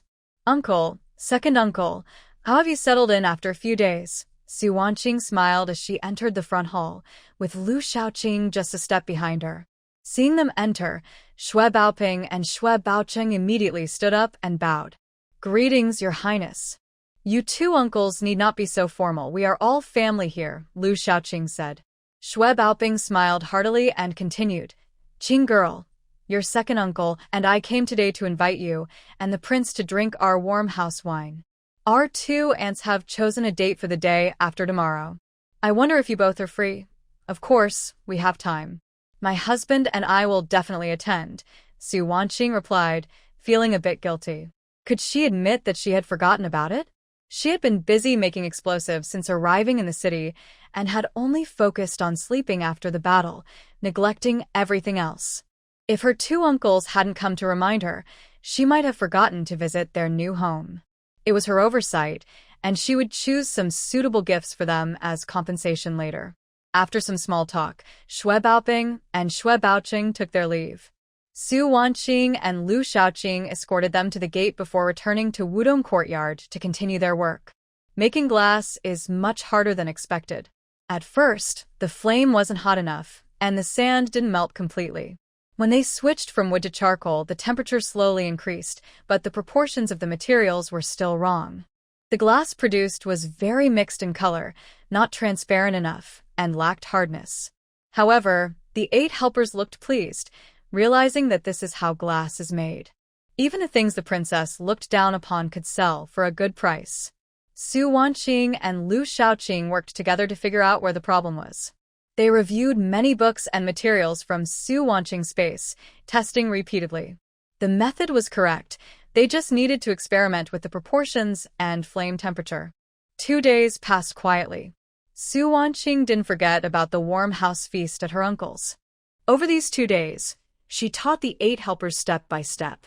They were now familiar with the process and just needed to adjust the proportions and keep trying. Today, she wore a water blue wide-sleeved dress, her hair styled high with a jade hairpin and a small jade flower for decoration. With a touch of makeup, she looked bright and elegant. Lu Shaoqing, rarely seeing Su Wanqing dressed up, was taken aback and took her hand, saying, "Ah-Qing, you look beautiful today." Su Wanqing rolled her eyes playfully. When has she not looked good? They walked hand in hand to the front yard, where Xie Yanqie and Bai Jinxie were already waiting. Everyone was familiar with each other by now, and the Xue family naturally invited the Lin family and Xie Yanqie to the warm house feast. "Sister-in-law, you look really beautiful today," Bai Jinxie said with a smile as soon as she saw Su Wanqing. Su Wanqing thought that perhaps she usually didn't pay much attention to her appearance, and just changing her clothes made everyone say such things. As they chatted and walked outside, the Xue family was just around the corner from the Wang residence, so they didn't need to take a carriage. However, Su Wanqing had prepared quite a few gifts, and Fu Bo had arranged for them to be loaded onto the carriage early in the morning. So, they walked ahead while the servant leisurely followed with the carriage. Turning the corner, they saw Xue Baoping and Xue Baoqing standing at the door. When they saw them coming, they smiled and welcomed them. "Greetings, Your Highness. Qing girl, Xue Shini, Bai girl, Fu Bo, Lin girl, please come in." The two greeted each person, and while everyone was chatting, Lin Fu and Lin Hongyuan also arrived. They all entered together, and the banquet was set up in Xue Baoping's courtyard. Since they had just arrived in Anqing and didn't know many people, they only set up 3 tables for family. Su Wanqing presented the gifts from both families to the Wang and Lu families, knowing they lacked everything since they had just arrived. So, she prepared a lot of jewelry, fabric, clothing, shoes, stationery, rice, meat, and vegetables, along with a complete set of cups, plates, and bowls made from the official kiln in the capital. This wasn't the capital, and she didn't need to worry about appearances by giving impractical gifts. When Wang Shi and Lu Shi saw Fu Bo and the servant bringing in so many items, they immediately recognized that these were exactly what they needed, and they were all things they had never even dared to dream of. Both women felt very touched. Wang Shi sincerely said, "Qing girl, your aunt knows your kind intentions, but these things are really too precious. We can keep the rice, meat, and vegetables, but we really can't accept the rest." Lu Shi nodded in agreement. "Yes, your aunt is right. We can't accept so many valuable things from you, aunt, second aunt. These are just my heartfelt gifts. How can you refuse? Besides, they aren't that valuable. Please accept them without worrying," Su Wanqing said with a smile. "Well, we can't let this happen again in the future, or neither we nor your 2 uncles will agree," Wang Shi said, seeing that she couldn't refuse anymore, so she accepted the gifts and would think of a way to return the favor later. Su Wanqing agreed with a smile, but Wang Shi and Lu Shi noticed she didn't take their words seriously. They wanted to say more, but since they had only recently recognized each other as family, they felt it was inappropriate to say too much. Although the prince had driven back the northern Qi cavalry, there were still no common people in the city, and no one knew what the future would hold. Su Wanqing was always so generous. What if the prince didn't like it? Both women had the same thoughts but knew that today wasn't the right time to discuss such matters. They planned to find an opportunity to talk to her more seriously in a few days. The feast today was lively, and although Lu Shaoqing came from a noble family and was always proper, he had also been on the battlefield and lived with soldiers, so he adapted well to this kind of occasion. He raised his cup and drank heartily, completely different from his usual cool demeanor. Perhaps he didn't even realize that he wasn't naturally cold. His upbringing had shaped him that way. Now, with a lover and true friends and family who treated him sincerely, he wanted to try to let go and return to his true self. In a place where others couldn't see, Xue Baoping quietly sighed in relief. He had always worried that Lu Shaoqing wouldn't like their ordinary way of hosting guests, but seeing the current scene, he finally felt at ease. Qing girl married the right person. Even if Lu Shaoqing takes a concubine in the future, he would still give his niece a decent life, unlike her mother, who ended up depressed. At this moment, Su Wanqing, who was being thought of, felt dizzy and thought, it shouldn't be. She had only drunk 2 cups of fruit wine. How could she feel this way? It must be the excitement of the day causing an illusion. Qing girl, sister-in-law. Su Wanqing wanted to stand up to prove she was fine, but as soon as she got up, her legs gave way, and she fell sideways. Bai Jinxia hurried to help, and Wang Shi was startled and rushed over to see what was wrong. I'm fine, I'm not drunk. Su Wanqing tried to stand straight again, but she swayed and couldn't keep her balance. Lu Shaoqing had already heard the commotion and quickly stepped in front of Su Wanqing, wrapping her in his arms. Please excuse us, uncle and aunt. Qing can't hold her liquor. I'll take her home now. You all enjoy the rest of the meal. That's fine. We're all family here. We've eaten enough. Just have someone make some hangover soup when you get back. Otherwise, she might have a headache tomorrow, Wang Shi said with a worried expression. She never expected her usually capable niece to be unable to handle alcohol. Lu Shaoqing picked her up and walked out, while Su Wanqing struggled, saying, I'm not drunk. I can still drink. I don't want to go back. Put me down. Everyone. Back at the Wang residence, Lu Shaoqing carried her straight to the main courtyard. Considering the Wang residence was about to be rebuilt, they were temporarily staying in the main courtyard and hadn't set up a separate yard for Su Wanqing. On the way, Lu Shaoqing was quite troubled by the woman in his arms, who kept insisting on getting down, touching him, and smiling dreamily at him. Fortunately, there were no common people in the city, so no one saw their flushed faces. Oh, it moves. After being placed on the big bed, before Lu Shaoqing could get up, Su Wanqing pulled him down with her delicate hands and flipped over to lie on top of him, her fingers brushing against his throat. Wife, don't move, Lu Shaoqing said, trying to hold back, gripping her wandering hands tightly. He kept reminding himself that she was drunk and not in her right mind, so he couldn't take advantage of her. But it moves, it's so fun, Su Wanqing said, her hands restrained, but she didn't care at all. It was as if she had found a new toy, her eyes sparkling as she watched Lu Shaoqing's moving throat.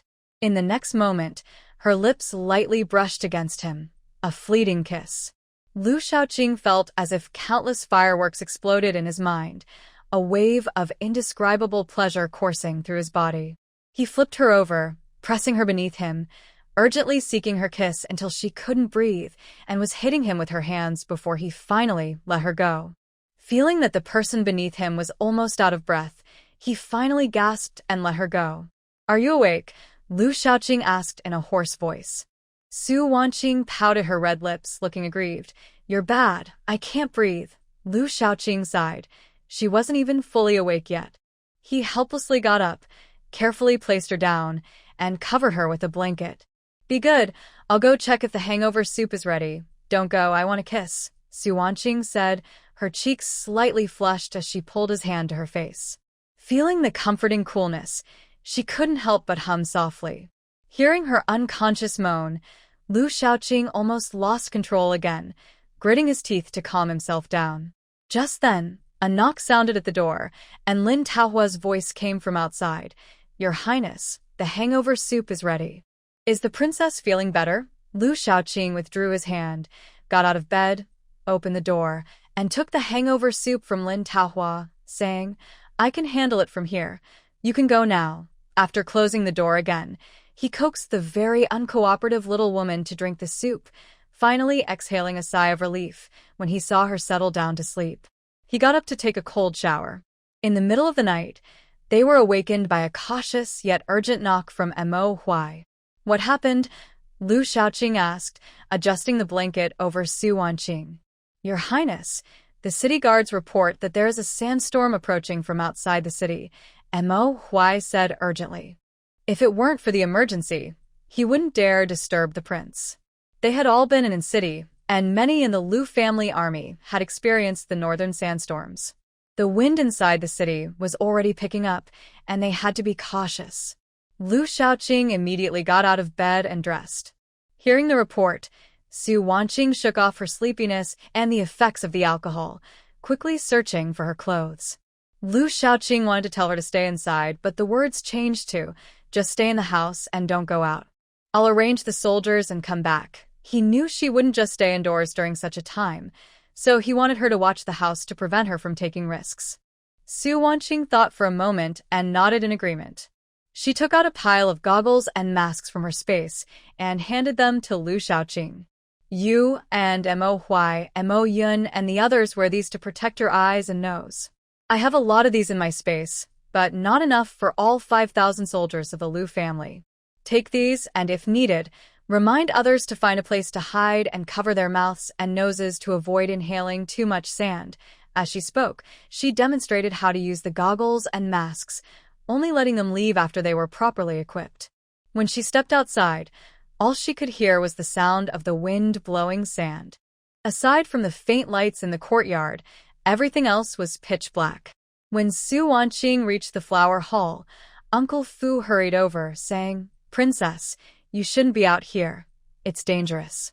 I'll keep everyone safe." "Uncle Fu, where is everyone in the house? Gather them together. Remember how we defended against the locusts? Just like last time, we need to board up all the windows and doors. If the wind and sand get too strong, they will break the windows. Inhaling too much fine sand can suffocate people. We must not be careless," Su Wanqing said urgently. A few days ago, the servants from the Dingbei Wangfu in the capital had also arrived. After meeting them, Su Wanqing had Uncle Fu arrange them according to their previous duties. Now there were over 50 servants in the Wangfu, and she had to ensure everyone's safety. "Yes, I'll gather everyone right away. Please don't go outside, Princess," Uncle Fu said before turning to leave. At that moment, Xia Yanche and Bai Jinxia also entered, fully dressed. "Sister-in-law," Bai Jinxia called softly, walking over to hold Su Wanqing's hand. Xia Yanche's eyes flickered. It seemed that in the past, during times like this, Jinxia would come and hold his sleeve. He quietly sat down in a nearby chair, lost in thought. "Jinxia, you and Dr. Xia stay here. I need to inform my uncle's family and Uncle Lin," Su Wanqing said, moving to go outside. "Princess, no need. The secret guards have already gone to notify them. They should be on their way," Mo Yun said as he walked in respectfully. "Mo Yun, why didn't you go out with your prince?" "I'm here. You should go," Su Wanqing said, feeling slightly relieved that someone had gone to wake Xue Baoping and the others, but worried that Lu Shaoqing might not have enough people. "Princess, the prince is worried about your safety and the safety of everyone in the house, so he sent me back to protect you all," Mo Yun replied. Xue Wanqing decided it was pointless to go out now. She probably wouldn't catch up with Lu Shaoqing anyway. The howling wind outside made everything rattle, and the sound of breaking branches could be heard from time to time. A thin layer of sand had already accumulated at the door, and in the darkness, it felt like a monstrous beast was lurking, stretching out its claws toward everyone. Quick, nail all the windows shut. Under Uncle Fu's command, everyone quickly boarded up the windows. By the time they closed the door, the wind was raging outside, and sand was everywhere. Though the night obscured their vision, the sounds outside were deafening. Even with everything sealed tightly inside, sand still blew in through the cracks, and soon the room was filled with dust. Seeing this, Su Wanqing quickly went to the flower hall's partition, took out 2 packs of medical masks from her space, and distributed them to everyone, instructing them to wear them as she showed.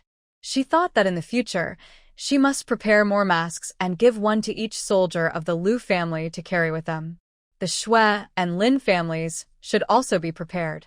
This sandstorm had come too quickly, and it was the middle of the night. She had no time to send supplies over. Inside the city, the buildings provided some shelter, so the wind and sand were much less severe than outside. Most of the Liu family soldiers had already taken refuge in empty houses, and everyone on the city wall had retreated, leaving only a team of soldiers at the city gate. This sandstorm was more intense than any they had experienced before, and the city gate was rattling from the wind and sand. The people inside the city were doing their best to hold up the shaking gate. Liu Shaoqing was among them. When he reached the city gate, Mo Feng and Mo Yu had already gathered the people, waiting for his orders. The situation was already very dangerous. The wind and sand made it impossible to open their eyes. Liu Shaoqing immediately ordered the guards to return to the city. He stayed behind with a team of soldiers guarding the gate. Quickly distributing the goggles and masks he had to those who remained, he demonstrated how to wear them. Fortunately, Su Wanqing had provided enough, and after distributing them, he still had 2 sets left. "Your Highness, please go back. We can stay here to guard the gate," Mo Hui urged loudly, his eyes full of disagreement. "Stop talking and save your strength to resist the wind," Liu Shaoqing replied loudly, tearing a strip from his sleeve to cover half his face. In such strong wind and sand, the mask's effectiveness was minimal. After he finished, he signaled the others to do the same, adding another layer over their masks. Seeing the others return after the soldiers went back, Mo Feng and Mo Yu couldn't just hide inside while the prince was out here. The soldiers running behind saw their deputy return to the city gate and instinctively followed him back. Liu Shaoqing noticed many more people returning, but he didn't have enough goggles left. Looking at the rising sandstorm behind him, he knew it was impossible to send them back, so he could only have them cover their mouths and noses and huddle behind him. The sandstorm continued until dawn, when the wind finally began to ease.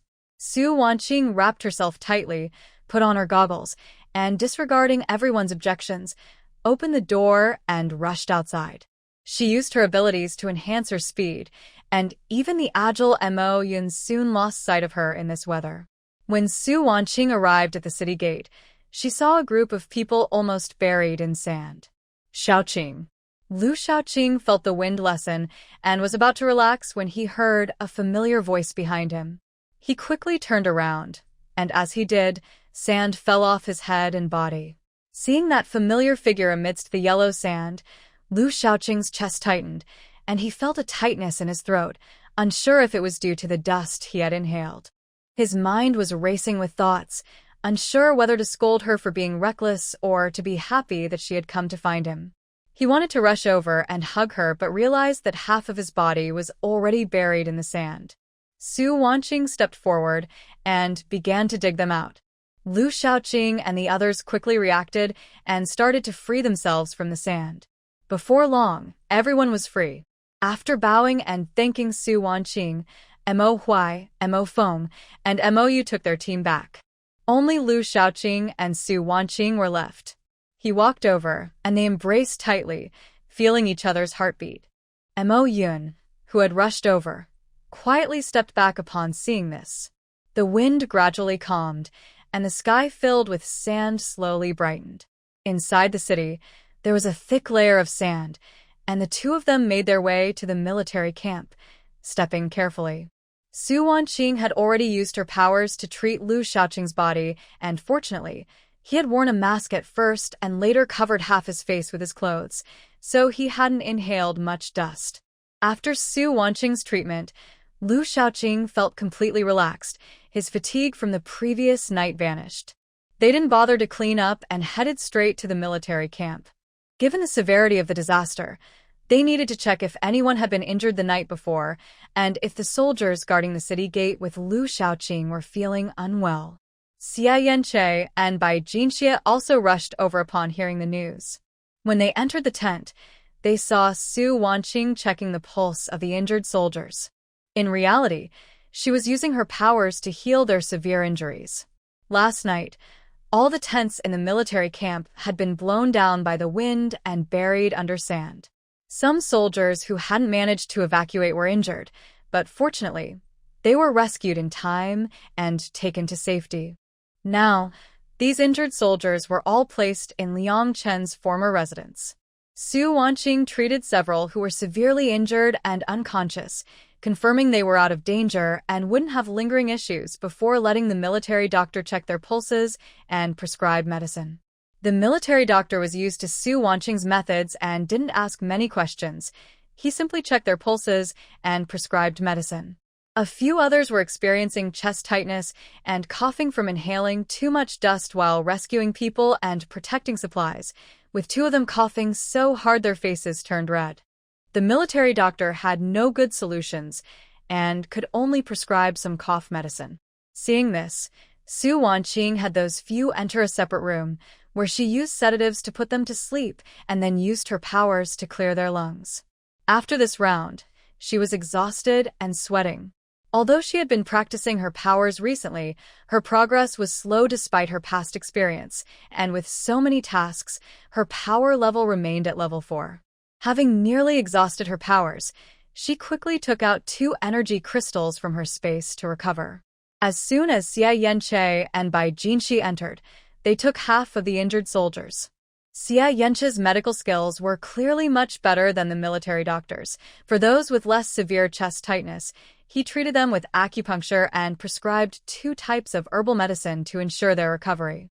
When Su Wanqing stepped out of the partition, Xia Yanche still had a few patients.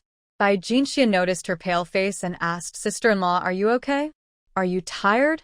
Su Wanqing smiled slightly. I'm fine. I rested for a bit and feel much better now. You keep busy. I'll go check outside. By the way, the people inside will wake up soon, so check their pulses again when they do. She genuinely felt better. After exhausting her powers and absorbing the crystals, she felt her abilities had improved a little. Got it, sister-in-law. It's quite chaotic outside, so be careful, Bai Jinxie said seriously. Su Wanqing nodded and stepped outside. People were already cleaning up the yard, which would serve as a resting place for the soldiers for a long time. When the workers saw Su Wanqing come out, they all respectfully bowed. "We greet the princess." They all knew that today, even with the sandstorm still not fully stopped, the princess had risked her safety to rescue the prince at the city gate. Moreover, she had remarkable medical skills and had just treated the injured, so their respect for her was heartfelt. Su Wanqing was unaware that they were privately discussing her great achievements. Seeing them bow, she said, "No need for such formalities. You all keep busy. Remember not to remove the cloth from your faces. If you feel unwell, come to me or find Dr. Shui." After saying this, she walked out. A group of people felt deeply moved. They had all been orphans taken in by the Lu family and rarely experienced such detailed care. A few men felt their strength increase just from Su Wanqing's words of concern. "Your Highness, here's the situation," Mo Huai reported. Lu Shaoqing frowned slightly. He hadn't expected the sandstorm to affect their water source the most. Just then, Su Wanqing walked over and asked what happened. "We greet the princess. Aching, you're done." Mo Huai and Lu Shaoqing spoke simultaneously. "How is the situation in the city? Even with collapsed buildings, there shouldn't be any civilians left inside. Why do you all look so serious?" Su Wanqing asked. Mo Huai glanced at Lu Shaoqing but remained silent. Lu Shaoqing slowly said, "It's a water source issue. Many wells in the city have had their coverings blown away by the strong winds, causing mud and debris to settle in the water. For now, it's undrinkable." Su Wanqing fell silent for a moment upon hearing this. The sandstorm had come too suddenly. Many houses and huts in the city had been buried, but she hadn't expected the water source to be a problem. She said, "I'll return to the palace and release some water. Mo Huai can take people to transport it every day. It's just a bit of trouble." "It's no trouble at all, not at all. During previous battles, we had to fetch water from the river outside the city, so this is much easier," Mo Huai said excitedly. He knew the princess's abilities, and just transporting water was something they were very willing to do. "Then let's clear a path quickly. I'll give you 2 electric tricycles for transporting water." Su Wanqing thought of the solar-powered generator and high-capacity solar batteries in her space, so she wasn't worried about the electric vehicles running out of power. Although Mo Huai didn't know what an electric vehicle was, it sounded impressive, certainly like the vehicles the princess had brought out before that could move on their own. He happily said, "Thank you, princess. I'll take people to clear the roads around the palace right away." He smiled widely, looking like a child who had just received candy.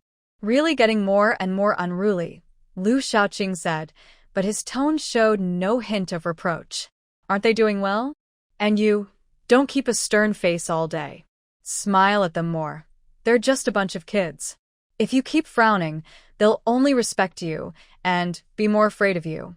The Lu family army had been trained since Lu Shaoqing's grandfather's time, selecting children around Lu Shaoqing's age, including Mo Huai and the other 3, who had grown up with him. None of them were over 21.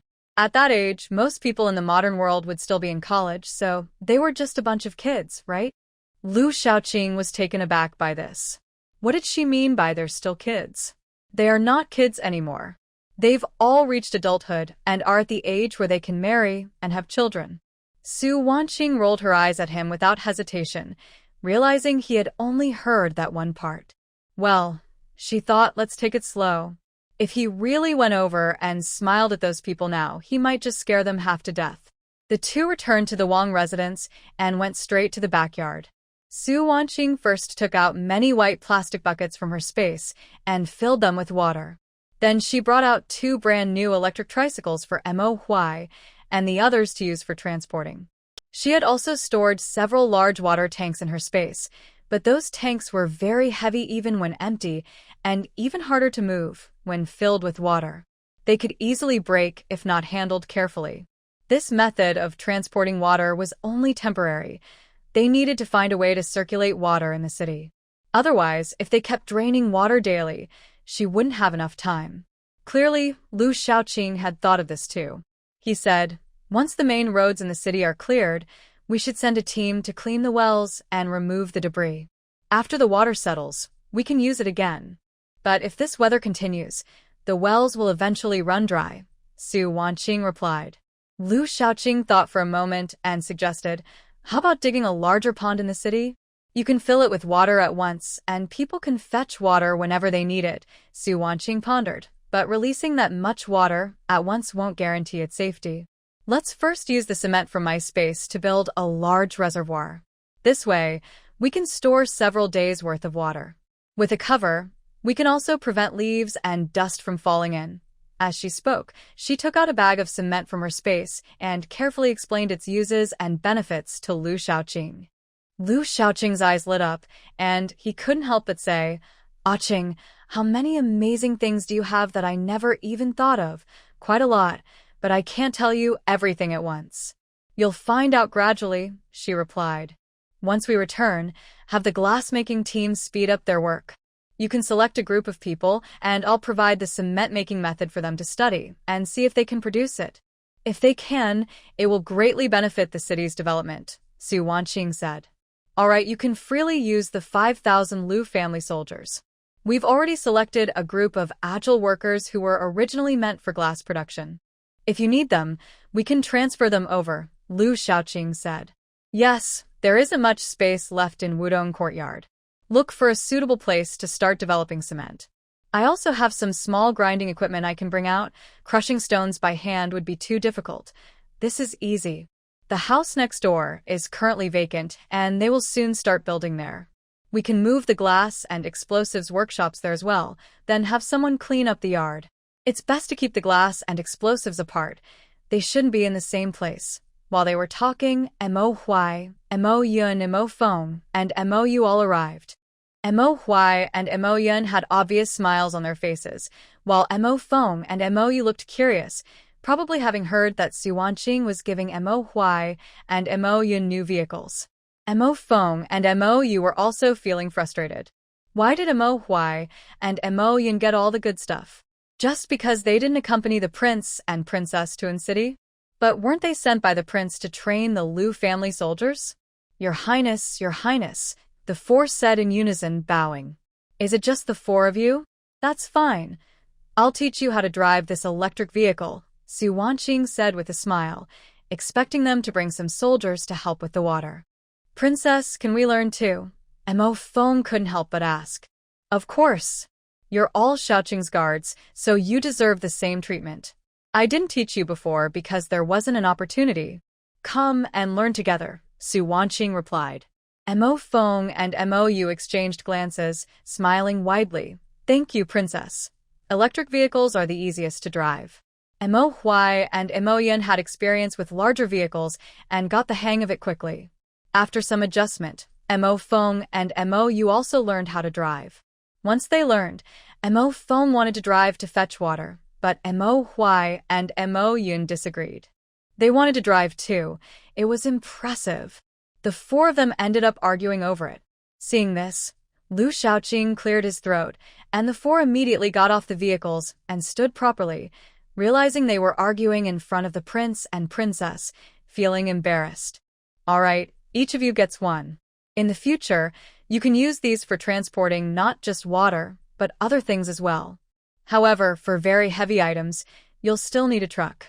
While these are convenient, the batteries can break easily, Su Wanqing said, waving her hand to bring out 2 more electric tricycles, along with solar panels and batteries. Seeing the sudden appearance of these items, Lu Xiaoqing and Mo Huai and Mo Yun remained calm, but Mo Feng and Mo Yu looked shocked. What was happening? Were they seeing things? Did the princess conjure these? Mo Huai and Mo Yun almost laughed at their stunned expressions but managed to hold it in for a while before bursting out. Ha. Mo Feng and Mo Yu exchanged looks, then turned to Su Wanqing, utterly astonished, unable to focus on the laughter. No wonder Mo Huai and Mo Yun always seemed so mysterious. No wonder they had so many things they had never seen before, including food. How could so much appear all at once? Was everything conjured by the princess? The two were so shocked they didn't know what to do. Su Wanqing thought to herself that these two were much calmer than Mo Huai and Mo Yun had been at first. However, she didn't plan to explain. She simply smiled and said, "All right, come and see how to use these 2 items." Before the 4 could move, Lu Xiaoqing said sternly, "The reason I'm telling you this is to make things easier in the future. Do not let a word slip." The 4 immediately responded respectfully and seriously. "Yes, we swear we won't leak a word." Su Wanqing didn't say much in response. She knew Lu Xiaoqing was looking out for her, so it was better to stay quiet at this moment. She then explained the functions of the solar panels and batteries, teaching them how to charge them, successfully earning 5 pairs of bright, sparkling eyes. This thing only needs to be placed in the sun, then connected to the tricycle to make it move? That's amazing, Mo Huai exclaimed. The others nodded in agreement, expressing their approval. Seeing this, Su Wanqing took out a solar lamp and showed it off. This can be charged in the sun during the day, and at night, it will light up the room like daylight. They all gasped in awe, staring at the solar lamp without blinking. How valuable must this be? It must be worth a lot of silver. They all thought simultaneously. Lu Xiaoqing, however, was thinking that Aqing's world must be a fairyland, and she must be a fairy herself. Otherwise, how could there be so many amazing things? Su Wanqing felt very proud. There were still many things in her space that they hadn't seen. Don't ask her why she hadn't taken them out before. She had been traveling, and it wouldn't have helped. Actually, she just forgot. When the 4 of them each rode an electric tricycle filled with water back to the military camp, their proud expressions left the Lu family soldiers speechless. The reason was the same as when everyone saw the truck for the first time. The prince had bought it at a high price from a merchant overseas. After Mo Huai and the others left, Su Wanqing and Lu Shaoqing visited Wudong courtyard again. They saw that the glass pieces made by the 8 men led by Wang Hu had improved significantly. Su Wanqing generously praised their work. She instructed Uncle Fu to prepare extra dishes for them that night, encouraging them to keep trying, and promised to double their pay at the end of the month. Once the glass was successfully made, they would definitely benefit from it. The 8 men were already overjoyed at the thought of extra food that night. With food becoming scarce outside, they felt lucky to enjoy good meals. It was much better than their daily training in the military camp, even if it was a bit hot. In this weather, where was it not hot? And the princess was going to double their pay. The 8 men were even more excited than the weather, grinning foolishly. Su Wanqing was also very happy.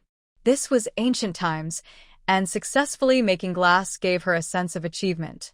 The 10 men working on explosives had become very skilled. Lu Shaoqing estimated that Northern Qi would not give up easily and might come back at any time. They had already made a batch of explosives, safely stored in the warehouse. After inspecting everything, they returned to their quarters. Since being woken up in the middle of the night, they had been busy, and now it was almost dark. Su Wanqing was too tired to move. "My dear, you've worked hard. How about I help you wash up and give you a back rub tonight?" Lu Shaoqing said with a smile, his eyes sparkling. "Go away, I'm exhausted," Su Wanqing replied, grabbing her clothes from the cabinet and heading to the bathroom, ignoring the annoying man. Lu Shaoqing felt a bit unsatisfied but didn't dare to upset her. Besides, she was indeed tired, so he decided to be patient. After they both washed up, Uncle Fu timely brought delicious food that Su Wanqing loved, including spicy prawns, braised lamb chops, mouth-watering chicken, stir-fried bamboo shoots, and 2 desserts, totaling 12 dishes. No matter how tired she was, Su Wanqing found strength and enjoyed the meal thoroughly.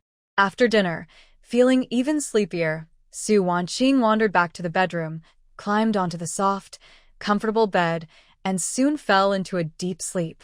Lu Shaoqing tucked her in, kissed her forehead, and wrapped his arms around her waist before falling asleep himself. In the following days, Lu Shaoqing was busy from morning till night. The strong sandstorm buried many houses and roads inside the city, while outside, it was desolate. The official roads and fields were covered in thick yellow sand. When everyone finally managed to open the city gate, a wall of sand buried some people. The others quickly worked together to rescue them. It took 6 days just to clear the sand from the city and the official roads. Lu Shaoqing planned the necessary repairs for the city. Once the roads were clear, Mo Huai and Mo Yun led teams to cut wood in the nearby mountains, and construction on the Wang residence officially began. Su Wanqing had already moved some bricks and materials needed for building from her space. She had to admire General Lu's foresight. The Lu family army was not just a fighting force but also trained various talents, from farming and herbal medicine to carpentry and accounting. If there were women in the Lu family army, they might even learn embroidery and sewing. So, building houses was easy for them. The team responsible for construction cleared the original houses in the back courtyard of the Wang residence in just 3 days. During these days, Su Wanqing was also busy. She moved back and forth between the glass workshop and the cement workshop, finally succeeding in making glass. "Princess, we did it," Wang Hu exclaimed, looking at the transparent glass, filled with excitement. Su Wanqing smiled confidently and said, "Wang Hu, all worked hard. Remember this ratio and make a batch. We will replace all the windows in the new houses with glass." "Yes, Princess," the 8 men responded loudly, immediately preparing to make the next batch of glass. Su Wanqing took a small piece of glass to find Lu Shaoqing. They hadn't had a proper conversation in days. By the time Lu Shaoqing returned each night, she was already asleep, and when she woke up in the morning, he was already busy. Just as she reached the front courtyard, Lu Shaoqing walked towards her. "Why are you back so early today?" "I was just about to look for you," Su Wanqing said first. "I arranged everything, so I came back early," Lu Shaoqing replied, but he was really thinking about how much he missed her after several days apart. He then added, "Did you miss me since we haven't seen each other for a few days?" Su Wanqing wouldn't admit it. She held up the piece of glass for him to see. "Not at all. I just wanted to show you this." Only then did Lu Shaoqing notice the small piece of glass in her hand. His eyes lit up with excitement. Glass. "You succeeded in making it? You really are amazing." He took the glass and examined it closely. It was clear and free of impurities, and its thickness and hardness were similar to the glass Su Wanqing had shown him before. He couldn't help but praise her again. Su Wanqing smiled, looking quite pleased with herself. Busy days always pass quickly, and in the blink of an eye, another 7 days have gone by. Everything in the city has returned to normal. In the backyard of the royal residence, the courtyard where Su Wanqing and her husband live has been built to over a person's height.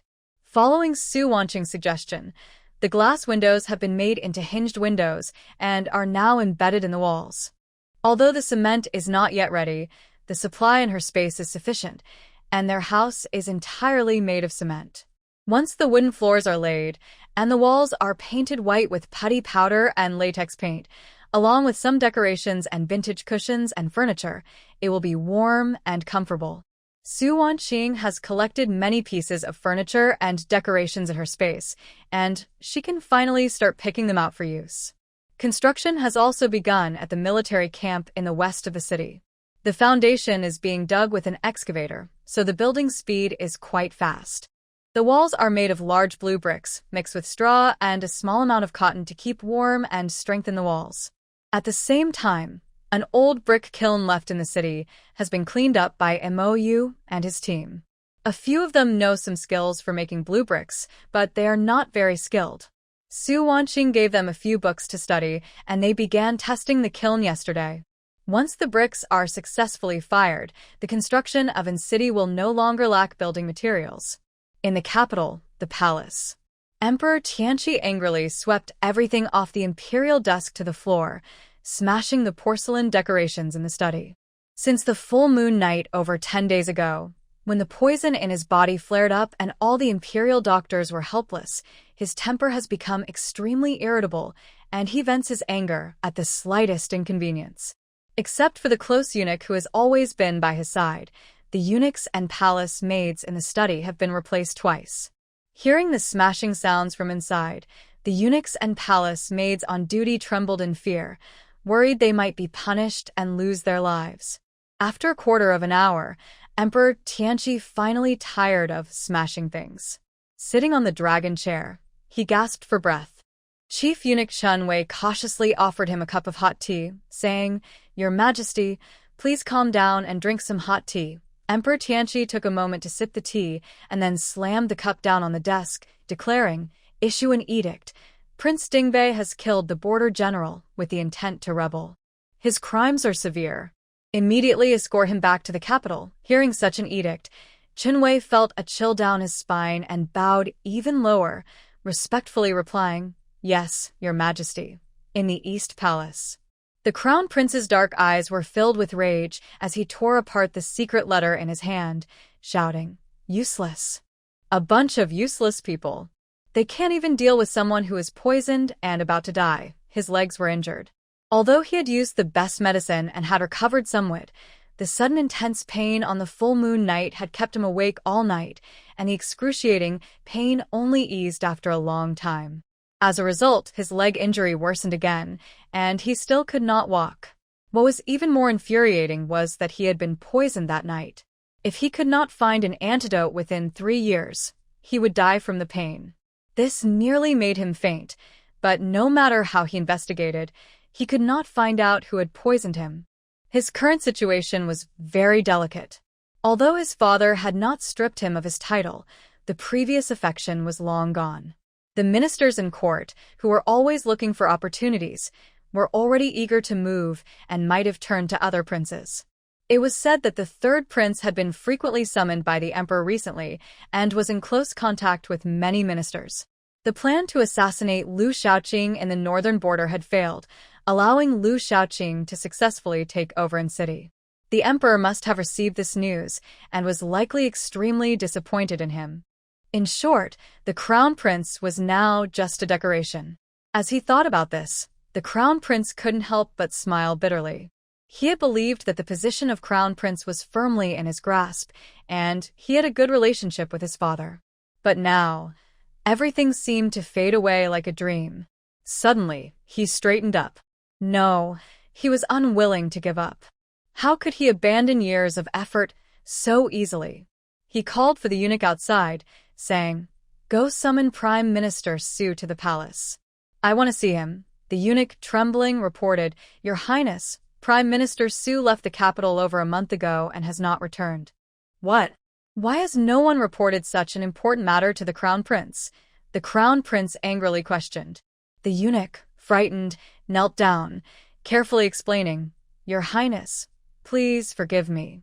His Majesty was worried about affecting your recovery and ordered that matters from the previous court need not be reported to you, so you could rest assured." "You dog!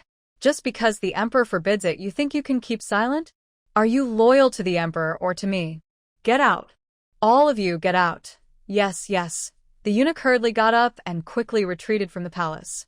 In his anger, the crown prince accidentally aggravated his leg injury, causing him to break out in a cold sweat. The hidden guard who had been watching stepped forward, asking, "My lord, are you all right? Do you want me to call a doctor?" The crown prince took a moment to calm down and replied, "No need. Go find out why the prime minister left the capital, and also bring Inspector Wang to see me." "Yes, my lord. Please take care of yourself. I will take my leave." The guard bowed and exited. Not far from the capital, on the official road, a beggar dressed in rags, dirty and disheveled, with a slight limp, mingled among the refugees.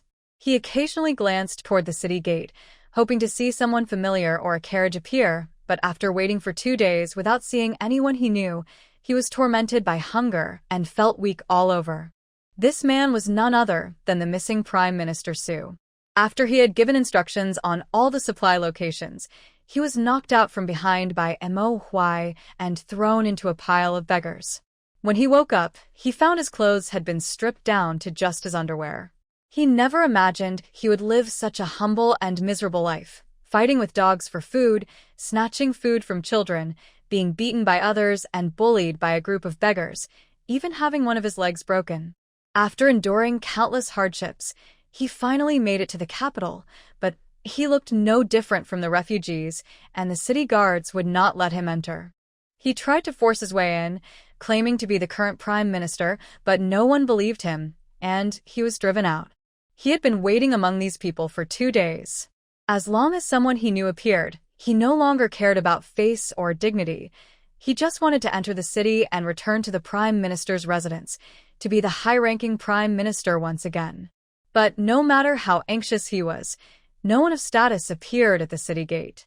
The longer he waited, the more his anger grew.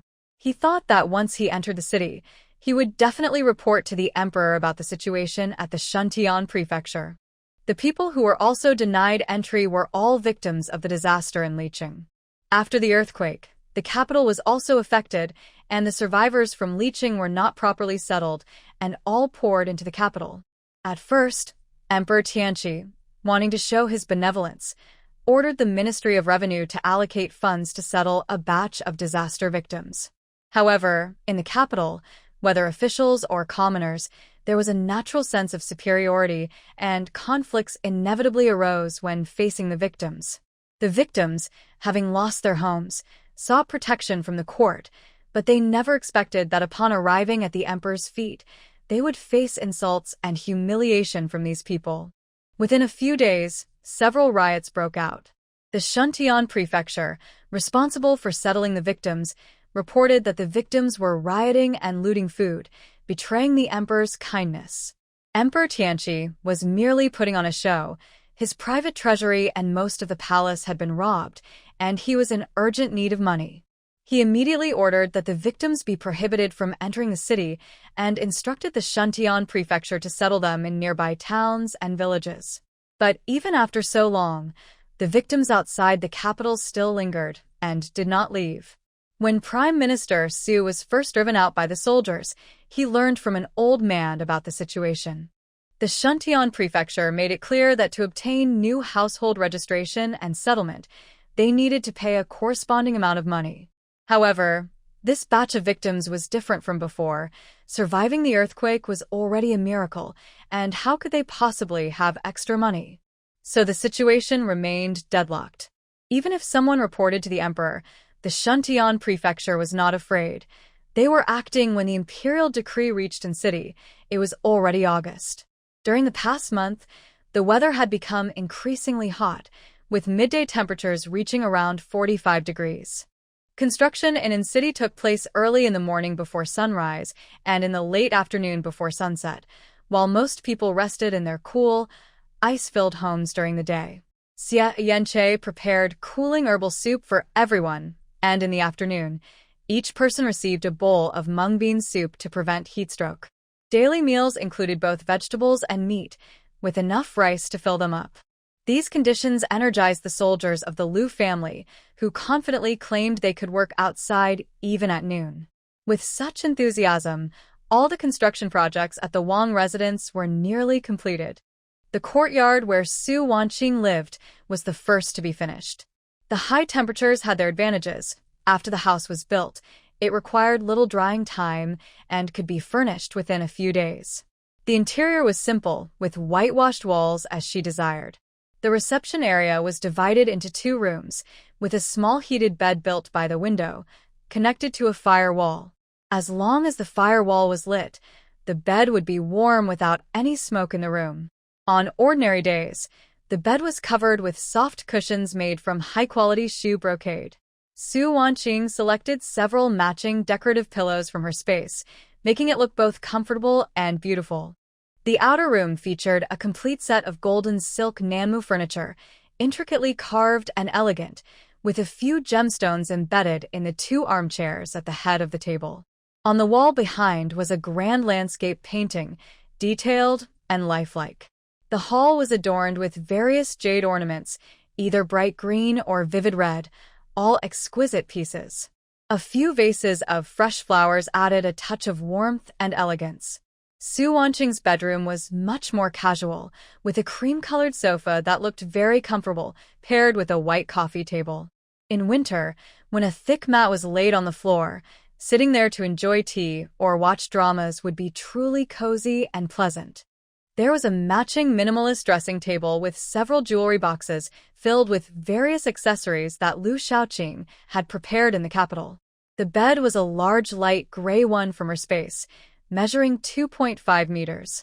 The mattress was said to be a custom model from a famous foreign brand, designed to relieve fatigue and fit human ergonomics. Su Wanqing didn't remember the details. She just felt it was the most comfortable bed she had ever tried.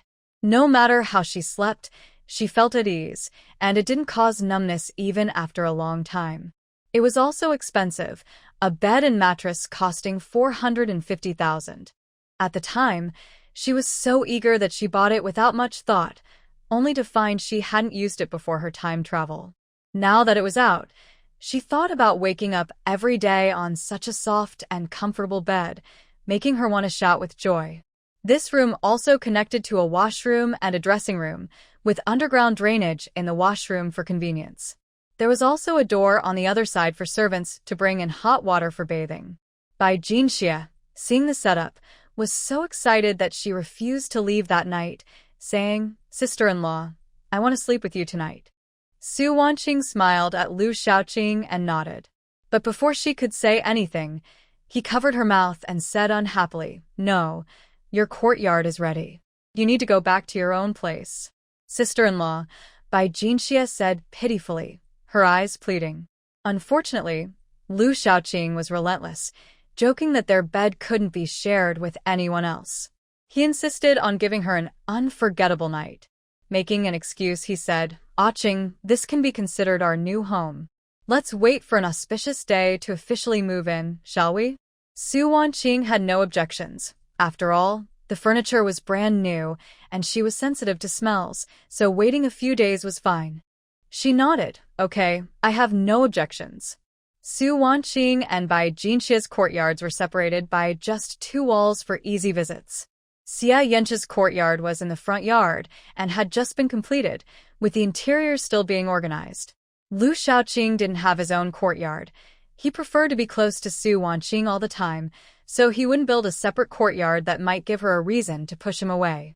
He only renovated the study, front yard, and reception areas, making changes to the corridors, rockeries, and pavilions to resemble the style of the capital while still being unique.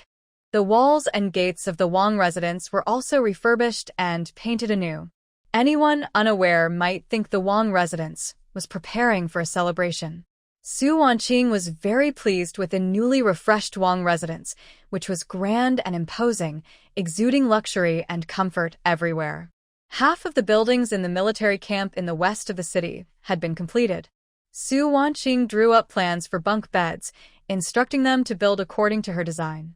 With the weather so hot, many people were crammed into a large dormitory, making it hard to rest and increasing the risk of heat stroke. There were enough new buildings to accommodate 8 to 10 people in one room, and construction was still ongoing.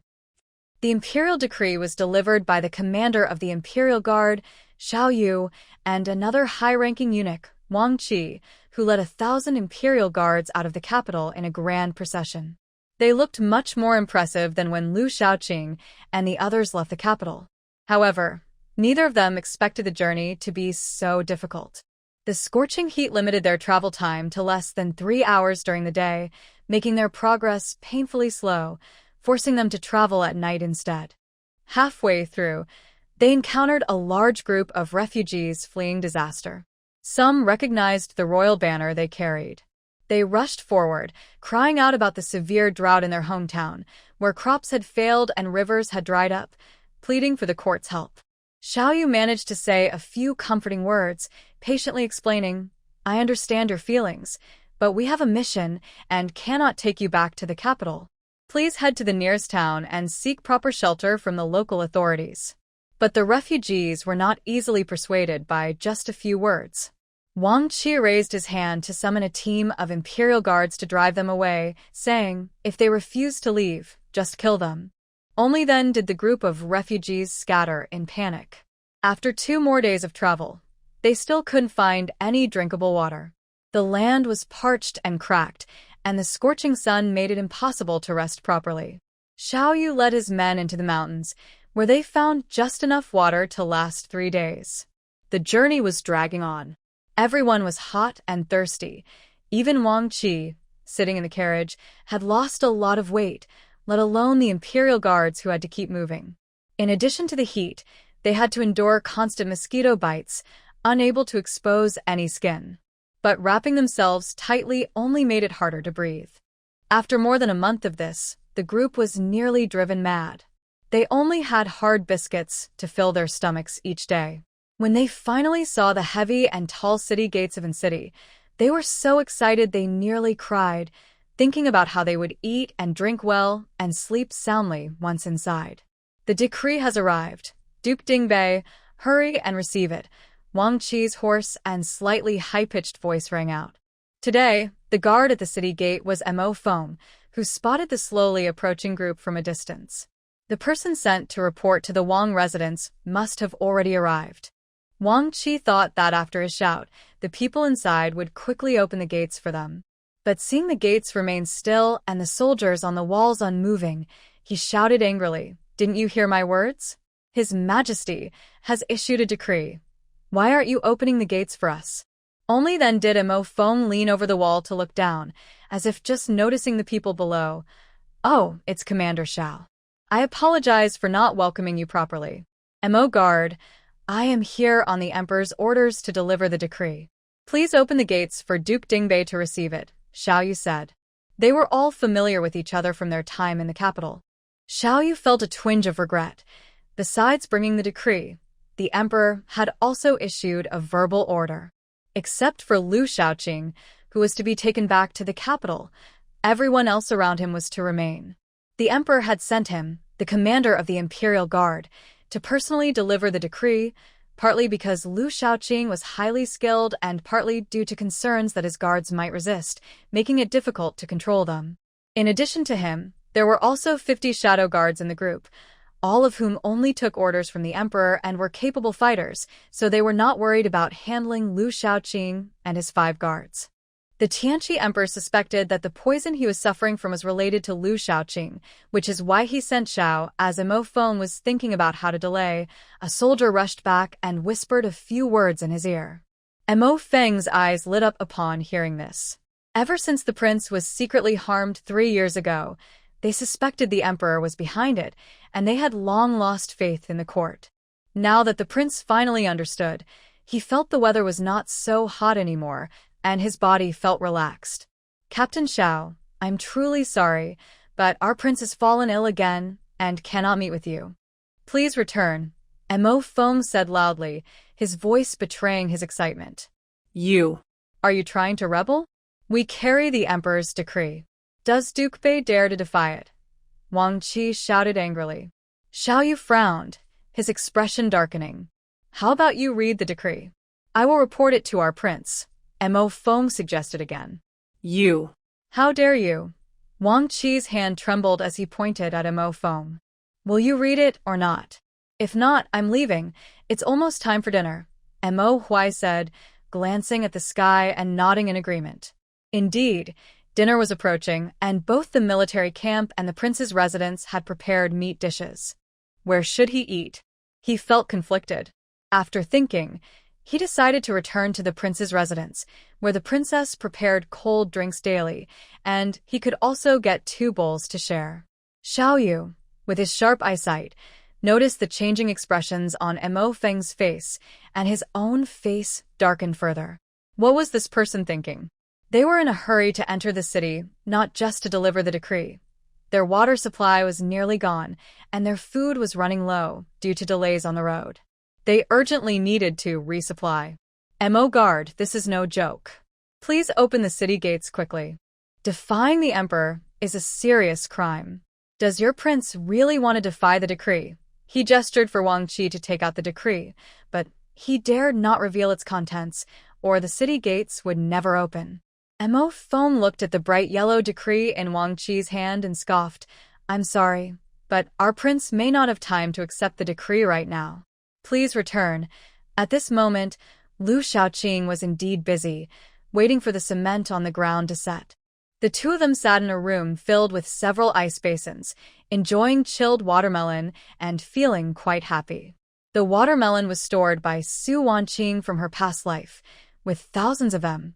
In her previous life, she was too busy fighting zombies to eat many, and now the stock was more than enough for them. An hour later, possibly due to the heat, the cement on the ground had gradually set, and the surface moisture had dried completely.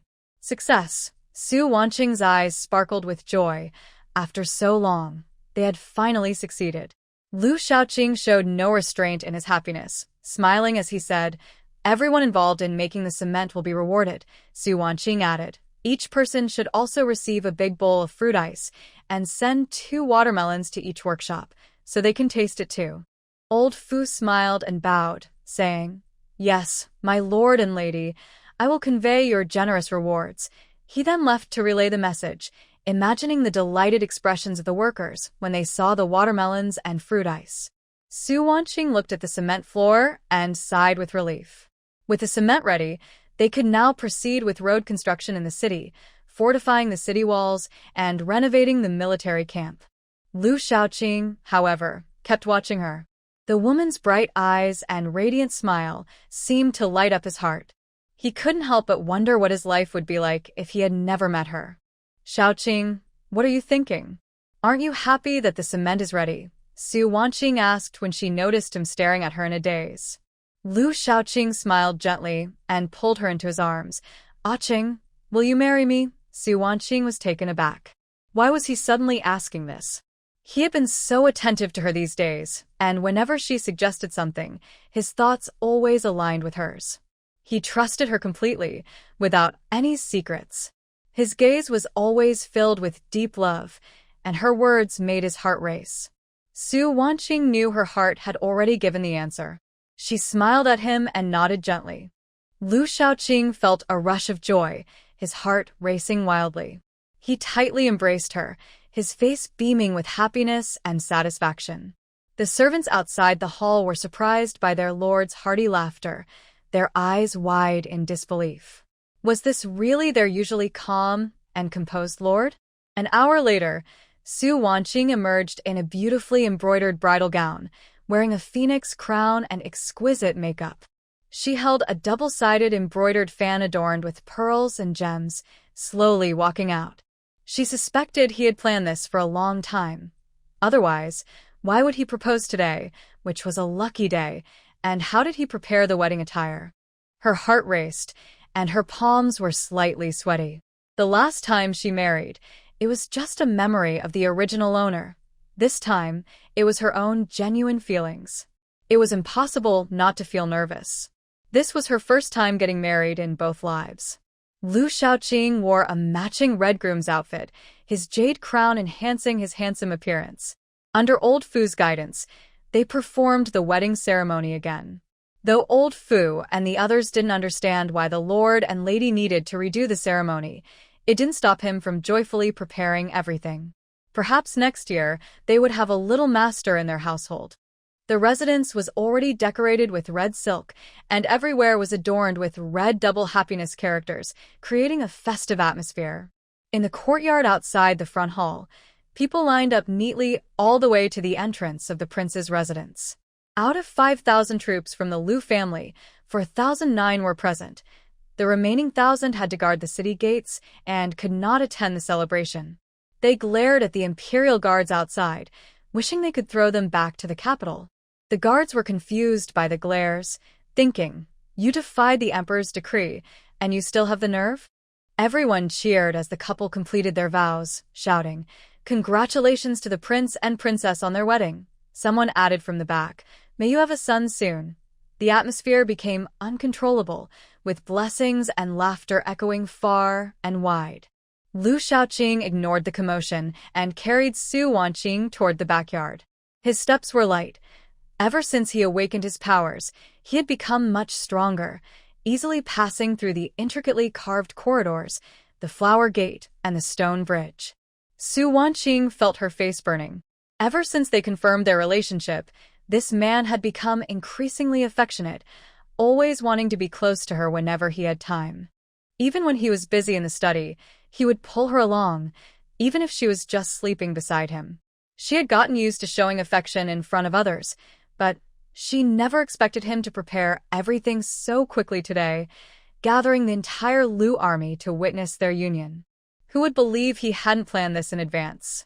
When they reached their courtyard, Fengwu Courtyard, the beautifully designed flower gate had 3 large characters that Lu Shaoqing had carved and hung himself. Upon entering the courtyard, they were greeted by a sea of red. Red silk hung high, and lanterns adorned everywhere, making it even more grand than their wedding in the capital. Lin Taohua saw Lu Shaoqing carrying Su Wanqing inside and, along with the maids and servants behind her, bowed, saying, "Congratulations, Prince and Princess. All right, everyone can go and receive your rewards." "No need to serve in the courtyard tonight," Lu Shaoqing said with a smile, clearly in a good mood. "Yes," the group replied with smiles as they exited. Su Wanqing felt her face heat up at his words, her cheeks turning red to the tips of her ears. Lu Shaoqing stepped steadily into the room and placed the person on the bed covered with a bright red dragon and phoenix quilt. He gently took the fan from her hand, revealing a stunningly beautiful face. This face was deeply etched in his heart. Seeing it always made his heart race. He got up to pour 2 glasses of wine and brought them to Su Wanqing, his eyes filled with deep affection. "My dear, let's drink this wedding wine tonight, and may we never part in this life." His deep voice seemed to carry a seductive pull, causing Su Wanqing to shiver and recall how he had once promised to dedicate himself to her. Their arms intertwined as they tilted their heads back and drank from their cups. Suddenly, Su Wanqing felt a wave of heat in her chest, making her already hazy mind even more dizzy. It wasn't until the man removed her phoenix crown and hairpins, letting her long hair cascade down her shoulders, that she began to regain her senses. Panic surged within her. Was it time for the bridal chamber? Her lively eyes filled with tension, darting around in confusion. Eventually, they landed on his deep, abyss-like black eyes, drawing her in. Lu Shaoqing removed her loose outer robe and tossed it aside, gazing at the flustered woman with burning intensity. He then went to the washroom and soon returned with a white hot cloth. He carefully wiped Su Wanqing's face and hands, treating her like a rare treasure, his movements gentle and cautious. Her face became even more radiant, resembling a ripe peach, so cute that one couldn't help but want to take a bite. Su Wanqing remained silent, even more so than usual. Her heart raced uncontrollably, and her body became sensitive from his intentional and unintentional touches. Lu Shaoqing's gaze grew darker as he casually tossed the cloth aside and sat next to her. This startled Su Wanqing, and before she could react, he kissed her lips. He then gently laid her back onto the bed. His hands, accustomed to wielding a sword and bow, were covered with a thin layer of calluses. They slid down her waist, making her senses heighten, sending shivers through her body and causing her to let out a soft, cat-like moan. The red candles in the room flickered, crackling softly, and the air grew heated, despite the several ice basins present. Su Wanqing's tear-filled eyes looked pitiful as she hoarsely said, "Husband, stop." But the man seemed enchanted, losing control further. The bright red wedding dress and nightgown lay scattered on the floor, showing how little they were valued by their owner. The next day, around noon, Su Wanqing slowly opened her eyes, her awareness gradually returning.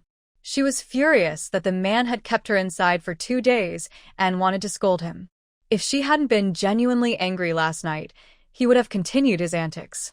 She moved slightly, sitting up, thinking that without her special abilities to ease her discomfort, her waist might have broken.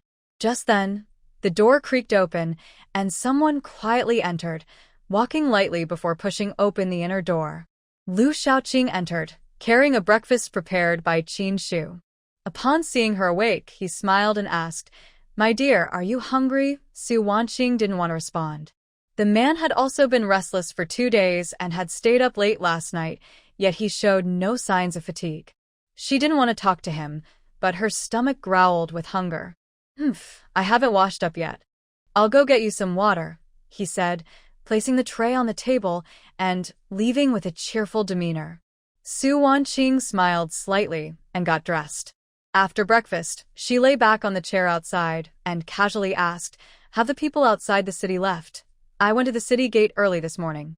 The Imperial edict says I conspired to rebel, and the Imperial Guard is escorting me back to the capital." Su Wanqing wasn't surprised and popped another grape into her mouth. "So, you didn't comply, and they let you return to the city that easily?" Lu Shaoqing chuckled. "I killed a few people. Xiaoyu was no match for me. What can they do if they don't want me to return?" His tone was calm, but Su Wanqing detected a hint of displeasure. "Do they want to force you back?" Lu Shaoqing recalled the scene, and his expression became unreadable. "Prince Dingbei, do you really intend to defy the edict? Although the Lu family has no one else, your actions will tarnish the reputation of the loyal Lu family for generations," Xiaoyu said loudly. "According to your words, if I go back to the capital with you, the Lu family's reputation will be preserved," Lu Shaoqing scoffed.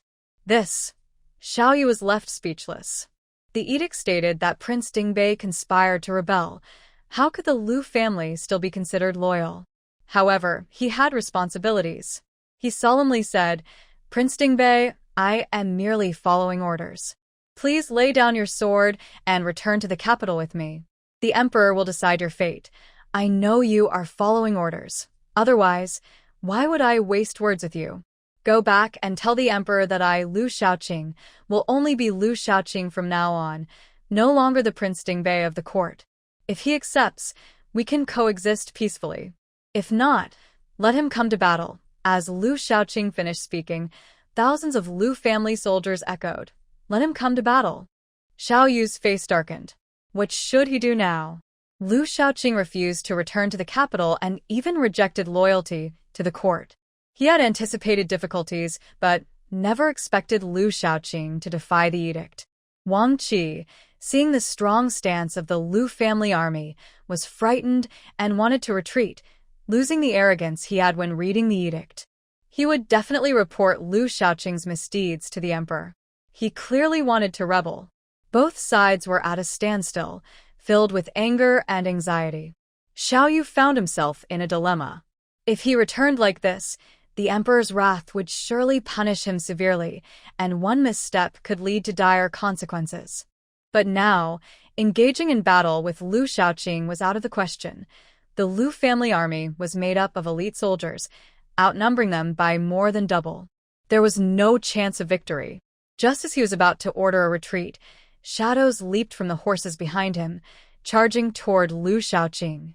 With Lu Shaoqing's keen senses, he quickly realized the identity of the group behind Xiao Yu and had been on guard against them. He swiftly drew his sword and charged forward. "Your Highness, protect the prince!" Mo Huai, Mo Yun, and the Lu family soldiers shouted urgently, ready to rush in. Lu Shaoqing wanted to test his skills and shouted to everyone behind him, "Everyone stay put." Even though Mo Huai and the others were anxious, they had to obey the command of their leader. But if it came to a life-or-death situation for Lu Shaoqing, they would rush out without hesitation. In the midst of the chaos, Lu Shaoqing was already engaged in battle with the shadow guards. Out of 50 shadow guards, only 25 appeared, yet in just a few moments, half of the once invincible shadow guards fell. Some felt intense pain as Lu Shaoqing attacked, losing consciousness before being dispatched by his sword. This change occurred in an instant, unnoticed by anyone. The remaining shadow guards saw their comrades fall too quickly, while Lu Shaoqing remained calm and collected, showing no signs of panic. "Xiao Yu, if we can't bring back Lu Shaoqing, the emperor will definitely blame you. I hope you can remain as ineffective as you are now," the shadow guard leader said before charging forward with the remaining guards. Xiao Yu clenched his hands tightly, the veins on the back of his hands bulging, his expression dark and frightening. For a moment, he truly wished that Lu Shaoqing would kill all the shadow guards. That way, he could return with a reason. Mo Huai and Mo Yun, along with the Lu family army, were furious as they cursed Xiao Yu for being shameless and bullying others. Xiao Yu remained silent, sitting steadily on his horse, focused on the battlefield as if the insults were not directed at him. Lu Shaoqing's sword moved so quickly that it left afterimages. Despite the number of opponents, they could not touch him, especially since he had his special abilities as a backup. Just as he was about to slay all 50 shadow guards, an arrow shot towards him from behind. "Your Highness, be careful," Mo Huai shouted anxiously, rushing towards Lu Shaoqing as fast as he could. Sensing the danger behind him, Lu Shaoqing swayed slightly, appearing to move slowly, but actually dodging with incredible speed, landing a meter away. The arrow that was meant for him struck a shadow guard instead, causing blood to splatter everywhere. The guard fell to the ground, blood turning dark as it flowed from his mouth and body. "Another underhanded trick," Mo Huai said, rushing to Lu Shaoqing's side. Seeing that his lord was unharmed, his racing heart had not yet calmed down when he noticed the fallen guard had died from the poison. Anger surged within him, and he wanted to take the head of the dog emperor immediately. Lu Shaoqing's gaze was cold as he leaped into the ranks of the Imperial Forest Army. The arrow had come from this direction, so the shooter must still be hiding among them. Mo Huai shouted, "Kill!" The Lu family army surged forward, determined to retaliate against those who dared to assassinate their lord. The scene quickly descended into chaos, filled with the sounds of battle, curses, and clashing weapons. Lu Shaoqing and a few others pushed their way into the midst of the Imperial Forest Army, and he quickly spotted a pair of familiar eyes. It was him, the archer who had shot at him 3 years ago, the same piercing gaze he had seen just before he fell. Back then, he had hidden among the crowd, and Mo Huai and the others had been thrown into disarray by his injury, allowing him to escape easily. This time, he would not let him get away. The Dark Eagle did not expect Lu Shaoqing to react so quickly. Hadn't he been poisoned? How could he still dodge? And now he was chasing after him. For a moment, the Dark Eagle felt frozen, slow to react. By the time he realized what was happening, Lu Shaoqing was already in front of him. He hurriedly raised his hand to defend himself, but it was too late. A powerful blow to his chest made him spit out a mouthful of blood, feeling as if his chest had caved in. Before he could rise, another heavy kick landed on him. He didn't even have the strength to fend off the Imperial forest soldiers attacking him. The Dark Eagle was shocked at how thoroughly he was being defeated.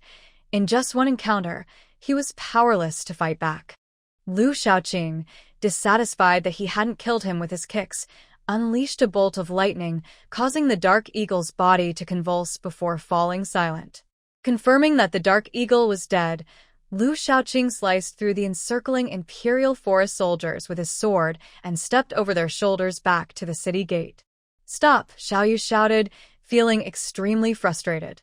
In the blink of an eye, dozens of Imperial forest soldiers had been killed or injured beside him. If the fighting continued, he might not be able to return.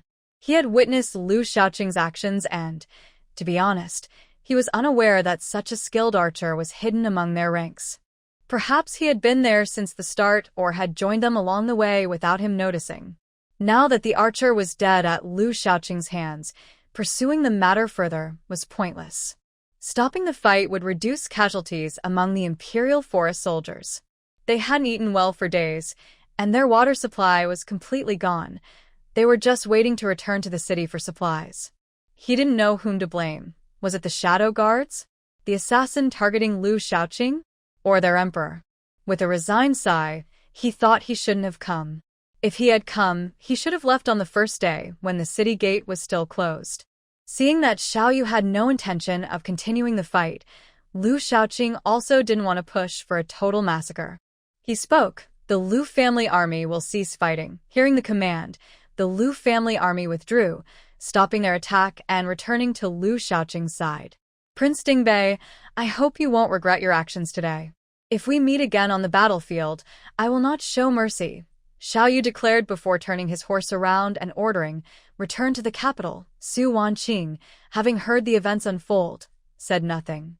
The capital was thousands of miles away, and by the time Xiaoyu and the others returned, the emperor would likely be troubled by drought and food shortages in various regions.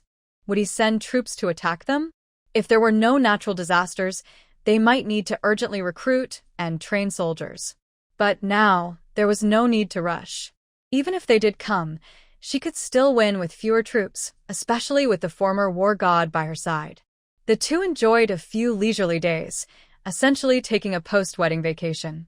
Only Mo Huai and the others occasionally came to ask Lu Shaoqing about matters, and everyone was very considerate not to disturb them. Even Bai Jinxie went to play with Lin Taohua or followed Xie Yanqie to make medicine and learn medical skills.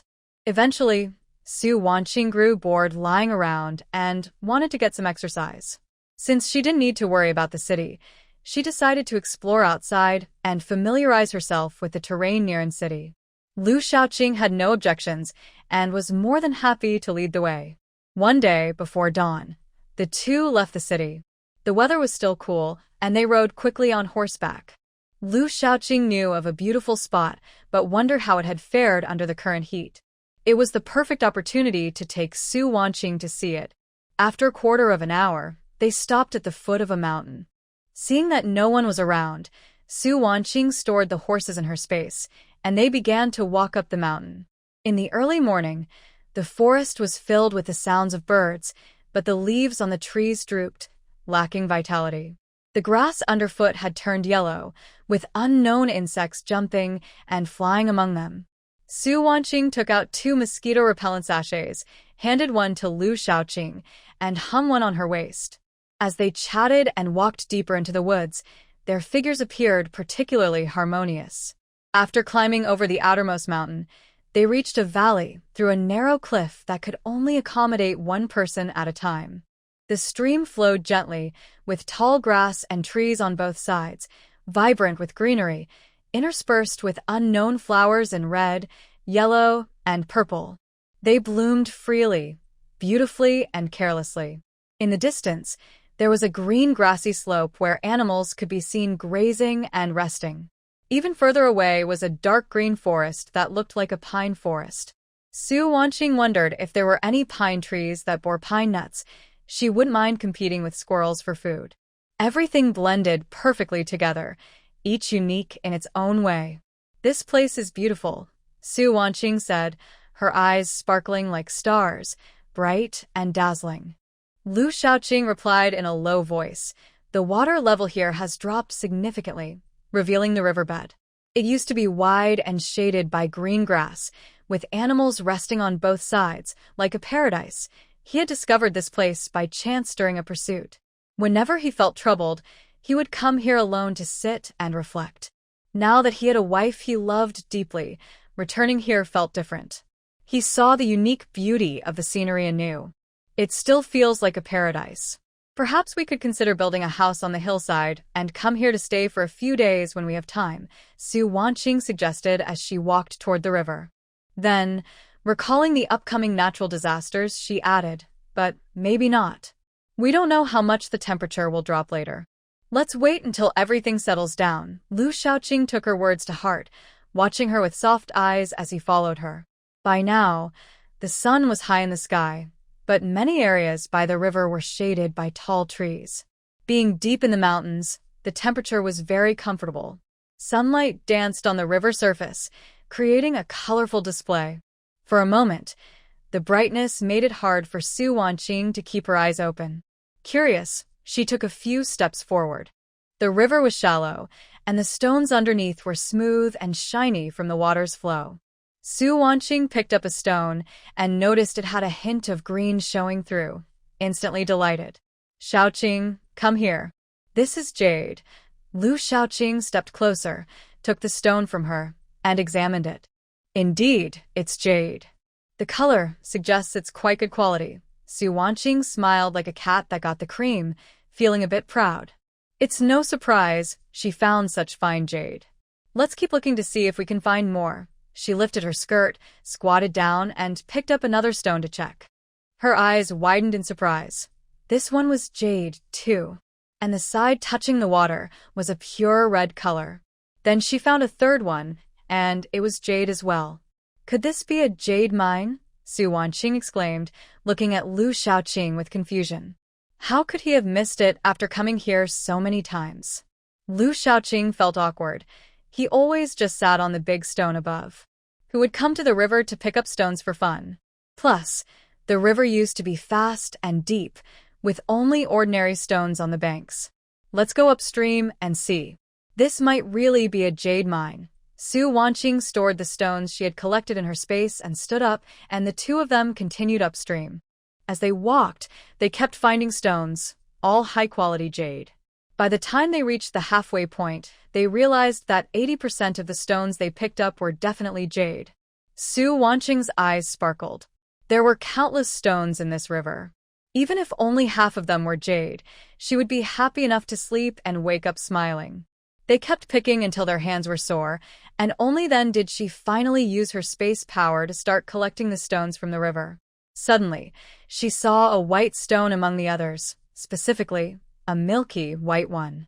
It stood out slightly among the gray and green stones, but she noticed it. She paused her collecting and squatted down to pick it up. Lu Shaoqing was quicker. He cleared the surrounding stones and picked up the milky white stone, rinsing it in the water to wash off the sand. Wife, here. This stone looks very special, but I've never seen anything like it. I don't know if it's jade, Lu Shaoqing said. Su Wanqing took it. The stone was entirely milky white, without a hint of impurities, and it shimmered with a soft glow. Upon closer inspection, the patterns on it seemed to move slowly, and it felt warm to the touch. Though she didn't know what it was, she felt it must be more precious than jade. Su Wanqing played with it for a while in her hands, unable to discern anything more, and decided to store it in her space. Perhaps she would find out what it was later, or it could serve as a decorative piece. However, as soon as the milky white stone entered her space, a loud noise erupted, causing Su Wanqing to feel dizzy. Seeing her sway, Lu Shaoqing quickly supported her, worried. "Aching, what's wrong? Are you feeling unwell?" When she didn't respond, he immediately picked her up. "I'll take you back to find Xie Yanche. I'm fine, just let me down for a moment." After a few steps, Su Wanqing spoke, signaling him to set her down. The dizziness had been intense, almost making her faint, but she felt a bit better now. Lu Shaoqing carefully placed her under a large tree for shade, letting her lean against him. "How are you? Do you feel better?" After a moment, Su Wanqing felt fine and sat up straight. I'm okay now, I don't feel unwell at all. Then what just happened? You looked so pale, Lu Shaoqing said, still worried. Su Wanqing focused on the changes in her space, utterly shocked. Her space had upgraded. The previously still space was now divided by a river flowing through it. One half was her original space, with all her supplies in place. The other half was an endless expanse of black soil that looked very fertile. As her awareness lingered above the river, a line of information appeared in her mind. Endless river, ordinary water quality, drinkable. Su Wanqing's eyes widened. Did that mean what she thought? Drinkable water, and it was endless. That's great. Now we don't have to worry about running out of water.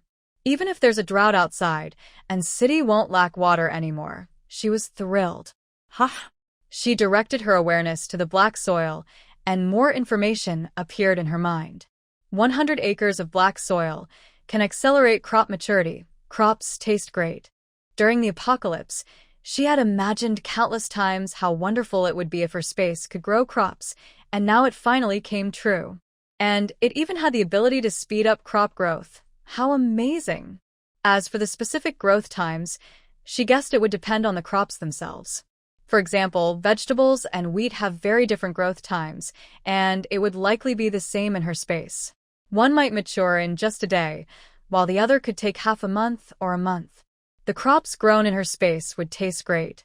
While they might not have special effects, deliciousness was key.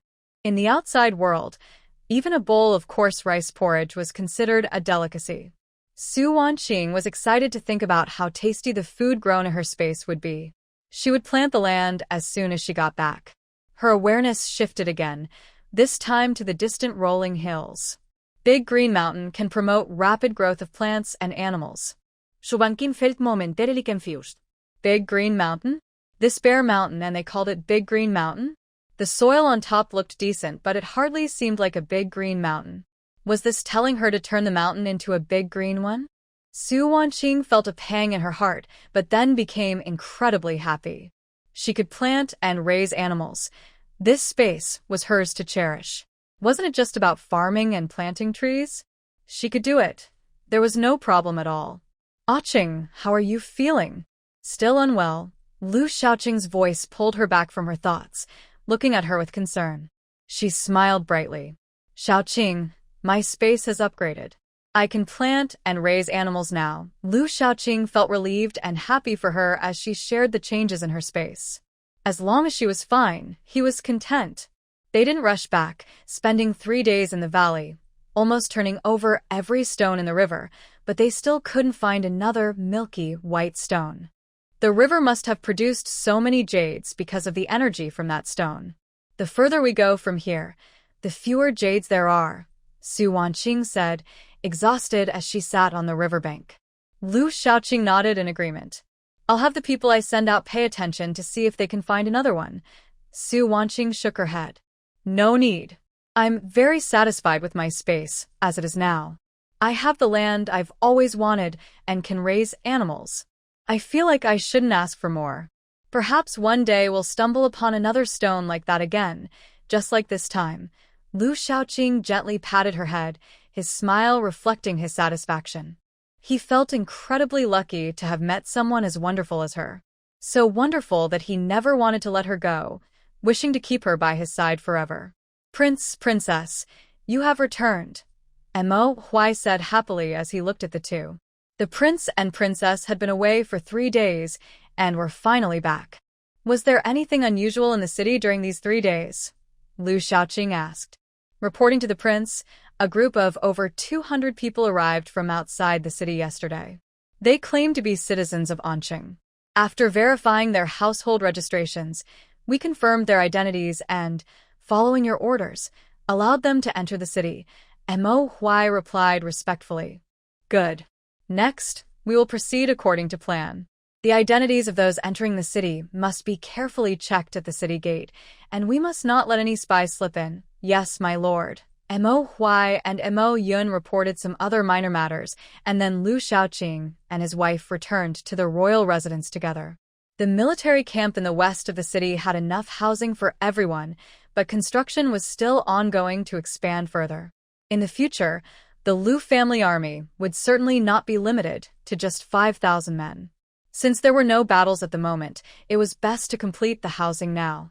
Although many houses in the city had been blown down by the wind and sand last time, most of them were thatched huts, and the adobe houses were still intact.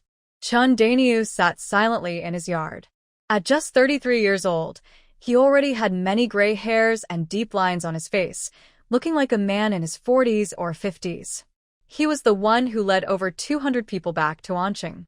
Before they fled, there were rumors in the city that the northern barbarians were about to attack, and the battle was unavoidable. His father heard the news outside and immediately returned to tell the family to pack their things, and they left overnight. The people in their alley and the 2 alleys behind them all set off together, forming a group of nearly 500 people, which gave them some comfort. At first, their journey went smoothly until they reached the borders of Qinzhou. The weather grew hotter, and after 2 days, some people fainted from the heat. They quickly found a place to rest and no longer dared to travel during the hottest part of the day. As they shortened their travel time each day, their journey stretched longer. They watched their food supplies dwindle, and finding water became increasingly difficult.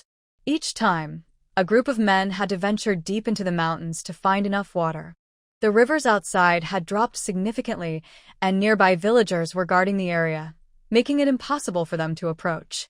Some rivers they passed had already dried up, leaving only mud and sand.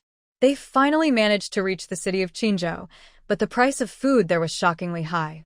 Brown rice cost 35 coins per pound, and a barrel of water was 20 coins.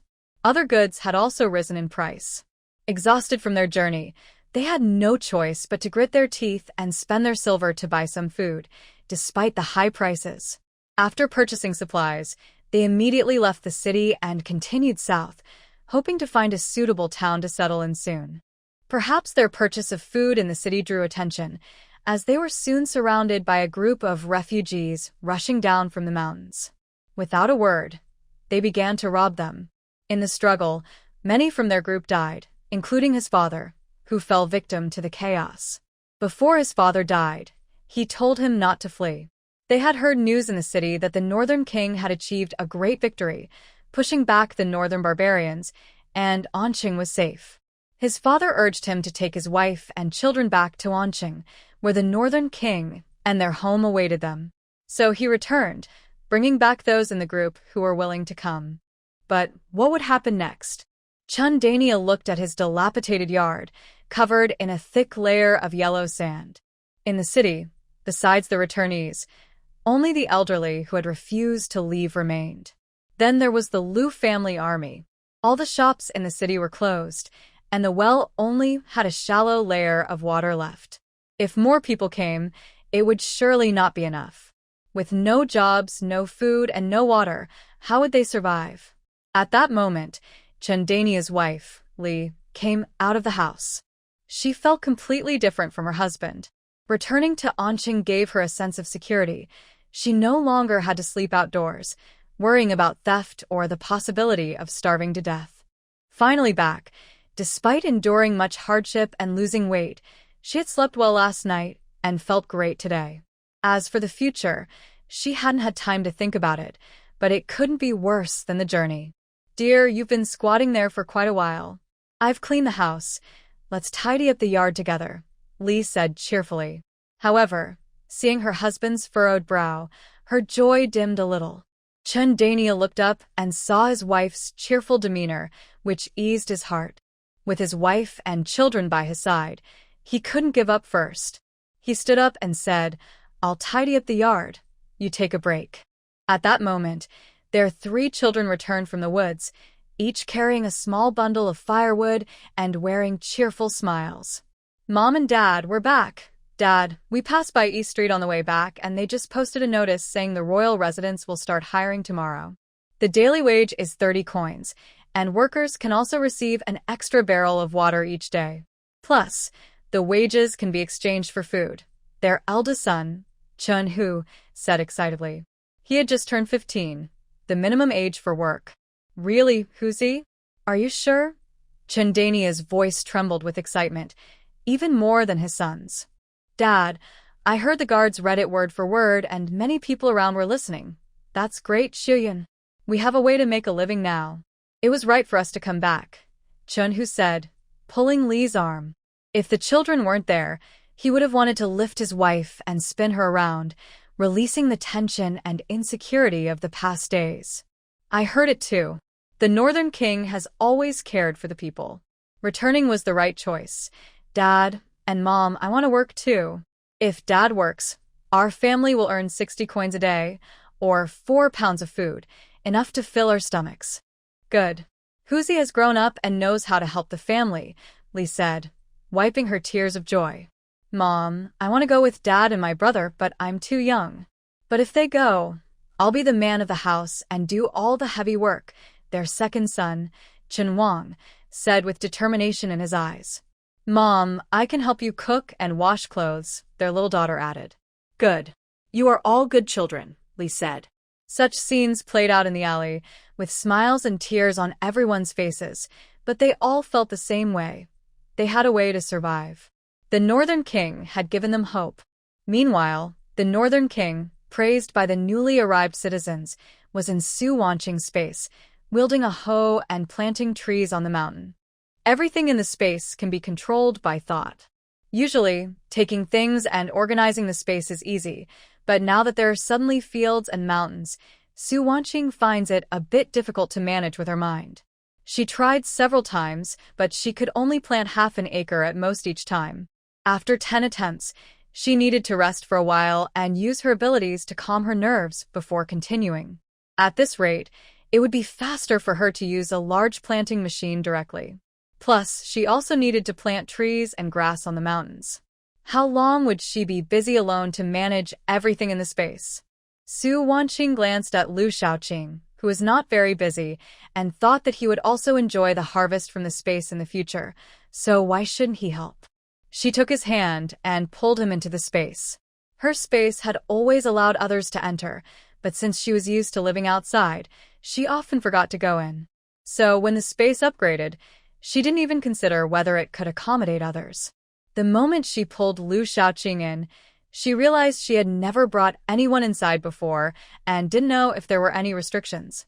But her action was quicker than her thoughts, and in less than a second, they were already standing in the space.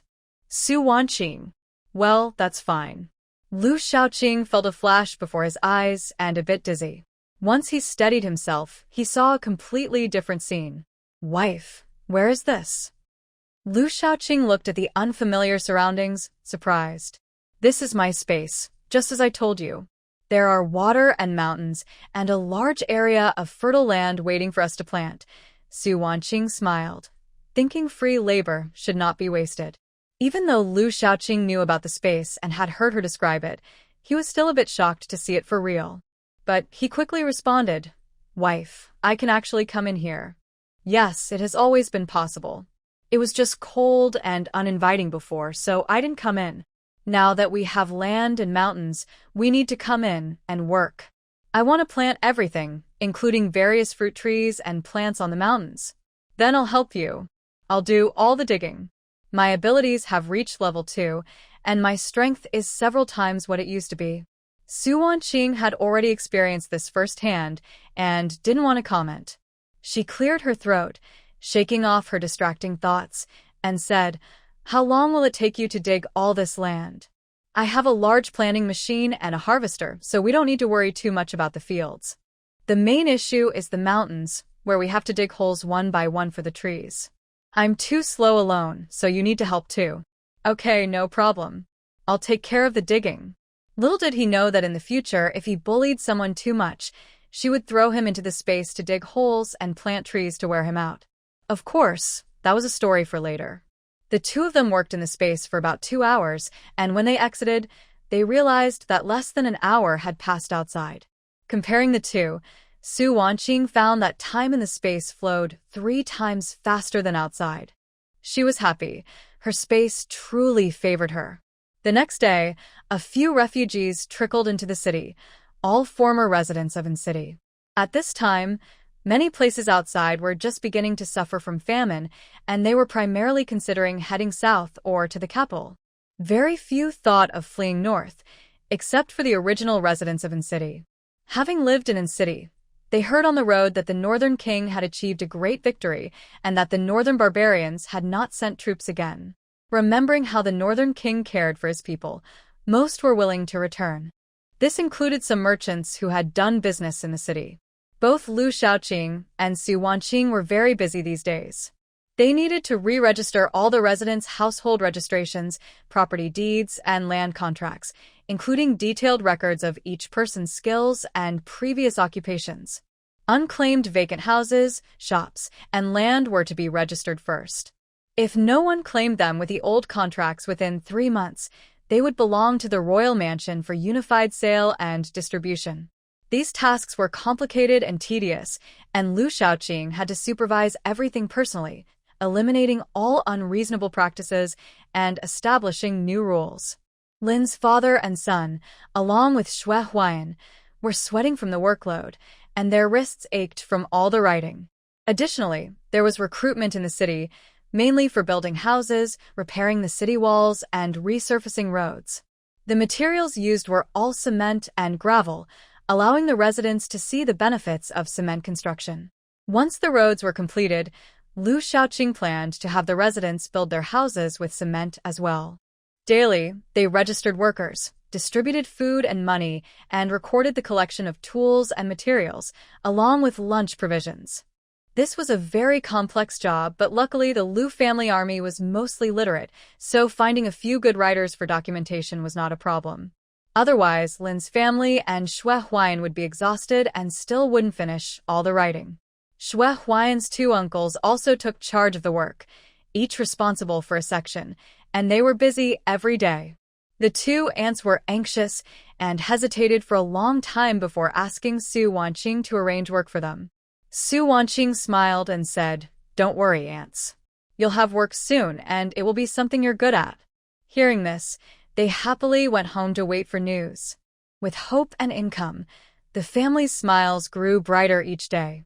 Since the refugees returned to the city, 5 tall water towers were built in various directions, with soldiers stationed around them daily to prevent any ill intentions. Su Wanqing only needed to fill them with water every 2 days.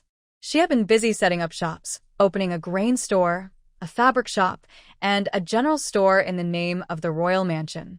These 3 shops were currently the most needed in the city, and the items inside could quickly alleviate the shortage of supplies for the residents. As for other shops, they would decide later based on the situation. Reports indicated that many merchants were also returning to the city. As long as they kept the prices of grain and salt reasonable, the prices of other goods would not be too outrageous. Lu Shaoqing chose the best locations in the city for the shops, and Su Wanqing had custom shelves made. After a little decoration, the first grain store in Incity, Tianfu Grain Store, opened. Before the opening, Su Wanqing had a notice posted in the city to inform everyone about the opening of the first grain store. Early in the morning, the area outside the grain store was crowded with people.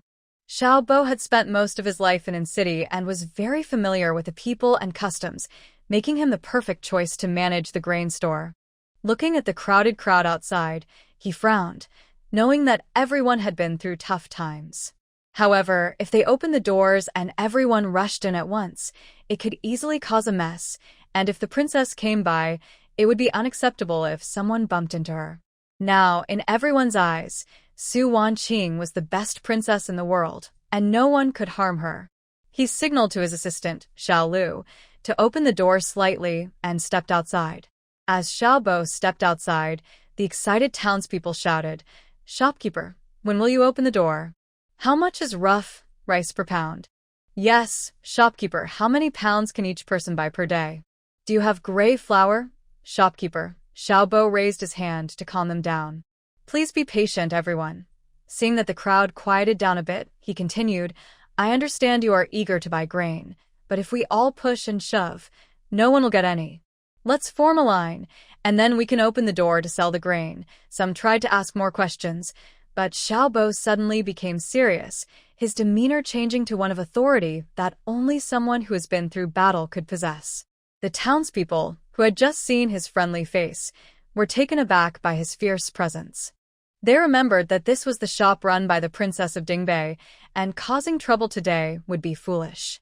A group of people quickly formed a line, although there were still some disagreements about who arrived first. As long as it didn't disturb the princess, Xiaobo didn't bother to intervene. Once everyone was in line, he had someone bring out the sign with the grain prices, written in colorful ink. Someone in the crowd who could read immediately announced, "Rough rice is 13 coins per pound, black flour is 12 coins, white flour is 20 coins, fine rice is 25 coins, and salt is 35 coins. There were also prices for various beans and spices, but he ignored those. The reader couldn't believe his eyes, and the crowd couldn't believe their ears. The prices for grain in the shop were incredibly low. Is this real? Many had been to nearby towns and seen that the cheapest grain was 35 coins per pound, with the most expensive going for 80 or even 100 coins. But now they saw what? White flour and fine rice for just 20-some coins, and salt priced the same as before the drought. There were also various spices, pickles, and preserved vegetables. The crowd fell silent for a moment before erupting into noise again, with some even crying. They had just returned to the city, and the prince had sent the men and their families to earn money. Now, the princess had opened this affordable grain shop, allowing even those with little money to feed their families. The prince and princess were like saviors, bringing relief. Thank you, prince and princess, for your great kindness. I, Zhao Gui, will never forget it. A man in the crowd shouted, his eyes red. The crowd echoed, thank you, prince and princess, for your great kindness. We will never forget it. Xiaobo was very pleased to see this. Their princess was so kind, and all the grain prices were set according to the original prices in Anqing. Although slightly higher than in other states before the disaster, this was a border area with poor land, so prices were naturally higher. Seeing that it was time, he had the shop door opened. 2 assistants carried long strings of firecrackers to either side of the shop. He looked into the distance and saw the prince and princess nodding at him. Understanding immediately, he stepped forward to light the firecrackers. With the loud crackling of firecrackers, the townspeople entered the shop in an orderly manner. Su Wanqing turned around, smiling. Let's go. We don't need to go over there. Lu Shaoqing nodded, and the two walked towards the prince's residence together. On the 3rd day after the grain shop opened, Su Wanqing's fabric shop also opened amidst the sound of firecrackers. The shopkeepers were her 2 aunts, one handling the accounts and the other managing the products and sales. Neither of them expected Su Wanqing's plan to open a shop would come to fruition so quickly. They were determined to work hard and not let Su Wanqing down or give others a chance to gossip. The fabric shop mostly sold coarse cloth and cotton that ordinary families could afford, with cotton and high-quality fabrics being in the minority. There were also some simple ready-made clothes and shoes, considering the current situation in Anqing. If more people came to the city in the future, they would think about opening a proper tailor shop. Su Wanqing had plenty of fabric in her storage, so selling it posed no pressure. Moreover, she could now grow cotton seeds in her space, ensuring a steady supply of fabric in the future. Once the fabric in her storage was used up, she planned to set up a dyeing workshop and have her uncle's family return to their old trade. The grocery store opened the next day, and it was the largest of the 3 shops, filled with needles, threads, bowls, chopsticks, baskets, and various ceramic and bamboo products, totaling over 100 items. Currently, there was no blacksmith shop in the city, so small items like scissors and kitchen knives could also be bought at the grocery store. Speaking of blacksmiths, the craftsmen who had been recruited from the iron mine recently arrived in Anqing, along with the embroiderers and carpenters that Lu Shaoqing had sent for, all gradually entering the city. Su Wanqing also officially met all of Lu Shaoqing's secret guards, totaling 220 people. They had been spread out gathering information, but were all called back for reorganization.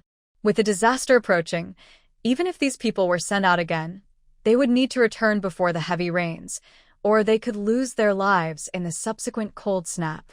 As the secret guards returned, they also brought back over 100 skilled workers from various trades. Su Wanqing couldn't help but admire Lu Shaoqing's thorough planning. With these people, Anqing could quickly recover after the disaster. 2 months passed in the blink of an eye. In previous years, by October, Anqing had already entered winter, but this year the temperature only dropped slightly, with midday highs around 35 degrees and morning/evening lows around 25 degrees.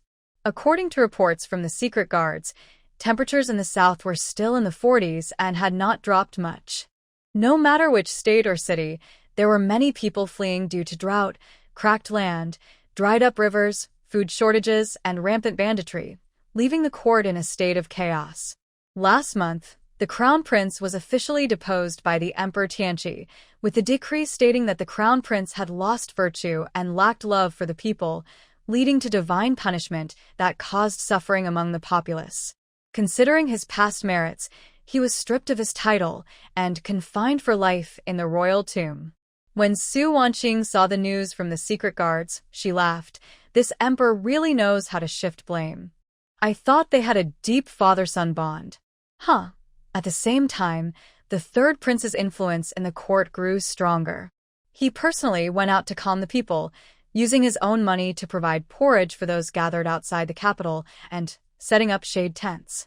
Soon, news spread that Emperor Tianqi was unwell and needed to rest in bed, with the third prince taking charge of state affairs. Although he had not officially been named the crown prince, the third prince was already performing the duties of one. On the dragon bed, Emperor Tianqi looked thin, with sunken cheeks and prominent cheekbones, dark circles under his eyes, but only unwillingness and anger in his gaze. His body was showing signs of exhaustion. He had to hand over state affairs and focus on recovering his health. However, his dignity as an emperor was trampled, and his power slipped away to others. How could he accept this? He had just turned 50 this year. How did he end up like this? He could not accept it. It was definitely the king of Dingbei. He must have poisoned him. He was sure he had discovered something unusual, which is why he poisoned himself. Moreover, he defied the emperor's orders. Tianqi was certain, without needing any evidence, that the poison was given to him by the king of Dingbei, Lu Shaoqing. Gomain. Is everyone dead? Get in here, he shouted angrily at the door. Chunwei, who had been waiting outside, hurried in. Your Majesty, do you have any orders? Bring the third prince here. I want to see him. He wanted to issue a decree for General Zhou to take troops to kill Lu Shaoqing, or rather, to capture him and force him to reveal what poison he had given him and to hand over the antidote. When the third prince, Shaoxing, arrived at the emperor's chamber, the emperor was inside, furious, with eunuchs and palace maids kneeling all around. You useless dogs! Where is the Imperial Guard? Bring Xiaoyu in here to execute these useless servants. The kneeling eunuchs and maids trembled even more at his words, and 2 of the more timid ones fainted from fear, shaking uncontrollably. Trash. How can you be so useless? Someone, get in here.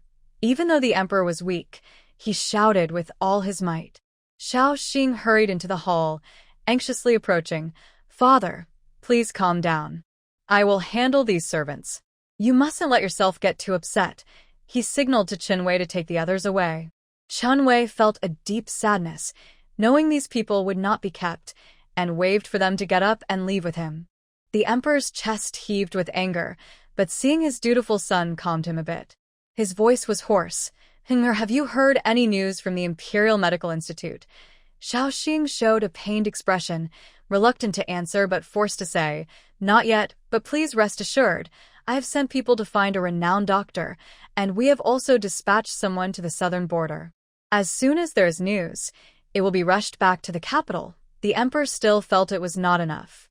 As the supreme ruler, he was suffering this humiliation. He took a breath and said, Those useless doctors. If they can't do their job, just kill a few of them. It's been so long, and they still haven't figured out what poison I have. What good are they? Father, I understand. Please rest for a while. No, I need to issue an edict. You go draft it. Have General Zhou lead the 100,000 troops from the east to surround the city, capture Lu Shaoqing, and force him to reveal the antidote. I want him executed by 1,000 cuts. The emperor gritted his teeth, his eyes filled with malice.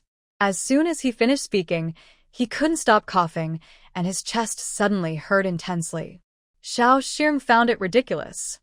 According to the information from Xiao Yu and the scouts, and city only had a few thousand troops from the Lu family. Was it worth sending 100,000 troops from the east? Wouldn't that let the great Zhou take advantage of the situation?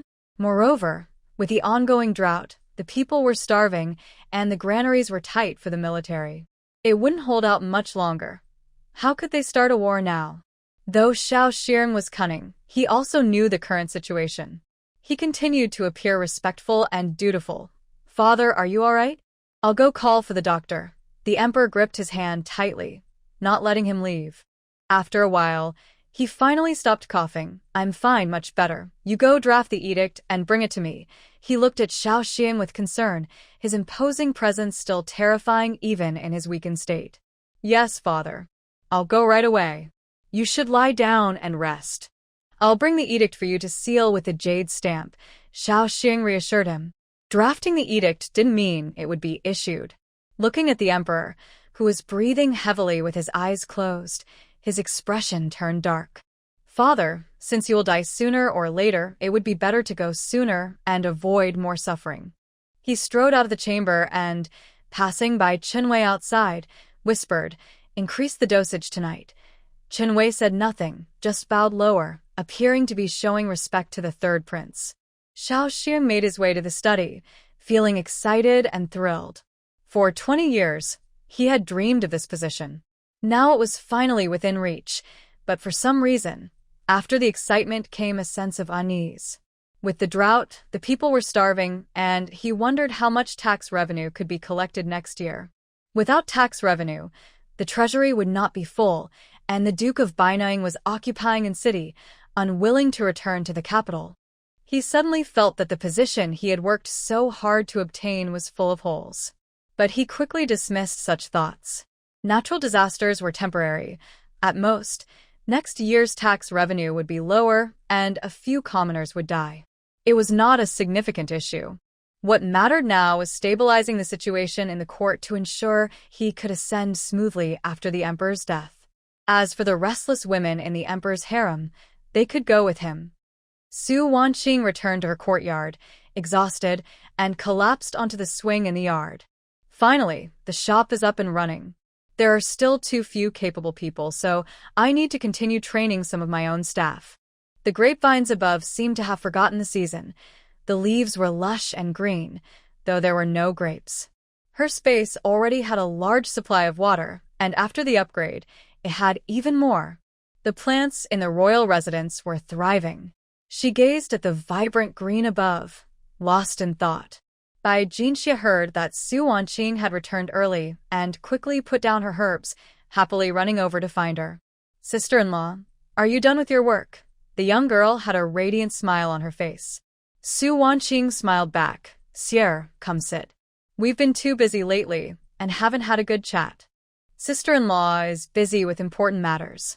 I worked with my brother on the cold medicine recipe you gave us. We can now make the decoction into pills, and they work much better than the liquid. Patients will recover in just 3 days."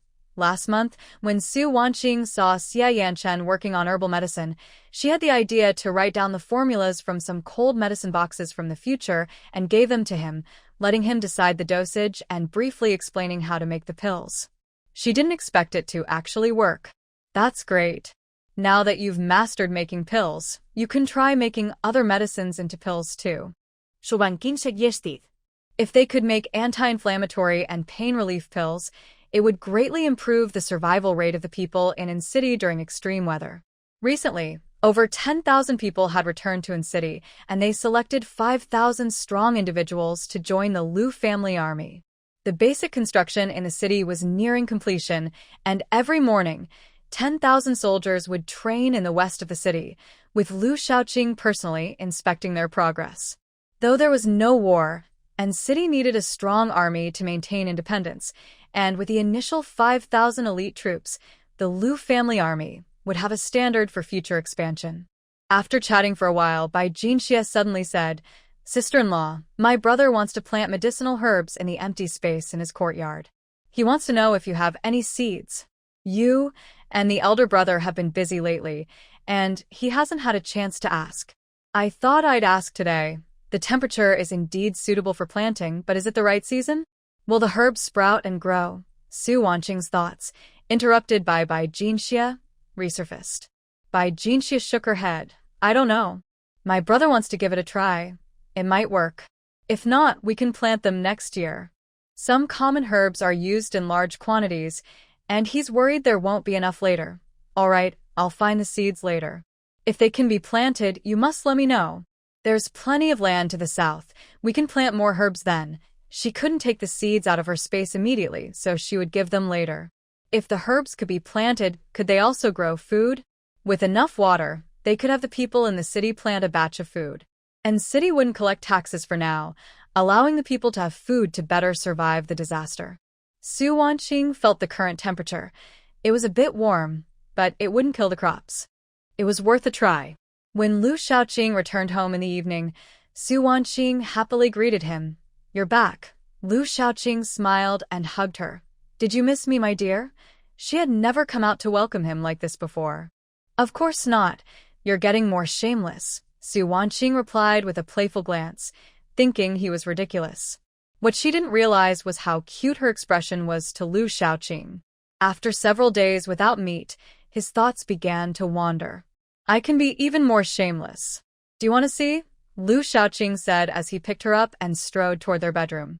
What are you doing? Put me down, I have something to say. My dear, you've been busy planting trees in the space at night. Don't you care about me? We can talk about it tomorrow. What do you mean these days? Didn't you just? Su Wanqing felt her cheeks heat up as she remembered what had happened. Ever since they got married, he seemed to want to tease her every day. Lu Shaoqing ignored her protests and carried her into the bathroom. After running around all day, he was sweaty, and seeing that Su Wanqing hadn't changed or bathed, he decided they could wash up together. In the steamy bathroom, sounds that made one blush echoed intermittently. It wasn't until dawn that the sounds in the room stopped, and Su Wanqing fell asleep immediately. Lu Shaoqing watched her sleeping face and kissed her forehead, tucking her in before quietly getting out of bed. After washing up, he left the room just in time to join the morning exercises at the military camp. Before he left, he asked Mo Huai to tell Uncle Qin to prepare Su Wanqing's favorite honey-glazed roast duck and crystal cake, along with a clear stewed pigeon, letting Uncle Qin decide the rest. Last night, she mentioned having something to say, and he hadn't had the chance to hear it. He planned to ask her about it while having lunch together. When Su Wanqing woke up, the sun was shining brightly outside. She had slept until noon. She hurried to get up, realizing she had things to do. But as soon as she stood, her legs felt weak, and she fell back onto the bed, cursing the man for his stamina. She thought maybe she should skip sleep tonight and go plant trees instead. While scolding him in her mind, she activated her abilities to heal herself, finally feeling refreshed. Just after she finished washing up and changing clothes, Lu Shaoqing walked in. "Why are you back? Is something wrong?" Su Wanqing asked, puzzled. Seeing her adorably dazed expression, Lu Shaoqing smiled gently. "I came back to have lunch with you." "Perfect, I'm hungry. Let's go. You said last night you had something to discuss. What is it?" As they walked to the front hall, Su Wanqing asked, "Is that the only reason you came back?" "Not entirely. I mainly wanted to have lunch with you. You've been busy with the shop, and we haven't had lunch together in 5 days," Lu Shaoqing said, looking a bit pitiful.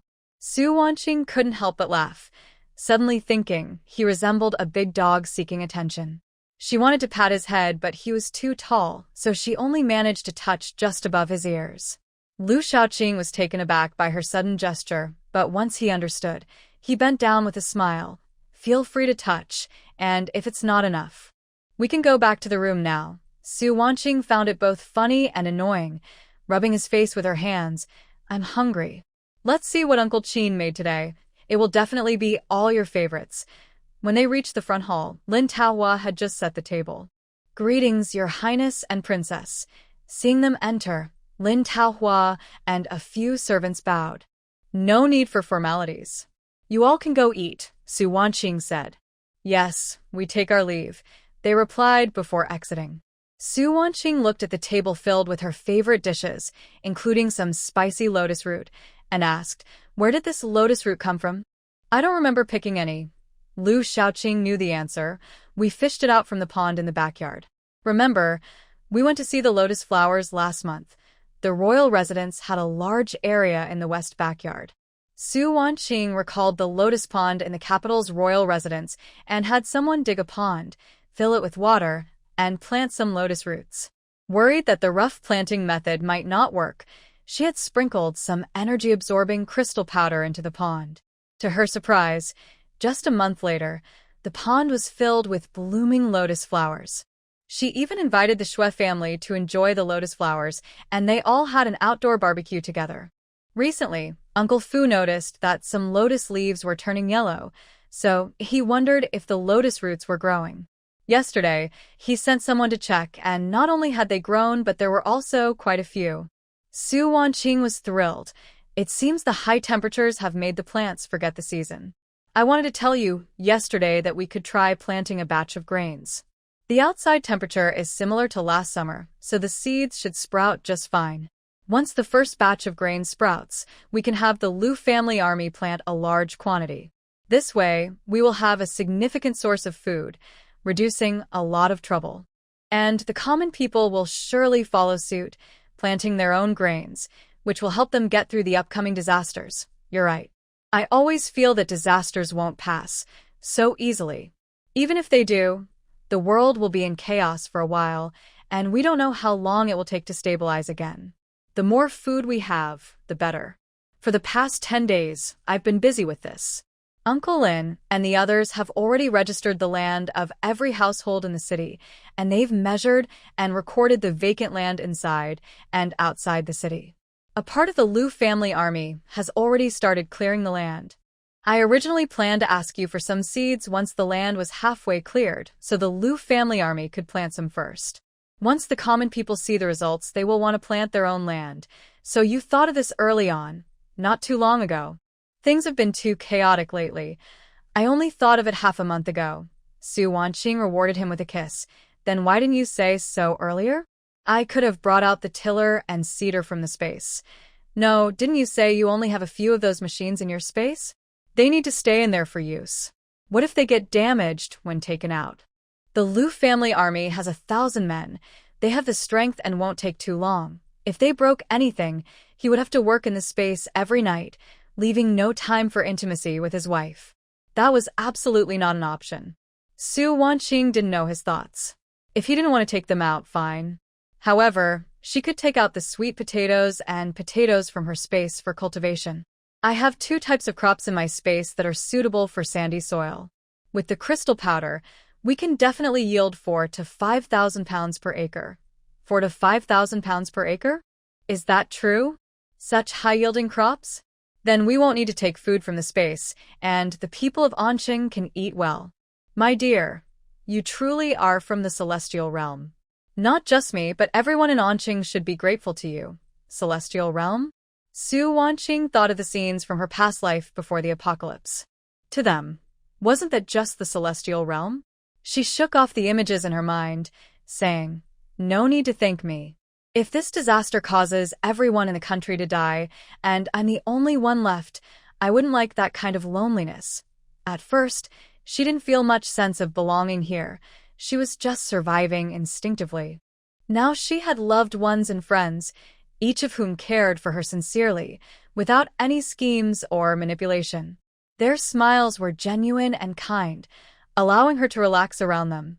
And the group of young boys in the military camp, who worked and trained hard every day, were always cheerful, claiming they weren't tired despite the heat. She suddenly felt that this was quite nice, so she began to take an interest in everything in the city, thinking of ways to improve it little by little. In the future, this would be her home, so it had to be built well. After lunch, Lu Shaoqing arranged everything, and the two returned to their room. Su Wanqing took his hand, and they instantly disappeared from the spot. For the past 2 months, they had spent most of their time in the space, working on the mountain. The outermost mountain was already filled with various fruit trees. At this moment, peach, apple, plum, and pear trees were covered in flower buds, looking like they would bloom any second. Tropical fruits like bananas, mangoes, lychees, longans, oranges, and jackfruits, which were planted early on, already had small fruits hanging from the branches. Higher up, there were scattered fruit trees like chestnuts, hawthorns, lemons, walnuts, and persimmons, taking up nearly half a mountain. On the mountain behind, mulberry trees had been planted halfway up, as they planned to cover the entire mountain with mulberry trees to prepare for future silk farming. Their strength was limited, and they had to go out during the day to handle various tasks, ensuring they got enough sleep. Therefore, their actual working time in the space was not much. So far, they had planted 10 acres of wheat and 10 acres of dry rice, which had only been planted half a month ago. Now, both the wheat and rice were in the flowering stage and would likely be ready for harvest in about half a month. According to the information from the space, the grains grown there would taste very good. Su Wanqing thought that once they were harvested, they should try them first. If the taste was not too exaggerated, they could sell the surplus or use it as military rations for the Liu family army. If the taste was exceptionally good, they would keep it for themselves and plant medicinal herbs on the extra land to avoid attracting unwanted attention. Currently, aside from the land for wheat and dry rice, the other plots were idle, perfect for cultivating sweet potato seedlings. Potatoes could also be left in the ground to sprout quickly. Su Wanqing explained the sweet potato seedling process to Liu Shaoqing in detail. Then, with a thought, a pile of sweet potatoes and potatoes appeared at their feet, looking fresh as if they had just been placed in the still space. The black soil was soft and suitable for planting any crop. Su Wanqing used her mind to clear a thin layer of soil and neatly place the sweet potatoes inside, covering them with soil on both sides, leaving only the upper half exposed. Finally, she diverted water from the river to spray over them. After repeating this process 13 times, they had planted over 6 acres of sweet potatoes before stopping. Rest for a bit, my dear. I've figured out how to do it. I'll plant the rest. Just bring a lounge chair and watch from the side, Liu Shaoqing said, concerned for her. But Su Wanqing noticed that using her mind in the space could slowly enhance her mental strength.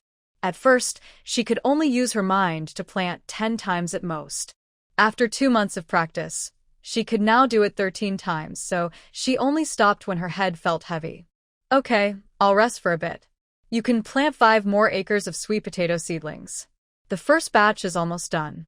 No need to plant the potatoes. Just leave them in the ground to sprout faster.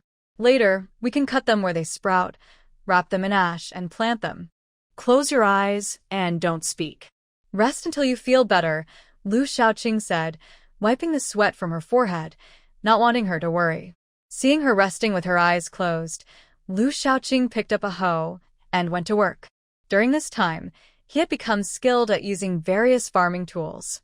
Planting sweet potato seedlings was much easier than digging holes for trees. When they finished working in the space, it was already getting dark outside. After dinner, Liu Shaoqing went to his study to slightly modify their planting plan and asked Mo Huai to inform Mo Feng and Mo Yu that the Liu family army would start planting a new crop the next day. Time in the space was 3 times faster than outside. In the afternoon, the potatoes placed in the ground had visibly sprouted long shoots. Su Wanqing had already stored the potatoes in the still space. The sweet potato seedlings would likely be ready for planting by the next afternoon. After Liu Shaoqing finished his tasks, the two of them went out late at night to fill the water towers around the city and also filled 1/3 of the water tanks in the space, adding a handful of crystal powder to each tank. After organizing the filled water tanks neatly at the field's edge for easy watering the next day, they were done. The next day, Su Wanqing led Mo Huai and Mo Yun to transport the sprouted potatoes to the field, where Liu Shaoqing was already waiting with hundreds of leaders above the rank of 100-man commander. Your Highness, we greet you, the men behind Liu Shaoqing said in unison. No need for excessive formalities. Just help unload the items from the cart, Su Wanqing said with a smile, stepping beside Lu Shaoqing. After Mo Huai and Mo Yun got out of the car and slightly bowed to Lu Shaoqing, they began unloading the potatoes. Once all the potatoes were unloaded, Su Wanqing opened a bag and demonstrated to everyone, "Everyone, pay attention. Cut them like this, ensuring each piece has 2 to 3 sprouts. Then roll them in the ash before planting them in the ground." The crowd had never seen such a crop before. Hearing the princess describe it as a potato, a high-yield grain, they were curious, but didn't interrupt, listening intently to Su Wanqing's explanation. After seeing the process, they felt that planting this potato was not difficult at all.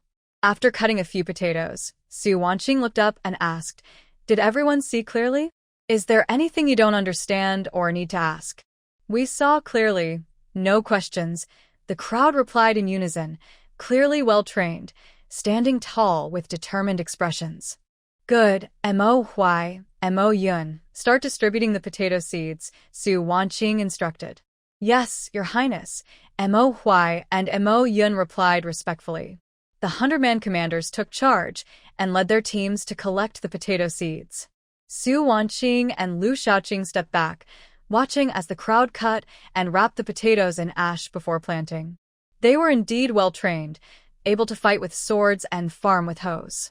Once they confirmed everything was going smoothly, they returned to the palace to move the sweet potato seedlings out of the space. After they left, some brave townsfolk approached and asked, "General, what are you planting? I've never seen this seed before. Isn't it risky to plant at this time? If the weather turns cold in a few days, won't everything freeze and be wasted along with the seeds?" Mo Huai turned to see a middle-aged man in simple clothes and replied, This seed was purchased by our princess from overseas merchants. It yields at least 1 to 2,000 pounds per acre. As for the weather, who can predict it? But looking at the recent temperatures, it won't drop suddenly. The fields are empty now, so it's better to plant some grain. At least there will be some harvest, ensuring next year's food supply. Don't you think? Mo Huai didn't exaggerate the potato yield too much, fearing that if the soil quality or other factors affected the yield, the townsfolk's expectations might lead to disappointment. It was better to set lower expectations initially, and if the yield exceeded that, they would be even happier. This was also Su Wanqing and Lu Shaoqing's intention. In a few days, once the townsfolk knew the Lu family army was farming, they would open a shop to sell various seeds, including sweet potato and potato seedlings. Upon hearing this, the crowd found it reasonable but still doubted that such high yields could be achieved in their area. They eagerly asked, "This general, in previous years when the weather was good, we only harvested a little over 300 pounds per acre. What you say about harvesting 1,000 to 2,000 pounds per acre, we have never even heard of that." After living in Anqing for nearly 40 years, he knew that the harvest was always a meager 2 to 300 pounds. During the slack farming season, he worked in the city to support his family. Hearing his words, the surrounding people nodded in agreement. Someone said, "Yes, our land is sand, and crops don't grow well here." Then a group of villagers chimed in. Mo Huai, still smiling, said, "Folks, there is plenty of land both inside and outside the city. You can plant sweet potatoes or other grains. This year has just started a drought and life is tough. If there is no harvest next year, it will be even harder." Seeing the crowd nodding, their worried expressions deepened. They knew the situation well, but planting crops was something they had never heard of, not even from their ancestors. Life was already difficult, and if the crops failed, they would lose even the seeds they planted. Mo Huai seemed to understand their concerns and continued, "If you worry about the cold weather, then plant wheat. Wheat is frost-resistant. The recent warm weather has helped the seedlings grow quickly, so it won't affect next year's harvest." Mo Huai wanted to suggest planting vegetables, but before he could say it, the hesitant crowd suddenly seemed to understand. Wang Shunan was the first to speak up. "What this general says makes sense. The weather is already unusual, so what are we worried about? At worst, next year's harvest will be less, but it's better than having nothing. I will go back and plow the land, prepare the vegetable garden, and plant some greens and radishes. Greens grow quickly and can supplement our food. Yes, with the prince and princess here and the Liu family army bringing us water every day, if we were outside, we wouldn't even have drinking water, let alone plant crops. Exactly. We just need to get through this year. If there's no harvest next year, we definitely won't survive. We must plant. It's still hot in October. Why are we worried about the seasons? As long as there's water, we can plant anything. Yes, let's all go back and start plowing. Everyone should remember the kindness of the prince and princess. Without them, there would be no stability in Anqing, and we wouldn't have a way to survive. As they spoke, more and more villagers gathered, eventually turning into a collective expression of gratitude towards Liu Shaoqing and Su Wanqing.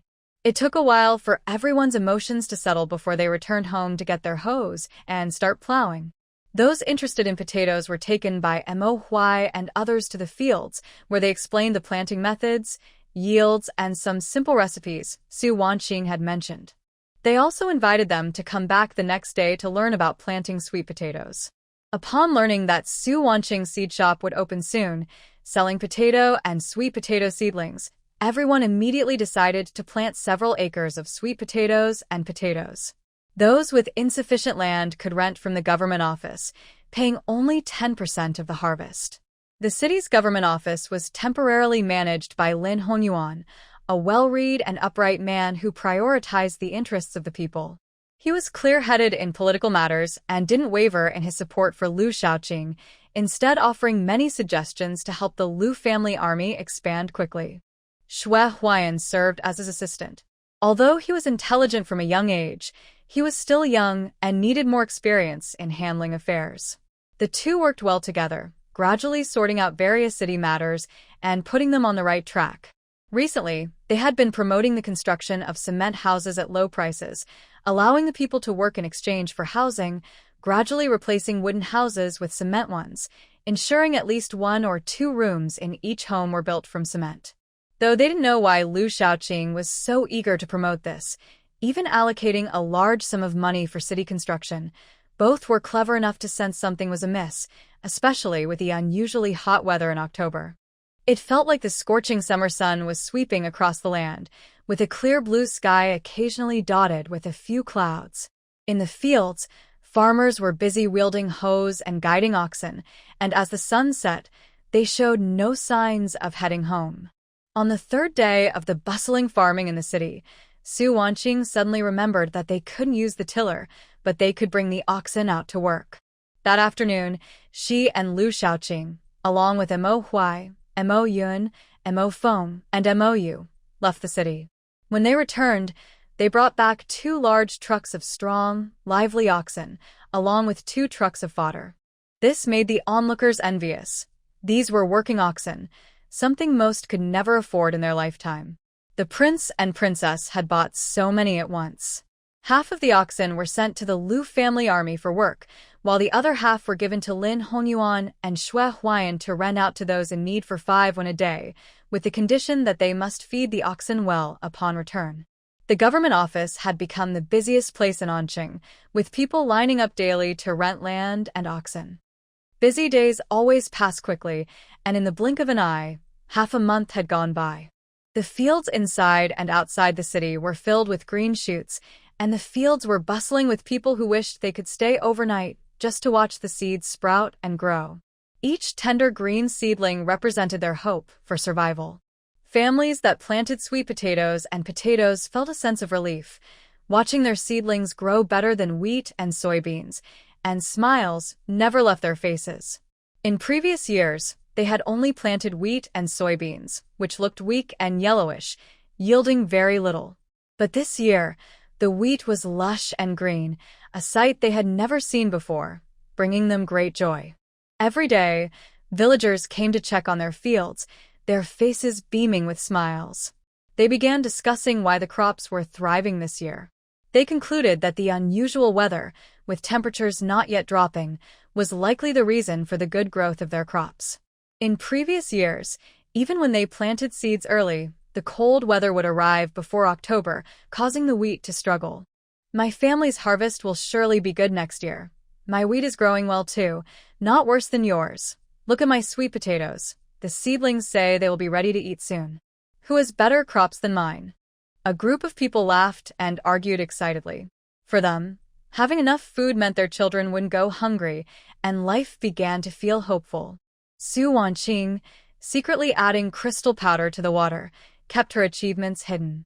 At that moment, she was busy digging through the warehouse, which was filled with mutton, chicken, duck, pork, fish, various vegetables and fruits, seasonings, oil, salt, and alcohol, taking up most of the space.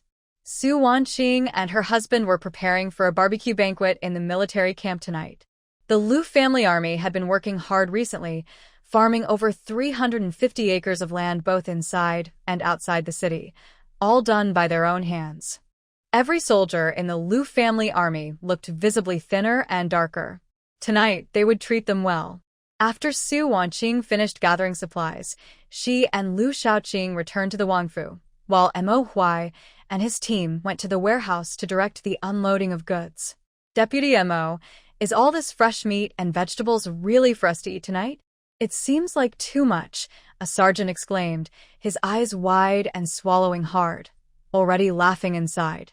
The others shared his excitement, their mouths watering. Some even noticed the barrels of wine stacked in the corner, their eyes shining brighter.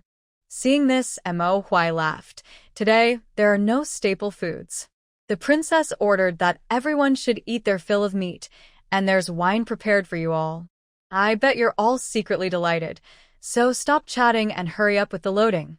There's more to do over there. Yes, we'll get it done. You don't need to help, deputy, we can manage. Chu Dalin, I see you're planning to sneak a bite while you work. We're all watching you. If you dare to steal a taste, you won't get any roasted meat tonight. Nonsense. I would never do that. Stop teasing me, Chu Dalin said, lifting 2 pieces of pork and heading outside, the sun shining on his face, revealing his flushed ears. Everyone laughed and began to move the supplies. When they returned, they brought more people since there was too much to carry. Over 30 people finished moving the meat and vegetables from the warehouse by the time it was late afternoon, and the open area outside the camp was filled with laughter and chatter. Several cooks were busy marinating various meats, while soldiers helped chop the ingredients. Nearby, a group was joking around while quickly preparing wooden skewers. The eggplants, green beans, chives, and mushrooms that were brought over were left in a corner, ignored by everyone. Qin Shu and Lin Taohua also came to help today. It was clear that the group didn't know vegetables could be grilled, so they quickly called for someone to wash the vegetables and skewer them. Seeing Qin Shu arrive, Cook Zhang happily greeted him. Brother Qin, you're finally here. If you hadn't come soon, there wouldn't be enough time to marinate the lamb. Qin Shu laughed heartily. You're too modest about your skills. Even without me, your marinated meat would impress those young ones. Don't joke with me. I know my own skills. Besides, today is special. The princess is having dinner with everyone for the first time, and we can't let her be unhappy. Hurry up or we'll be late. Qin Shu smiled and quickened his pace. Don't worry, I'll make sure everyone is satisfied. Lin Taohua, dressed in fitted trousers and with her hair wrapped in a cloth, looked fresh and beautiful without any makeup.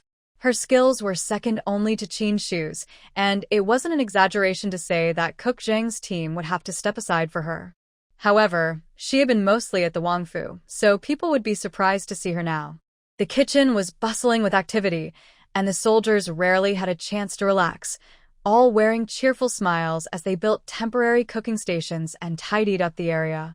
At the Wangfu, Liu Shaoqing looked at the sky and estimated it was almost time. He put down his pen and said, Wife, we should head over now. Su Wanqing had been engrossed in her drawing and, hearing his words, folded the corner of the page she was on and stood up. Let's go then. We won't return until we're drunk tonight. Liu Shaoqing smiled at her. If you're serious, we might have to come back early. Humph. Su Wanqing suddenly remembered how she got drunk after just 1 cup last time and teased Liu Shaoqing, leaving her speechless. She hadn't expected to get tipsy after just 1 drink. As they left the courtyard, they ran into Bai Jinxie and Xia Yanche coming out of the pharmacy. Sister-in-law, my master and I were just about to call for you. Perfect timing. Let's go together. While they chatted, the four made their way outside. When they arrived at the military camp, the sunset still painted the tall city walls in warm hues, as if they were covered in a golden glow. Greetings, Your Highness and Princess. The soldiers respectfully saluted as the couple approached. Lu Shaoqing raised his hand, signaling them to rise. Thank you all for your hard work recently. Today, regardless of rank, feel free to enjoy yourselves. Thank you, Your Highness and Princess. Once seated at the main table, Bai Jinxie and Xia Yanqi took their places nearby, and everyone returned to their spots. This grand banquet was set up on a large scale, with over 100 grilling racks. Qin Shu and Cook Zhang had prepared the marinated meat and vegetables, and the sergeants or captains came to collect the ingredients to grill for themselves. They were all seasoned soldiers, so while they might not be great cooks, grilling meat was definitely within their skill set. Lu Shaoqing raised his cup first. To all the soldiers, this cup is for you. After this, let the feast begin, and everyone can enjoy freely. The crowd raised their cups and shouted, to the prince and princess. Su Wanqing smiled and quickly drank her Sprite, so fast that Lu Shaoqing didn't have time to stop her. Wife, are you okay? He asked cautiously, worried that if she got drunk now, she wouldn't be able to enjoy the festivities. Bai Jinxie also looked at Su Wanqing, remembering how she had gotten drunk last time. You don't need to worry, I'm perfectly fine. I won't get drunk no matter how much I drink. Let's see who ends up on the ground first tonight. If drinking alcohol wouldn't work, she could always drink Sprite. With a little space, no one would notice the switch.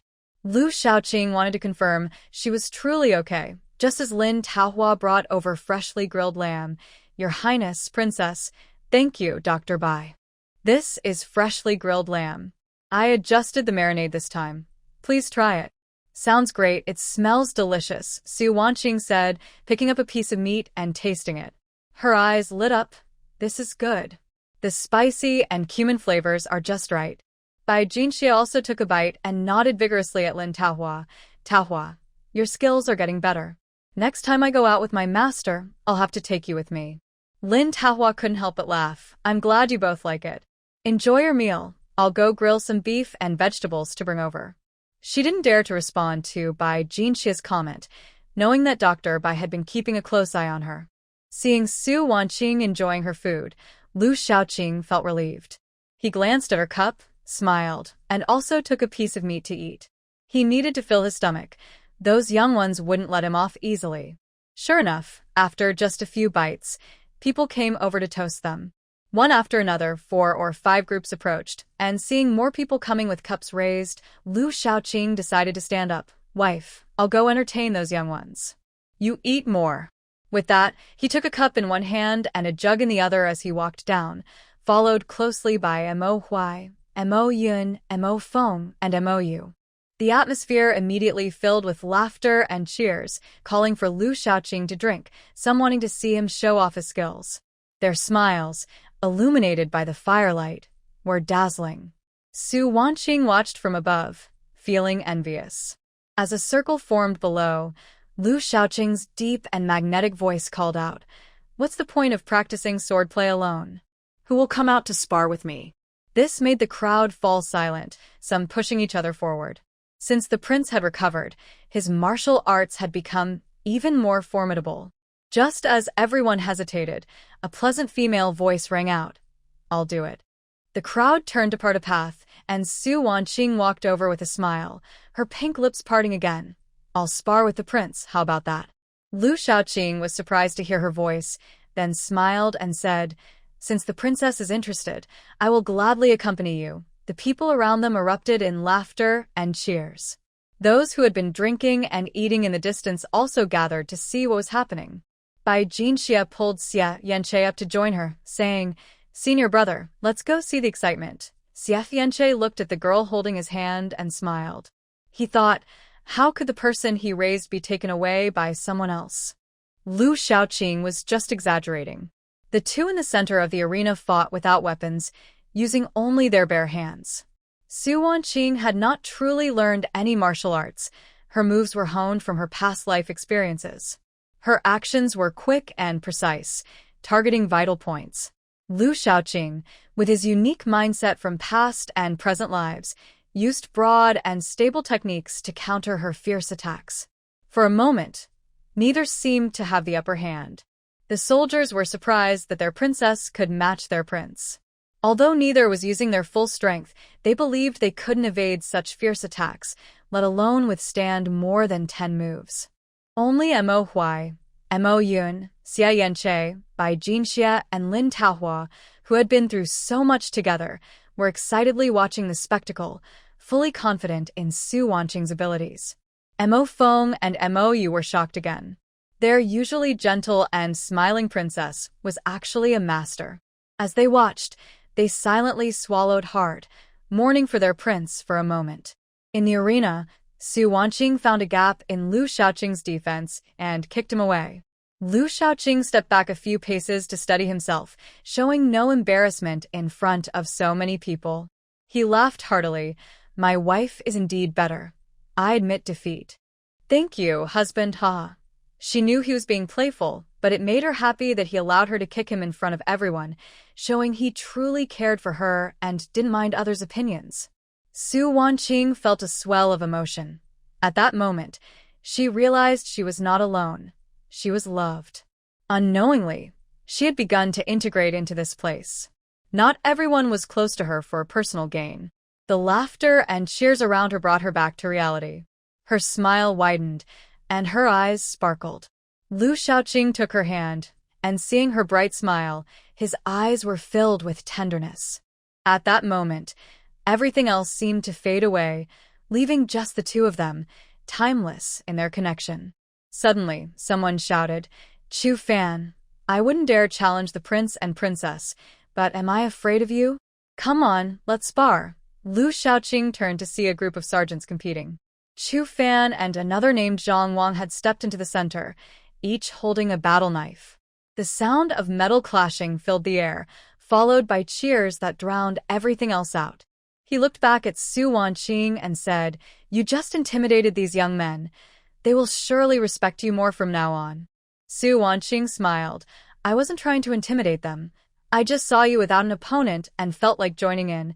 Lu Shaoqing held her hand and led her back to their seats, not responding to her comment, saying, "Today, Uncle Qin has prepared a lot of food.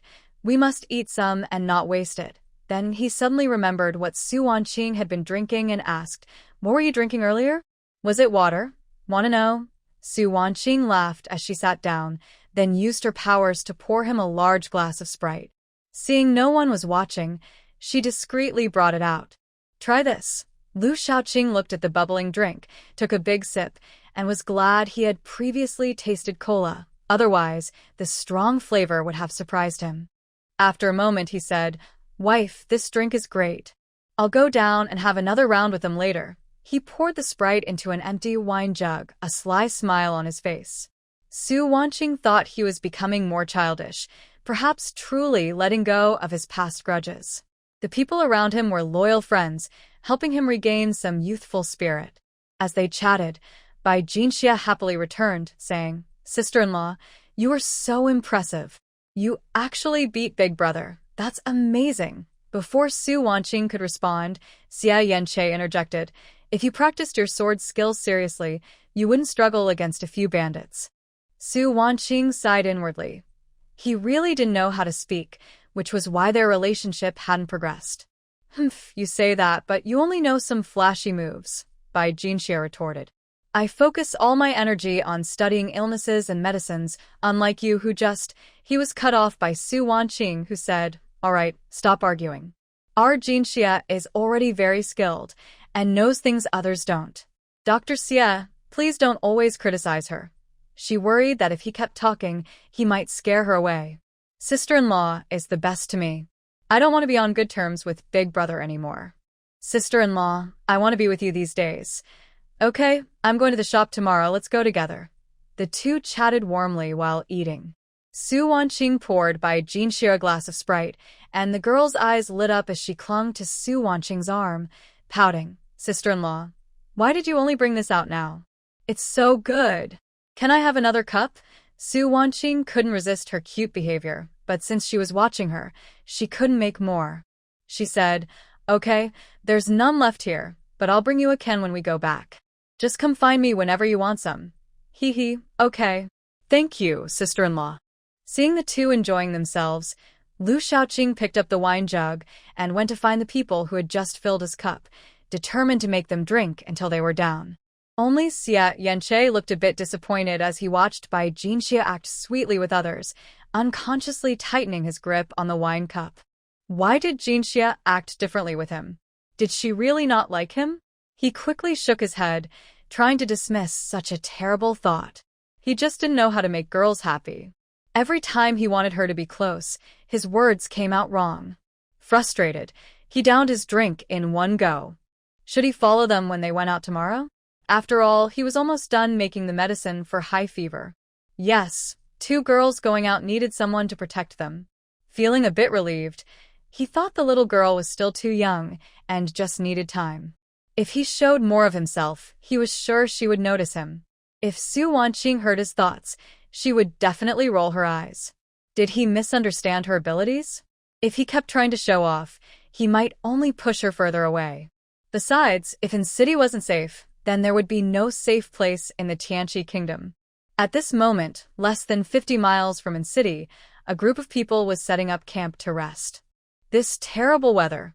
It should be winter by now, but it's still so hot this year, complained a handsome man dressed in fine clothes. Who can argue with that, Your Highness? You've suffered on this journey. When you return, make sure to tell His Majesty how much you've endured to get here. Foolish servant. The Emperor has just ascended the throne. Why bother him with these trivial matters? When we arrive in City tomorrow, be smart and don't ruin things. Yes, I understand, Your Highness. You can rest assured. The two speaking were the 7th prince and his personal eunuch. The 7th prince and the 3rd prince, Xiao Xing, were full-blooded brothers. Over a month ago, the old emperor passed away, and there was nearly a coup in the palace. However, Xiao Xing had already gained control of most of the court and commanded the Imperial Guard. Anyone who opposed him was swiftly suppressed, including the rebellious 2nd prince and the deposed former crown prince. The remaining 7th prince naturally sided with him, while the other princes had either died or were incapacitated for various reasons, losing their chances of inheriting the throne.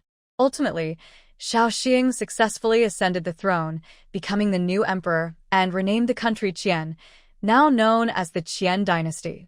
The 7th prince was sent to deliver an edict regarding the new emperor's ascension, as local feudal lords and generals had also received the imperial decree to return to the capital to pay their respects and congratulate the new emperor. Lu Shaoqing, having repelled the barbarians, was also mentioned in the edict, commanding him to return to the capital to receive rewards. This was essentially a test of Lu Shaoqing's attitude toward the court. If he accepted the edict and returned, Xiao Xing would temporarily spare his life and even reward him, making the Lu family army a part of the imperial forces. If he still refused to accept the edict, there was little Xiao Xing could do at that moment. Thinking of this made Xiao Xing feel a headache, secretly resenting his father and the former crown prince for offending so many people.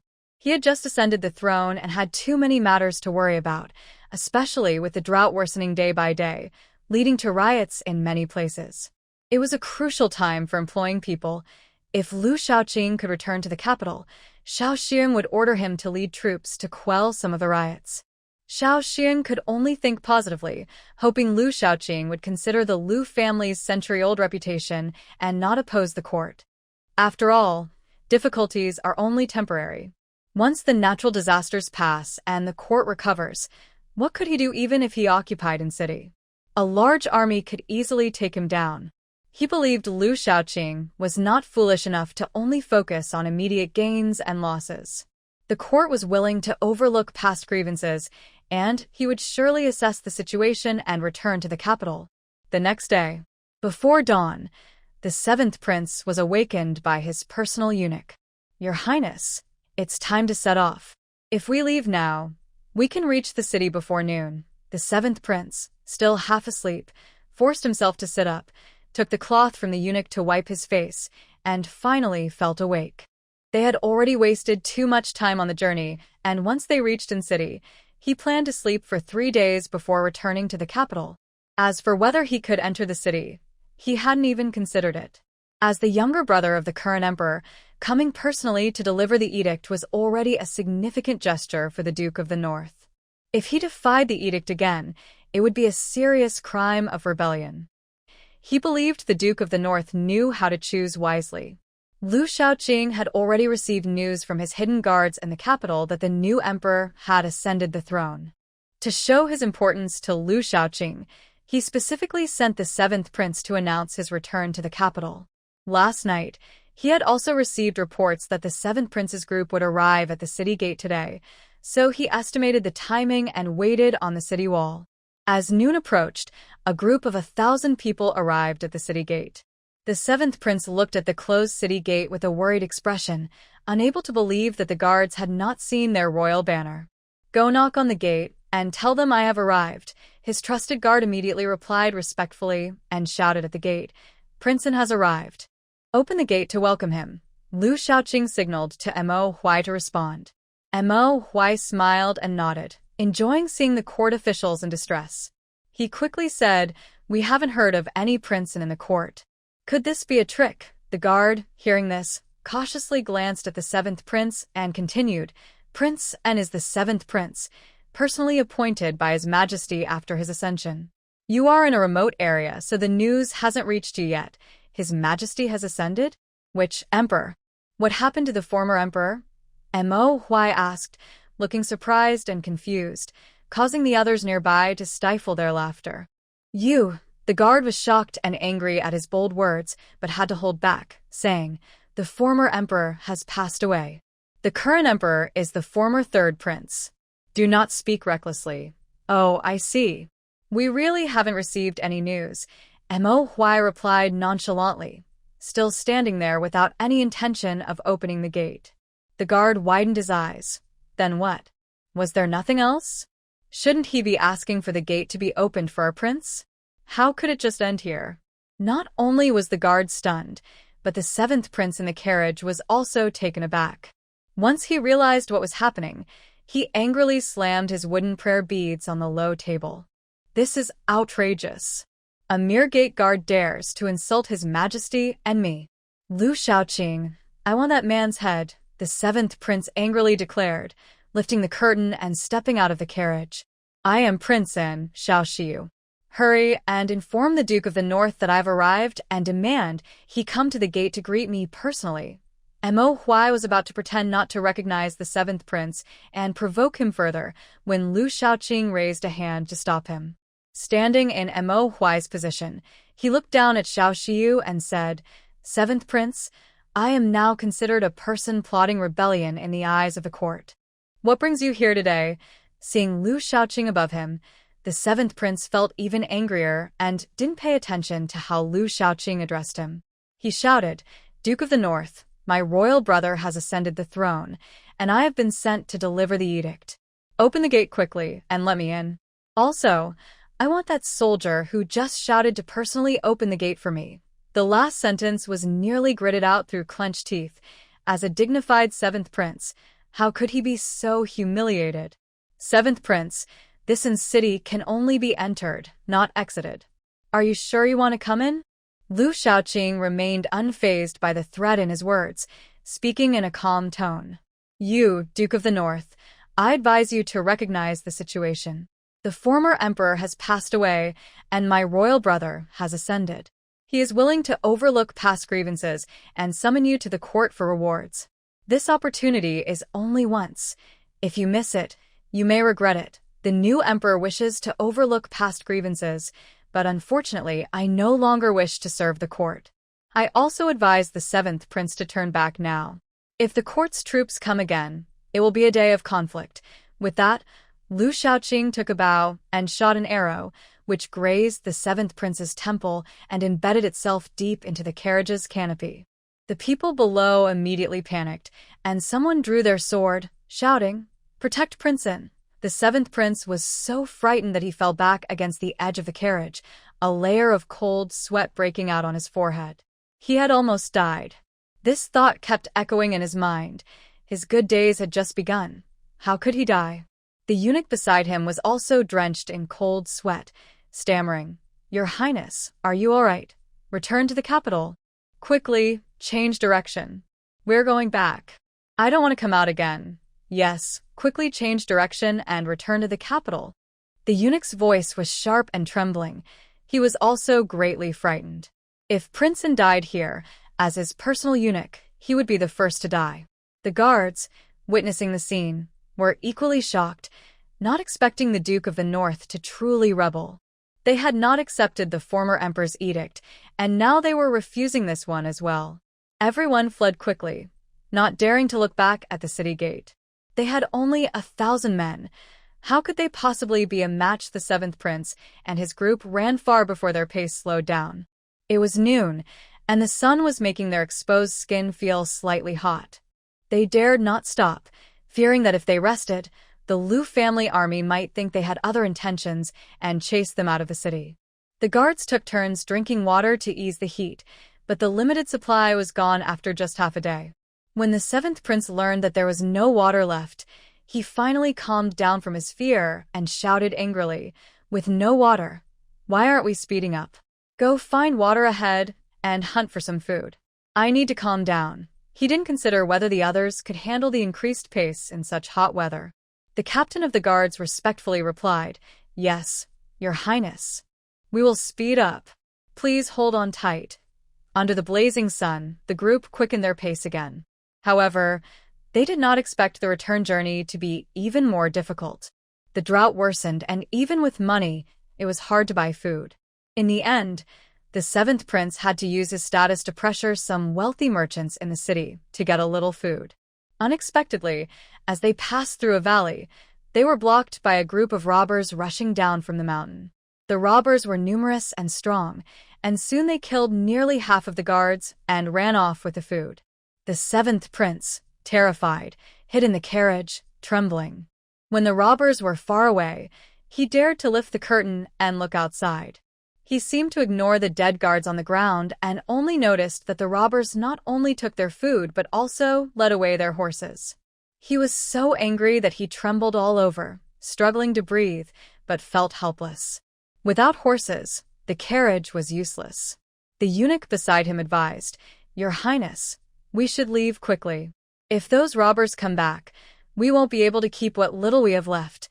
The seventh prince silently allowed the eunuch to help him walk, unable to suppress his anger and hatred. Especially after walking for less than an hour, he could barely move and felt even more resentment. He thought about how he, the seventh prince, or rather His Highness the Prince of An, had never suffered such humiliation. The greatest grievance he had faced in his life was being punished by the old scholar for copying books. Now he had to endure the scorching sun, having his food and water stolen, and rely on his own legs to walk. The seventh prince cursed all his enemies in his heart, ultimately hating Liu Shaoqing the most. If it weren't for his foolishness in defying the emperor's orders, he wouldn't have ended up in such a situation. "You all wait for me. When I return to the capital, I will make everyone who has bullied me wish they were dead." "Liu Shaoqing, you think you can oppose the court and my royal brother with just a few thousand soldiers? Just wait to be surrounded by the army. I want to see how arrogant you will be then. I will follow the army and watch you be torn apart, and those arrogant robbers, I will have my brother send troops to wipe them out first. Bring me water. I am thirsty." After cursing for a long time, he felt dry and unsatisfied with the eunuch beside him for not bringing him water sooner. The eunuch timidly replied, "Your Highness, the water was also taken by those robbers. The only water you had you already drank." "What? Are you all useless? You didn't even try to get the water back. You're all a bunch of worthless fools," the seventh prince yelled at the remaining people. The guards dared not speak or argue back. Some were still injured and hadn't been treated. Faced with the seventh prince's anger, they felt unhappy, and their effort on the journey naturally decreased. When they finally returned to the capital, it was 2 months later. The city gate guard could hardly believe his eyes when he saw a group of ragged, dirty beggars holding the Prince of An's badge. He hesitantly asked, "Are you really from the Prince of An's household, The seventh prince had endured so much humiliation and disdain on the difficult journey. Finally arriving in the capital, he was still met with questioning and distrust from the guard. Why did he have to suffer such treatment? Overwhelmed with emotions, he could no longer bear it and fainted. Of course, that was a story for later. When Lu Shaoqing returned to the palace, he happened to run into Su Wanqing and Bai Jinxie coming back from a shop, along with Xie Yanche carrying snacks behind them. Recently, 3 new shops opened in the city, a noodle shop, a restaurant, and a snack shop called Sweetheart Pavilion. There were also some scattered stalls selling snacks, handmade goods, and homegrown vegetables, as well as clothes and shoes. There was also a blacksmith shop, run by a local blacksmith, which was almost ready to reopen in a few days. In short, the city had regained some lively atmosphere, and everything was improving. The crispy cakes from Sweetheart Pavilion had a unique flavor, and both Su Wanqing and Bai Jinxie liked them, so they bought several packs to share with everyone. Xie Yanche, who had come along to stroll, naturally became the one carrying things. When Lu Shaoqing saw Su Wanqing, he focused only on her. "My dear, are you tired? Have you had lunch?" "I've eaten. The new restaurant has good food. We should go together another day," Su Wanqing replied with a smile. "Great, let's go tomorrow. It's a good time since things aren't busy, and we can let Uncle Qin take a break. Okay, let's go out for lunch tomorrow. How about I make some cold noodles with shredded meat for dinner? I haven't cooked in a while and suddenly feel like eating my own cooking. Of course, it's great to eat what you make, but just cook for the 2 of us. No need to prepare for others. It would be too much trouble for you, and they won't starve." The dignified prince is getting more childish. The 2 chatted as they walked away, leaving Bai Jinxie behind, feeling a bit lost. How could her brother always take away her sister-in-law? She still had things to say to her.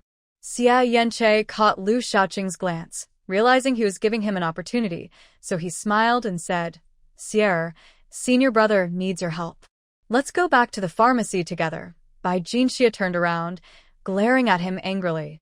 Her delicate face flushed slightly from anger. She thought, why could her brother and sister-in-law be so affectionate while she had to go work in the pharmacy? The more she thought about it, the angrier she became. With a huff, she snatched the snacks from Xie Yanche's hands and went straight back to her courtyard. Xie, left alone, Xie Yanche felt hurt. Did his junior sister really not want to spend time alone with him anymore? She used to love sticking to him. Bai Jinxie ran back to her courtyard, still feeling upset. Why didn't her senior brother understand her feelings? She didn't want to just be his junior sister. She wanted to be someone closer to him. Thinking of this, her already warm cheeks turned even redder. Since her father passed away, she and her senior brother had relied on each other, traveling to many places and experiencing a lot together. She didn't know when her feelings for him changed. Maybe it was when he first bought her a beautiful dress, or when he fiercely protected her while escaping from a bully's house. She realized that by the time she acknowledged her feelings for him, her affection had grown into something deep and unshakable. But every time her senior brother looked at her, his gaze was less passionate than when he looked at a rare herb. She knew her mindset had changed, making her want more, yet she couldn't help but try to get closer. "Senior brother, look at that sister ahead. She's really pretty." Xie Yanchen glanced up, then looked at Bai Jinxie. "She's just okay, not as cute as Xie." Then he went back to selecting herbs. His answer made her secretly happy, but she didn't dare let him see it and pretended to help him pick herbs. She had always been cautious, worried that if he found out, he might not want to be close to her anymore. When they found her older brother and sister-in-law, she saw the way her brother looked at his wife. It turned out that the gaze of people in love was like that. When they were together, it seemed like anyone else was unnecessary. As they traveled to Anqing, she couldn't help but tell her sister-in-law that she liked her senior brother, only to find out that her sister-in-law already knew. "I noticed it a long time ago, silly girl." "Ah, how did you see it?" "Senior brother doesn't even know. Just look at his eyes. They've already given you away. Your brother and I both noticed, only your slow-witted senior brother hasn't." Bai Jinxie's mouth fell open in surprise, then she felt embarrassed and whispered, "So, my brother noticed too. Do you think my senior brother will like me?" Shubankin smiled slyly. I think your senior brother does have feelings for you. He's just too focused on his studies to notice. Why don't we test him to see if he really has feelings for you? After thinking it over, Baijinsi shook her head. Sister-in-law, I can't. What if my senior brother only sees me as a sister? I might lose the courage to be around him. I want to stay by his side. If he doesn't like me, then I'll just be his junior sister. Su Wanqing tried to persuade her a bit more, but seeing Bai Jinsi was still firm, she stopped. She believed Xie Yanchen liked Bai Jinsi too. He just hadn't realized it yet. Matters of the heart shouldn't be forced. They should happen naturally. But she didn't expect Xie Yanchen to be so oblivious about feelings. Every day, he was either reading medical books or busy making pills in the pharmacy, or he would go to the military camp for consultations. No matter how hard they tried to create opportunities, he would just drag people along to study herbs. Lu Shaoqing finally couldn't take it anymore and called Xie Yanchen aside, directly asking if he had feelings for Bai Jinsi. Xie Yanchen's expression was strange and shy, his neck and ears turning red. He stammered, "Master entrusted Sheer to me, so I'm supposed to take care of her for life. We also have a marriage agreement." She was too young back then to understand. Lu Shaoqing realized that he had always seen Bai Jinsi as his wife. Honestly, if he hadn't said it, they wouldn't have noticed.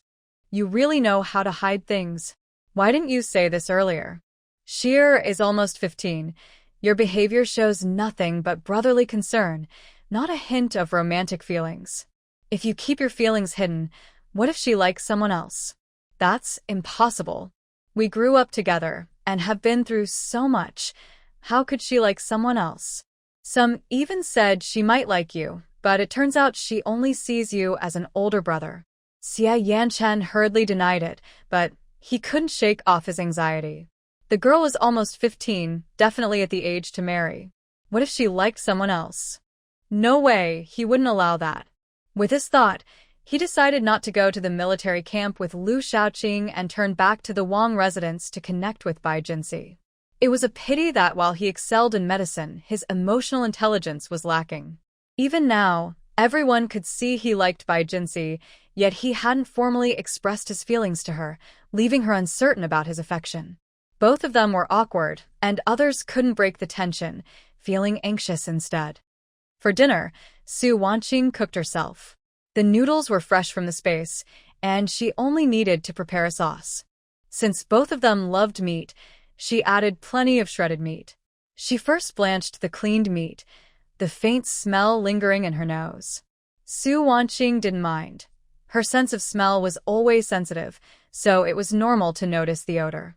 Next, she added ginger, scallions, and cooking wine, bringing it to a boil and skimming off the foam, then added the seasoning packet. She then caramelized some sugar and added it to the pot, feeling that the meat had a particularly strong smell today.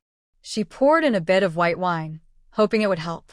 Lu Shaoqing set up the stove and noticed her pale face. "Wife, are you feeling unwell? Your face looks a bit pale." Su Wanqing shook her head. "I'm fine. It's probably because I haven't cooked in a while. The meat smells a bit strong, but I added some white wine and it's better now. Maybe you shouldn't cook. We can just have the kitchen send food over." Lu Shaoqing said, feeling uneasy. "No need, you know my body well. If I don't smell the food, I'll be fine." After saying that, Su Wanqing went to prepare the ingredients for the sauce, washing and chopping the mushrooms and scallions, cracking 3 eggs, and taking out some soybean paste for later. Once the meat was cooked and shredded, she would stir-fry it all together. After half an hour, they enjoyed delicious meat sauce noodles. Su Wanqing devoured 2 bowls, finding it tastier with each bite, suddenly reminded of the pickled vegetable buns from her hometown in her past life. She craved them, but was already full. Maybe she could have them tomorrow. She put down her bowl and left the courtyard to find Lin Taohua, eager to eat them in the morning.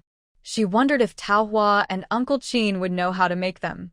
By the time Lu Shaoqing noticed she was gone, Su Wanqing was already explaining to Uncle Qin how to make the pickled vegetable buns. "Uncle Qin, Taohua, please prepare the dough in the morning and soak the vegetables. I'll make them, it's very simple. Once you do it once, you'll know how," Su Wanqing said cheerfully.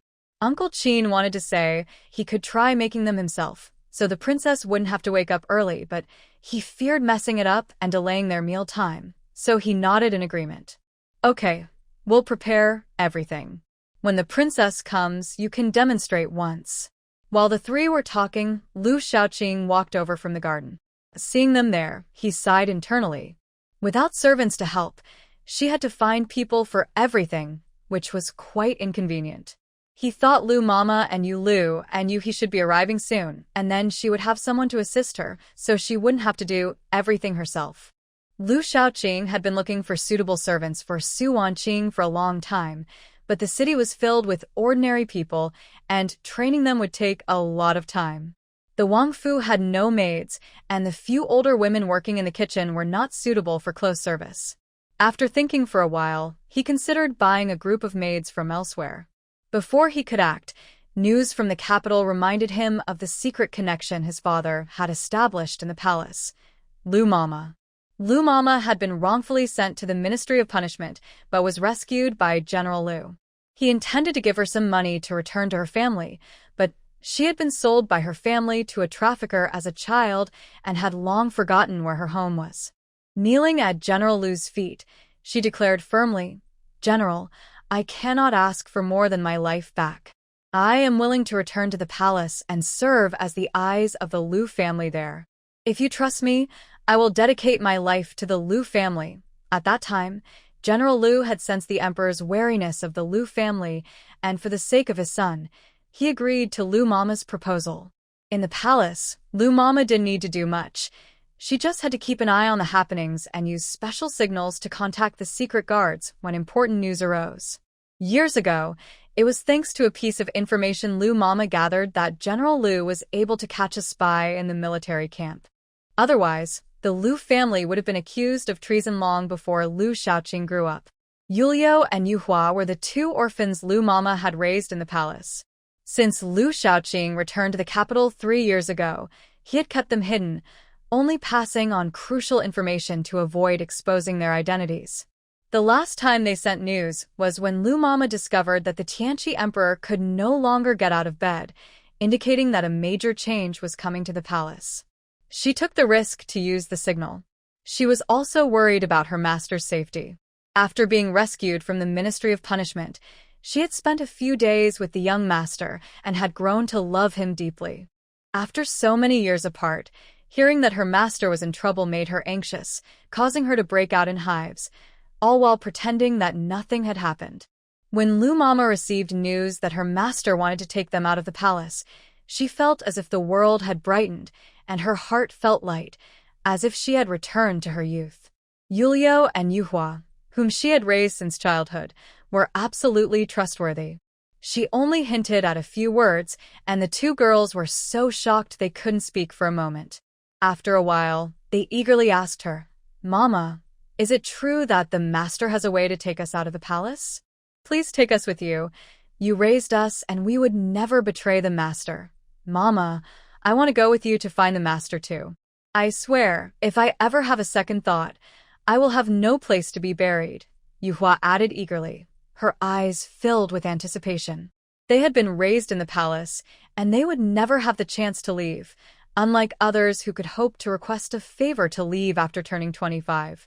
When they first entered the palace, they were punished for their slow movements due to their young age, kneeling in the snow on cold days and under the sun on hot days. They often thought about how wonderful it would be to escape this cruel palace. Later, Lu Mama saved them, kept them by her side, taught them carefully, protected them, and saved good food for them. They vowed to treat Lu Mama well for the rest of their lives. Eventually, they learned that Lu Mama had a master, and without hesitation, they decided to follow her master, even though they didn't know who that was. Now, hearing the news that they could leave the palace felt like a ray of light breaking through their dark lives, dispelling the gloom in their hearts. Lu Mama looked at the two girls with a loving smile. She had never married and had no children, so she had long regarded these two girls as her own daughters. How could she leave them behind? "I know your greatest wish is to leave the palace. Since there is a chance now, how could I not take you with me? Besides, if I leave, The master wouldn't let you stay in the palace either. If we leave, we will leave together. The two girls were so excited they almost jumped up, then couldn't help but lean into Lu Mama's embrace and cry. Lu Mama patted their backs, her eyes also turning red. She hadn't expected to have a chance to leave the palace in her lifetime. All right, no more crying. Be careful not to let anyone see, she comforted them, also soothing herself. It was a month later that the three of them finally left the palace, during the chaotic period right after the death of the previous emperor and before the new emperor ascended the throne. Lu Shaoqing's people spent some effort and money to successfully bring the three of them out. Once outside, they were arranged to stay in a remote courtyard in the capital for over 2 months. After the secret guards confirmed their loyalty, they escorted them to the border. Counting the days, they should be arriving soon. My dear, so you were here. Didn't you go to the small kitchen to put away the dishes? Why did you come out? Lu Shaoqing said helplessly. I forgot to tell you.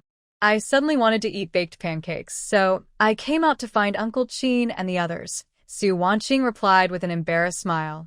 Then let Uncle Qin make them tomorrow morning. We just had dinner, and you probably won't be able to eat them now, Lu Shaoqing said. Su Wanqing nodded with a smile, confirming that she wanted Uncle Qin to make them tomorrow. After saying goodbye to Uncle Qin and Lin Taohua, the two returned to Fengwu Courtyard. After washing up, Su Wanqing fell asleep as soon as she got into bed, giving Lu Shaoqing no chance at all. The man's dark eyes were filled with longing and helplessness. He remembered how busy she had been these past few days, running between the workshop and the shop, and he didn't want to disturb her. He gently pulled her into his arms, kissed her forehead, closed his eyes, and soon fell asleep as well. In the early morning light, the room was barely bright enough to see.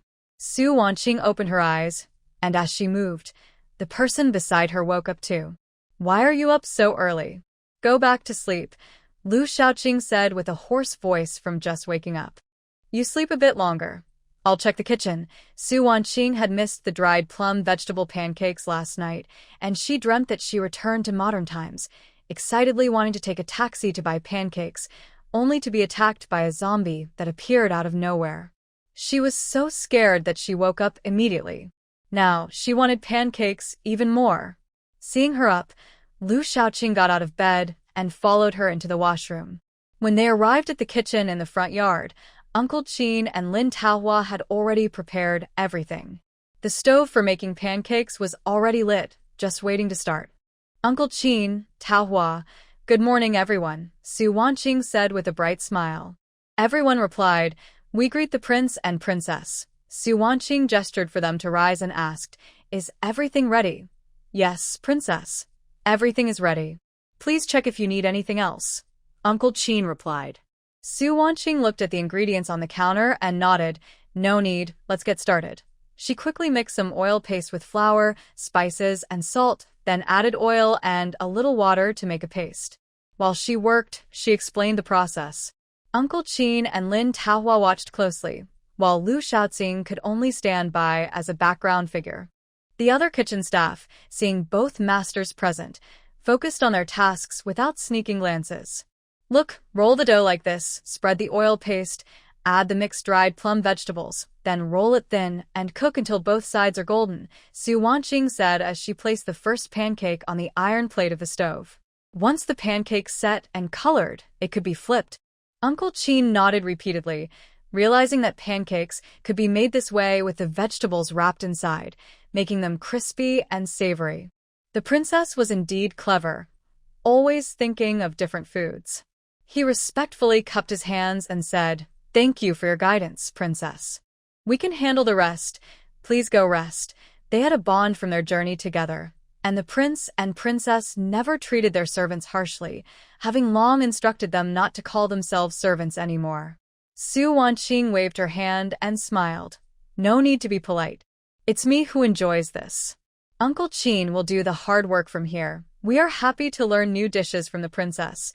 It's an honor for us, not a burden. It's our duty, Lin Taohua chimed in with a smile. With such kind masters, they felt genuinely happy.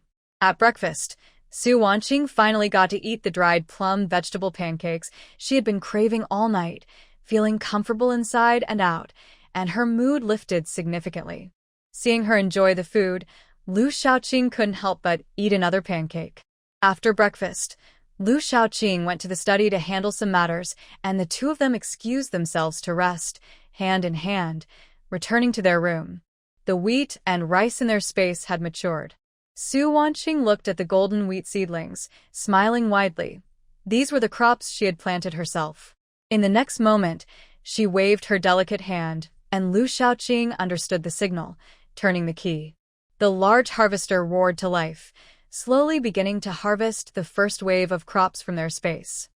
In the northern Qi Palace, the eldest prince, Qi Yujing, slightly raised the corners of his mouth and said casually, "So, does the second prince intend to lead the troops personally this time?" After a pause, he continued, "Last time, Yudal's attempt failed, costing thousands of soldiers' lives, and we still haven't figured out what weapon Lu Shaoqing used. Is the second prince prepared for such a reckless move?" The second prince cursed Qi Yujing 100 times in his heart, thinking that he was invincible and wouldn't argue with a coward. Still smiling, he replied, "Brother, you heard Jizan's words. Lu Shaoqing has already fallen out with the court.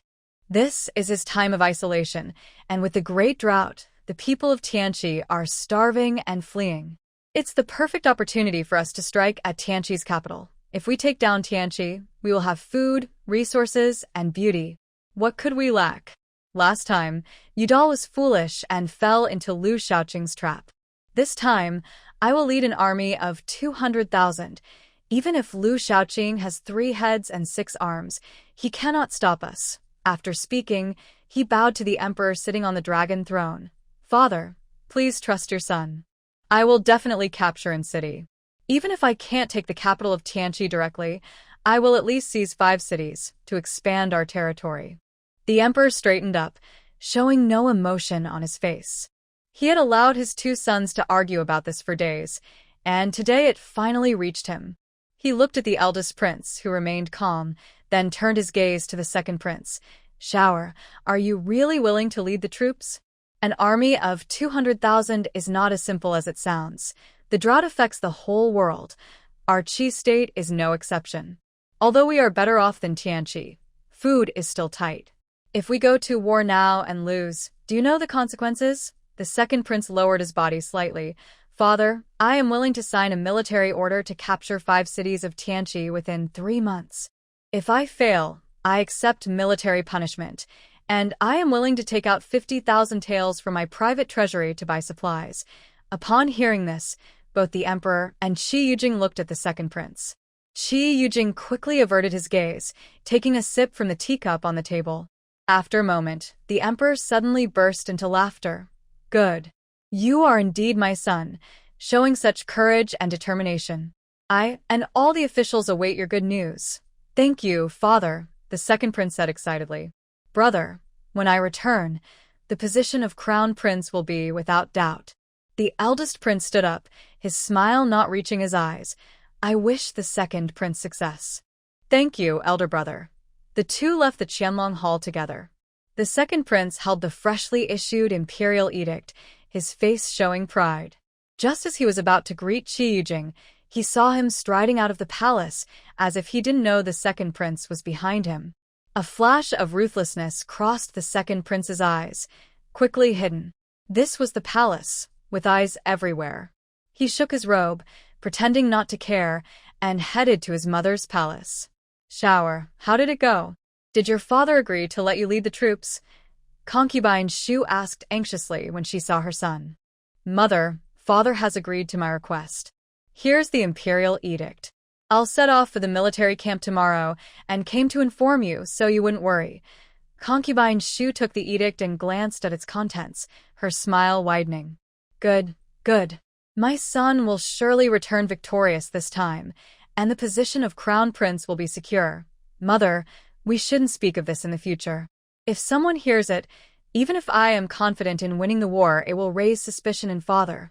I understand, this is in my palace after all. I won't mention it again. I will keep an eye on Lu Honor. Don't worry, nothing will go wrong." The second prince pondered for a moment. Honor is already 3 months pregnant. Mother, just send a nurse to take care of her. She won't cause any trouble in the residence. I believe she will be of great use in the future. Do you understand? Concubine Shu felt a hint of displeasure at her son's defense of that woman, but recalling that many of her predictions had come true, she held back her feelings. All right, I'll agree this time, but you must not be swayed by her sweet words. Once you return victorious, you should bring in new concubines for your residence. The second prince saw the opportunity and noted that the two side consorts his mother had chosen for him were from prominent families. He was happy to agree. Yes, I will listen to you, mother. Concubine Shu smiled with satisfaction. In the Qi kingdom, at the residence of the second prince, Lu Honor took the ginseng blackbone chicken soup from the maid, sipped a few spoonfuls, but couldn't drink more. After easing her stomach discomfort, she picked up her chopsticks to eat some of the exquisite dishes on the table. Please clear the table. Seeing her eat so little, the maid cautiously advised, Your Highness, you really ate too little for lunch today. You should eat a bit more. The little prince in your belly needs nutrition. Luana looked a bit tired, waved her hand, and got up to sit on the soft couch. I can't eat anymore. Please bring some snacks later. The maid exchanged glances with another senior maid, and they both bowed respectfully. Yes, Your Highness. The other maids and servants quickly entered and cleared the table. The senior maid brought over a calming tea specially prepared for pregnant women and said, Your Highness, please drink some calming tea. I will give you a massage and you will surely sleep well. Okay. Luana took the tea, drank a few sips, and then lay back on the soft couch, allowing the maid to massage her head. She had been back for over 3 months and had successfully married the second prince. In her previous life, the second prince eventually ascended to the throne, and half of the territory of the Tianqi kingdom belonged to the Qi kingdom. In her past life, she was given in marriage to the youngest son of the Minister of Revenue by her stepmother. After marriage, that pervert locked her in the backyard and tortured her for 2 years. During those 2 years, there was a severe drought, and not a single drop of rain fell across the empire. She begged that pervert for a sip of water, and in the end, he even forced her to drink her own urine to torment her. Later, when it finally rained heavily, she escaped while the maid was distracted. However, shortly after escaping the minister's residence, someone knocked her out from behind. When she woke up, she was already in the largest brothel in the capital, Ihonglu. To survive, she had to agree to entertain guests. That pervert, to satisfy his peculiar desires, loved to see her humiliated by the servants around her. Her body was already tainted. But even after taking on guests, life was still hard. The rain continued for 3 months, and food became scarcer outside. The girls in the brothel only had a bowl of thin porridge each day, enough to survive but not enough energy. Whenever a guest came, everyone scrambled to serve them, as it meant a full meal that day. 3 months later, the rain finally stopped. But that night, heavy snow suddenly fell, and many people froze to death in the brothel, including the madam, who did not wake up the next day. The few survivors sold the valuable items in the brothel, barely managing to buy enough food for half a month. Little did they know, the heavy snow lasted for 6 months, with freezing temperatures everywhere and bodies often seen frozen beneath the snow. For 6 months, she didn't know how she survived. She had eaten everything, whether it was edible or not. As long as she could live, she wanted to survive. Her stepmother and half-sister, who had caused her so much suffering, were still alive. Her half-sister, Lu Furong, married the second prince, who was said to have been named Crown Prince. Lu Furong was now the Crown Princess. Her father and stepmother lived well during this year of disaster, thanks to her sister's status. Many times, when she felt she couldn't go on, she would look from a distance at the tall, heavy gates of the residence and find the strength to endure. On the day the second prince ascended the throne, she saw her father and stepmother riding in a carriage to the palace to pay their respects. At that moment, she was exhausted and wanted to ask her father if he still remembered her as his daughter. But the guard driving the carriage whipped her away. She fell to the ground in pain, and her resentment surged at that moment. She used all her strength to scream, "Father, it's Wana." The carriage sped away. She clearly saw a large hand lift the carriage curtain for a moment. She spat out a mouthful of blood and lost consciousness. When she woke up again, she was back in her room. Her stepmother was discussing her marriage with the minister's residence, and her half-sister had not yet married into the second prince's residence. Everything seemed like a dream, but she knew it had all really happened. She had returned. She had been reborn. Getting close to the second prince, revealing some upcoming events, and gaining his trust. Then the Empress Dowager issued a decree, making her the second prince's wife. Everything went smoothly. Her father and stepmother were no longer domineering. Instead, they became polite. Her half-sister was, of course, given to that pervert. This time, she wanted to watch her suffer, and then send them both to hell together. After all, it was her half-sister who proposed such a good match, so she should enjoy it. Now, she was 3 months pregnant. The second prince believed her predictions and had secretly stockpiled a large amount of food and supplies. The scouts sent to investigate the situation in the Tianqi kingdom reported back with news that matched her guesses closely. The only one to be cautious about was the commander of Anqing, King Liu Shaoqing. In her past life, she was trapped in the inner courtyard and didn't know what happened to Liu Shaoqing in the end. However, by then, the Tianqi kingdom had already fallen apart, so he probably wouldn't last long either. Since everything is as Warner predicted, and we have enough food and supplies, why wait until 2 years later? By then, heavy rains and cold disasters will require even more food and supplies. Why not take half of the Tianqi territory now? This would expand their territory and increase his achievements while gaining half of Tianqi's resources. With achievements, his mother and uncle could help him, and the position of crown prince would surely belong to him. There was no need to hold the coronation ceremony after such a severe disaster. By then, many things would surely not be as plentiful as they were now. Since he was destined to be the supreme ruler, he should have the best in the world. As for the other princes, it depended on whether they knew how to be sensible, but the eldest prince, Luana, wanted to advise the second prince against taking such risks. In her past life, it was the eldest prince who led the army to conquer half of the Tianqi territory, while the remaining half was divided by the 2 major forces in the south and west. They only needed to wait for the eldest prince to lead the army, and everything would eventually fall into the second prince's hands. But the second prince was already blinded by the future Lu Warner described, with only that position in his heart. Warner, there's no need to worry. Since everyone's fate is already decided, why not let this prince end it early? Those people could suffer less. The remaining food and supplies would be more. Lu Warner felt uneasy, but then thought that her rebirth had already changed many things. The second prince was destined to be the true dragon of heaven, so what harm was there in advancing everything a bit? Moreover, the internal situation in the Tianqi kingdom was already chaotic, and Anqing was isolated and helpless, making it their best opportunity. If the second prince led the army, it wouldn't be difficult to capture the Tianqi territory as long as he was careful. With achievements, his ascension would be more justified. Thinking of this, Lu Warner changed her words to, "Your Highness is destined to be the true dragon in this chaotic world. I congratulate you in advance on your victory." Ha. Good. Warner is wholeheartedly for this prince. Rest assured, this prince will never let you down in this life. Being able to become your wife is my fortune. Lu Warner spoke shyly, her words soft and delicate, her face full of trust and admiration, which warmed the second prince's heart. He pulled her into his embrace and began to caress her. For some reason, ever since the second prince decided to lead the troops personally, Lu Warner has been unable to sleep well at night. Her dreams are filled with scenes of her tragic death in her past life, and her body alternates between feeling cold and hot, leaving her looking quite haggard.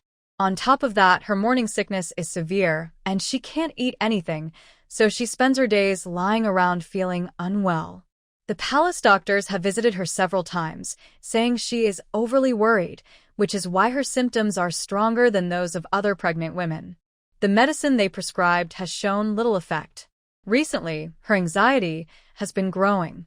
She doesn't know if it's because she has changed the course of her past life or if it's just the worries that come with pregnancy. But now, the second prince's departure for battle is a fact that cannot be changed. The only person she can rely on is the second prince, and she cannot possibly find a reason to make him back out of this expedition. Doing so would not only be seen as disobeying orders, but could also lead to missing out on many things. She keeps thinking about the news she occasionally heard from others in her past life, but aside from a few major events, she knows nothing. In her past life, she was still trapped in the backyard of the minister's residence, suffering. Suddenly, she opened her eyes and raised her hand to signal the maid beside her to come closer. After listening, the maid adjusted her posture calmly and left the room. Luana smiled slightly and closed her eyes to pretend to sleep again. My dear sister, are you satisfied with the husband you chose? In city, at the Wang residence. Lu Mama, Yu Lu, and Yu He were led into the main hall by Fu Bo, where they saw Lu Shaoqing and Su Wanqing sitting at the top. Greetings, master. It wasn't until they arrived in city that Yu Lu and Yu He realized their master was actually the Duke of Dingbei. They felt a mix of emotions, astonished that their master was the brave and invincible young general, the Duke of Dingbei. They suddenly felt as if they could hold their heads high while walking outside. As for the rumors in the capital about the Duke plotting rebellion, they did not believe it at all. However, they were just small palace maids at the time and had dismissed such talk. Now, to think that such a person had become their master made them feel a bit excited. Their chaotic thoughts were interrupted by Su Wanqing's gentle voice. Please rise. You must have already learned our identities. The relationship between in-city and the court is currently tense. If you do not wish to stay, my husband and I will give you a sum of silver to take you to a safe place. If you choose to stay, you must not have any second thoughts. Regardless of what happens in the future, my husband and I will do our best to protect everyone in the city, but we will not tolerate anyone with impure intentions. Upon hearing this, the three maids did not hesitate and immediately bowed, saying, We are willing to stay. This will be our home, and we will serve our masters wholeheartedly without any doubts. Since you all wish to stay, the Wang residence will protect you well. If there is any betrayal, I will not show mercy. Lu Shaoqing said in a tone that was neither too harsh nor too soft, but it sent a shiver down their spines. Yes, we understand, the three replied, bowing again with serious expressions. Su Wanqing did not sense any malice from them. Her wood-based ability is very sensitive to people's goodness or evil, and she knew they were not lying. She got up and helped each of them to their feet. Lu Mama, I have heard Shaoqing mention you. Thank you for your hard work over the years. Turning to them with a smile, she asked, Which of you is Yu Lu, and which is Yu He? The tall woman in a green dress spoke first. I am Yu Lu, greetings Wang Fei. I am Yu He, greetings Wang Fei, said Yu He, who had a lively personality and a round, cute face that lit up when she smiled. Lu Mama added, Wang Fei, you are too kind. I have had good food and lodging in the palace, so I can't say it was hard. Looking at Yu Lu and Yu He, she continued, Wang Fei, Yu Lu is skilled at hairstyling and sewing, while Yu He is meticulous and great at managing household affairs, but her specialty is making pastries. I served 2 imperial concubines in the past and took care of the little prince. Later, I worked in the garment department for a few years. We are here to follow your orders. Su Wanqing smiled brightly. We don't have so many rules in our residence. You don't need to be so formal while working in my courtyard. Lu Mama will manage things, and you can arrange them as you see fit. If you have any questions, feel free to ask me or Fu Bo. Yes, I understand. Thank you, Wang Fei. Yes, we understand. Thank you, Wang Fei. Su Wanqing smiled and did not stop them from bowing. They had just met, and they would get to know each other better over time. After a brief conversation, Su Wanqing instructed Fu Bo to take the 3 to her courtyard, where there were several vacant rooms. Each of them would have their own room and could collect 2 sets of clothes and some toiletries. Overall, they would receive the same treatment as a head maid and a stewardess, with a monthly allowance of 1 or 2 silver coins. After Lu Mama settled into her room and sat on the bed, she felt that everything was becoming real. Tears welled up in her eyes. After so many years, she never expected to walk out of that cage. Those who had served in the palace for years were the best at reading people's expressions. Wang Fei seemed like a kind person, treating them without any condescension, with a sincere smile and straightforward words. It felt truly wonderful. To be able to leave that place was truly wonderful. To serve the bloodline of the general was truly wonderful. In the future, she would consider meeting a master like Wang Fei the greatest fortune of her life. Of course, that was a story for later. Su Wanqing and Lu Shaoqing took the opportunity to visit the storeroom, adding many items, including the rice and flour she had recently acquired. Fu Bo had just visited the storeroom today and would not be back for a couple of days. When he returns, he would only think that Lu Shaoqing had sent Mo Huai and the others to add supplies. For the past few months, whenever Su Wanqing added items to the storeroom, Lu Shaoqing would signal Mo Huai and Mo Yun to stroll around the storeroom, pretending they were the ones putting things in. Fu Bo had gotten used to it and rarely asked questions. He simply arranged things as he saw fit. After filling the storeroom, they went to the military camp, where Mo Huai, Mo Yun, Mo Feng, and Mo Yu were stationed around the storeroom. Once Su Wanqing entered, she could quickly take out food supplies like grains, vegetables, meat, and seasonings.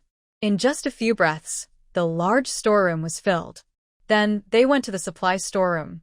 The day before, Mo Feng reported that the military camp was running low on farming tools and that there was some wear and tear on weapons, so it was a good time to replenish their supplies. The two returned to the royal residence just in time for dinner. Yulio and Yuhua, along with Lin Taohua, set the table and prepared to serve Su Wanqing and Lu Shaoqing. Su Wanqing found it hard to adjust. She loved all the dishes on the table, but she had to wait for others to serve her.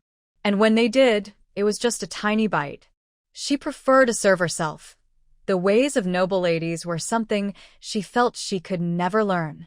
Just as she was about to ask them to leave, Lu Shaoqing spoke first. "You all can go now. There's no need to serve us during meals from now on." Yulio and Yuhua quickly bowed and replied, "Yes, Your Highness," before swiftly leaving the room. The two felt a bit anxious, unsure if it was because they hadn't served well that their master didn't want them around. Seeing them enter the kitchen, Lin Taohua called out, "Sisters, come here. The prince and princess usually don't need anyone to serve them. Let's sit down and eat together." After thanking her, the two sat down. Yuhua couldn't help but ask, "Taohua, since you're from the princess's courtyard, how do you usually serve her?" Lin Taohua swallowed her food and replied, "I clean the princess's room daily, collect some clothes for washing, and there are maids to clean the yard. Most of the time, I follow my master to prepare meals for the prince and princess. I really don't do much else." After thinking for a moment, Lin Taohua realized that was about it. She then picked up her chopsticks and continued eating. Yuhua and Yulio exchanged glances, clearly in disbelief. Noticing their confusion, Lin Taohua added, "Really, I'm not lying. You'll see in a few days. The princess is very kind. When she goes out, she's either with the prince or accompanied by Mo Huai or Mo Yun. When we're back in the residence, Miss Bai often comes to play with the princess. I just need to serve tea and snacks. If I don't see anyone, they're probably in the workshop next door." During the meal, the three had different thoughts. Lin Taohua saw that they were still uneasy, so she didn't push them. They would find out soon enough that everyone in the residence was genuinely kind and easy to get along with. When she first arrived in Anqing, Lin's father worried she wouldn't adapt to life in the royal residence and wanted to take her home during the day, but she refused. At first, Yulio and Yuhua were skeptical of Lin Taohua's words, but they didn't go to Su Wanqing to bother her. They simply stood outside waiting for instructions. After a few days, they finally realized Lin Taohua hadn't been lying. Old Madame Lu smiled kindly. "Since the master doesn't like having someone follow him all the time, you shouldn't serve him as you did before. We'll take care of the yard and ensure someone is always around in case the master needs anything." She continued, "Today, I'll talk to Uncle Fu. With only 2 masters in the residence, there isn't much work, so we should see if there's anything else we can help with." Yulio nodded, "Okay, madam, I understand." Yuhua smiled. Having such a master makes me feel more real. We don't have to be so formal all the time. I used to feel exhausted just watching the ladies in the palace always act so prim and proper. The princess feels more like a real person, carefree and natural. She said this with a hint of envy. Old Madame Lu looked at her silly expression and wondered how this carefree girl could be so meticulous in her work. She playfully tapped her forehead. I think you just want to be lazy. With not much to do, you're secretly enjoying it, aren't you? Yuhua felt a bit embarrassed, but quickly returned to her cheerful demeanor. What? Don't you all like it? It's nice to live freely and laugh whenever we want.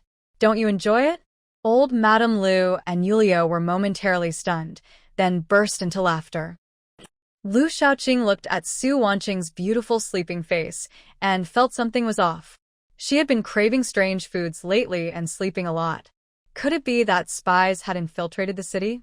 Were they being led astray?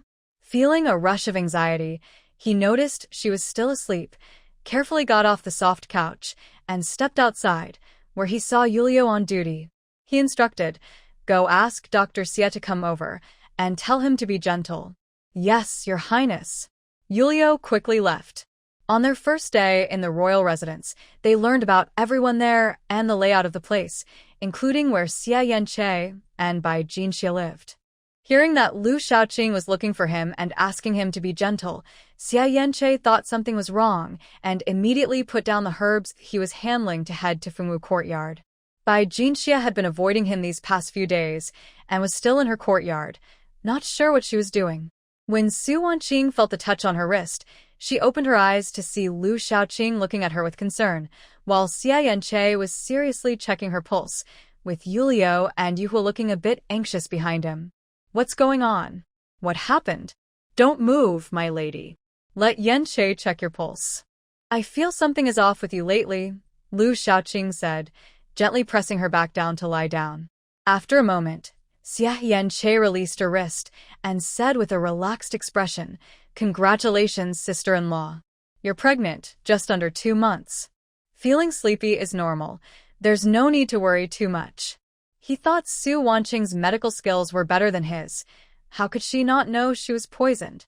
He was just being overly anxious. What did you say? I'm pregnant. Lu Shaoqing and Su Wanqing spoke almost simultaneously. Xie Yanqi smiled helplessly. He was only half a year younger than Lu Shaoqing, and now he was being called brother, while his child would be destined to be Lu Shaoqing's child's older sibling. Sigh. Sister-in-law is a doctor herself. Her health is good. You don't need to be nervous. Just pay attention to her health. Su Wanqing wanted to say she wasn't a doctor. She just had healing powers. Otherwise, she wouldn't have even known she was pregnant. Was she really pregnant? There was a little life connected to her by blood inside her. She gently placed her hand on her abdomen. It felt truly magical. Lu Shaoqing seemed to just realize it, disregarding Xie Yanqi and the others still present, and pulled Su Wanqing tightly into his arms. At that moment, memories from his past life seemed to fade away, and scenes of this life with Su Wanqing kept flashing before his eyes.